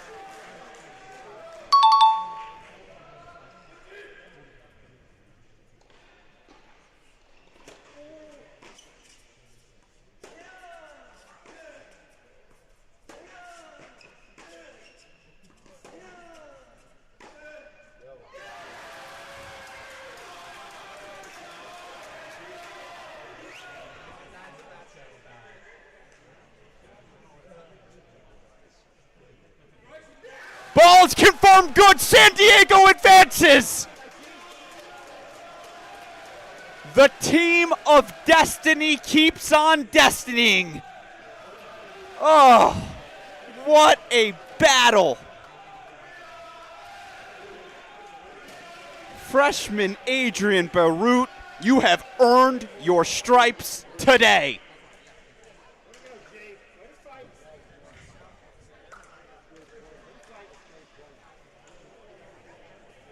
I don't even know what to say. Speechless. Speechless. When this sport is good, it is the best sport we have. Period. Yeah, Super Bowl Sunday's cute. Yeah, All-Star Weekend coming up. Oh, it's always fun to watch a Champions League matchup. No. No. When college tennis is good, there is nothing better. And if you don't believe me, scroll back 30 minutes, watch that again. Twists, turns, you get match point. No, you have deciding point. Once again, it's San Diego. They've just got the magic.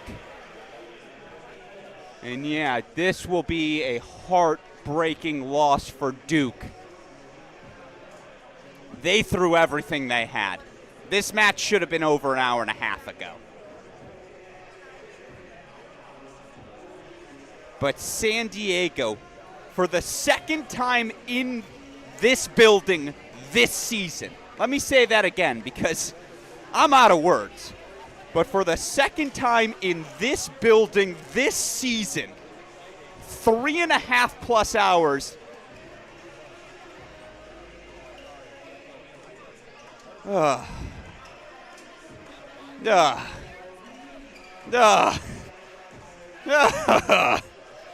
How? Doubles 3, 1, and 5.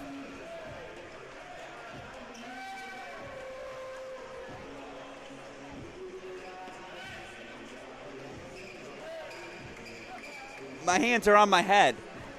I don't know what to say. It's fun to watch Baylor warming up. They're going to play TCU. That match is starting in 10 minutes, but I mean, come on. When this sport is good, it is the best. And you saw that on display today. The craziest part is both of these teams will play tomorrow. San Diego through to the quarterfinals 4-3. Yeah, I'm going to go take a cold plunge. I mean,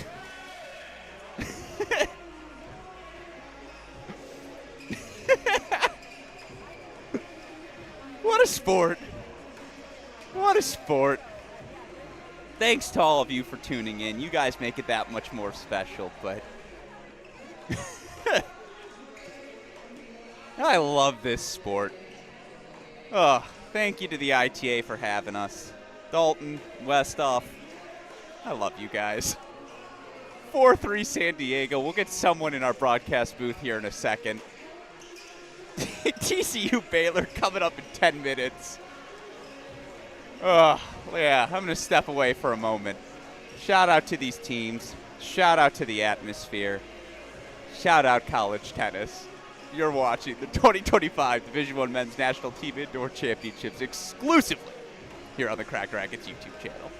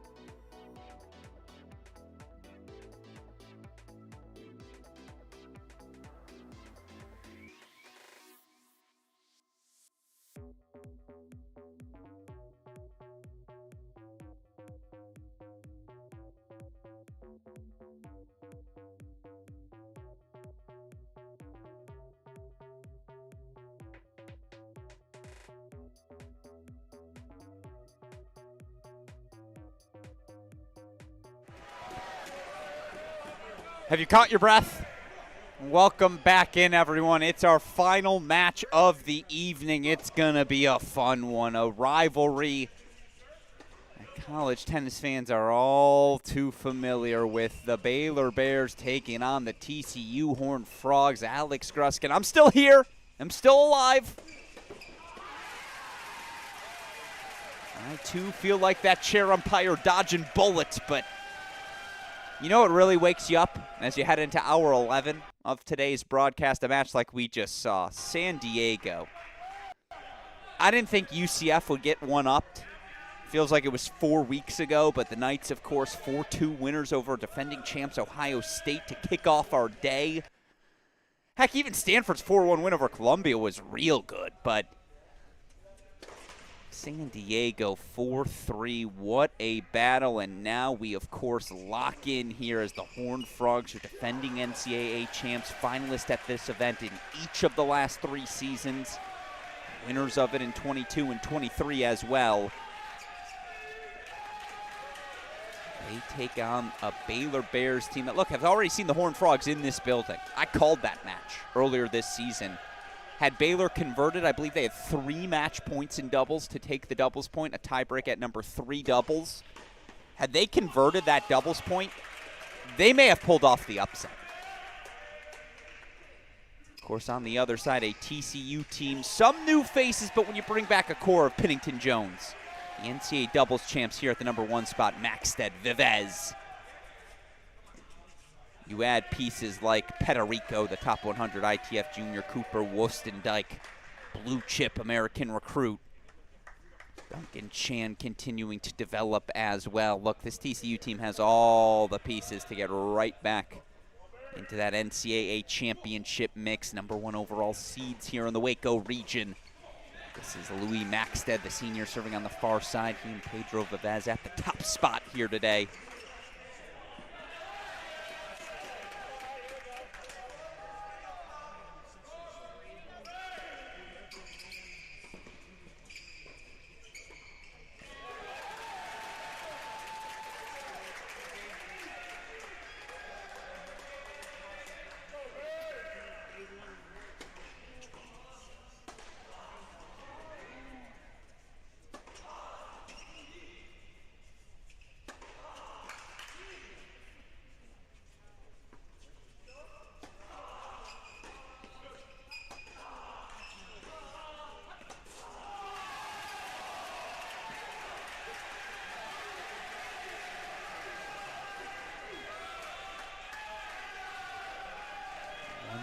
Lead for the Horned Frogs here on court number 1. Again, for the Baylor Bears, slight switch to their doubles lineup, but here's the seniors, Marko Milutinovic, Oscar Broström Poulsen.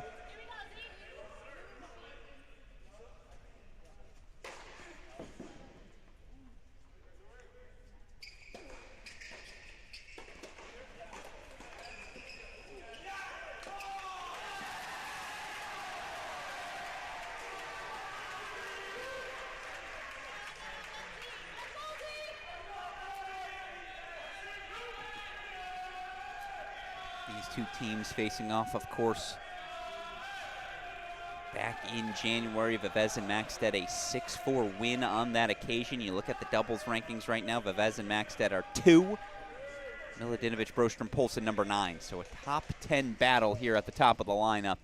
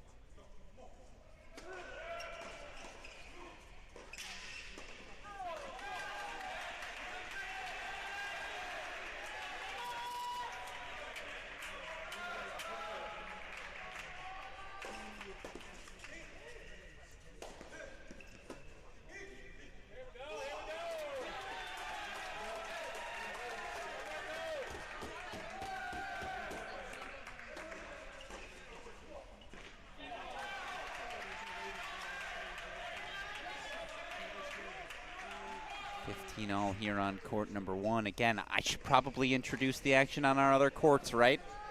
Would make a lot of sense. Let's head over to court number 2. 1-love lead here for the Baylor Bears on serve. Jack Pennington-Jones. Cooper Wostendijk. Pennington-Jones, the junior. Wostendijk, the freshman, taking on the pairing of Luke Koenig.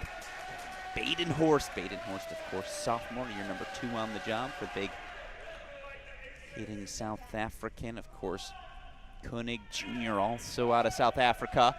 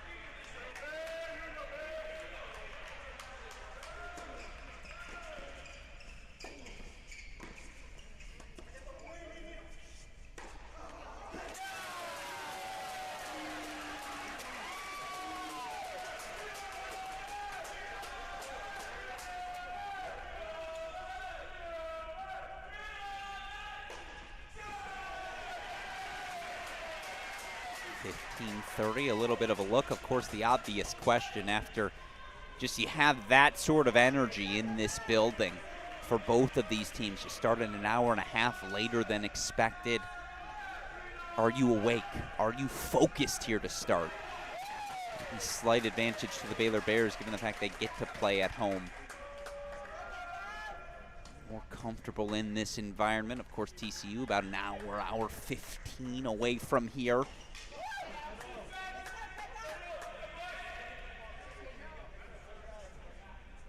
This is Pennington-Jones returning first here on the near side. Badenhorst, all 6'7" of him on the deuce. Koenig on the ad.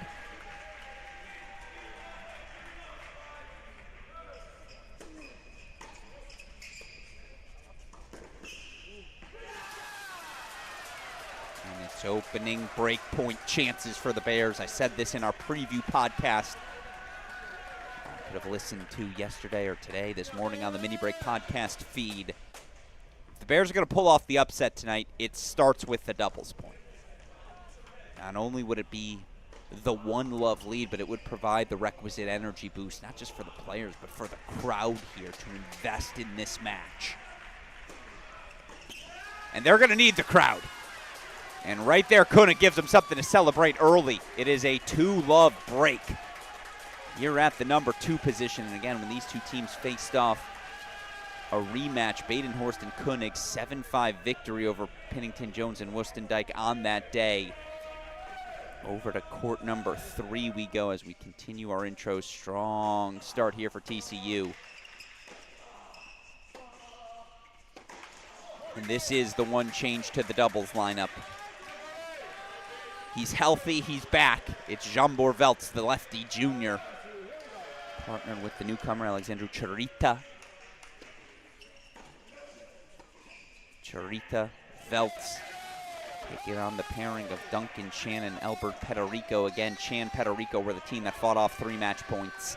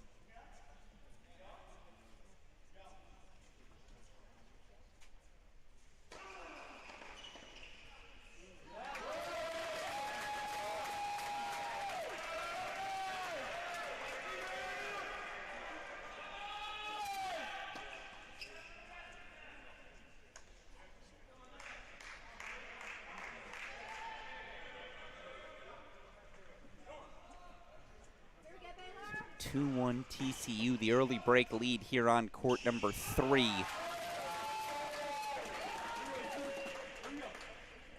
Let's go back over to court number 2. Chance to consolidate here. Koenig serving on the far side.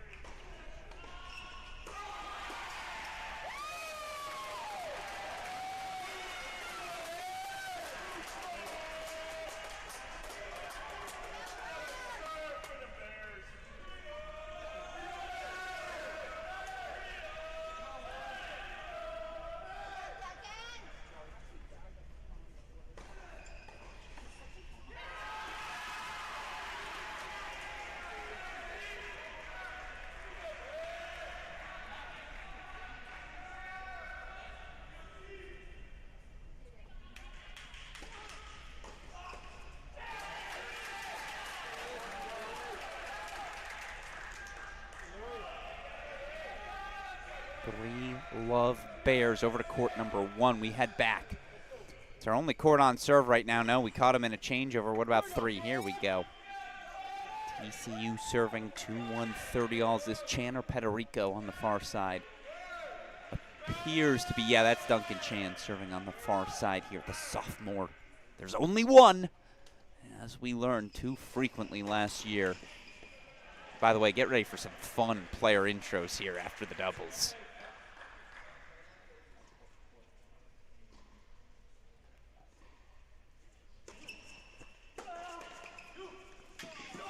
Strong hands there from the freshman. Game point chances.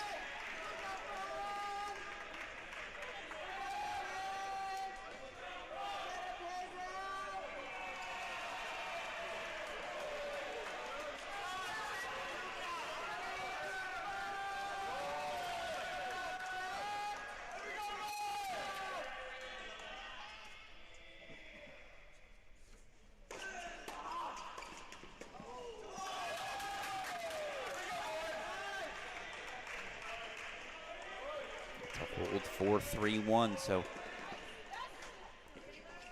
3-love lead again for the Bears here on 2. 3-1 lead for the Horned Frogs on 3. Only set on serve, that top 10 battle on 1. We'll get back to it in a moment. Here's the freshman, Cooper Westendijk, again trying to get TCU on the board.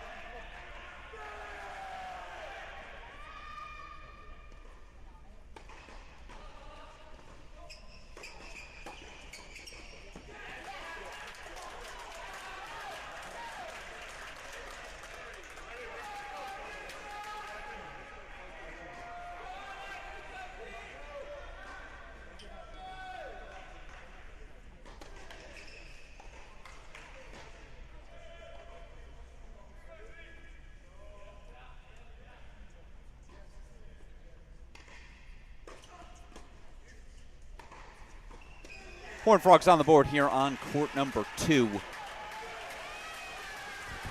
3-1 lead as again we try to settle in. Alex Gruskin here. There you see associate head coach Isaac van der Merwe. The all South African court here on court number 2. Coach, players. You love this seeing, and look, if the court wants to be difficult with us, that's fine. We'll jump over to court number 1. Game point chances here for us. There we go. But now we're back rocking and rolling.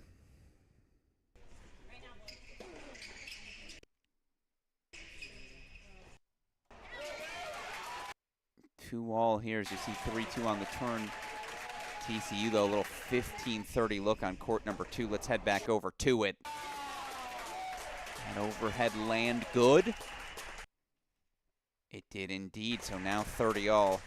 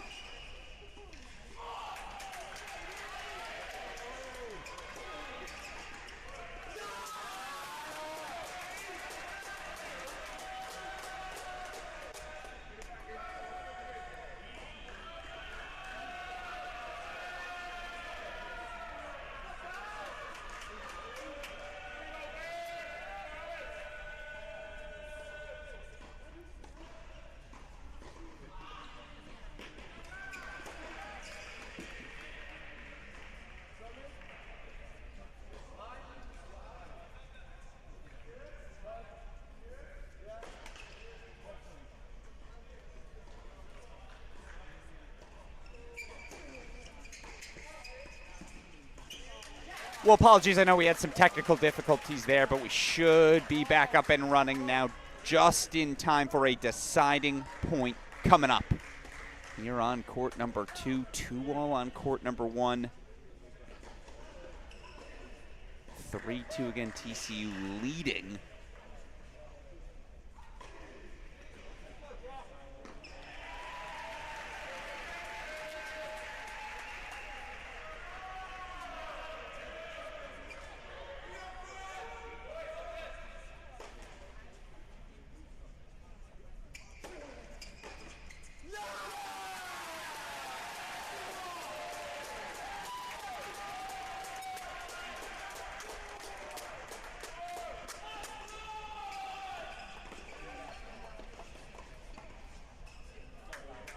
Baylor able to hold 4-4-1 to go back over court number 1. TCU holding for 3-2. No, we will not stay on court number 1. We'll go over to court number 3. This is the freshman Pederico serving 3-2, 15-30.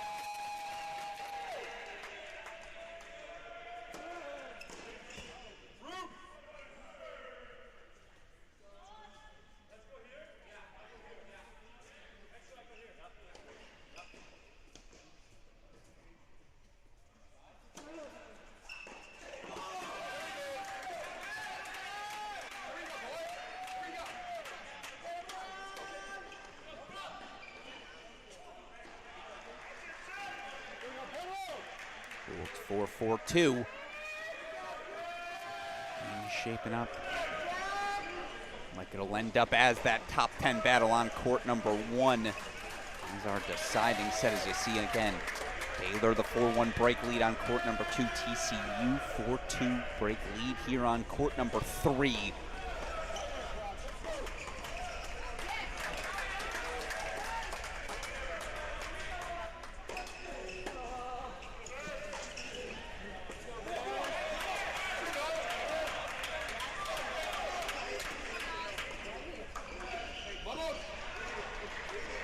David Roditi asking his freshman, hey, give me some body energy, give me some energy. Give me a bounce, a little extra footwork there. King Jones looking good in his service game. Let's go over to 3.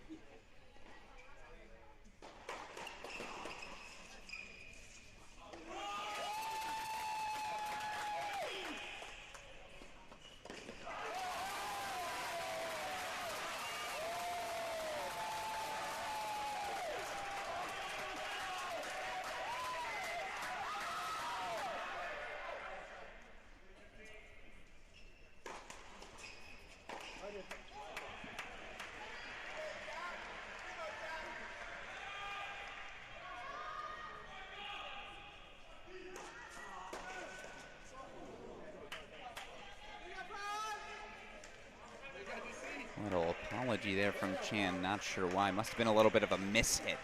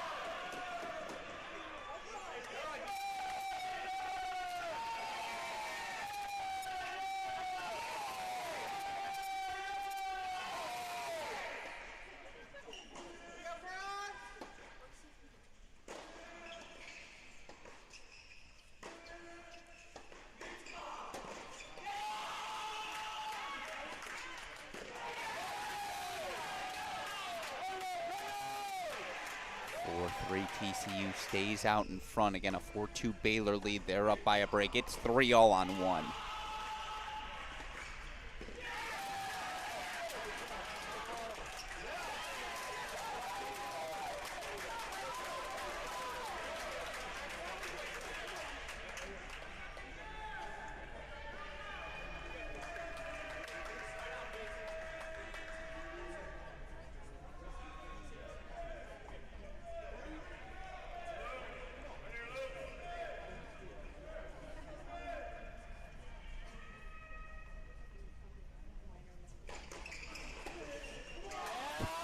Serve to a big target. Obviously, you go to that Pennington-Jones forehand. Sometimes you're playing with fire, but to get him stretched, I like the play there.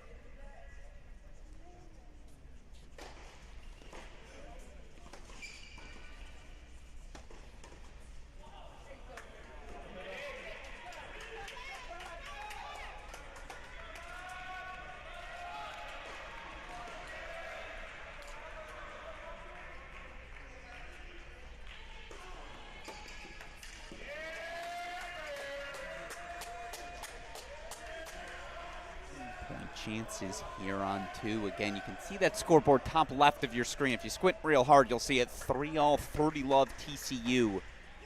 That right now our only match currently on serve. As you see 4-3 TCU out of the chair on court number 3. Let's go full screen though, see if Koenig can put the hold together for 5-2. Yes, he can. Ace T. Koenig. 5-2. Let's rock a little split screen action. Why not? We've earned it. We're 11 and a half hours in. Alex Druskin here. Big 12 rivalry still. As Baylor takes on TCU game point chances. Pedro Vivez serving on the left side of your screen. Duncan Chan, TCU sophomore, serving on the right.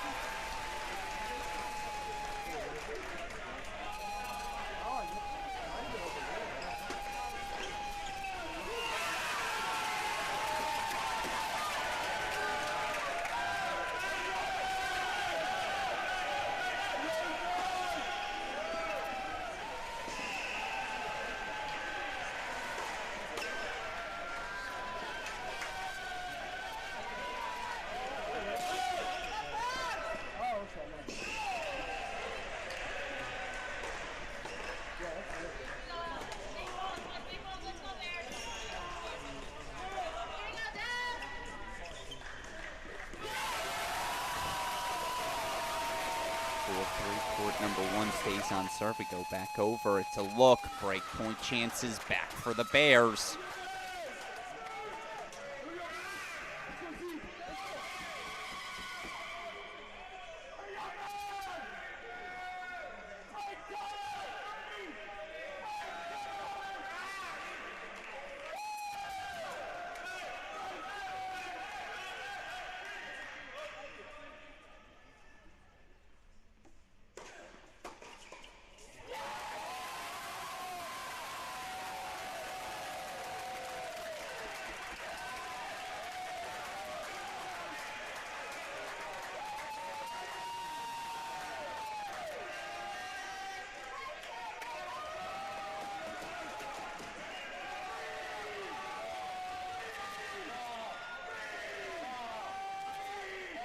All Bears do get the break back. All right, let's go back over to 2.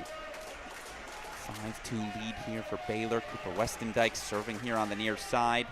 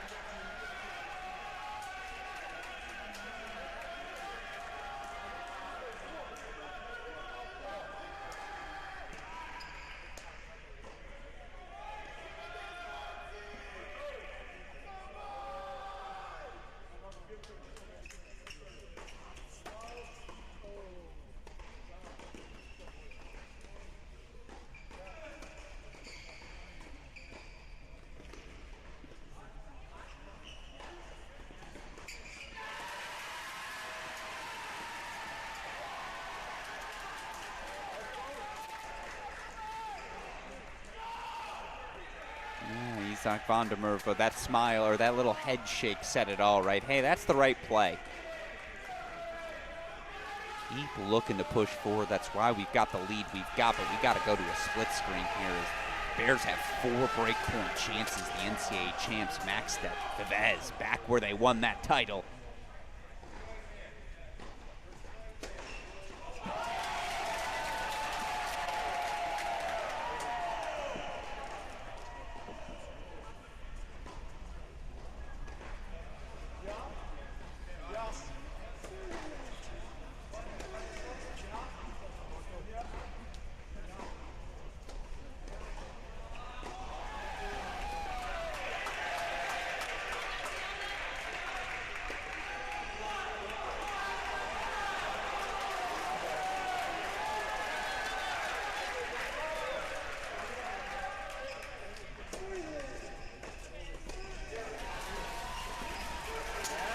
breakpoint chance fought off. Why are we going to stay in the split screen? We'll just quickly, again, 4-all 30-15. It's crunch time everywhere. But this is what we need to see. Baylor serving for the set on 2. It'll be the big man, Devin Badenhorst. Set on his racket. I think that's where you want to be if you're a Baylor Bear fan. Meanwhile, more breakpoint chances on 1 for TCU. If they break, they'll serve for it. And then, anyone having deja vu? And we come all down to court number 3 once again. We've been here before. We've seen this script. We know this technique. Bears break. Louis Maxted says, thank you very much. So they're serving for sets everywhere. Again, 40-30 game point chance here for the Bears. I'll keep my eye on the scoreboard.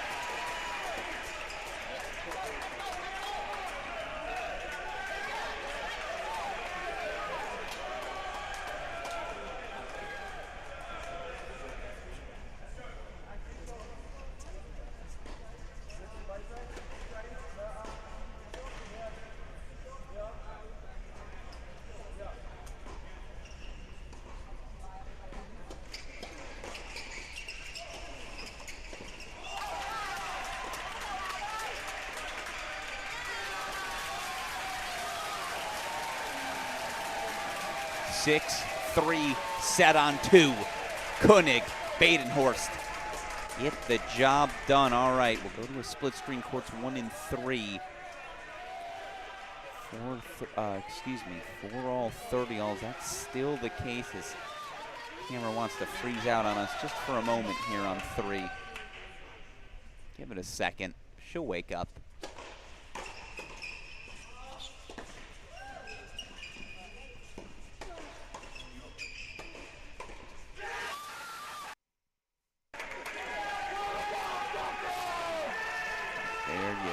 Deciding point. I apologize, our camera froze because had it not, you'd have seen TCU break. That's why I wanted to jump back to it. TCU have a chance to serve for the set on 3. They are already serving for it here on 1. Louis Maxted, the senior, serving on the far side.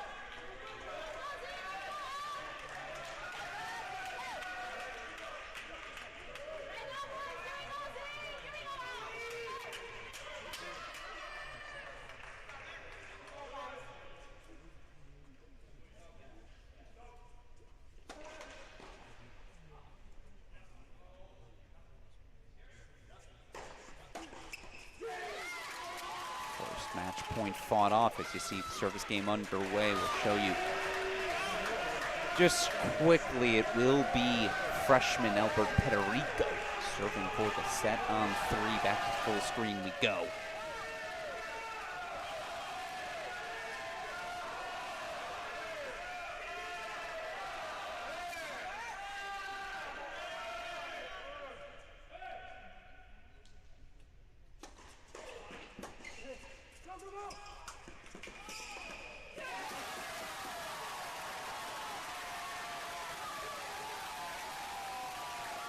Not yet.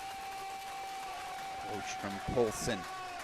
Miladinovich deciding point, break point chance back as, by the way, 5-4, 15 all on 3.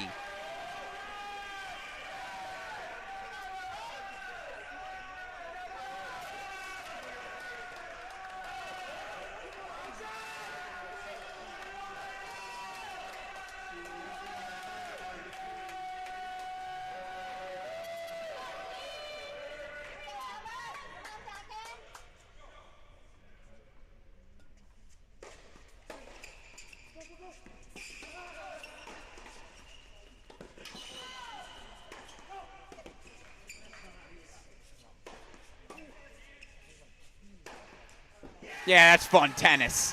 1, 2, 3 overheads. 6-3 set goes the way of the Horned Frogs, so it's a set apiece.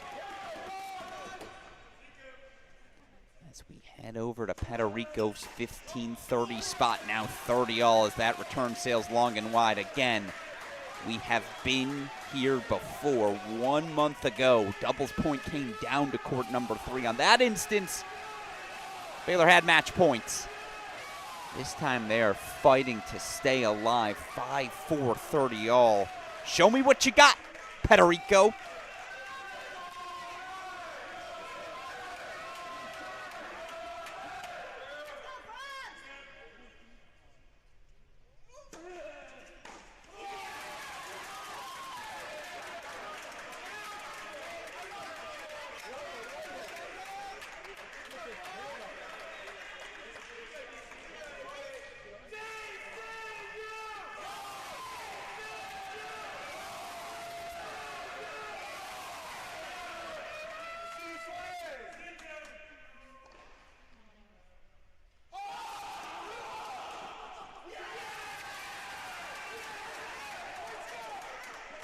They'll appeal to the chair. Oh, here we go.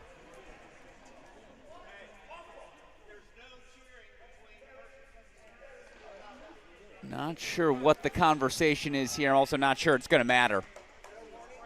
They can plead their case, but again, 6-4 set going the way of the Baylor Bears. Of the TCU Horned Frogs. Apologies. Little slip there after a long day. There's the handshake. We're going to get a handshake between the players. Just a little controversy. Wouldn't have it any other way. Doubles point TCU. They take a 1-love lead as, again, impressive stuff from the Horned Frogs. Able to just grind out in that moment. See Coach Roditi, a little word with his freshman as well. Is that Apple Tower standing there? No, that's Cooper Westendike. Yeah, a few words for his freshman here. Of course, Baylor Bears know they're going to have to bring the energy. They're going to have to bring the intensity here in singles. Certainly, I know their crowd's going to help them do precisely that. 6-4 set, again, going the way of the Horned Frogs. Will be fascinating to see if we have any lineup changes.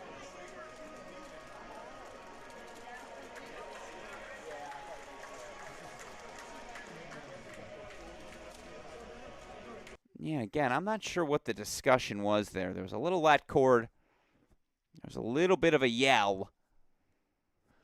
In the end, though, again, 1-love TCU. I just went back and watched the replay. I apologize. Wanted to see if I missed anything specific. Evidently, I did not. A few words say there must have just been some sort of roar.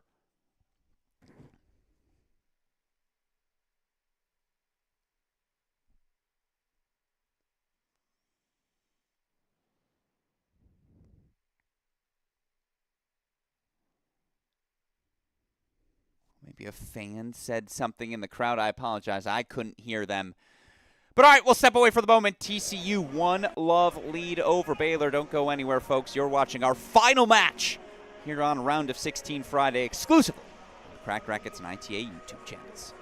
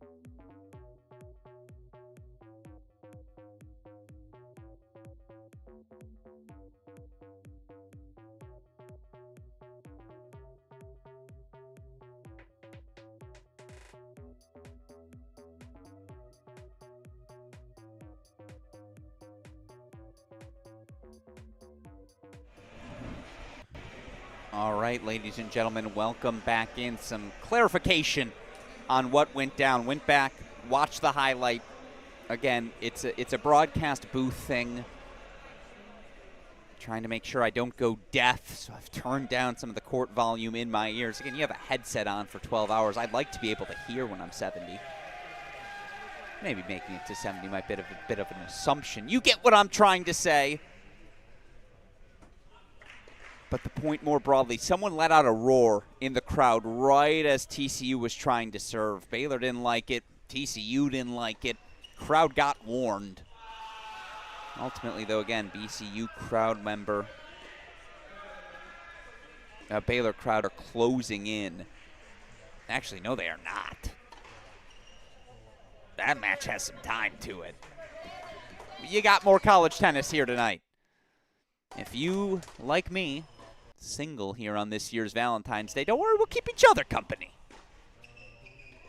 I got plenty of love for all of you. Hopefully you all feel the same way, as maybe after 11 hours you're a little sick of me. As we're nearing, they say that 12th hour, though, that's when you really get to know me. Singles lineup changes for the Baylor Bears. Cover them here in a moment.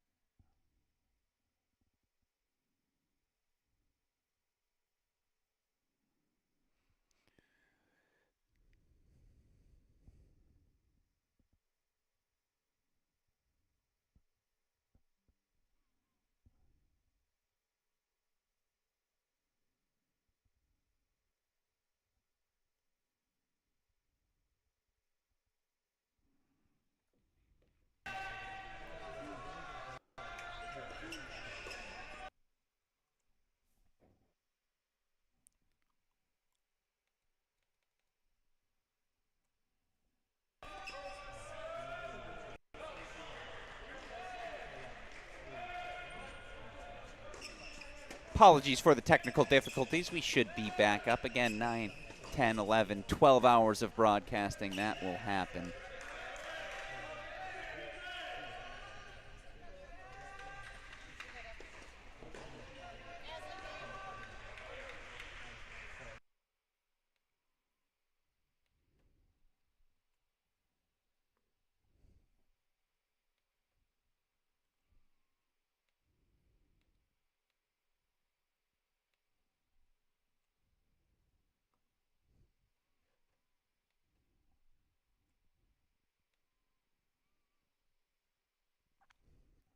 All right, scores are now all inputted, so you'll be able to monitor all 6 courts on the bottom of your feed. We'll do a little camera reset here. See if we can get things back in order. Indeed, we can. Jack Pennington-Jones, TCU junior, 40 love up as he takes on Devin Badenhorst, the Baylor sophomore.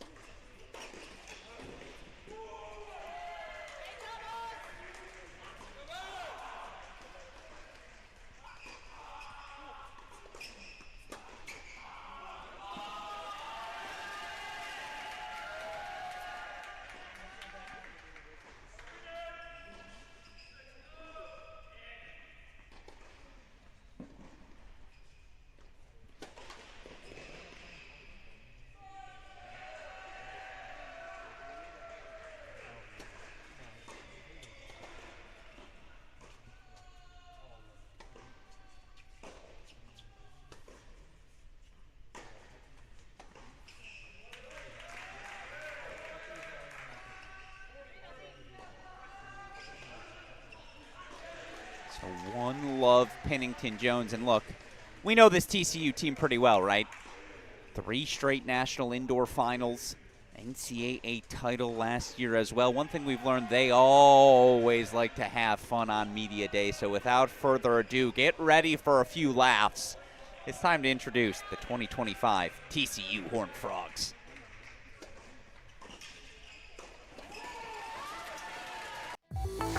The one and only Duncan Chan, sophomore from Markham, Ontario, OKC. Roger Pascual, freshman, Binaros, Spain, go Frogs. Cooper Westendike, freshman, Olathe, Kansas. Albert Pedrico from Torrefarrera, freshman. Ooh la la, Le Baguette. Philip Apatower, Prague, Czech Republic, sophomore. Whenever you're ready. Hello, fine things. Kai from Switzerland. I'm a sophomore, and have a good day. Julian Alonso, Barcelona, Spain, sophomore. James Jack Pennington Jones III, junior, London, England. Libash! Luigi Vatondog, senior, Worthing, England. She's got bunda. Slinging Swanee, Danbury, Connecticut. I'm a senior. Too cold, yeah? Pedro Vives, Mallorca, Spain, senior. Bumbleclad. Director of Tennis Operations, Johnny the King, fam, go Frogs. Trainer, Evergreen Park, Illinois. Ribbit. Devin Bowen, assistant coach, Costa Mesa, California. Go Frogs. Scott Perelman, Monroe, Michigan. Go Frogs! From Guadalajara, Mexico, not slinging Roditi. Go Frogs. All purple. Yeah, like I said, they like to have fun down in Fort Worth, and that sort of loose, casual, let's remember what we're doing, proper perspective. It's why TCU can succeed under pressure. It's why this group trusts each other in the biggest moments. We'll hold here as, again, Jack Pennington Jones holds that love. Now a love 30 look in the opening service game of Badenhorst.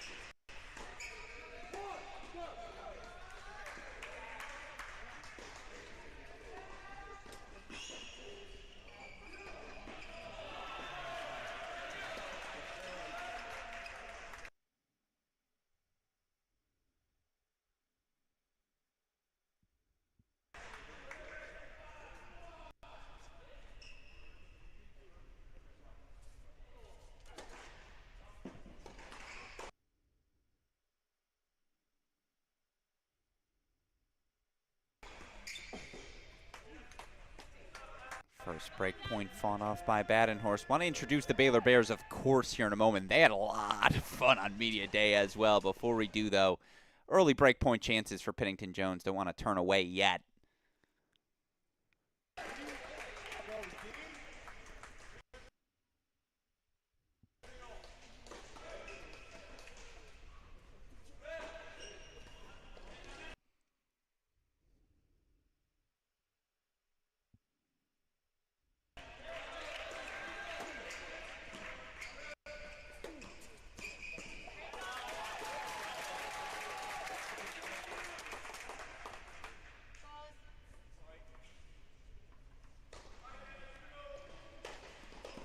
First two fought off. That's what Devin Badenhorst can do. Again, 6'7", continuing to grow into that frame. It's easy firepower.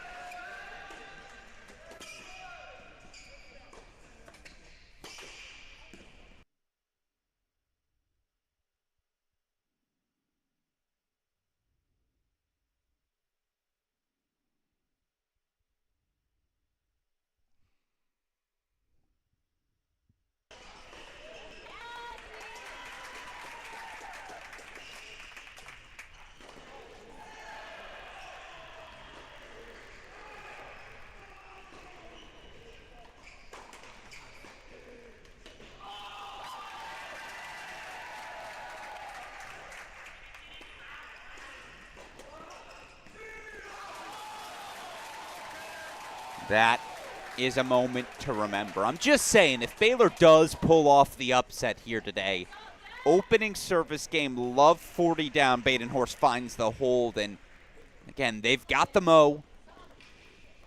They've got the energy. They are the home team. I know this Baylor Bears team has high expectations coming into the National Indoor, so without further ado, let's introduce you to 2025 Baylor Bears.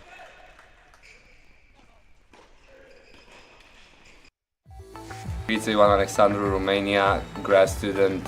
John Borrell, Budapest, Hungary, junior. Miladinovic, Belgrade, Serbia, senior. Ron Hasley, Malaysia, Kuala Lumpur, freshman, second best. Luke Koenig, Durban, South Africa, junior. Armand Zamani, Dallas, Texas, junior, second Bears. Luis José Nacamine, Peru, freshman. Quinten van Wijk, Willemstad, Curaçao, senior. Louis Bowden, Portsmouth, England, sophomore. Oscar Brostrom, Copenhagen, Denmark, senior. Boom! Devin Baden-North, Pretoria, South Africa, sophomore. Justin Braverman, Naples, Florida, senior, second Bears.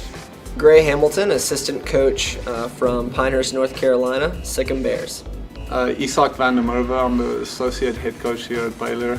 I'm from Johannesburg, South Africa. Michael Woodson, Raleigh, North Carolina, head coach, second.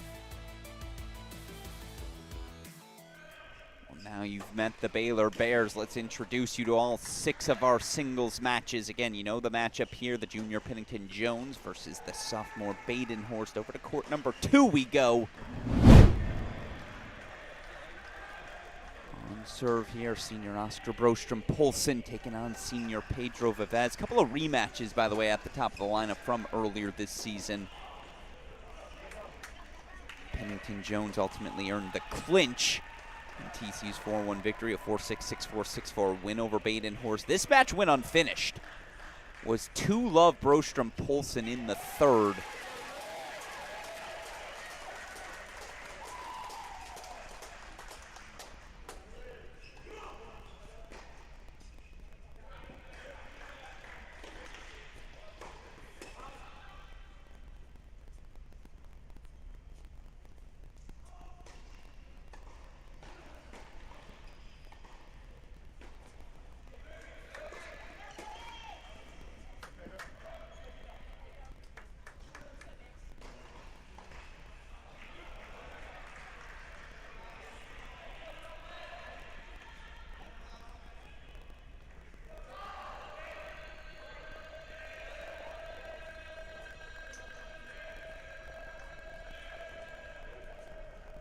As of course, his best fall as a collegiate athlete. Right now, number 2 singles in his lineup, number 6 in the country.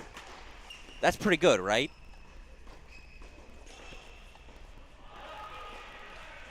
Good spot for the senior to find himself. I know he has pro aspirations.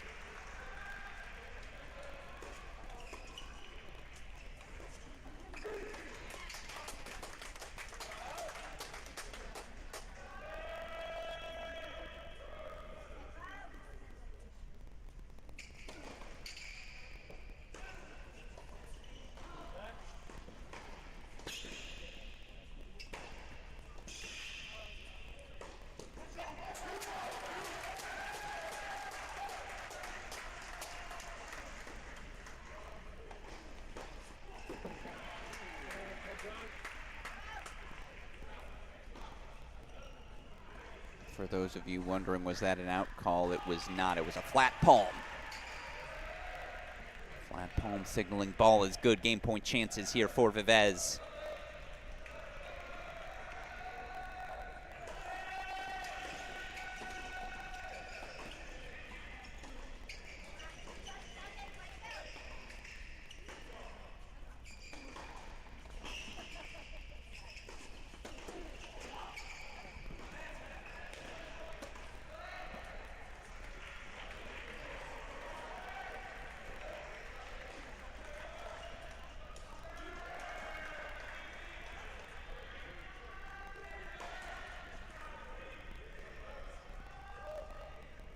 All Vivez holds. Over to court 3 we go. By the way, if you like having the number 6 player in the country at 2, how's having the number 9 player in the country at 3? Senior Pedro Vivez taking on junior Jambor Veltz. Now, this is a new matchup, and this speaks to Veltz injured, unavailable when these two teams faced off earlier this season. It is a big boost, no doubt about it, for the Bears to have Veltz back and available.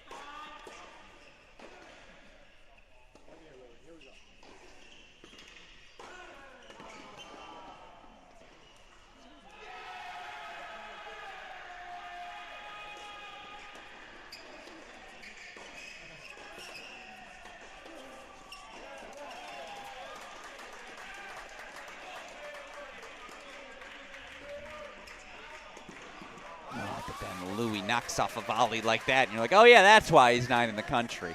I'm so fascinated by this matchup. Lefty, heavy forehand into that one-handed backhand of Maxted, as Jack Pennington-Jones revealed to us in his Cracked Interviews podcast early in January. Associate head coach Devin Bowen was very clear. The jump Louis Maxted has made since the end of last season, as big a jump as he has seen any player make during his time at TCU, and for a program that's had Cam Norrie, Jake Fernley, Ali Gray, Alex Rybakov, those are not words to be taken lightly.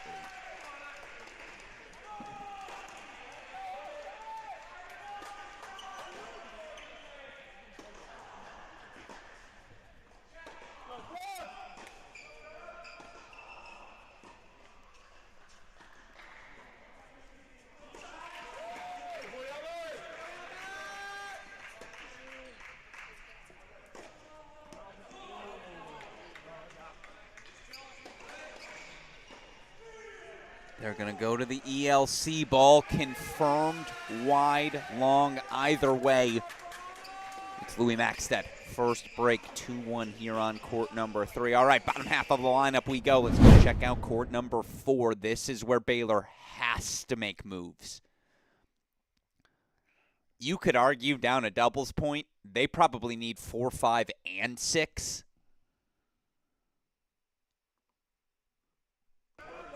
Give our cameras a little boost here. Come on, court number 4. Don't do this to us. There we go.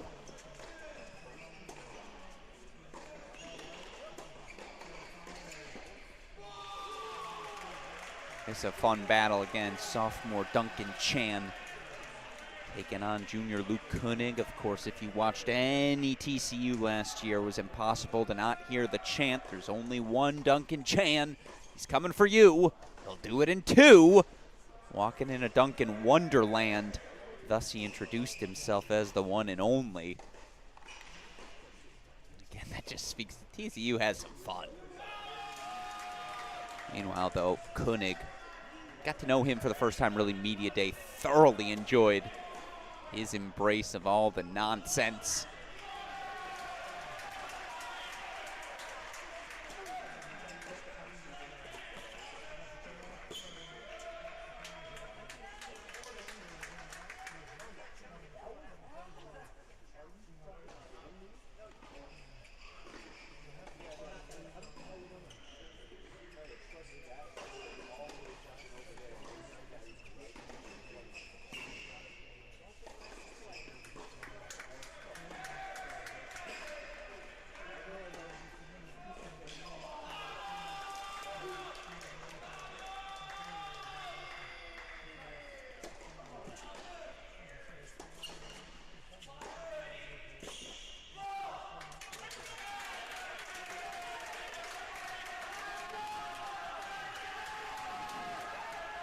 And it is Duncan Chan who makes the first move. Breaks 4-3-2, so here come the Horned Frogs. Again, finalists at this event for the last 3 seasons.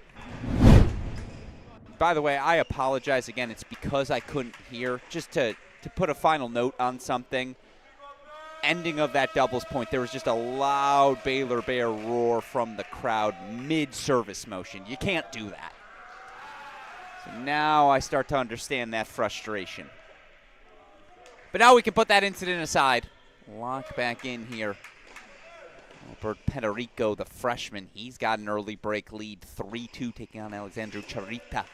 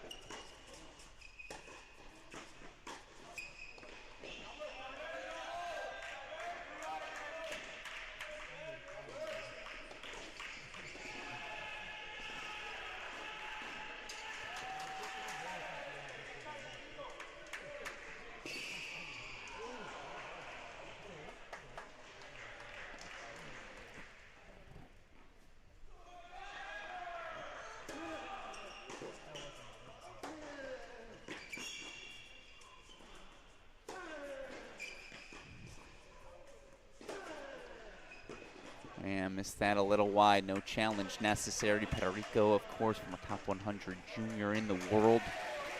Late addition to this 2025 roster. By the way, he is clearly serving.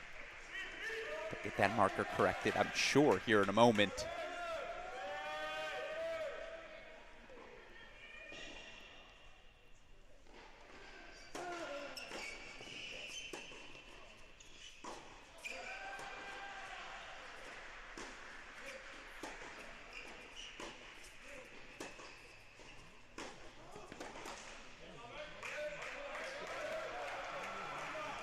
By the way, last time these two teams faced off,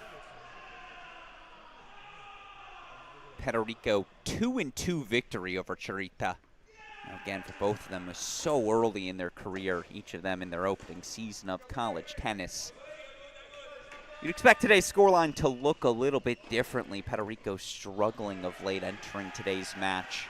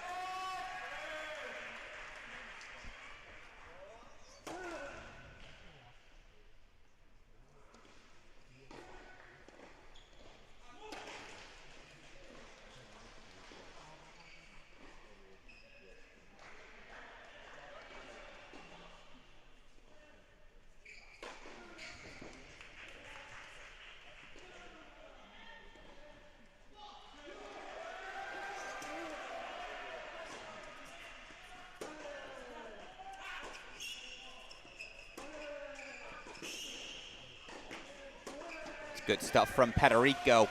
Consolidates the lead 4-2 here on court number 5. Last but certainly not least, this was the point the Baylor Bears put so thoroughly on the board last time. I don't know where the green screen of death has decided to come from, but that's always fun.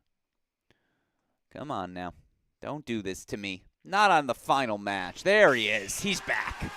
Marko Miladinovic, the senior, for Love 30-15. He takes on sophomore Philip Appletower. Appletower, of course, the transfer over from Tennessee. It's worth noting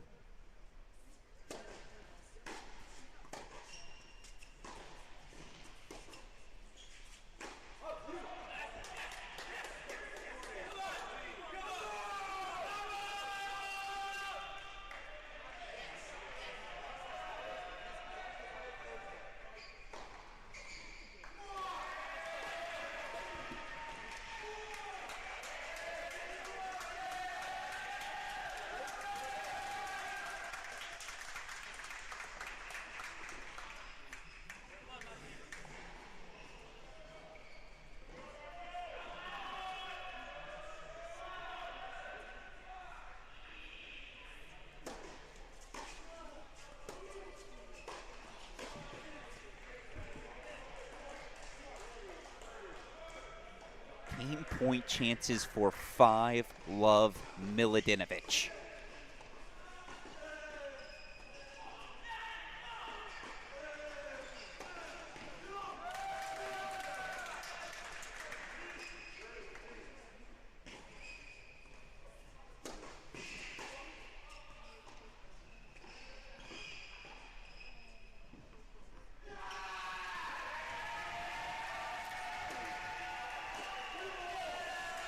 Miladinovic 5 Love.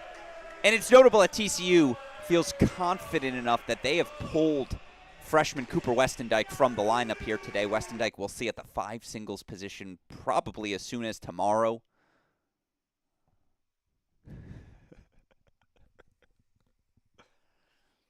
I'm laughing as Chris Halioris sent me a funny text. I apologize.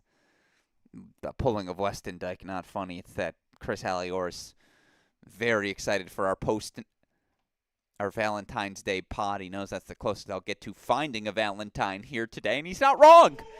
Thus the chuckle on my behalf. All right, let's lock in now. Let's go scoreboard chasing. It's not storm chasing, but pretty excited here for a Friday night. Louis Maxted, the senior, double break 4-1 lead here on junior Jambor Velts. You have to wonder how match tough is Velts right now. By that, of course, I'm alluding to just how many matches has he played. How easy will it be for him to re-find his rhythm? A little wet court luck there. Home court bounce for 15 all.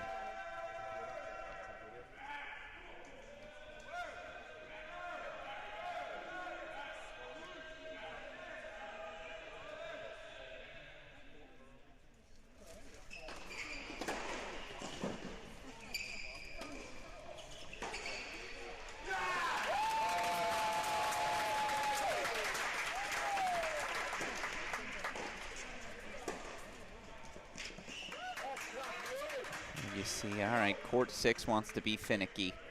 We'll give it one more reset here, and shout out to our friends at Playside. I know they're working to get everything rocking and rolling. Best in the business. Always a pleasure to work with them.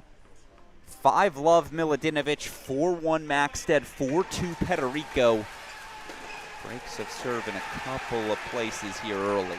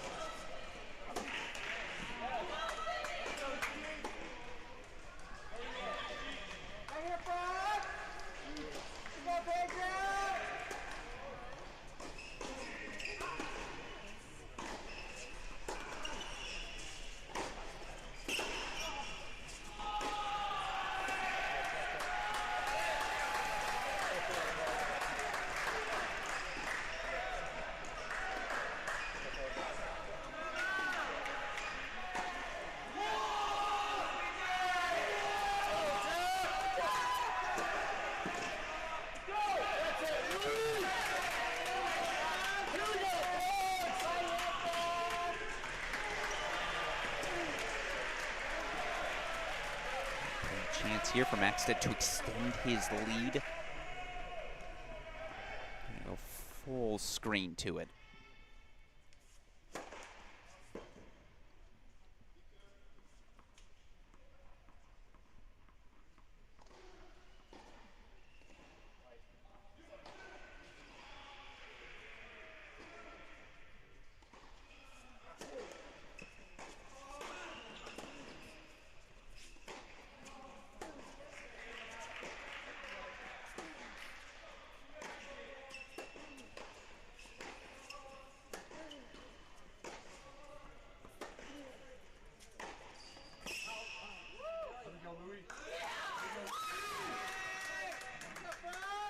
As you see, David Roditi getting his steps in as always. Maxted holding 4-5. Well, let's go back over to court number 6. 5-Love lead for Miladinovic. And it just has Apple Tower's number. And moved him around the court so well in their first battle. So it's not the most powerful, but boy, again, there's the technique smooth.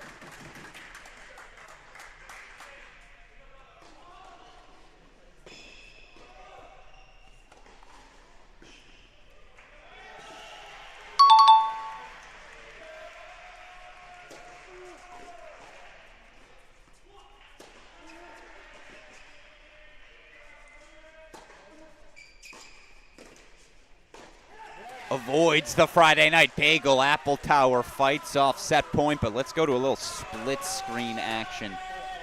Double court 6, no, back over to court. You know what's funny is I went to court number 4 because that's what Louis Maxted played last season. See the 5-1 lead here. Holds 4-2-5 still. He'll serve for the set on the other side of the change of ends. Meanwhile, you see 4-3 deuce we just happened to stumble upon.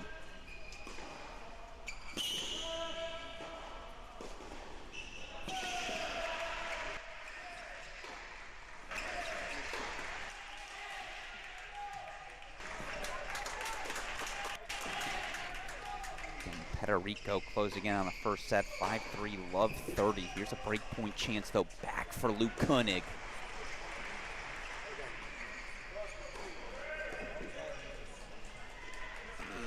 Challenge for sure going to come from Duncan Chan. I think that call is going to get confirmed. I think he missed a little long. Indeed, he did. The LC confirms the call.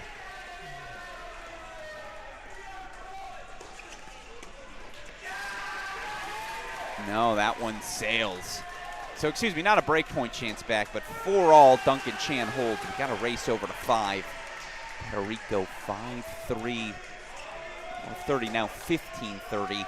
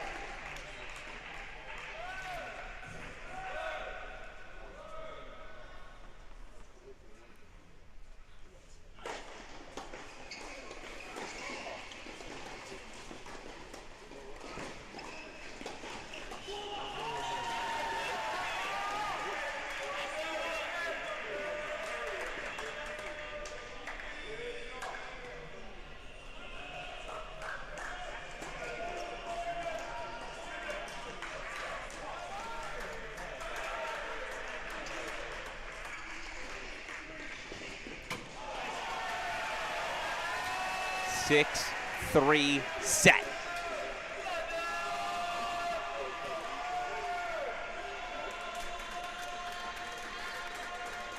Once again, Puerto Rico in form at the number 5 spot. We'll head over to Louis Maxted, who of course is serving for his first set as well. 5-2 now, 30-15 for Louis. Obviously 5-1, 30-15, now 40-15, excuse me. Set point, Miladinovich. All right, some sets are moving if I'm Apple.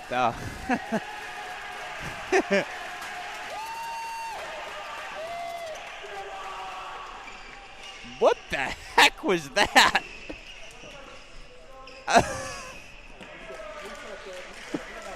don't know what that celebration was on the bench, but again, senior captain Marko Miladinovich might have demanded that out of his teammate. Takes a 6-1 opening set. Over to 3 we go.